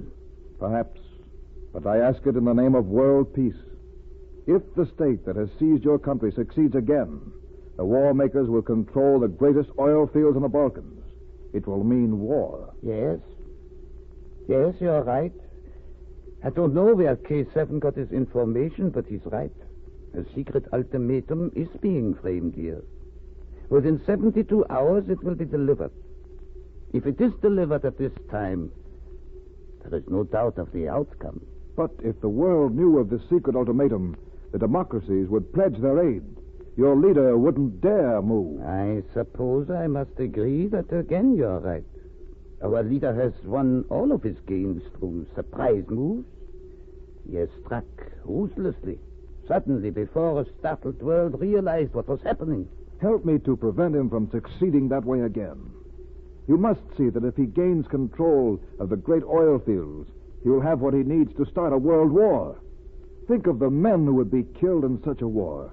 Think of the women and children who would die as cities were bombed far behind the lines. I suppose I shouldn't balance their lives against my own, should I? The thought is unpleasant. Unpleasant? But it must be faced. If I give you the secret ultimatum, they will be published in every newspaper in the world. As you say, the democracies will come to the aid of the country involved with pledges. Our leader will lose the great prize he counts as already won. He'll lose his chance to conquer Europe. You think I will go free? You think he won't find out who betrayed him? Perhaps I could take you out of the country with me. I'm willing to attempt it. No, I'll stay.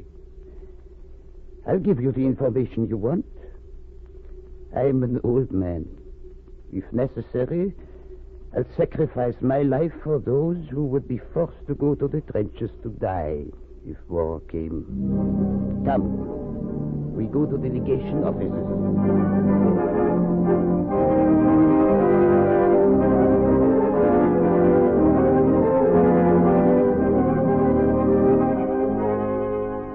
An hour later, B9 and the old patriot entered the legation offices. B9's assistant, Rita Drake, remained outside to give the alarm if anyone approached. The offices were deserted. The time was after midnight.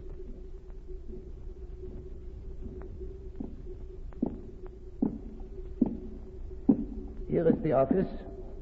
I have a copy of the document in my desk. Wait, I'll use my flashlight. You can't see to unlock the door. No, I can see. We must take no chances. The light would show our faces. Come inside. We will close the door. It's pretty dark in here. I know my way. I've been with the legation for many years. I served under the Emperor before these present madmen were ever heard of. Here is my desk. It will take only 1 minute to unlock it.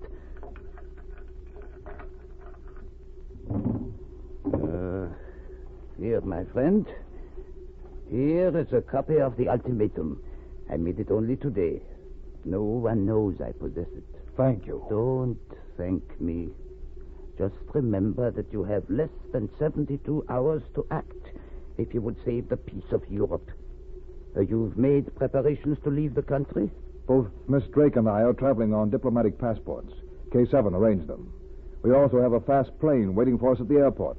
Within 10 minutes after I leave these offices, we will be on our way. Good. Tell K7 I acted in the interest of humanity. Tell him to have the ultimatum printed in every newspaper in the world. Come, we will leave. You will both stand where you are. Who spoke? You are both outlined against the light from the window. If either of you move, I will shoot. I'm going to put on the light. Renée Zorak. Who is this woman? I will answer you. I am head of one department of intelligence. It was reported to me this afternoon that Krasha saw fit to make a copy of our leader's ultimatum. I expected something like this to happen tonight. It is useless to resist. You are quite right, Herr Krasha. You are both under arrest. Now give me the papers that have just passed between you. And if I resist? And if you resist, I will be forced to shoot you here. Drop your gun on the floor. I have a gun in your back, and unless you do as I tell you, I'll pull the trigger. Very well. Good work, Rita. I saw her follow you into the building. I followed her. Did you take her gun? Yes. Wait until I examine it. It's fully loaded. Did you think I was pretending? Now that you have me, what do you propose doing? I'll answer that, Renée Zorak. Give me her gun, B9. Why do you want it? Give it to me. Thank you. Now leave. You told me that you could be on your way within 10 minutes. Miss Zorak and I will remain here for 1/2 hour. By then it will be too late for her to act. Take the ultimatum and leave.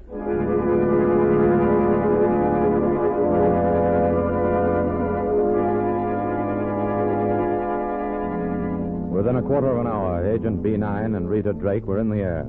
They carried a document that blasted the hopes of a man who sought only power. Behind them, in the offices of the legation, a strange scene was taking place. The 30 minutes are up.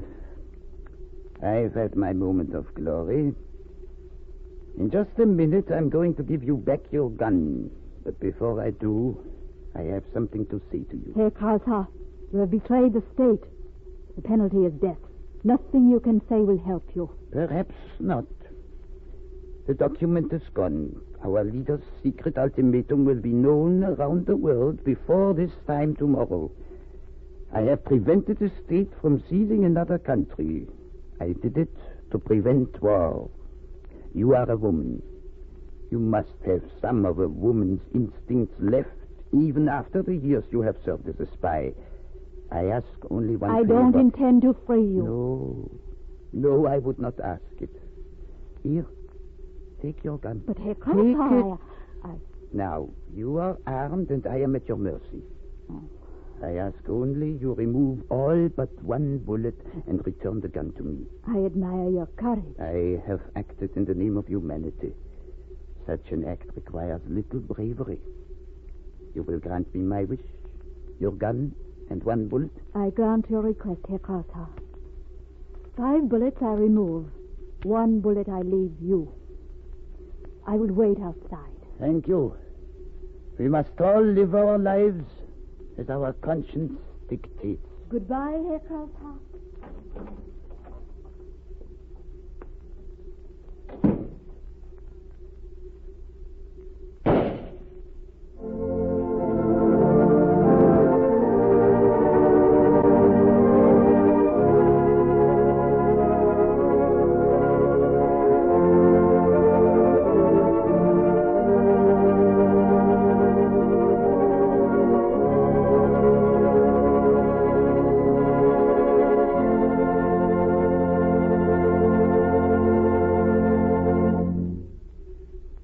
Within 24 hours, newsboys cried out important headlines in every world capital. It was the same in London, New York, Paris. The secret ultimatum had become public property. Special Agent B9 reporting K7. Your orders were followed. Through the patriotism and devotion to peace of one man, the secret ultimatum was exposed. I gave its contents to the newspapers of the world. As you know, the great democracies pledged support. As a result, the secret ultimatum was withdrawn before it was sent. War has been averted for the time.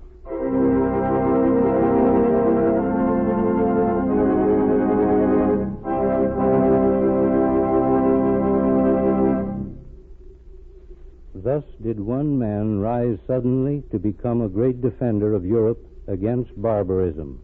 He gave his life for peace. For obvious reasons, I haven't used his real name in this story. For the time being, he must remain one of the world's great unknown heroes. Listen for my next story. This is K7 speaking.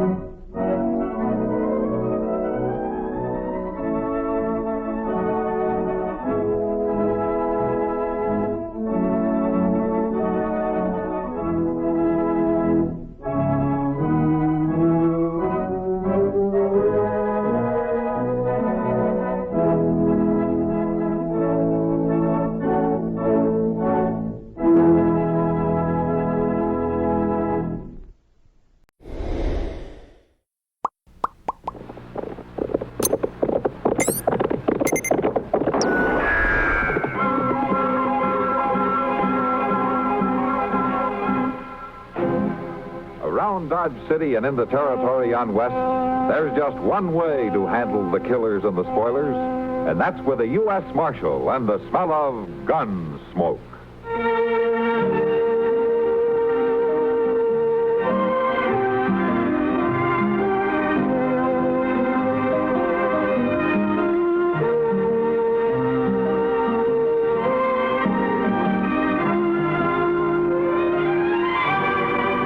Gunsmoke, starring William Conrad. The story of the violence that moved west with young America.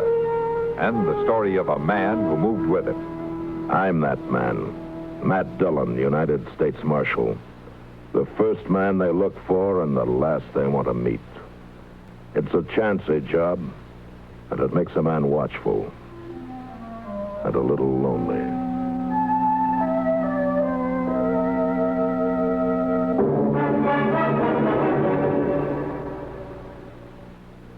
What do you need? You need lots of dollars during sicknesses.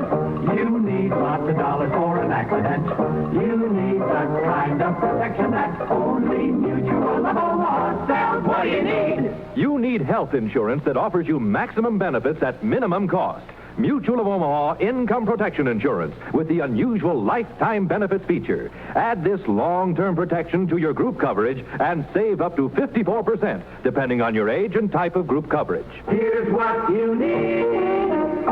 You need to get the most for your health insurance dollar by insuring with Mutual Benefit Health and Accident Association. For maximum benefits at minimum cost, call your local Mutual of Omaha agent in the Yellow Pages or write Mutual of Omaha, Omaha, Nebraska. Write for details on the low-cost, practical protection you need. You can save up to 54% when you add Mutual of Omaha protection to your group coverage. Write Mutual of Omaha, Omaha, Nebraska.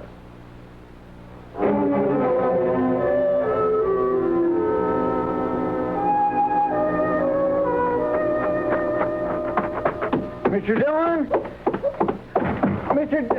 Mr. Dillon. Take it easy, Chester. But there's been a train robbery, Mr. Dillon, about 5 miles east. They held up the baggage clerk and got away with $50,000 in Double Eagles. Well, when did you hear about it? Just now, when number 7 pulled into the station. You got to get over there right away. And I guess they'll wait. Dodge City's the end of the line. Well, yes, sir, I know Anybody that. say how many were in on it? 3, according to the clerk, all wearing masks. They snuck aboard when the train stopped for water, Cottonwood tanks. Made them cut the rest of the train loose and go on with just the engine and the baggage car. Had horses waiting down the track somewhere. You ought to get over at the depot, Mr. Dillon. The baggage clerk shot pretty bad. Shot? Now, why didn't you say so? Yeah, and another thing. They cut the wire so the train crew couldn't telegraph ahead. Same old story, Mr. Dillon. You'd think them bandits would figure out some new way. Why? This one usually works.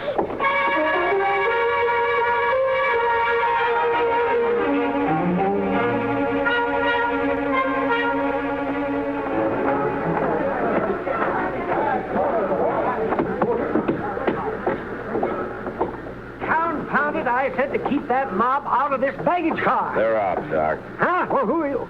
Oh, I didn't know it was you, Matt. How is he? He caught one through the lung. I wouldn't give you a plug nickel for that. Yeah. I want to find out where it happened. I can tell you exactly, Marshal. How? About 100 yards east of milepost 314. It's on the curve where the line swings in toward the river bottom. You one of the passengers? Oh, I'm a legal agent for the railroad and for the bank that owns that money. My name is Crocker, J.L. Crocker. And I want immediate action on this matter. I want that money back at once. And I want the guilty parties brought to justice. Are you getting all this, Chester? Yes, sir, I'm making mental notes.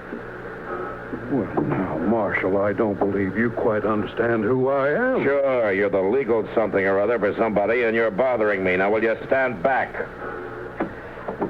Doc, is there any chance of talking to him? Well, you can try. All right. Mister, can you hear me? Yeah. Did you recognize any of them? No. They wore masks. Only one said anything. Gave all the orders.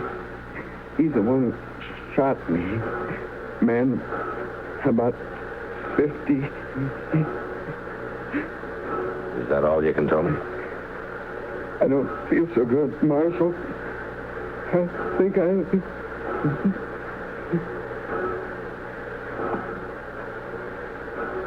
That's it. Yeah. Chester, go get our horses saddled up. We'll ride out to milepost 314. With luck, we can get there before dark. Maybe pick up their trail some way. All right, sure. Now, Marshal, in my opinion, you ought to form a posse to go after these criminals. Mr. Crocker, I don't care about your opinions. I think I'll have a little talk with your superiors when I get back to civilization. Good. Find out what's happened to my checks. I haven't been paid for 2 months.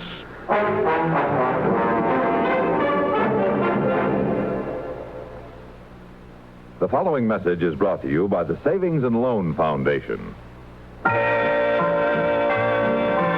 Where you save does make a difference. Where you save does make a difference. Where you save does make a difference. Save more, have more, earn more. At Savings and Loan. Yes, your dollars get good earnings at Insured Savings and Loan Associations. People like you are receiving over $700 million right now. It's money their money has earned. You can do it too. Where you save does make a difference. Join the millions of thrifty people who make a profit on their savings at Insured Savings and Loan Association. Now's the time to start an account or add to the one you have at your nearby Insured Savings and Loan. Remember, where you save does make a difference. Where you save does make a difference. Where you save does make a difference. Save more, have more, earn more. At Savings and Loan.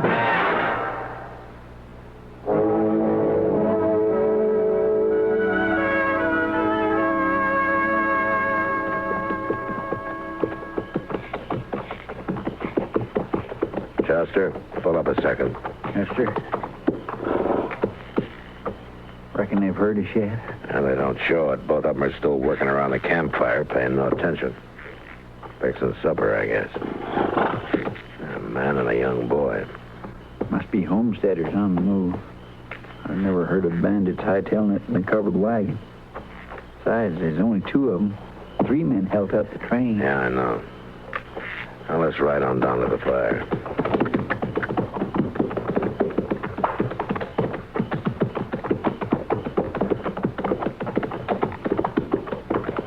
Well, now, howdy, strangers. Evening. Climb down and sit. Have some supper ready here in a spell, such as this. Keep your eye on that coffee, Jerry. I'm watching it, Pa. You men pushing cattle? No, hunting killers. What? Had a train robbery this morning. Now, I'm a U.S. Marshal out of Dodge. My name's Dillon. Proud to know you, Marshal Dillon. I'm Dan Everly. This is my boy, Jerry. How are you, sir? Jerry, how are you? Well, we're heading for Dodge ourselves. How far we got to go yet? About 9 miles. You planted a homestead? That's right. Had a place back at Newton, but it didn't do so good. So, somebody robbed a train. Mm-hmm. 3 of them. Got away with $50,000 in gold. Have you met anybody today? No, nary a soul. Now, Marshal, you just rest yourself there now, and we'll have some side meat and hominy in a few minutes. Oh, fine, thanks. Yeah, you got enough there, Jerry. This is it, Chester. We found them. These 2? How do you figure? They're horses. Saddle stock, never meant to haul a wagon. And the 3rd one's over to the right in that thicket covering us. Saw a glint on his gun barrel.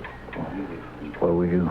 Move fast. You roll to the left, draw, and cover the 2 by the fire, and I'll take the one in the brush. You got it? Yes, sir. All right, then. Now. Don't move, you 2. You're covered. You there in the brush. Come out with your hands up. Now, wait, Marshal. Don't shoot. All right, then. Tell him to get out here with his hands up. They got us. There's no use fighting.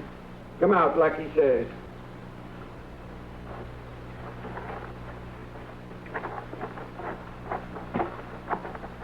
Why didn't you let me fight, Pa? I could have shot them both. Oh, fellas. It's a girl. So it is.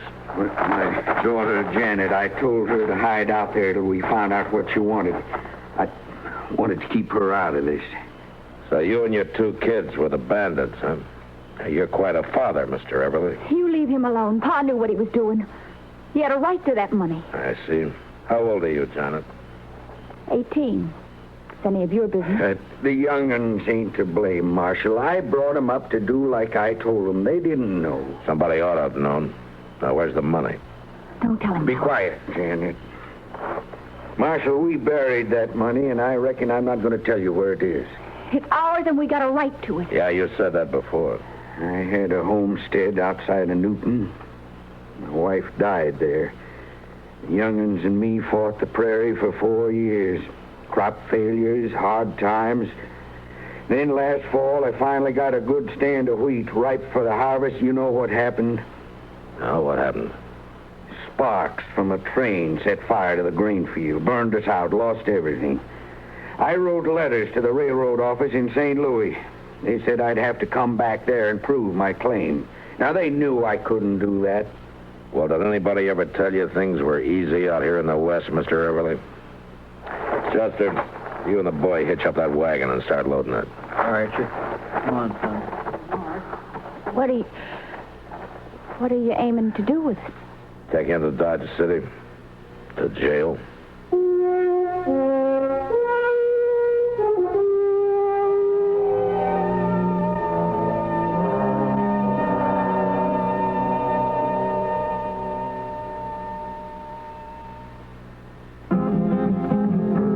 It happened in Death Valley in the blazing desert sun. No others dared to do it, so there could be only one. Just one that passed the killing grind of sun and wind and sand.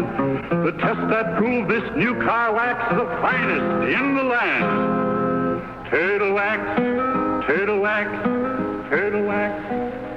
Reader's Digest ad tells the story of the amazing Turtle Wax protective power that kept cars' colors shining bright even in fiery Death Valley sun. Just one waxing of Turtle Wax with new Sun Stop gives your car a beautiful hard shell finish guaranteed to last up to 1 full year. It's quick and easy to Turtle Wax your car yourself. Remember, just one waxing of Turtle Wax with Sun Stop lasts up to 1 full year. Turtle Wax gives a hard shell finish. Turtle Wax gives a hard shell finish. Turtle Wax.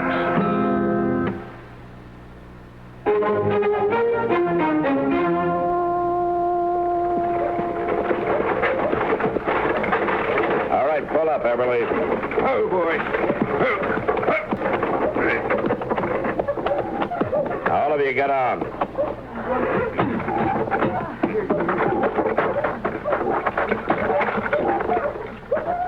I guess my reasons for robbing that train don't count for much, do they, Marshal? Judging's not part of my job, Everly. But not the young'uns. It wasn't their fault. You killed a man, Everly. What do you expect? Marshal, I didn't aim to kill him. He went for his gun as we was leaving, but I didn't aim to kill him. Well, Marshal, I see you brought in the culprits. Yeah, it looks that way, Mr. Crocker. Now, where's the money? I want to get it locked up in the bank right away. They say they buried it. What? Matt? Matt, are you all right? I heard of the balloon that you bought in the Bandits. That's right. Is she one of them? That girl? Yeah. Well, she's just a kid, Matt. You're not going to lock up a girl. Kitty, I don't like the idea any better than you do. That jail wasn't built for women. I know that. Matt, let me take her. What? She won't try to get away with the others in jail. She can stay in my rooms while I'm working. I'll take care of her, Matt. Janet, you go with Kitty here. Yes, sir. Stay with her and do whatever she says. Thanks, Matt. Thanks a lot. Come on, honey. Chester, you take these other two inside and lock them up. Yes, sir. Come on. Let's go. Now, Marshal, pretty or not, that girl is a criminal. Why aren't you locking her up? Well, we've got a different attitude toward women out here, Mr. Crocker. We never got around to building jails for them. Well, what about the money? $50,000 missing. That's right, it is. It's a long ride into town, wasn't it, Marshal? Moonlight, pretty girl in a wagon, chance to talk. Maybe Why, do a little... You there. Yes, sir. Drag him over there to the water trough and stick his head under the pump.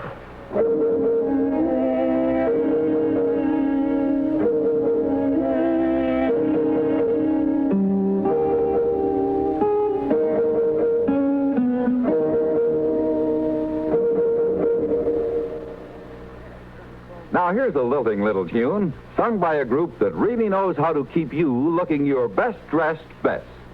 There's a difference, see the difference with Stanu. S-T-A-N-U. The quality finishing. Offered only by quality dry cleaners from coast to coast. Stanu costs nothing extra. Restores the like-new look to all your clothes. Makes them soil and wrinkle resistant. Brings back original store-fresh texture, sparkling color, and cashmere-like feel. Stanu dry cleaners are listed in the yellow pages under the Stanu trademark. Why don't you send your next dry cleaning order to your nearest Stanu dry cleaners? All dry cleaners don't have Stanu, only the best do. You can see the difference, feel the difference with Stanu, Stanu, Stanu.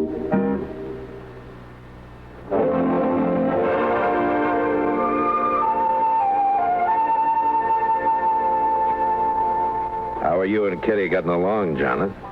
Oh, just fine. She's been wonderful. The noise downstairs bother you? Keep you awake at night? No, the only thing that keeps me awake is worrying about Pa and Jerry. What are you going to do with us? And I got no say about that. There's no proper court here. I'll probably get orders to send you up to Hayes City for trial. Oh, they won't understand.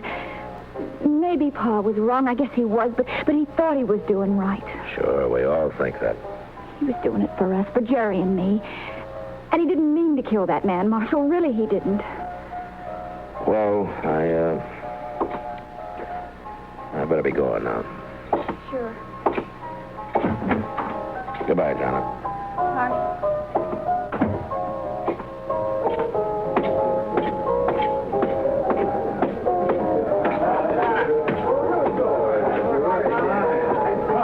Well, Mac?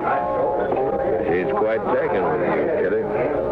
Stores around town say you're a little taken with her, Matt. That's Mr. Crocker's doing. He's been shooting his mouth off for a week now. He's offered a $1,000 reward for the return of that money, no questions asked. Yeah, I know. But how much do you know? What do you mean? Well, people will know you don't pay any attention, Matt, but some of these hangers-on around the saloon wonder if you did make a deal for that money. Yeah, who cares what they think? But it's bad, Matt. Crocker keeps prodding them. Some of them are beginning to say that Everly's might remember where the money is if they had ropes around their necks. Lynch mob, huh? Yeah, they're going to have to move fast. I got orders about an hour ago to send the 3 up to Hayes City in the morning. Oh, Matt. Does she know about it? No. Just didn't have the heart to tell her.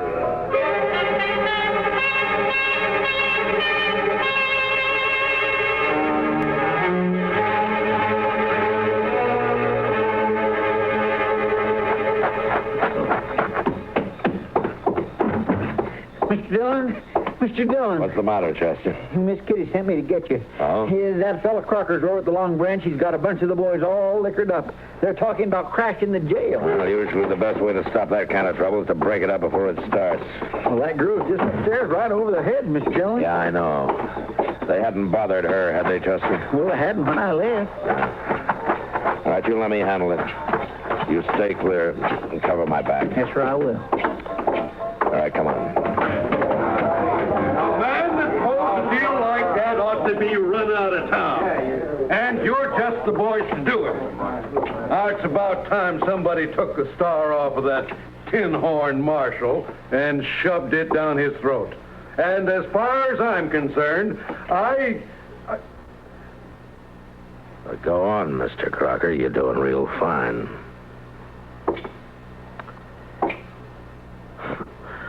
There's quite a crew you picked up. All the bums, barflies, swindlers, and bushwhackers in Dodge City. Well, your friends don't seem to be as talkative as they were a couple of minutes ago, Mr. Crocker. Dillon, if I had you in St. Louis for 1 hour, you'd be in jail, not running. All right, boys, the party's over. Now move on. Now, you got no right to order those men around, Dillon. I don't hear any of them objecting. Matt, Matt, she's gone. What? Janet's not in the room. She's gone. Well, where would she go? I can tell you, Matt. You've had a jailbreak. That girl got her dad and brother out, and they just left town on their horses.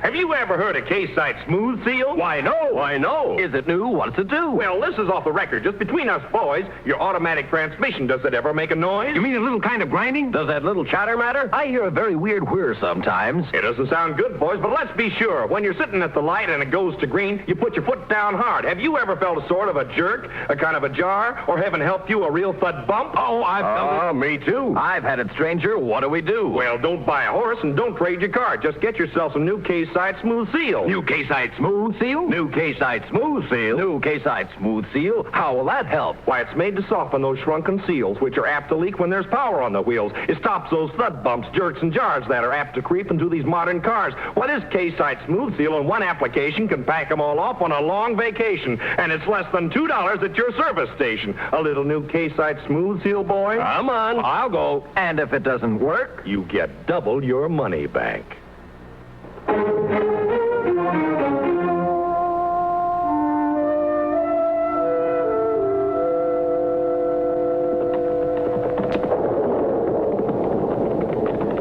getting pretty close to the place for the camp that night. It's right ahead of us there, Chester. Sure do hope that cussed storm holds off.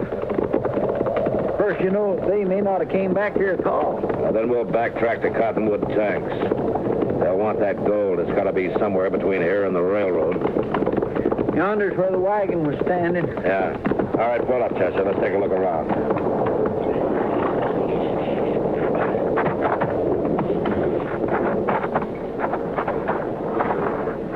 Mr. Dillon, look there. What? A hole dug in the ground, right where they had the campfire that night. Yeah. Well, they buried the gold there, Chester, and built their fire right on top of it. Get out! It came from that thicket over there. I'm going to fire and roll away, maybe draw a shot. Now, you keep your eyes open. Sure, I will.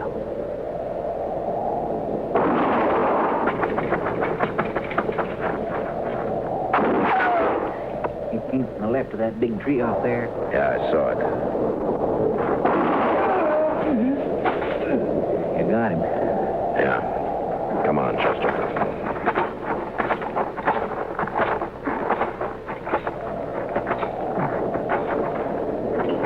Everly. Now, you're covered, Everly. One move and you're finished. I'm finished anyway. I'm sorry I had to do it. No matter. Want the young'uns to have a chance. They rode on with the money, I suppose. Let them go, Marshal. It's their money. I had a right. Maybe, but you had no right to kill. I didn't aim to, Marshal. The law has to go by acts, Everly, not intentions. Storm coming up. Yeah, it looks that way. Hope the young'uns find shelter. Jerry caught cold there in jail. Used to worry his mother when he coughed. So she's dead now. Died back there. Back. Yeah.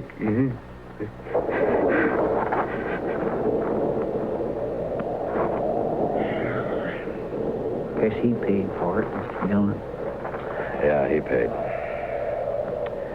Well, let's try to pick up the trail of the other two before that storm. What is it? Horses. A couple of horses coming in fast. All right, hold it. It's all right, Marshal. Wait on. Pa, where is he? We heard the shooting and turned around and rode back. You better get off your horses, both of you.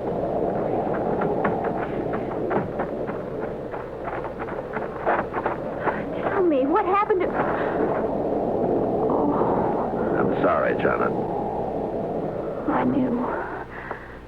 I knew when he made us right on ahead that we'd never see him again. Alive. You kid's carrying the money? It's there in my saddlebags. Get it, will you, Chester? He thought he was doing the right thing. He thought he was doing it for us. I know, but he was wrong. And now there's the two of you to decide about. Here's the money, Mr. Dillon. Chester, count out $1,000. Yes, sir. You know, technically, I guess I ought to take you back to Dodge. But I figure everybody's got certain rights. And it's my job to try to keep all those rights sorted out and evened up. All I can do is call them the way I see them. Chester, give him the $1,000. There you are. But I don't understand. Crocker offered $1,000 and no questions asked for the return of his money. Well, you returned it. And there's the reward. Yes, but Now, if you ride north and keep bearing west, you'll eventually hit Wyoming. I hear it's fine country, plenty of range land, homesteads. The two of you ought to do all right. And Jerry. Yes, sir? You take care of her.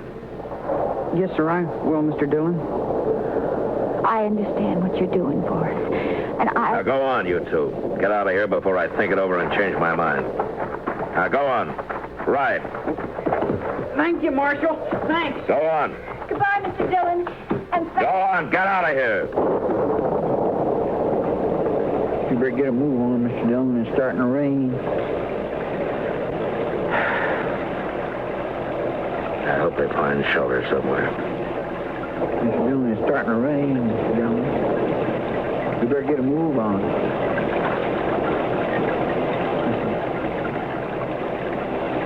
Mr. Dillon?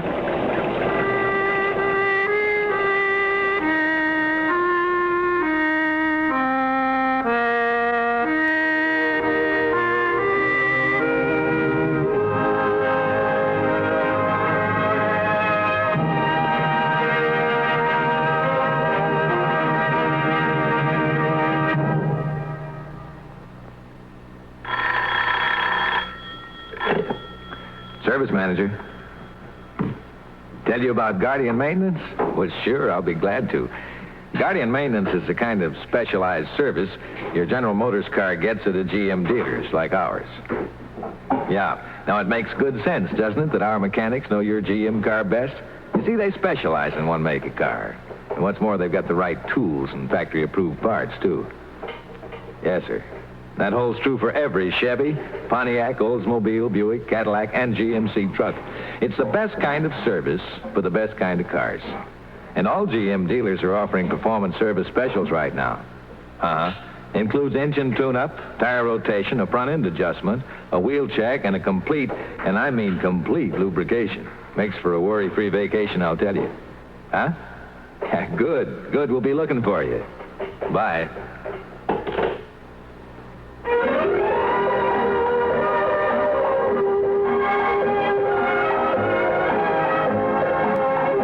Gunsmoke. Produced and directed by Norman McDonald, stars William Conrad as Matt Dillon, U.S. Marshal. The story was specially written for Gunsmoke by Les Crutchfield, with editorial supervision by John Meston. Featured in the cast were Vic Perrin, Barbara Eiler, Sam Edwards, and Bart Robinson.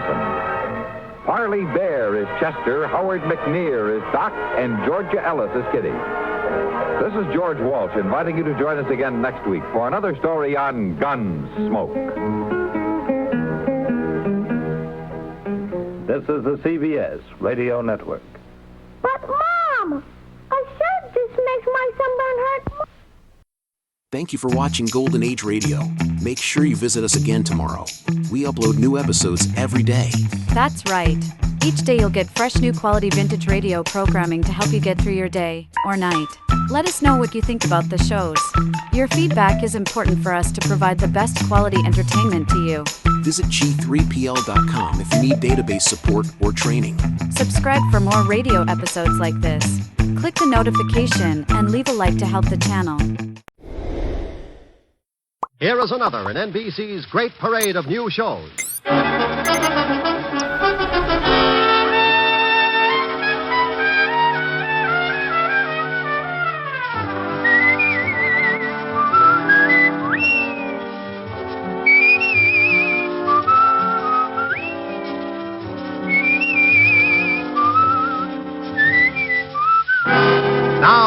Howell as Richard Diamond, private detective.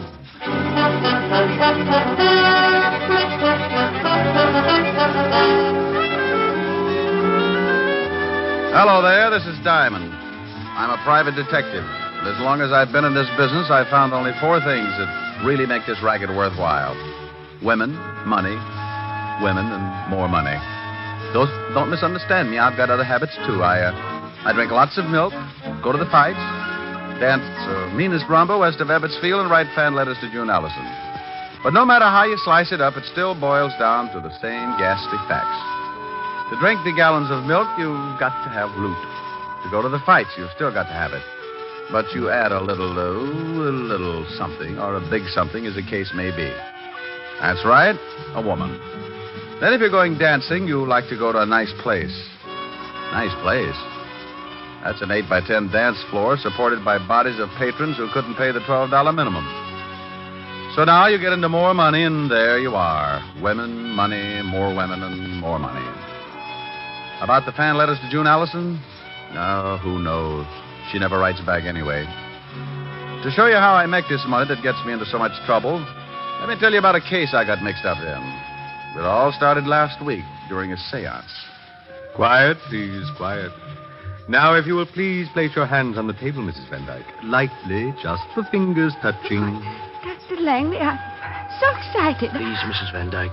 Professor must have complete silence. Oh, I'm sorry, but what's he doing? He's going into his trance. Dr. Langley. He's contacted the outer circle. I feel your presence. Who are you?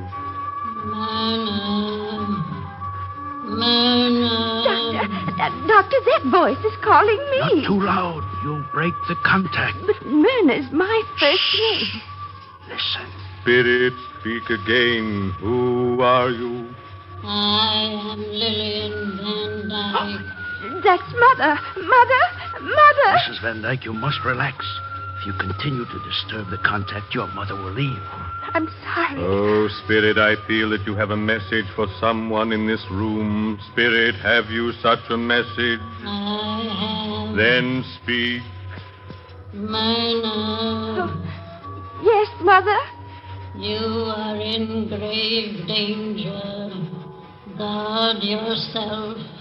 Rely on Dr. Langley. He will help. Yes, Mother. What else? Mother? Contact has been broken. The mother will not return again today. Oh, will I be able to speak with her again, Professor? I must speak with her again. She said I was in some kind of danger. If you will return here tomorrow, Mrs. Van Dyke. Mother said to rely on you, Doctor. I intend to. I assure you your confidence will be rewarded, Mrs. Van Dyke. In the meantime, I suggest you go home and get some rest. Yes, this experience has been rather trying. Goodbye, Professor. I shall see you tomorrow. Until tomorrow, dear lady. Coming, Doctor? I wish to consult with the professor for a moment. I'll be right along. Very well, Doctor. I'll wait in the car. Goodbye again, Professor, and bless you. Goodbye, and bless you, you old goat. Take it easy. Wait till she gets out the front door. Okay. Now, look, Langley. When are we going to pull the job? I'm getting tired of drumming up banshees for old moneybags. Let's get those jewels. Look, tomorrow her mother is going to tell her that someone is after her precious jewel collection. Tell her? She'll lock him up in Fort Knox if that happens. Oh, I'm surprised at you, Professor. What if her dear old departed mother tells her to leave them with me for safekeeping? I get it. By the time she gets wise, we'll be in Mexico. Right. I'll see you tomorrow morning before Van Dyke gets here. We'll plan what we want the voice to say. And for Pete's sake, tell that old witch to sound like a ghost for a change. She came on today like Apple Mary with a hangover.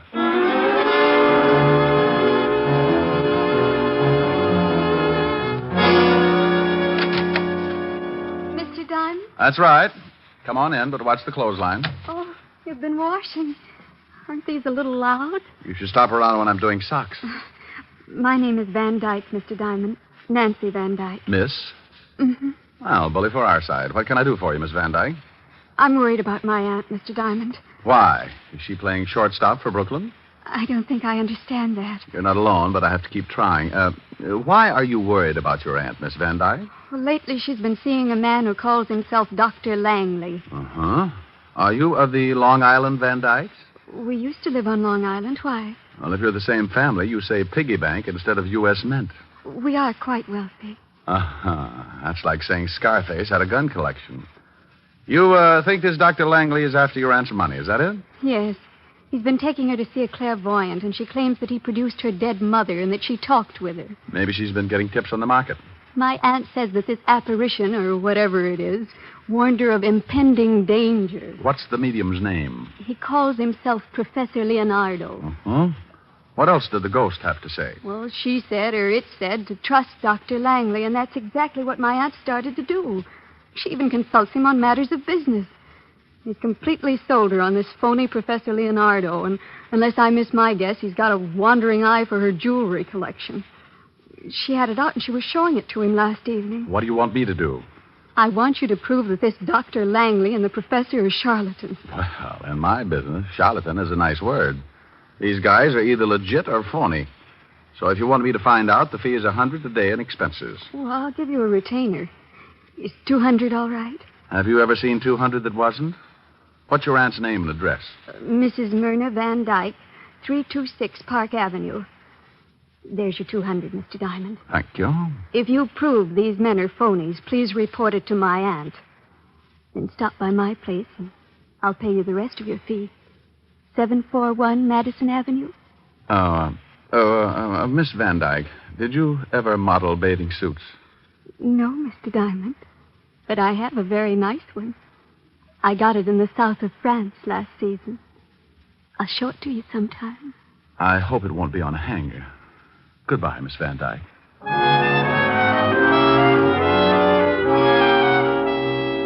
Well, I had 200 fat clams in my little hot hand and an assignment that didn't look like it was going to be too tough to crack.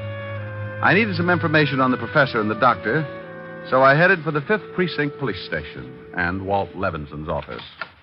Yeah, what did... Oh, no. What do you want, Shamus? Why, Sergeant Otis, what will the lieutenant say when he finds your big feet all over his desk? He won't say nothing. He ain't here. Well, how'd you ever figure that out? Where is he? Out of town. Doing what? Doing his vacation, that's what. Don't tell me he left you in charge. Yeah. What's the matter with that? If you've got a few days, I'll tell you about it. Leaving you in charge of homicide is like stopping a leaky faucet with bubble gum. I ain't in charge of homicide, wise guy, but I could do it if I had to. He just asked me to watch his office and take the call. He'd get better results with a parrot. Well, I want some information, Sergeant. Who do I see? Me. I could see more in a barrel of mud. Now, you better lay off, Gumshoe. I got instructions to throw you out if you get out of line. Oh, Sergeant, it's nothing personal. You've got beautiful eyes, and, I love all three of them. It's just that you're obnoxious. Well, okay. But you start calling me any nasty names and you go out of here, Sergeant. Well, you do. Now, what do you want? I want your file on buncoitis. Okay. You come look up some of your relatives? Oh, that was a real garter snapper, Sergeant. Yeah, here's the file. You can do me one more favor. Look up Professor Leonardo. He's a spiritualist. Oh, drunk, huh? I'll get the file. Oh, no, Sergeant. In the phone book, he's like a fortune teller. Oh, one of them guys. That's right. Wow. Well. Find something? Yeah, I was looking for this guy, too. Let's see. Dr. R.L. Langley. Alias Dr. Fred Bishop. Alias Dr. Leopold Karnowski. Hey, this guy's been busy. 2 convictions. Bunco artist. According to this, the guy goes after old dames and gives them a good fleecing. You're positively brilliant, Sergeant. It ain't nothing. It is when you do it. Did you find the phone number of the professor? Yeah, right here. Professor Leonardo, fortune teller, and clairvoyant. Okay? Oh, want to use the phone? Sure. Only leave a nickel. I wish I had your nose full of them.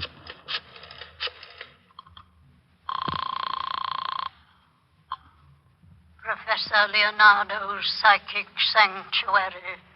My name's Appleknocker, Harold Appleknocker. I'd like to make an appointment with Professor Leonardo. Just what seems to be your problem? Well, you see, it's like this. I have a 1,000-acre hog ranch in Kentucky, and last week my brother Oney got lit up on juniper juice and fell in a waller. It was a pretty deep one, and he done drowned. I was wondering if you could fix it so I could talk with him. Who recommended you to us? Ain't nobody recommended nothing. I just looked it up in the phone book. Well, the professor is rather busy, and his time is expensive. I'm afraid... Oh, shuckins. I ain't worried about money or nothing.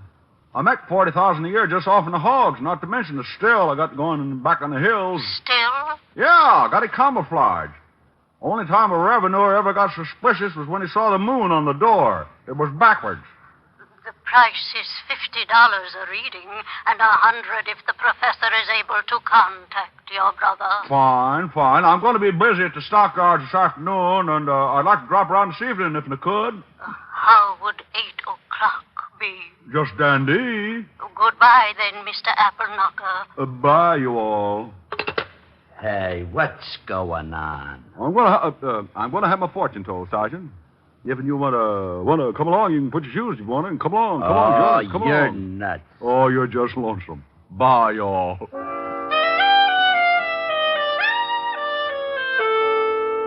I left the 5th Precinct and headed for 975 Park Avenue. The way the case looked to date, I was going to be working that night, and my lovely redhead would be unhappy if she had to sit home. Sometimes you get a case that's fun, and this looked like one of those times, so I decided to take Helen with me to Professor Leonardo's. Rick, a fortune teller? Yeah, he brings the dead back, too. Want to go? If he doesn't dig up some of your old jokes. Oh, you are a vicious female. Just for that, old Harold Appleknocker is going to show up alone. Harold Appleknocker? Yep, raise hogs. You know, this little figgy went to market. Rick, that tickle. Don't you and Sergeant Otis ever wear shoes? Oh, I like to run around in my bare feet. It's hot. That's only 90. What would you do on the Sahara? Don't answer that. What time will we do at this spook parlor? Oh, 8 o'clock. That's 2 hours. In the meantime, let's start a little seance of our own. First, you start by holding hands. Rick.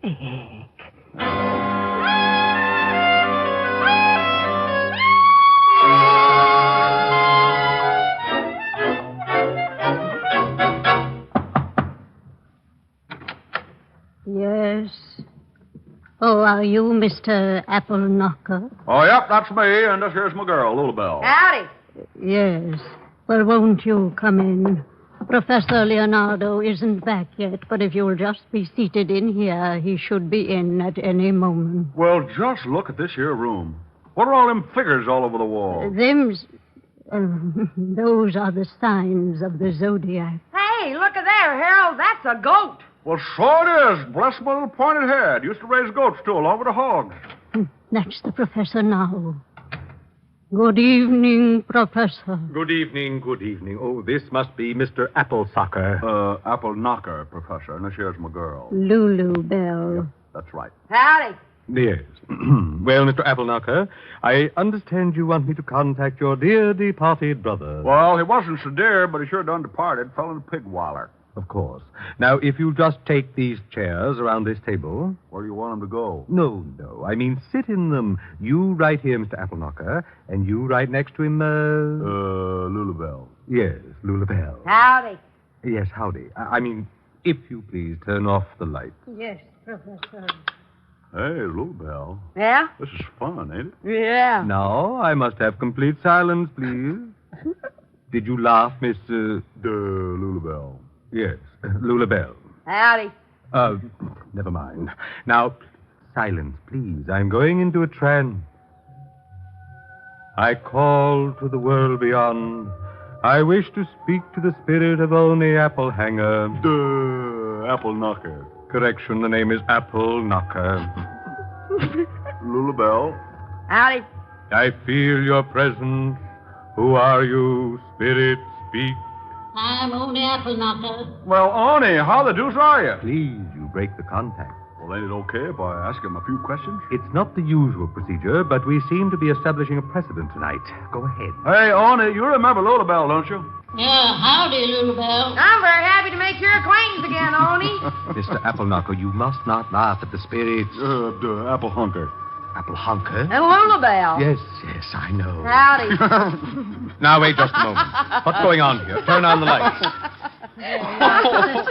What's the matter? These two people are laughing. Oh, I'm sorry, Professor. But I think you've been taken for that well-known ride. You mean this is some kind of a practical joke? I don't know how practical it is, but it sure got a laugh. Professor, their accents. Yeah, they went out when poor Oni jumped up from the pig waller. Oh, I see. Well, look here, young man. I don't see the humor, and it's going to cost you just $100 for this laugh. Oh, it is, huh? Yes, or you're going to walk out of here on crutches. That's the funniest thing you said all night. What do you want, anyway? I just wanted to find out how phony you were.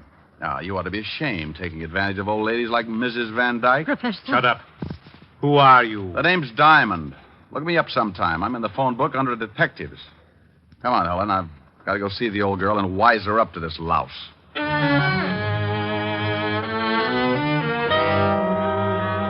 Helen and I left the professor and his witch and went out on the street. I hailed a cab and put Helen in it and sent her home to wait for me. 20 minutes later, I was ringing the doorbell of the Van Dyke residence. I stopped ringing and tried my knuckles, and that's when I noticed that the door was ajar. I pushed it open and walked in. I stopped cold in my tracks. The hair on my neck jumped off and hid in the corner. Lying on the bed was what looked like a body. I couldn't tell because it was covered with a sheet. I was sure of one thing.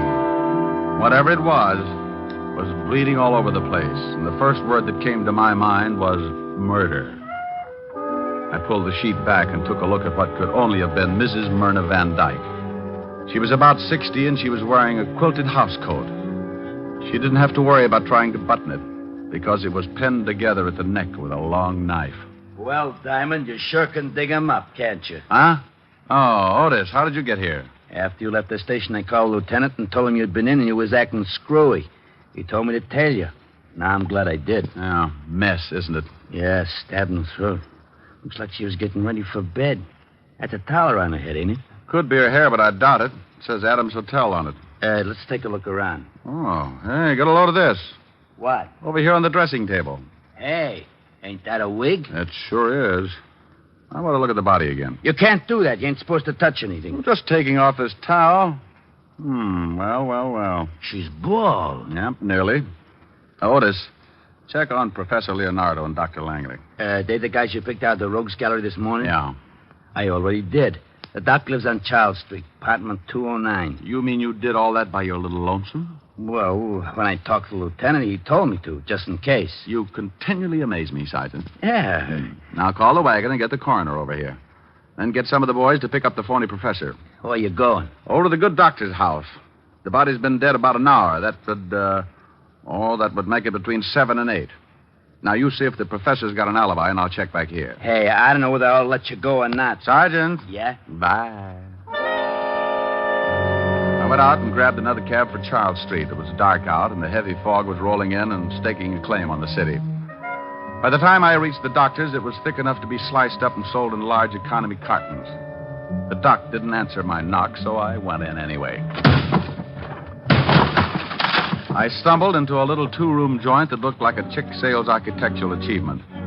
The doctor was not home, and neither were his clothes and toothbrush, so I started casing.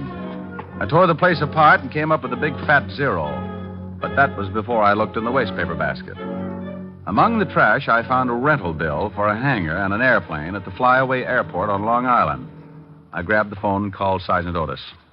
Yeah? Otis, this is Diamond. Oh, the boys are here now. You were right about the time of death, around 7:30. What about the professor? We sent a car over to pick him up, but he skipped. We got some dame, though, and she told us that the prof was giving one of them sea answers from 7 to 8. Did you check it? Yeah, and you was. Good. Now check and see who gets the dead woman's money in event of her death. Well, how am I going to find her lawyer at this time of night? Just find him and meet me at the Flyaway Airport on Long Island. Okay. Did you get the doctor? That's what I'm going to do now. And if this fog keeps up, I've still got a good chance. Sometimes a case starts off like a party and ends up like a funeral. This was one of those times, and when it happens, you're never really prepared for it, so you've got to work fast. I used my last $10, besides the $200 the girl had given me, and got to Flyaway Airport in a hurry. The fog was so heavy, I had to almost kick it aside, but I finally found the row of hangars and started looking. I reached the last hangar when I spotted the plane. It was sitting on the strip, and as I moved nearer, I could see the man. Who's there? Who is that? I got a gun out, Doctor. So just stand the way you are. Who are you? What do you want? I want that little suitcase you've got. I want to take you back to the police. Police? Oh, what on earth for? Mrs. Van Dyke is dead, been murdered. Oh. Oh, now, come on, stop that. Why, I know nothing about the killing. I swear I had nothing to do with it. What's in that suitcase? Why, just some clothes. Not the Van Dyke collection of jewels? Of course not. What would I want with them? Miss Nancy Van Dyke seemed to think you did. Oh, that's absurd. Here, you can look at the bag if you like, sir. Well, I'd like. Let's take a walk over here where we can see some light. If you insist. Where were you between 7 and 8 this evening, Doctor? Why, I was at home. Now, you're a two-time loser. If you're lying, they'll wash your mouth for 20 years. You know about my record, do you? Looked it up this afternoon. Well, I suppose I may as well tell you. I wasn't home until nearly 8. Where were you? Mrs. Van Dyke's apartment. I was supposed to put her jewels in the downstairs vault. What happened? She was dead when I got there. You sure she was dead? Yes. She was lying on the bed under a sheet. Pulled it back, saw she'd been stabbed in the throat. I left, packed, came out here. I knew I'd be accused, but I didn't do it. Hold it. Here's a light. Well, if the jewels are in this bag, you're going to be in a tough spot. You're welcome to look. Thanks loads. Oh! Whatever it was, it caught me across the back of the head, and I went down like a dead palm tree in a hurricane. It wasn't the doctor who had lowered the boom, but someone who had sneaked up in the fog and gotten around behind me. I wasn't knocked out, and I could still hear things, so I just lay there and listened. Oh, thank goodness you came along. He was going to take me to the police because someone had killed Mrs. Van Dyke and stolen her jewels. He thought I had them. What are you doing? No! No! No! I rolled over and looked at the doctor. He was very dead. I got up as fast as I could and started after the killer, but in that fog, it was like looking for a hangnail in a mine shaft. I went into one hangar after another, and I guess if you keep after it long enough, sometimes you get lucky. I went into the last hangar and stopped to listen. Okay, you, come on out. If I have to come in after you, it's going to be the hard way. Well, you're the boss. Now, why don't you stop it? You can't see me any better than I can see you, but I've got the door covered. Now, come on out. If I guess right, that's one big sergeant, and he's so stupid he's liable to shoot you. Diamond! Diamond, where are you? In here, Otis. Watch your step. We're playing cops and robbers. What do you mean? What are you talking about? Oh, stop. You all right, Otis? Yeah, but this cement's hard. Crawl over here. Okay. Hey, who's shooting? Well, one of two people. Just shot Dr. Langley back on the airstrip. Yeah? Why don't you blast him? I guess I'll have to. He doesn't want to come out. Otis, crawl over about 12 feet and make him shoot. Me? Yeah, I want to get a good line on him. He's behind those oil drums, and I've got to stand up to do it. Oh, all right. Hey, Diamond, now? Yes, Otis, now. Okay, like I said, you're the boss. I've been hit. Come on, Otis. That was good shooting. Glad you liked it. Well, how about you, Professor? I'm not happy. I got all 3 of them. You won't be around long. Why did you hit me, and why did you kill the doctor? I wanted the bag. I thought the jewels were in it. Aren't they? No, I opened it back here.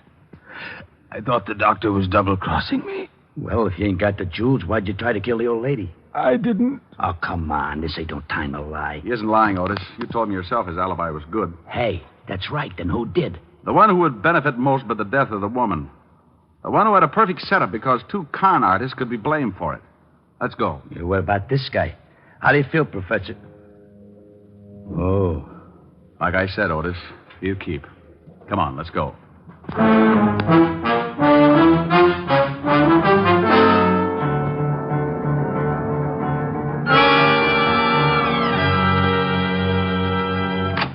Well, hello, Mr. Diamond.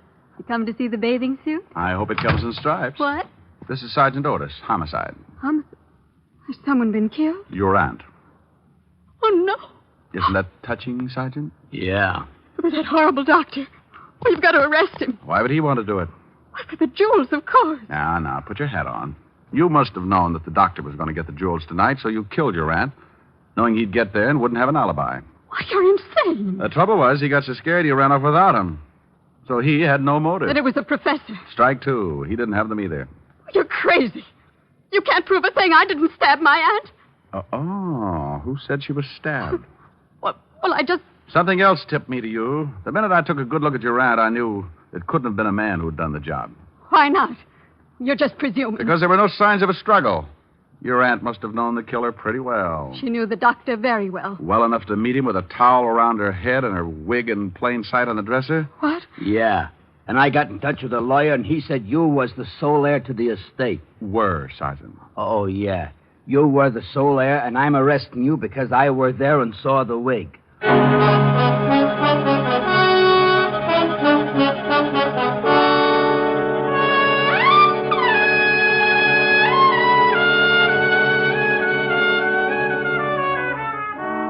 Rick, wasn't it fun at the fortune teller? Yeah, he's going to have to think up a new racket.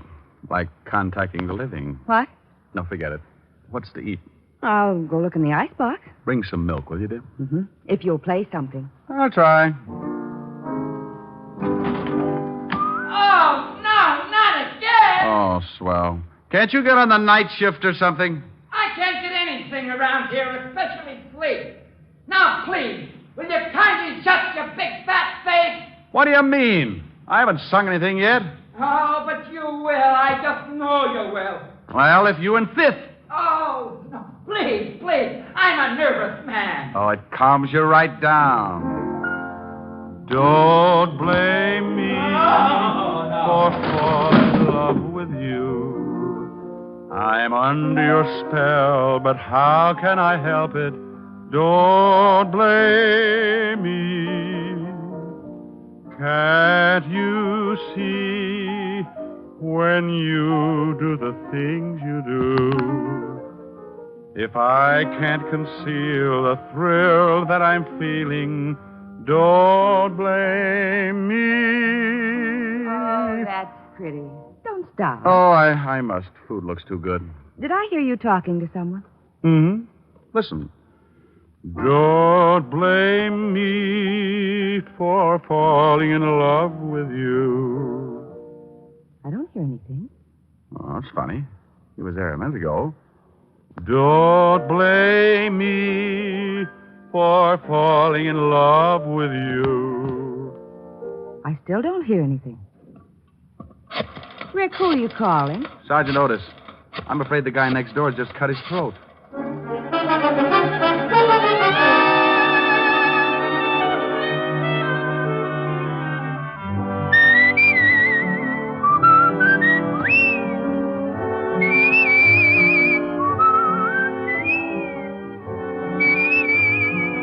You have just heard Richard Diamond, Private Detective, starring Dick Powell. Helen was played by Virginia Gregg.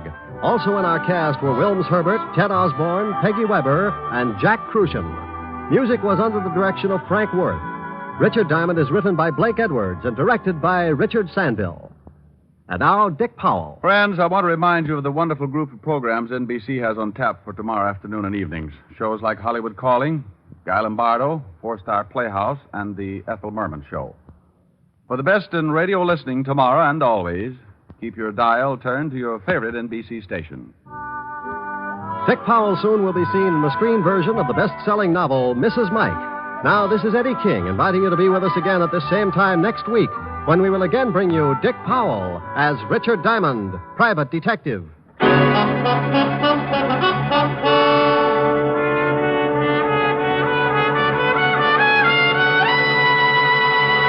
This program has come to you from Hollywood. Theater Guild on the Air returns tomorrow night on NBC.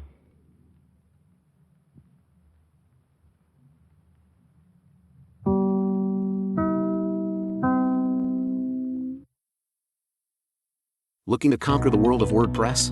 At G3PL.com, we're your ultimate destination for WordPress support and training. Need help with a specific project? Facing a tricky plugin or theme issue?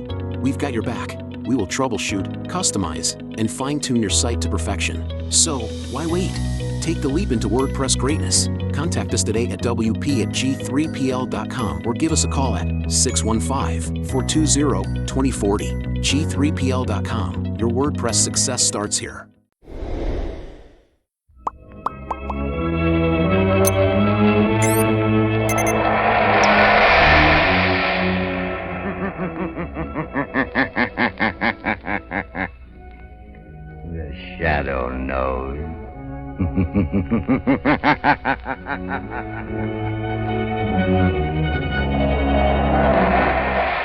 Blue Coal presents The Shadow, the mystery man who strikes terror into the very hearts of shopsters, lawbreakers, and criminals. Today's story, Sabotage. Today's exciting adventure with The Shadow starts in just a moment. But first, I'd like to say a few words about health. Over 50% of all family colds can be traced to uneven heat or overheating in the home.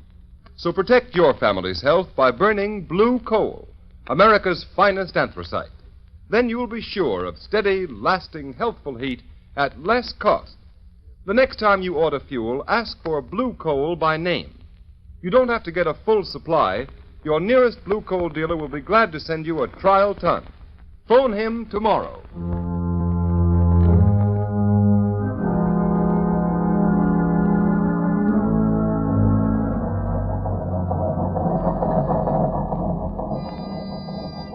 Engine room. Stand by for test number 11. Engine room standing by, Commander. Ship full speed ahead. What the? Engine room. Hello. Hello, engine room. Chief Engineer Swain reporting. Boiler explosion, sir.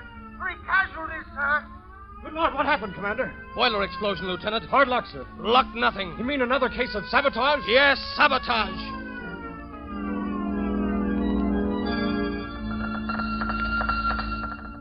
Submarine L-21 calling submarine base. Submarine L-21 calling submarine base. Submarine base answering L-21. Go ahead, L-21. Submarine L-21 in distress. Submarine L-21 down off Diamond Head. Cannot rise. Emergency. Emergency. Pumps damaged. Looks like sabotage. Looks like sabotage.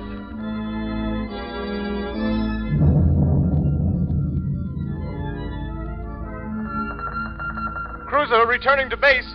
Cruiser returning to base. Explosion. Explosion in after gun turret. 3 dead. 6 wounded.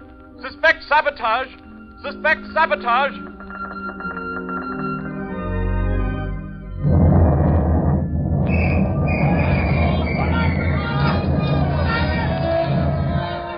Lord. Hello. Hello. Hello. Sentry post number 4 reporting. Explosion and fire. Explosion and fire in destroyer dry dock. Sag Island Shipyard. Sag Island Shipyard.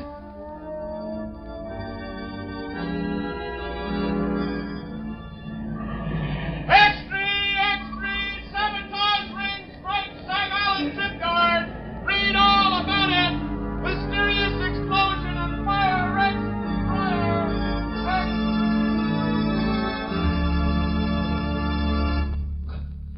Hey, fellas, here's Admiral Teely now. Well, what are the findings of the board, Admiral? Yeah, Admiral, what's the dope on this sabotage ring? Gentlemen, the board has authorized me to make this statement to the press. Let's have it, Admiral. Yeah, let's have the lowdown, Admiral. Our inquiry indicates that all ships affected by recent acts of sabotage have all been built, reconditioned, or repaired in the Sag Island yard. Sag Island, eh? Yes.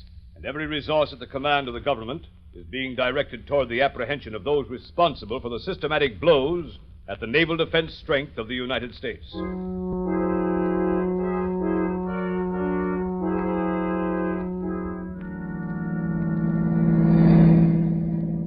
Lamont Cranston, would you mind telling me where you've been for the past 5 days? I was nearly frantic until I got your call asking me to meet you. And why those old clothes? And why haven't you shaved? I'm sorry, Margot. I've been at Sag Island. Sag Island? You mean where they're having all the trouble in the shipyard? Yes, it seemed to be a case where the Shadow might be of some use to his country. You've uncovered something. Is that why you sent for me, Lamont? I'm not sure, but I stumbled on something last night. It's been a process of elimination. Where are we going? Back to Sag Island? Yes, we're almost there now. Lamont, have you anything definite to work on? It seems so hopeless. You forget, Margot, that I, as the Shadow, have a certain gift. You mean what the underworld call the power of invisibility? Yes, and the ability to read other men's minds, particularly the mind of a man who has something to hide. But you've got to find that man first, Lamont. I know. Do you mean that out of the 3,000 men in the Sag Island shipyard, you found the one man who has eluded the Secret Service, the police, and everyone for weeks? I think I have, Margot. I'll know for sure tonight. What do you want me to do, Lamont? We're coming into Sag Island now. I want you to go to the Sag Island Hotel, take a room, and set up the shortwave radio outfit. You brought it, didn't you? Yes, it's in the baggage compartment. Good. Now listen, Margot. Tune in the wave I use as the Shadow and wait. Wait all night if necessary.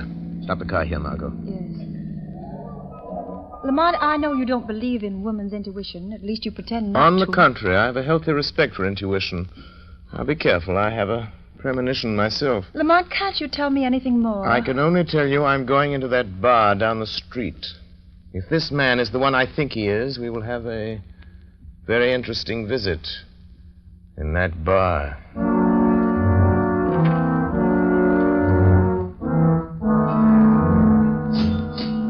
Hey, bartender, set him up again. Yeah, one more round. Nothing doing, boys. It's closing time. All right, come on, Jake. Okay. Good night. Come on, Bill, let's go. Good night, boys. Good night.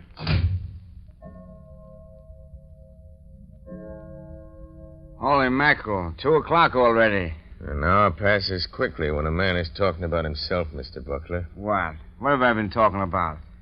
What have I... Say, who the devil are you, anyway? If you're one of them Secret Service guys trying to pump me, you're barking up the wrong tree. I'm not a Secret Service man. And then what's your game? What's yours? You're not looking for a job. You're a phony. I have a good notion to turn you over to the cops. They're rounding up guys like you. Sit down, Buckler. Listen to me, or you get us both in trouble. Who sent you here? Who told you to look me up? Would it help if I told you what you're thinking, Buckler? Quit stalling. Who sent you? It's running through your mind over and over again. I see it like a picture on a slate. You're thinking, did Arnheim send him? Did Arnheim send him? You're a liar. I never mentioned Arnheim's name. Never heard of him. Then why are you thinking of a name you never heard? Don't be a fool, Buckler. I know. What do you know? What did he send you for? What's wrong? Why didn't he... Yes. Nothing. Quit staring at me like that, or I... You were going to say, why didn't Arnheim tell me himself? Suppose we go ask him. No, he don't want anybody to know. If you're in on this, you ought to know that. Listen, you. I don't know how much you know or how much... Hey, you two, it's past closing time. Come on, I'll clear out. Tomorrow's another day. My friend and I were just leaving. Yeah? Well, you'll have to go out to the alley. I locked up the front door, and I ain't unlocking it again. Come along, Buckler. We can finish our talk on the way. On the way to where? Come along, I'll show you. All right. We can cut through the alley. We can talk on the way. Yes, we can talk. After you, Buckler. Okay, come on. Hey, come on, what's the idea? We're going down the dark alley, ain't we? Hey, you, cut the comedy and come on. Your companion has left you, Mr. Buckler. He saw your hand slip into that pocket where you carry a blackjack. He saw the picture in your mind. And knowing you meant to crush his skull, he asked me to take his place. What is this, a frame-up? Who was that guy? Who are you? Steve Buckler, you're a traitor. You're selling your birthright, your honor, your country's safety for money you'll never live to collect. How do you know all that? Who are you, anyway? This is your first excursion in crime, isn't it, Buckler? What difference does that make? Who are you? What do you want? If you had any contact with the underworld, you wouldn't have to ask who I am. Have you ever heard of the Shadow, Steve Buckler? The Shadow. So that's it. That's who you are. The man who can hide anywhere that no one has ever seen. Yes, Buckler. The man no one has ever seen. Don't move. Shall I tell you what you're thinking? I see the picture inside your head. You're thinking you'd kill me if you could only see me. You're like that other guy. You can't tell what I'm thinking. All right, you got me dead to rights. What do you want me to do? Stop taking orders from Arnheim. Is that all? You mean you're not going to turn me over to the Secret Service? No. No, I'm going to give you one more chance, Steve Buckler. One last chance.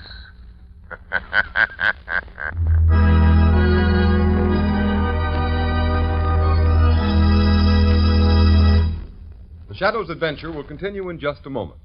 Meanwhile, thousands of homeowners are engaged in another kind of adventure. An adventure in home heating involving the health of your family. I am referring to the purchase of fuel. You know, if you order just any kind of coal, it's a gamble. But it's a gamble you don't have to take. Baltimore families, for example, have found out how to eliminate the risk in fuel buying. They order blue coal by name. That's why the sale of blue coal in Baltimore so far this winter is 40% ahead of sales for the same period a year ago. And this is happening in many other cities. Here is real proof that blue coal, the cream of Pennsylvania anthracite, is by actual test the best of all fuels. It is the only solid fuel actually trademarked with a harmless blue color so that you can tell at a glance that it is the fuel that gives low-cost heating. It is the fuel to buy for cleanliness. Baltimore homeowners like the steady, long-burning qualities of blue coal. This is a decided advantage compared to other fuels requiring so much attention. The Glen Alden Coal Company prepared blue coal especially for home use in 4 home sizes: egg, stove, chestnut, or peat. So I urge all homeowners throughout this area to find out what thousands of Baltimore families have already learned about the greater comfort, convenience, and economy of blue coal. Order your trial ton of blue coal tomorrow. You will find the name of your nearest blue coal dealer in the Where to Buy It section of your classified telephone directory under the name of Blue Coal.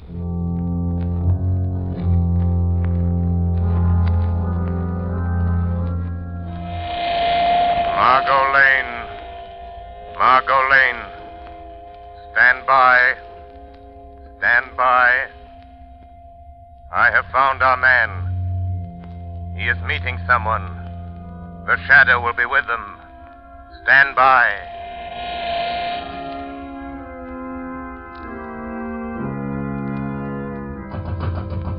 Who's there? Who's there? It's Rigo. Let me in, Butler. Oh, okay. Where's Arnheim? Why didn't he come? What makes you think he'd be fool enough to come here just because you sent word you're in trouble? I've got to see him. I've got to talk to him, Rigo. What's the matter with you? The Secret Service men been asking you questions again? No, they don't suspect anything. But somebody else is after us. Somebody knows Arnheim is back of all this sabotage. Well, who is it? Come on, Buckler, out with it. Let go of me and I'll tell you. It's the Shadow. The Shadow. Don't give me that. It's the truth. That's why I phoned Arnheim. I got to have the money he promised me. I got to get away from here. Listen, you fool. How did the Shadow get wise to you? How much does he know? I'm not sure, Ivor. How did he find out unless you told him? I didn't tell him, but he can read your mind.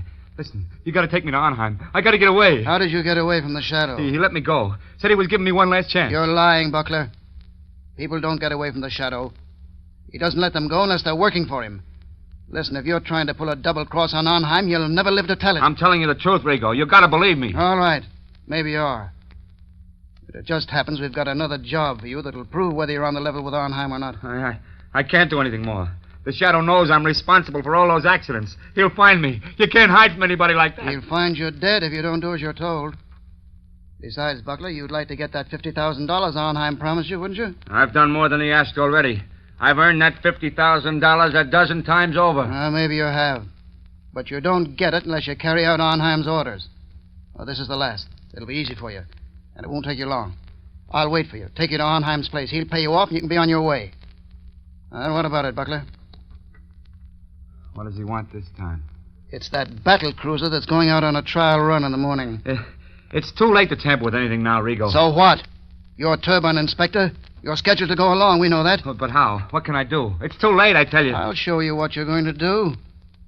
You see this metal tube? Yeah. What do you want me to do with it? You're going aboard the cruiser and plant that inside some piece of machinery. Some place where it'll get smashed when the engines start. What's in that tube? Oh, nothing much. Just enough nitroglycerin to tear the turbines out of that cruiser. No, I won't do it. It'd kill every man in the engine room. It won't be the first time, Buckler. I couldn't carry that thing into the yard. They're searching everybody, Rigo. Quit stalling, will you? We know they don't search inspectors. That's why you've been so useful. All right. Suppose I can get it in the machinery. Get off the ship before she sails. How do I know Arnheim will keep his word? Pay me off and let me get away. I didn't come here to bargain with you, Buckler. All I know is Arnheim told me to bring you back after you'd carried out his orders. All right. I'll do it. But this is the last time. Give me that tube. Now you're talking. But look out for that stuff. It's touchy. Well, come on. What are you waiting for? You better go first. Nothing doing. I'm making sure you get to the yard. That cruiser sails with the flood tide. And don't try anything because I'll be waiting for you in my car when you come out. Well, come on.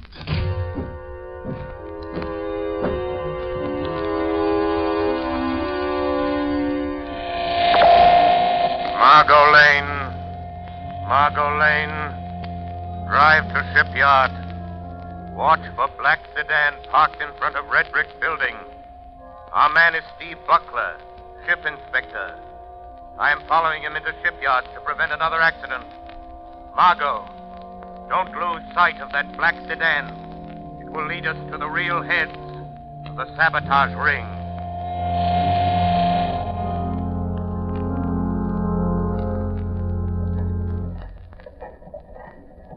Morning, Mr. Buckler. Oh.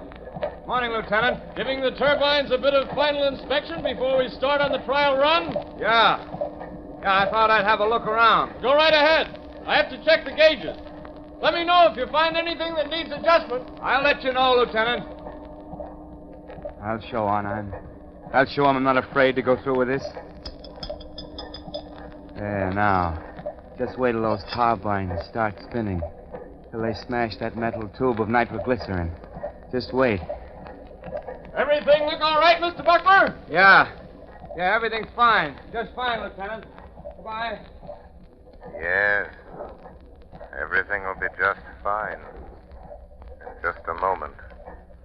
As soon as I've removed this tube of nitroglycerin that Buckler put in the turbine.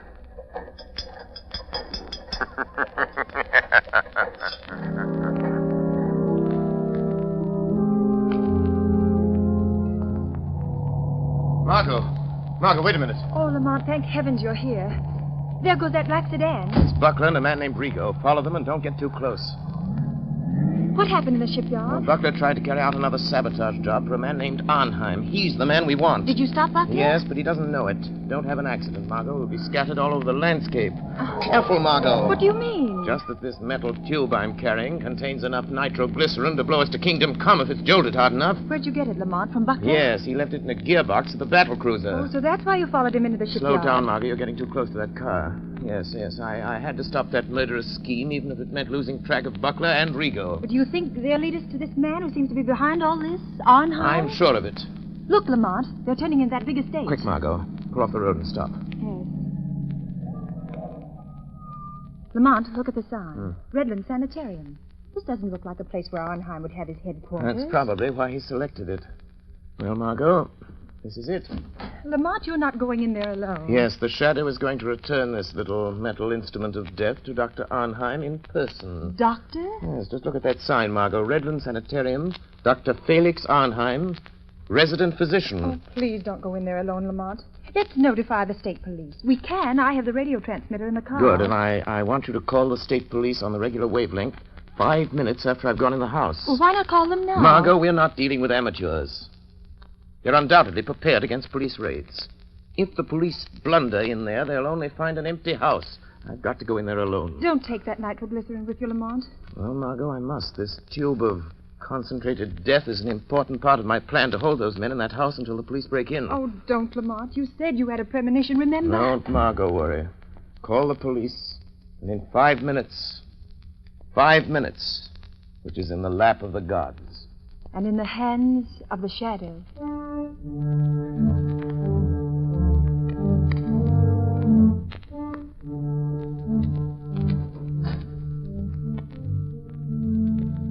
Well, Rigo? Here he is, Dr. Arnheim. Ah. So you have to come to tell me you're afraid, Mr. Buckler. You wish to go away. Far away. Yes. Yes, I know when I've had enough. And I want that $50,000, and I want it quick. So? Have you carried out my last instructions? Yes, I have. And that's the finish. Pay me off and let me get away from here. I'm afraid we must wait until we are sure of the success of your latest venture in sabotage, Mr. Buckler. Listen, Arnheim. Finding that nitroglycerin on the cruiser will be traced to me an hour after the explosion. Every Secret Service agent in this country will be after me. We will see that they do not find you. I'll see to that myself. Listen, you'll give me that $50,000 and let me get out of here now, or I'll... Oh, what? Keep him covered, Mr. Rigo. Don't make a move, Buckler. I hate to shoot men in the back. What were you going to do if we don't pay you, Mr. Buckler? Arnheim, I'm warning you. Tell Rigo not to shoot. Do you think I didn't know you'd try something like this? Do you think I'd come here without an ace up my sleeve? Go on, Mr. Buckler. Just this. This little bottle filled with some of the nitroglycerin you sent me to plant on the cruiser. You know what'll happen if I throw it, and I'll throw it if Rigo shoots. Mr. Buckler, you're bluffing. That metal tube was sealed and could not be opened. You're crazy. I opened it. Poured a little out of it. Rigo. I think Mr. Buckler has served us long enough. He wants to go far away. I think we should help him. No. Don't. I've done everything you wanted. You can't kill me. You'll be caught. Mr. Buckler, this is a sanitarium. Many persons have died here. It is quite useful. The police think nothing of one death, more or less. Are you sure there's no nitro in that bottle, Doctor? Quite sure. I think... Now, Mr. Rigo. No, don't! Shadow. The Shadow warned me. I should have listened. Listen to the Shadow. Very good, Mr. Rigo. This American man of mystery, the Shadow, he interests me. You told me something over the telephone. Yes, he got to Buckler last night. Makes himself invisible. As I told you over the phone, I think we'd better get out of the country for a while. Because of this, Shadow? He's just a man using hypnotic forces that affect men's minds. Maybe, but once he gets on your trail, there's no shaking him off. But I know something about such forces. He can appear in a room without being seen. How does he do it? Some call it the powers of angels or devils. But it's the art of mesmerism. Hypnotic suggestion is very old. And certain men of modern science have developed it amazingly. Well, no matter how he does it, I don't want to meet this Shadow.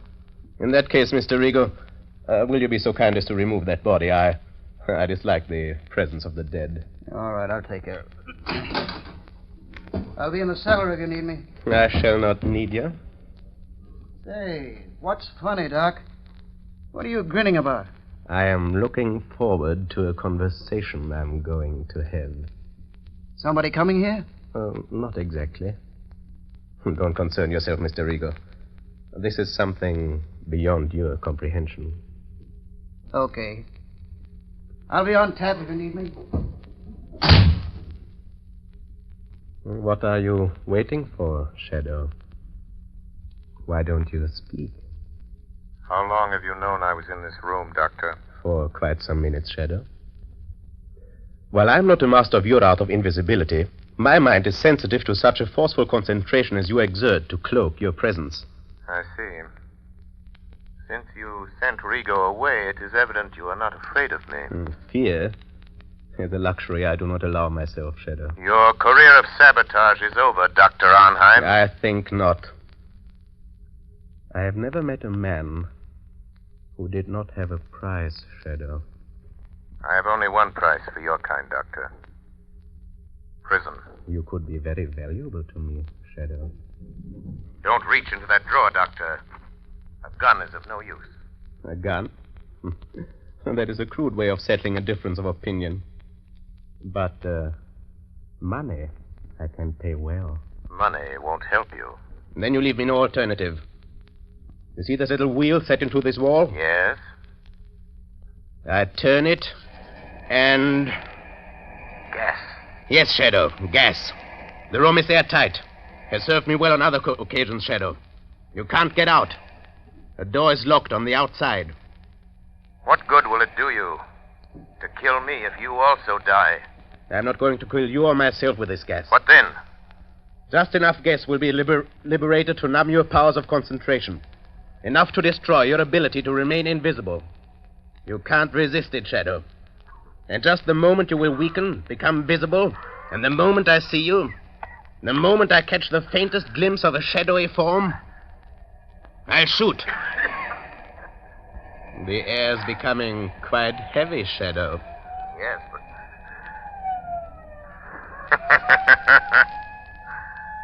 Listen, Dr. Arnheim.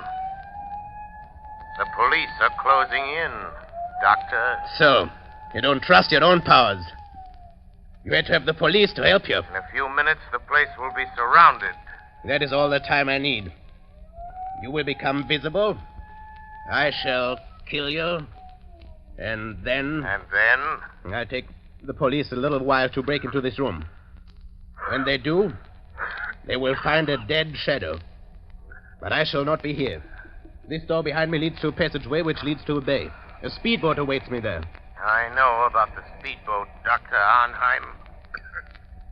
You see? The gas is doing its work. You're weakening. Your power of invisibility is losing its... What is it, Rigo? Doctor, quick, the police. The passageway. The speedboat is ready. We can make it. Hey, what are you doing with that gas? What's the idea? Wait, Rigo. The Shadow. He's here in this room. In just a moment, he will become visible. But you haven't time to wait. The police are already in the house.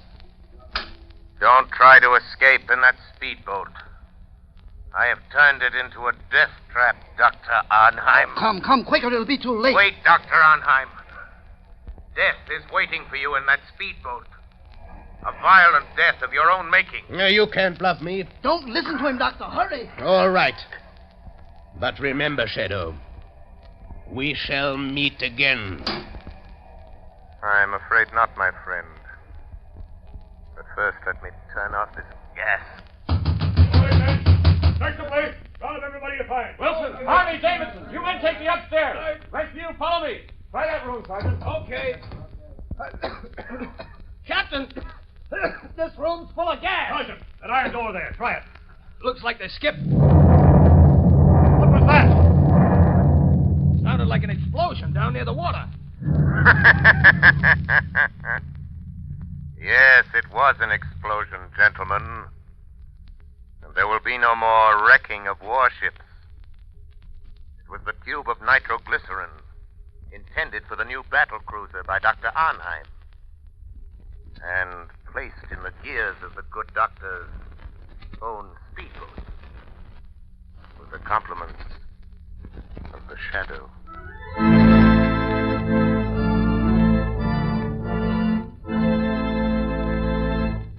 Ladies and gentlemen, before the Shadow leaves you, here's John Barclay, Blue Coal's heating expert. Ladies and gentlemen, Mr. Barclay. Thank you, Ken Roberts.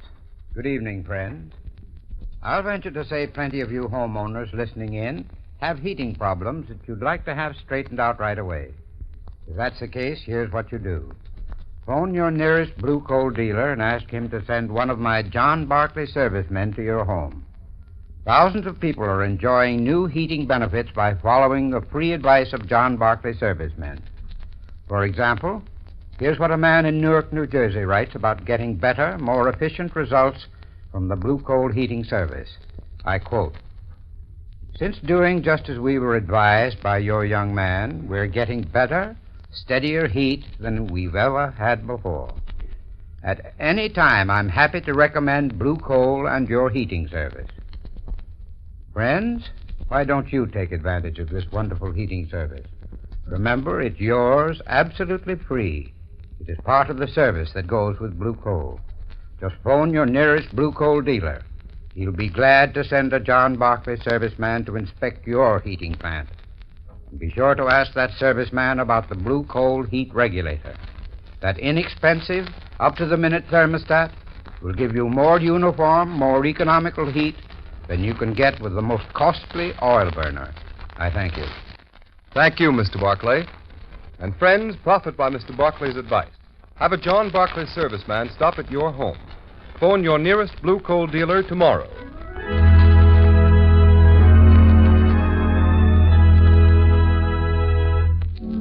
You have just heard a dramatized version of one of the many copyrighted stories which appear in the Shadow magazine. Any similarity to persons living or dead is purely coincidental.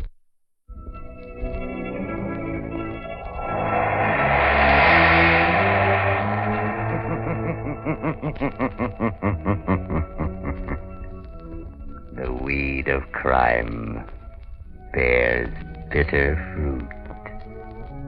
Crime does not pay. The Shadow knows. Next week, same time, same station, Blue Coal, America's finest anthracite, will again present another thrilling adventure of the Shadow. Be sure to listen, and be sure to burn Blue Coal, the solid fuel for solid comfort.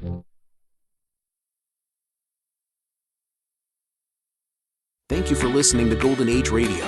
We invite you to return tomorrow for the next episode that will take you on another unforgettable adventure. When I was a child, my grandmother used to make the best ice cream with a hand crank.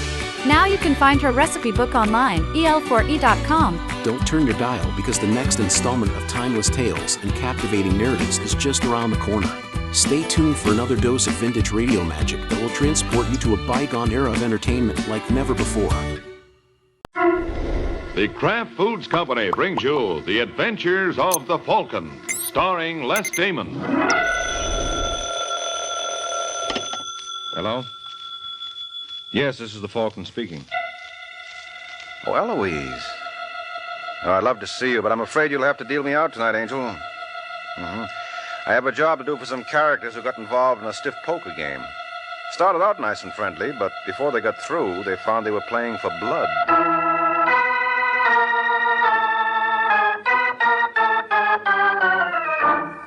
This is Ed Hurley, friends, inviting you on behalf of the Kraft Foods Company to listen to The Adventures of the Falcon. You met the Falcon first in his best-selling novels.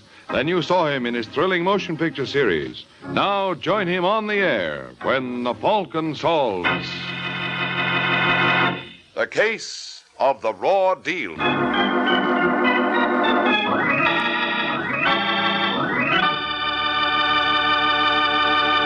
Before we join the Falcon in his latest adventure, I'd like to tell you folks about Kraft's golden cheese food, Velveeta. Velveeta is such good eating. Just taste that grand, rich, yet mild cheddar cheese flavor. And Velveeta is so good for you. It's rich in important food values from milk itself. For swell-tasting snacks, for good, hearty sandwiches, for thrifty, easy, hot dishes, it's smart to keep stocked with Velveeta. Get it tomorrow in the handy quarter-pound package or in the economical 2-pound loaf. The cheese food of top quality. Velveeta is made only by Kraft.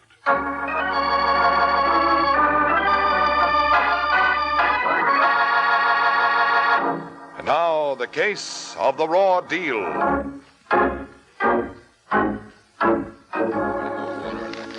It's Sunday night in New York, and in room 508 of the Room Hotel Westland, 4 men sit around a table on which stand a couple of beer bottles, some glasses, butt-filled ashtrays, and $65,000 in cash. Gilbert Bannister, eldest and fattest of the group, studies the 5 playing cards in his hand, then places them face down on the table. Picks up the deck, turns to the tall, blond young man on his left. How many, Summers? I'll take 2, Bannister. 2 it is. Kress? I'll play these. Pat, huh? Looks like your luck's changing, Kress. Maybe? Well, how about you, Freitag? Yeah, I have to think about this pet hand of Kress's. Yes, who is it? Bellboy. All right, come in. Well, Freitag, made up your mind? Yeah. I think I take 1 card. Right. There you are. And now you, son, you can put the beer down. What? Say, you're not a bellboy. Well, what do you know? I guess I'm not. Look out, he's got a gun. That's right, Bright Eyes, sharp fella. Everybody sit tight except Fatso. You, Fatso, get up. Me? Who else? Get up. Now walk over to the wall and face it. That's right. We do this one at a time. Now you, Blondie. I guess that means me. I guess it does. And now, Bright Eyes. Okay. Only be careful with that gun. Yeah, sure, Bright Eyes, sure. No, Baldy, that leaves you. Come on, get moving. All right. Only first I do this. Hey. All right, hold it, fellas. Stay right where you are. Baldy made a little mistake, that's all. He's sleeping it off. Well, I better clear up this table so you fellas can have some more room. Get all this cash off it. All right, fellas, here we are. Now you can get back to your game. Only, I think this time it's going to be penny ante. So long.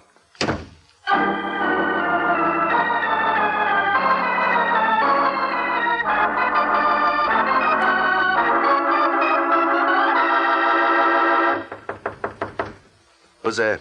Me, Rocky Hazel. Oh, just a second, kid.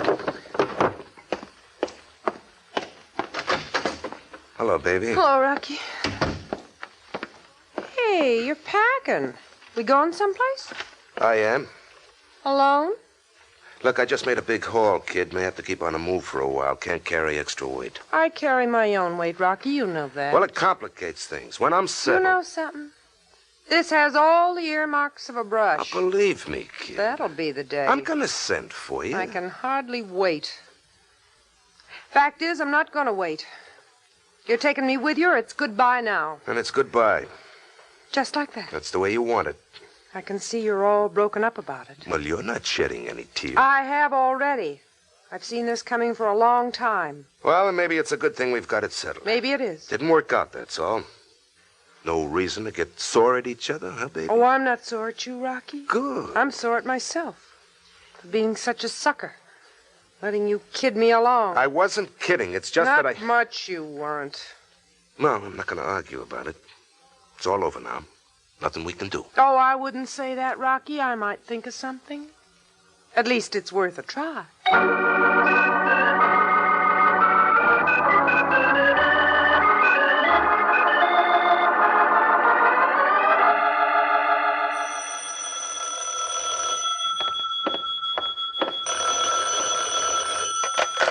Hello? Is Michael Waring there, the Falcon? This is the Falcon speaking. Oh, good. My name is Gilbert Bannister. I have a job for you, sir. What kind of job? Well, some friends and I were robbed last night, and we want you to find the thief. Why did you wait till this morning to call me? Why, I don't know. We were upset. I realize it was foolish. I'm sorry. Well, you don't have to apologize. But you may have to kick in with traveling expenses. If it was good pickings, the crook is probably on his way to Timbuktu by now. How much did he take? $65,000. Ha! Timbuktu, here I come. Well, first, can you come over here to the Hotel Westland? We'd like to talk to you. All right, Bannister, I'll be seeing you.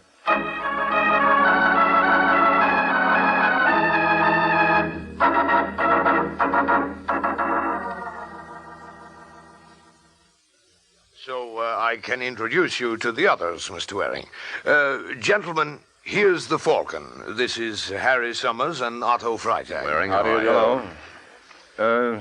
You told me there were 4 of you, Bannister. Yes, that's right, Waring. We agreed to meet here, but Dave Kress hasn't shown up. I called his room, but he's out. I see.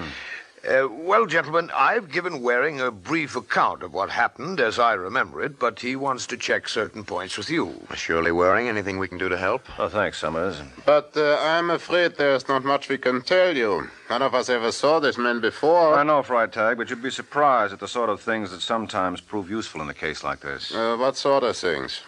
Well, your head, for instance. My head? Yeah, Bannister told me you put up a fight and got clouded for your trouble. Yeah. Very foolish, I realize now. But I don't see you what don't that has have to see. Let me see. Well, you got quite a lump there. And a cut. Yeah, he hit me with his gun. Just what are you trying to prove, Waring? Well, Summers, you fellows want me to find the man who swiped your dough. So far, Bannister has given me a description. But there are 10 million people in New York. If he stays in New York. I'll need more than just a description. Well, how do you think this bump on my head will help? You think maybe he left fingerprints? No, it just seems to me that the easiest way to find our boy is to discover which one of you he's working with. What do you mean? Now, just a minute, Waring. Are you accusing one Well, of the us? crook knew there was a game going on in here. Well, we're here for a convention, Waring. There are nearly always card games in the evening. Yes, but not with $65,000 in cash on the table. Well, that's true, This was but a big game, and the crook selected this room. still is preposterous to think that one of us... Well, Bannister, you trying to tell me that you boys all have complete trust in one another? More or less. I don't think we'd care to accuse each other of, well, thievery. Why were you playing for cash? Well, he is right, Bannister. He's absolutely right. We didn't trust each other's checks. How can we trust each other's words? That's it, Freitag. Get out of here, Waring. Your services aren't required after all. I'm not going to have my friends insulted. Or yourself. Or myself. Get out. Now, just a minute, Bannister. Now, you keep out of this, Freitag. Well, Waring? All right. I'm going. I see I got a little too close for comfort. What do you mean by that? Here, keep your hands to yourself, Bannister. Just had this suit cleaned. What did you mean I told you to lay off. Oh! You change your mind again, you know where to find me. Now, so long, gentlemen. Just a minute, Waring. Were you accusing me personally? Look, you're too touchy, Bannister. I was suspicious of all of you. That's why I wanted to see Freitag's head. To see if he'd really been clouded or was just faking. So that's why you wanted to find out if I was really hit or just pretending, hmm? That's right. A staged fight would make a nice cover if you were in the deal. But that blow is a little too hard to be a phony. Yeah, I'm glad you realize that. Unless your Confederate got a little overenthusiastic. That could have happened too, you know. For a moment I was hoping you were going to clear me. Well, chances are I'm going to be able to clear all of you. If you still want me to. But you said one of us I was... said one of your card parties, Summers. How about the one who wasn't here? Cress? Yes, Bannister says he's not in the hotel. Yes, but he could have gone out to breakfast. So he could. He could also have left town. What are you doing now? Finding out. Hello, desk, please. One will get you 5. He's checked out. What'll we do if he has? Look for him. Am I still working for you? Well, I guess you are, Waring. All right. Hello, can you tell me if David Cress has checked out yet? Mm-hmm. Well? They're looking it up. Hello? Yes. What's that? You sure? All right, thanks. Well, has he? No, Bannister, he hasn't. Looks like we've hired us the wrong detective. Maybe so, Summers. I could have sworn Cress had skipped. I don't know how to figure this one. Or maybe that's him now. I'll go see. Are you Gilbert Bannister? Yes? Sergeant Corbett, Police Department. Police? Corbett! Don't tell me you've been transferred to missing persons. Oh, you would be here, Waring. No, I'm not missing persons. And if I was, I wouldn't be looking for you. Are you looking for me? Don't make me laugh. I came up to talk to Bannister. Understand he's a friend of Dave Cress. That's right, Sergeant. What about Cress? Has he done something? It's the other way around. What's that? Yeah, Bannister. Somebody pumped a couple of slugs in him. He's dead.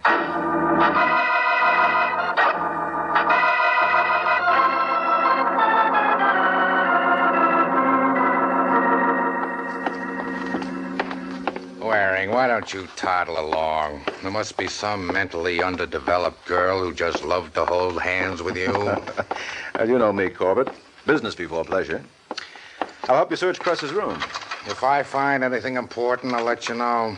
Yes, but how will you know what is important unless I'm around to point it out? Now, come on, let's go in. Scram? No, you don't mean that. You couldn't do without me. Wouldn't I love to try it sometime? Come on, open the door. Well, remember, you don't touch anything. I wouldn't dream of this. It's not dreams I'm worrying about. If I catch you trying to snitch any clues... Believe me, Corbett, you don't have a thing to worry about on that score. I hope not. I guarantee it. I positively guarantee you won't catch me. Very funny. Anyway, I warned you. Any monkey business, and I throw the book at you for obstructing justice. If you think I'm going to let our friendship stop me... That's a new name for it. Drop dead, Waring. Yeah, sure, later. Right now we've got... Hey, look at this. What is it? A card with a name and phone number typed on it. Let's see that. You're welcome. Get me Plaza 93098. Yeah. You don't believe in wasting time, do you, Corbett? Can't hurt to check. Hello, I want to speak to Mr. Rockwell. He has, eh? When? I see. Okay, thanks. Checked out last night. Well, that fits. He must be the guy I'm looking for. Maybe. Some merry-go-round. Go on a chase for Cress, he winds up dead. Then widen the chase to who he was working with, he winds up gone. Well, if that kind of luck's going to hang on, do me a favor, will you, Waring? Yeah, sure, what's that? Go chase yourself, huh?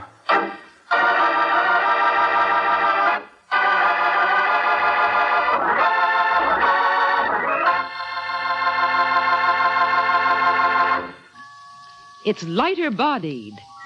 It's superfined. It's Kraft Salad Oil, the first salad oil ever offered for home use by the makers of all those wonderful Kraft prepared salad dressings.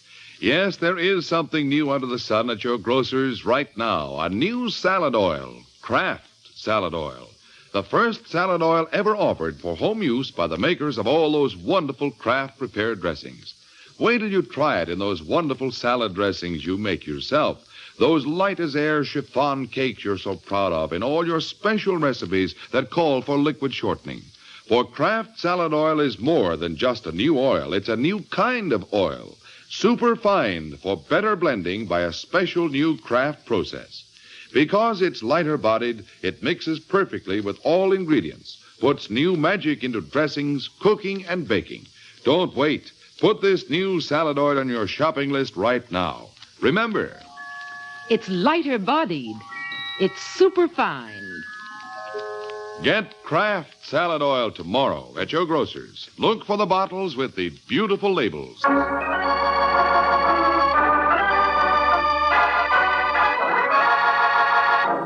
Now back to the adventures of the Falcon.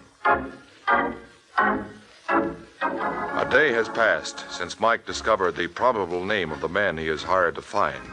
And with the name to go on, he's been checking with people who knew the fellow. So he winds up at the cashier's desk in a small downtown cafe. Hello, Hazel. Do I know you? Well, if you don't, here's your chance. My name's Mike Waring. Can't you see I'm busy? All right, go ahead. Make change. I won't interfere. What do you want? Where can I find Rocky Rockwell? Why ask me? You're his girlfriend. Don't make me laugh. Rocky doesn't have any friends, girl or otherwise. Well, if you're not his friend, you have no reason to try to shield him. Who says I'm trying to shield him? You won't tell me where to find him. I don't know. Why do you want him? Well, if you're no friend, it shouldn't matter. It does. Why? Well, if you're going to make trouble for him... What makes you think that? You said I was shielding him. That smells like trouble. So you won't tell me where he is? I told you I don't know where he is. But if I could be sure you were going to make enough trouble for him, I might try to find out.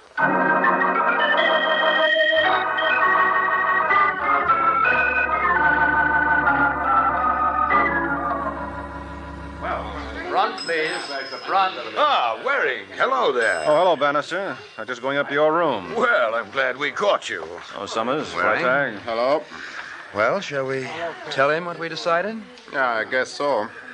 Well, suppose you get to it. The suspense is boring me. Well, Waring, it's just that the situation has changed. Oh, has it, Summers? Certainly. We hired you to track down an unknown thief. Now, he's no longer unknown. His whereabouts are. True, but now that he's wanted for murder, Mr. Waring, the police will spare no effort to capture him. No comment, Freitag. Go on.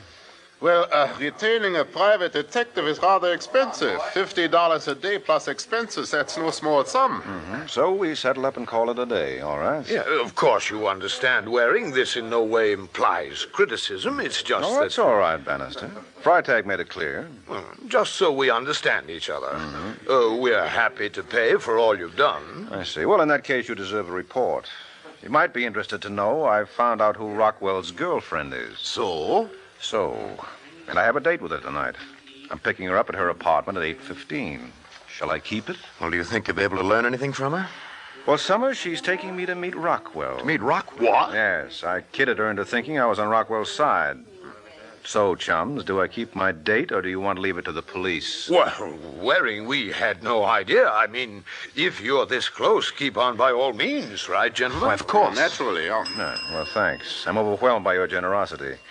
Now that I'm a cinch to bring home your 65 grand, you're willing to keep me on the payroll another $50 worth, Well, I'm sorry if you think we were hasty before Waring. It's just that we can't see throwing money away, that's all. I see. Well, in that case, Summers, next time you play for high stakes, lock the door.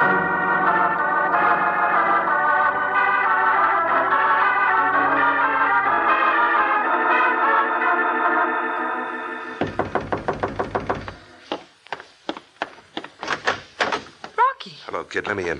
What are you doing here? I've changed my plans. Shut the door. I don't want anybody to see me. It's a little late for you to come running to Mama, don't you think? Oh, don't be like that, baby. How do you expect me to be? Well, I'm here. I came back. Because you want something. I just want you, that's all. You sure acted like it. Well, I was worried I had to make a getaway. But after I left, I got to thinking about you. I'll bet. Well, I'm here, ain't I? The whole town looking for me. I'm risking my neck being here. What more proof do you want? Oh, baby, come here. Now, let go.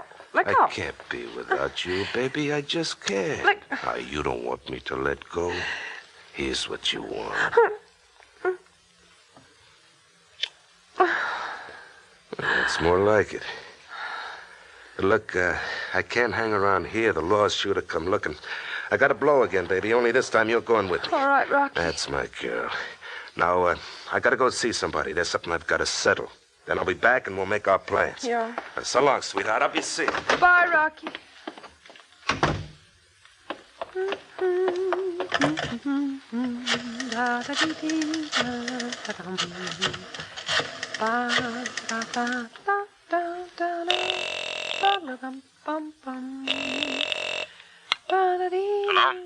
Hello? Mr. Waring? Yeah? This is Hazel Gardner. You asked me to call if I had any news for you. Uh-huh. Well, I know where you can find Rocky.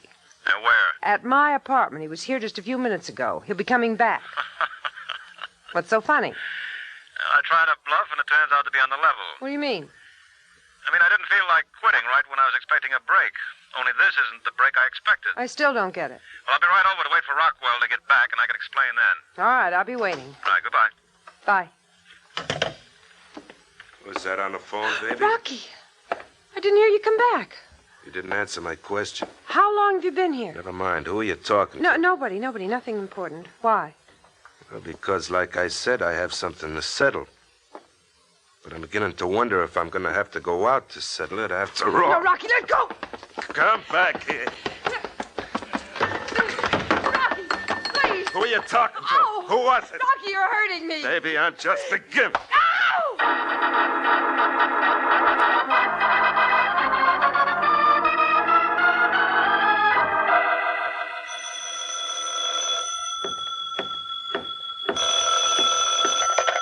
Hello? Is that Hazel Gardner's apartment? Yeah, hello, Corbett. Is that you, Waring? Uh-huh. You want to talk to Hazel? No, I want to talk to you. Well, fancy that. How'd you know I was here? Harry Summers told me you had a date with a girl. Well, I did. It seems somebody beat me to it. She had a going over. Huh? She's not dead. No, but kind of the worse for wear. Who did it? I think it was Rockwell, but I'm not sure. She doesn't make much sense yet. That's how come I answered the phone. Well, see if you can straighten her out and get her over here right away, will you? Over where? Hotel Wesleyan. I'll meet you in Summers' room. I want to talk to the girl and you and the 3 card players. But Corbett, if they told you I was here, didn't they tell you what I was doing here? Yeah, waiting for Rockwell. That's right. But you want me to wait to see if he shows up? He's not going to show up. How do you know? Because he's been murdered, too. That's why I want to see you.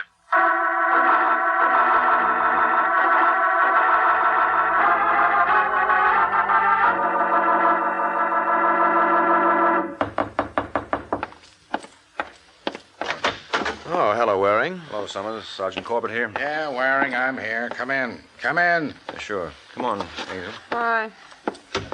Yeah, you better sit right down there. Thanks. All right, Waring. Got any bright ideas? About what? The case. You're supposed to be so sharp.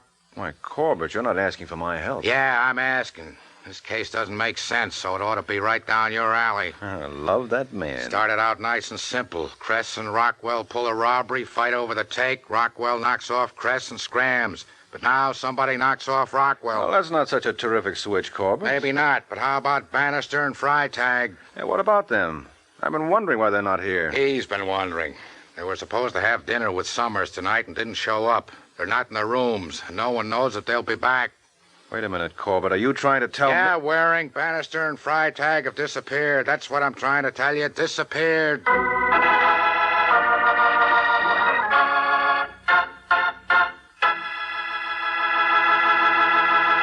Miracle Whip. Has a flavor so pleasing. Miracle Whip. Tastes so lively, so teasing. Miracle Whip. Only one of its kind. Miracle Whip. Best salad dressing you'll find. Miracle Whip is the only one of its kind because it's a different type of salad dressing made from a secret craft recipe. Miracle Whip combines the best qualities of old-fashioned boiled dressing and fine mayonnaise, so it's truly distinctive and delicious, with a flavor millions of folks call just exactly right. Try it, won't you? One taste will tell you why it's America's favorite salad dressing. The one and only Miracle Whip.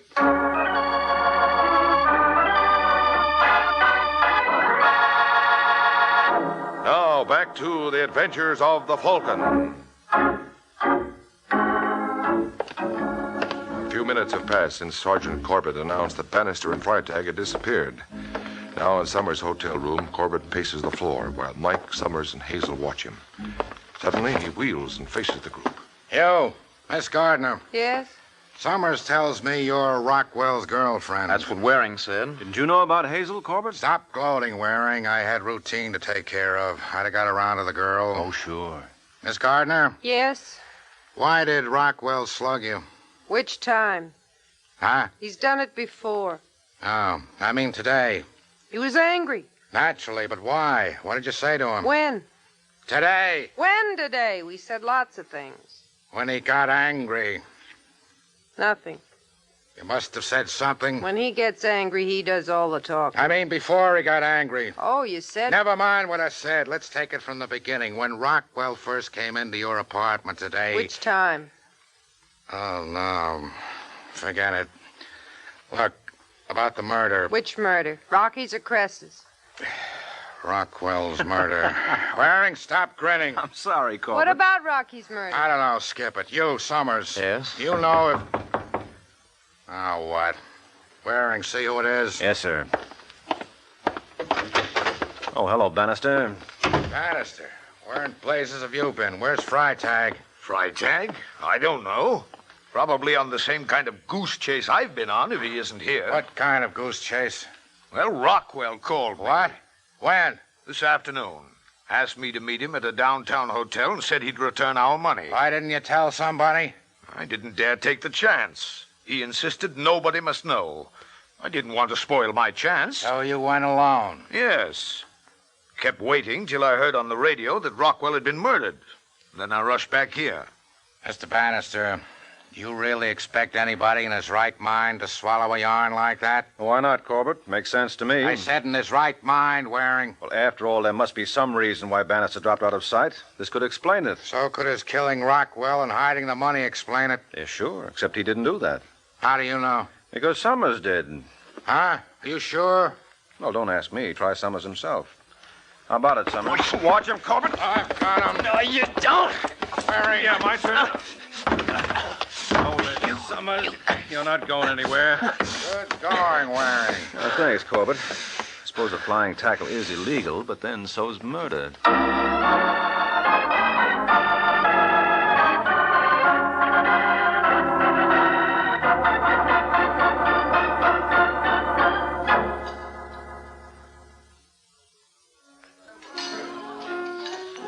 So we made a mistake about Cress, eh, Waring? Yes, Bannister. He wasn't the one who was working with Rockwell. It was Summers. But something made Cress suspicious of him, and he followed Summers when he went to Rockwell's for the split. And when Summers found out Cress had discovered his secret, he killed him. Mm-hmm. And Rockwell was suspected of the murder. But he had no part of it, and he came back to prove it. He had some scheme to get the goods on Summers, but Summers caught on and killed him. I see. And, what made you suspect Summers? Well, remember I told you I had a date with Rockwell's girlfriend? Yes? Well, I didn't mention her name. Just said she was Rockwell's girl. But when Corbett was looking for me, Summers told him to try Hazel's. Oh, he did, huh? Uh-huh. That meant Summers knew who Rockwell's girl was, so he was connected with Rockwell. Oh, yes, I see, Waring. But it's still hard to believe about Summers. Seems such a nice chap. Has such an honest face. Yeah, well, that just goes to show there are some things you can't take at their face value. Good night, Bannister.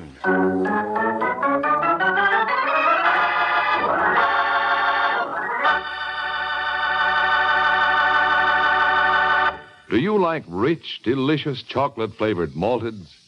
Well, you can make a malted just like that right in your own kitchen with Kraft chocolate-flavored malted milk.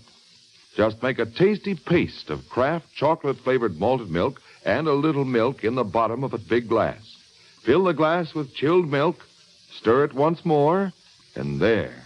A Kraft malted is mighty nourishing, too, because it's filled with all the food values in milk. Get a jar of Kraft chocolate-flavored malted milk from your grocer and enjoy a Kraft malted often. This is NBC, the national broadcasting company.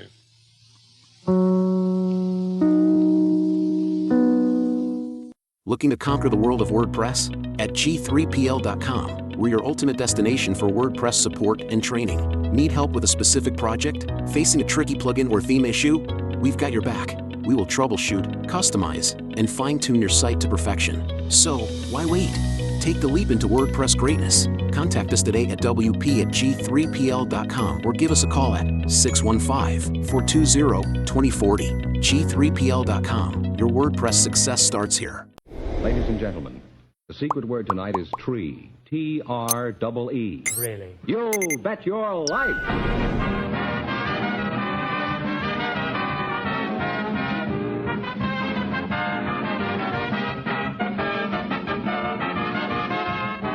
The The more than 3,000 DeSoto Plymouth dealers of America present Groucho Marx in You Bet Your Life, the comedy quiz series produced and transcribed from Hollywood. And here he is, the one, the only... That's me, Groucho Marx.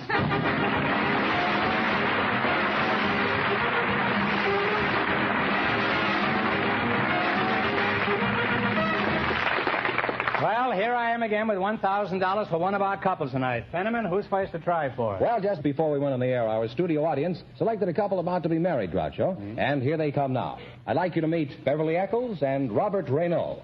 The fiancé is a police officer, and this is Beverly Eccles. Beverly, right here. Welcome, youngsters, for the DeSoto Plymouth dealers. And if you say the secret word, you'll win $100. It's a common word, something you see every day. Beverly Eccles? Is that That's right.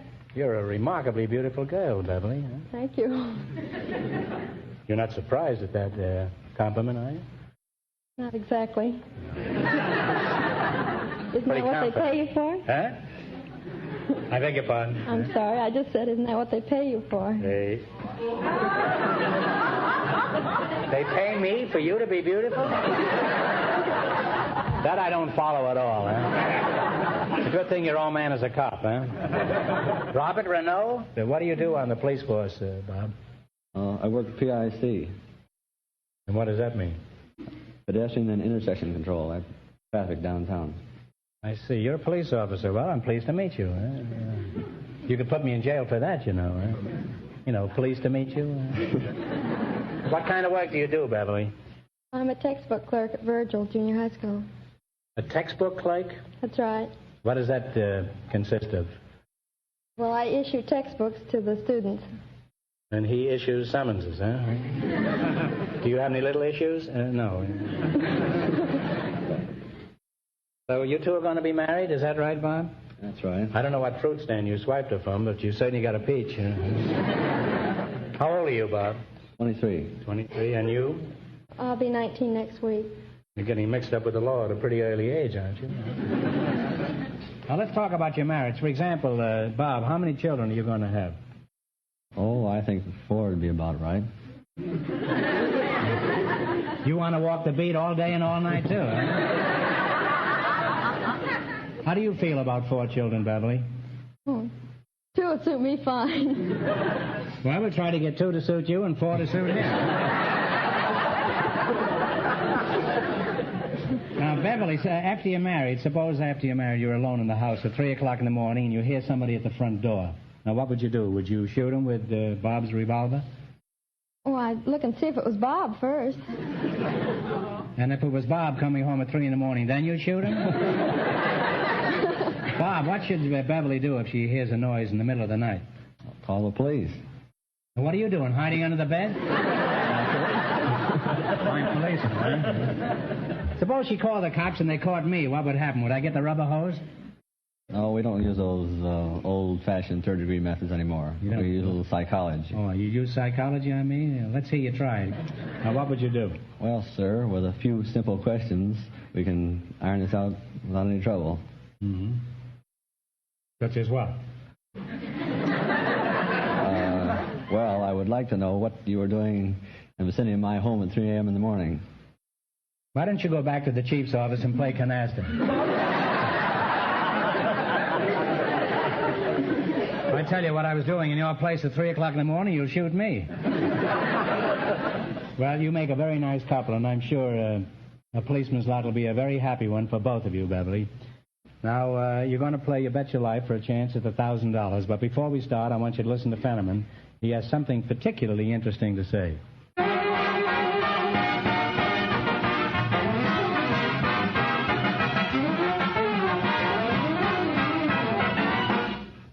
Friends, your DeSoto Plymouth dealer knows that the best way to keep you as his customer is to treat you fairly and squarely every time. And as car owners from coast to coast know, your DeSoto Plymouth dealer also handles 2 really great cars. The brilliant DeSoto and the beautiful Plymouth. The new DeSoto is a smooth riding beauty and so economical to operate. It steers with a touch as light as a feather. DeSoto is a safe car to operate, too. No car in America has bigger brakes. And of course, DeSoto is the car that lets you drive without shifting. So, for comfort and reliability, for economy and safety, you can't beat the performance of the magnificent DeSoto. Be sure to drive a DeSoto before you decide on any car. And remember, all dealers who sell DeSoto also sell Plymouth. Look for those two great names linked together. DeSoto, Plymouth.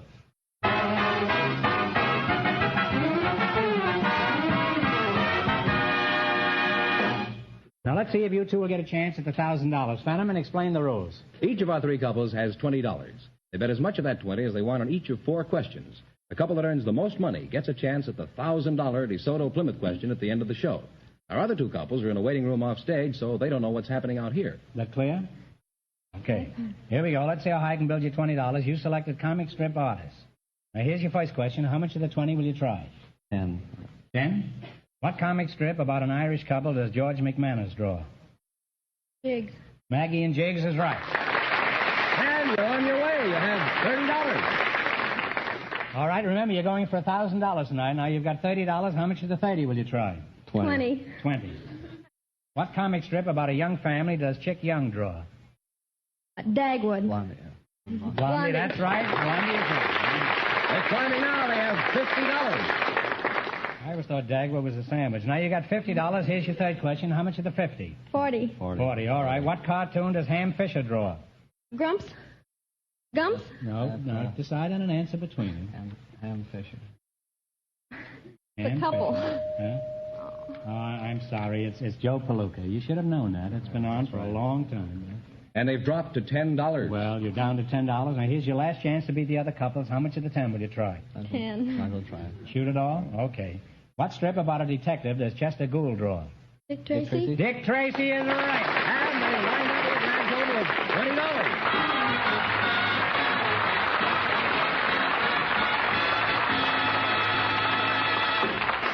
Thanks and good luck from the DeSoto Plymouth dealers. Now, don't go too far away, you two, because you still may get a chance at the big question. Thanks again. Thanks for showing up. The others may win nothing. Groucho, our next couple has been off stage, so they don't know the secret word is tree. Okay, fellas, you can bring them in now, please. Just before we went on the air, our audience selected a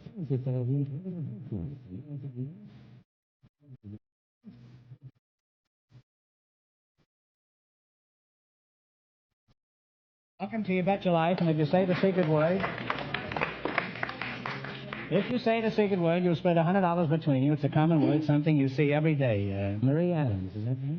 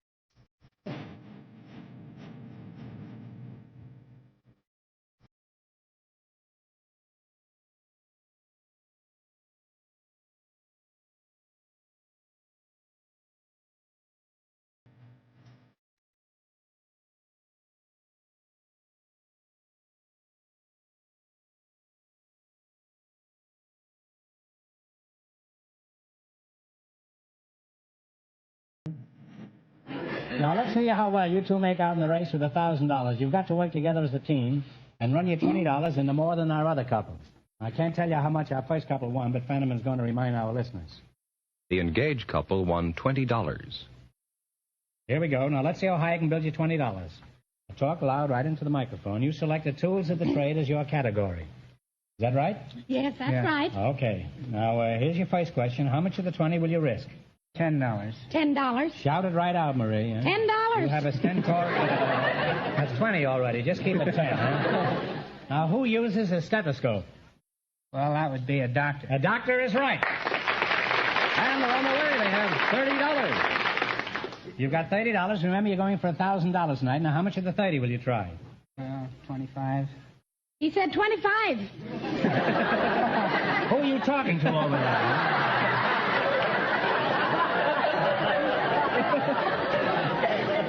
I thought there was somebody in there from the Morris house. Some little gnome over there. Eh? All right, here we go. Who uses litmus paper and a beaker? Well, that would be a chemist. A chemist is right. Really on my way now. They have $55. You have $55, and here's your third question. Now, how much of the 55 will you try? 50. 50? 50. Did you say 15? 50. Oh, 50. She knows somebody in there. You can't Now, who uses a composing stick and a slug casting machine? Well, that would be a lithographer or a printer. A printer is right, huh? They're really on their way now. They have $105. These are very difficult questions. I don't know any of these answers, and I'm certainly as dumb as the average man, huh? All right, here's your last chance. They got $105. Here's your last chance to beat the other couple. Now, how much are you going to try? $100.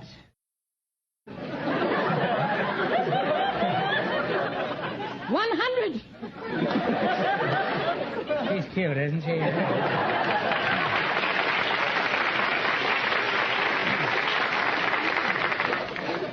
Marie, if I was 5 years younger, I'd marry you. I don't know whether you'd accept me.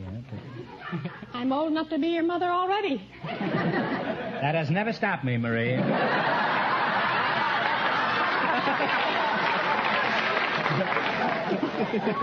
Okay, here we go for the coup de grace now. Who uses a hod and a trowel? Well, that would be a bricklayer. A bricklayer is that? And they wind up with a grand total of $205.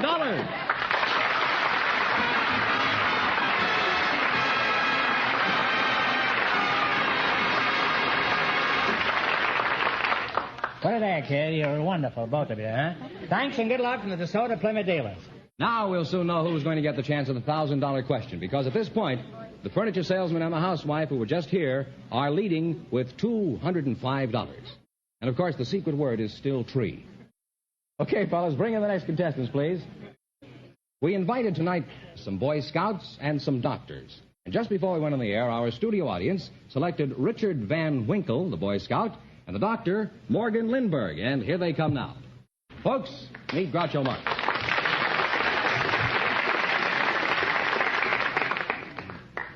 Well, we shake hands with the Lindbergh. Now, Richard Van Winkle, you've been asleep for 20 years, haven't you? Huh? Not quite. Oh. Well, hello, boys, and welcome for the DeSoto Plymouth dealers. How do you like that for a brilliant piece of persiflage, huh? Now, if you say the secret word, you'll divide $100 in cash. It's a common word, something you see every day. Richard, you're a Boy Scout. No, a Boy Scout is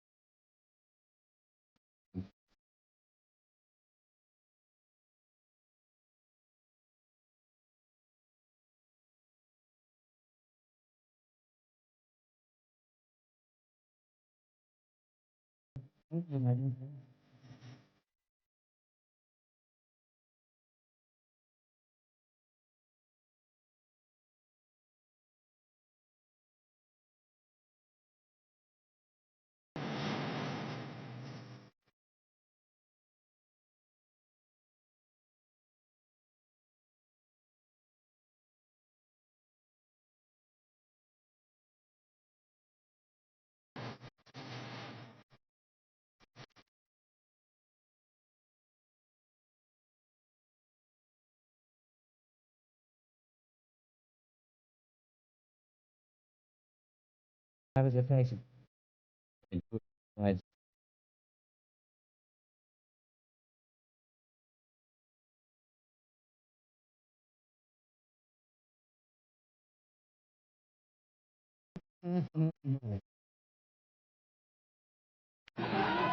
Now, you're going to play your bet your life. You beat our other two couples, you'll get a chance at the $1,000 DeSoto Plymouth question. I can't tell you how much our other couples won, but Fenneman's off stage to remind our listeners. The furniture salesman and the housewife are leading with $205. All right, here we go. Let's see how high I can build you $20. You selected names of college teams. Here's your first question. How much will you bet? $10. What is the name of the team from Stanford? Indians. Indians is right. And on the way, they have $30. Remember, you're going for $1,000. Now, how much of the $30 will you risk on the second one? $20. What is the name of the team from UCLA? Bruins. Bruins is correct. They're driving down shore. They now have $50. All right, you got $50. Here's your third question. How much will you bet? 40. What is the name of the team from Princeton? Tigers. Tigers is right. They're really on their way down. They have $90. Okay, now here we go. Here's your last chance to beat the other couples. Now, how much will you bet? 30. How much? 30. Have you conclusively decided on that?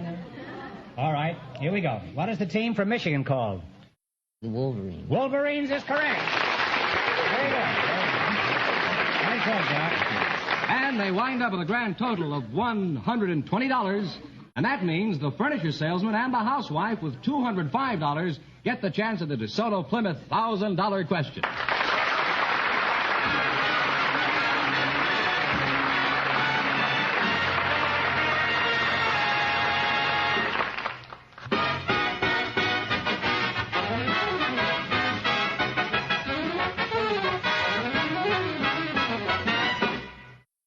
How's the weather around your neck of the woods? Well, if you haven't had that car of yours made ready for the weather that's ahead, better not wait any longer. Drive in tomorrow wherever you see the sign of a DeSoto Plymouth dealer. There you'll find the mechanics who know what to do and how to do it. They can save you the worry and bother when colder weather comes. They're factory trained in the latest servicing methods. They've the best tools and equipment to work with. And they'll do their jobs as promptly and efficiently as is humanly possible. Isn't this the kind of attention you want for your car? Well, it's no farther from you than the nearest DeSoto Plymouth dealer.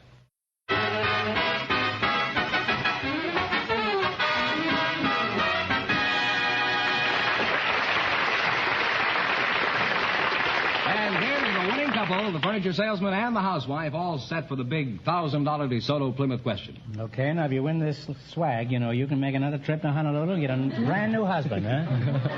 Or you can go back and sit on that telephone switchboard, right? Here we go now. Here we go for $1,000. I'll give you 15 seconds to decide on a single answer between you, so think carefully.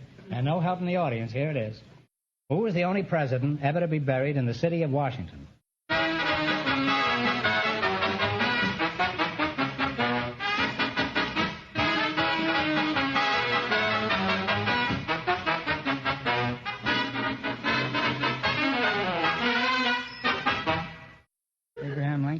No, I'm sorry. It's Woodrow Wilson, who was buried in the National Cathedral. I'm sorry, that's the correct answer. So that means the big question next week will be worth $1,500. Well, you lost the big money, but you won how much? $205 in the quiz, Groucho. Congratulations, and thanks to both of you.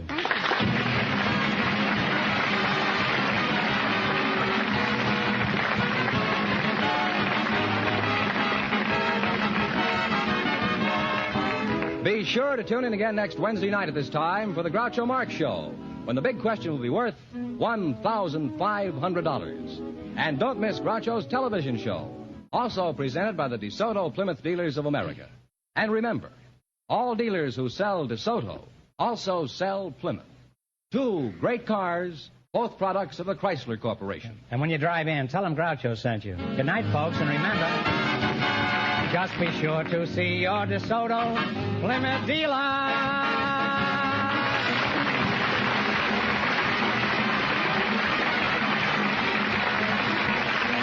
Folks, here's a tip from the National Safety Council. Look out for the driver who doesn't look out for you. You Bet Your Life is transcribed from Hollywood, and it's produced by John Goodell. Directed by Robert Dwan and Bernie Smith. Music by Jerry Fielding. This is George Fenneman, signing off for the more than 3,000 DeSoto Plymouth dealers from coast to coast.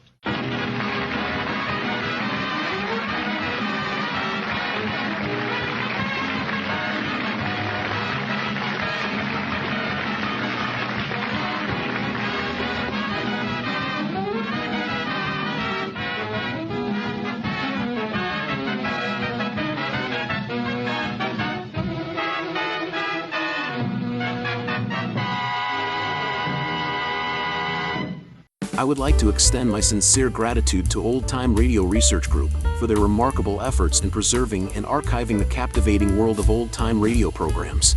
Their dedication to safeguarding these precious audio gems ensures that future generations can relish the enchanting stories, music, and entertainment of the past.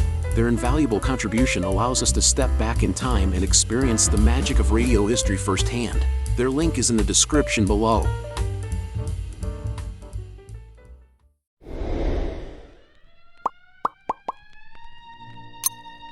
Thank you all for tuning into Golden Age Radio today. We hope you enjoyed the classic tunes and captivating stories from the past.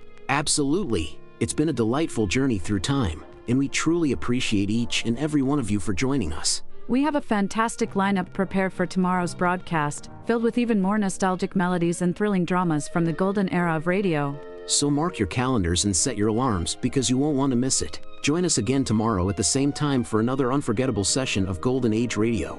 Invite your friends and family to come along too. Let's make it a delightful gathering filled with timeless entertainment and warm memories. Once again, thank you for being part of our wonderful audience today.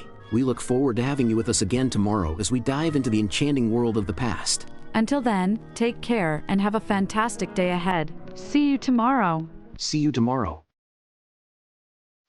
Attention all business owners and aspiring database wizards. If you want to take your data management to the next level, G3PL.com is your ultimate destination for expert Microsoft Access support and training. That's right. G3PL.com believes that every successful database journey starts with a dedicated individual guiding you to success. That's why we're proud to introduce G3PL.com, a Microsoft Access expert. Whether you're just starting or looking to enhance your Access skills, G3PL.com's personalized training will set you on the path to mastery. G3PL will be with you every step of the way, providing hands-on guidance and real-world examples. But don't just take our word for it. Hear what a satisfied client has to say.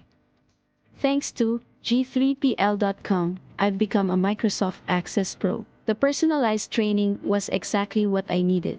I learned to create and optimize databases, run powerful queries, and automate tasks with VBA. Now, I'm confidently handling complex projects with ease. It doesn't stop there. G3PL.com is your go-to for top-notch support and solutions. Exactly. If you're struggling with your existing database, G3PL will troubleshoot, optimize, and fine-tune it to perfection. G3PL.com designed a custom database that transformed our business operations. We needed a streamlined system to manage our services and customer data. Their expertise delivered a tailor-made solution that exceeded our expectations. I can't thank them enough. G3PL.com understands that every project is unique, and we're here to offer individualized attention to your specific needs. So, why wait? Take the leap into the world of Microsoft Access Excellence with G3PL.com. Contact G3PL today and embark on your database journey with an Access expert. Send an email to db@g3pl.net or call 615-420-2040 and ask for Mark to learn more and get started.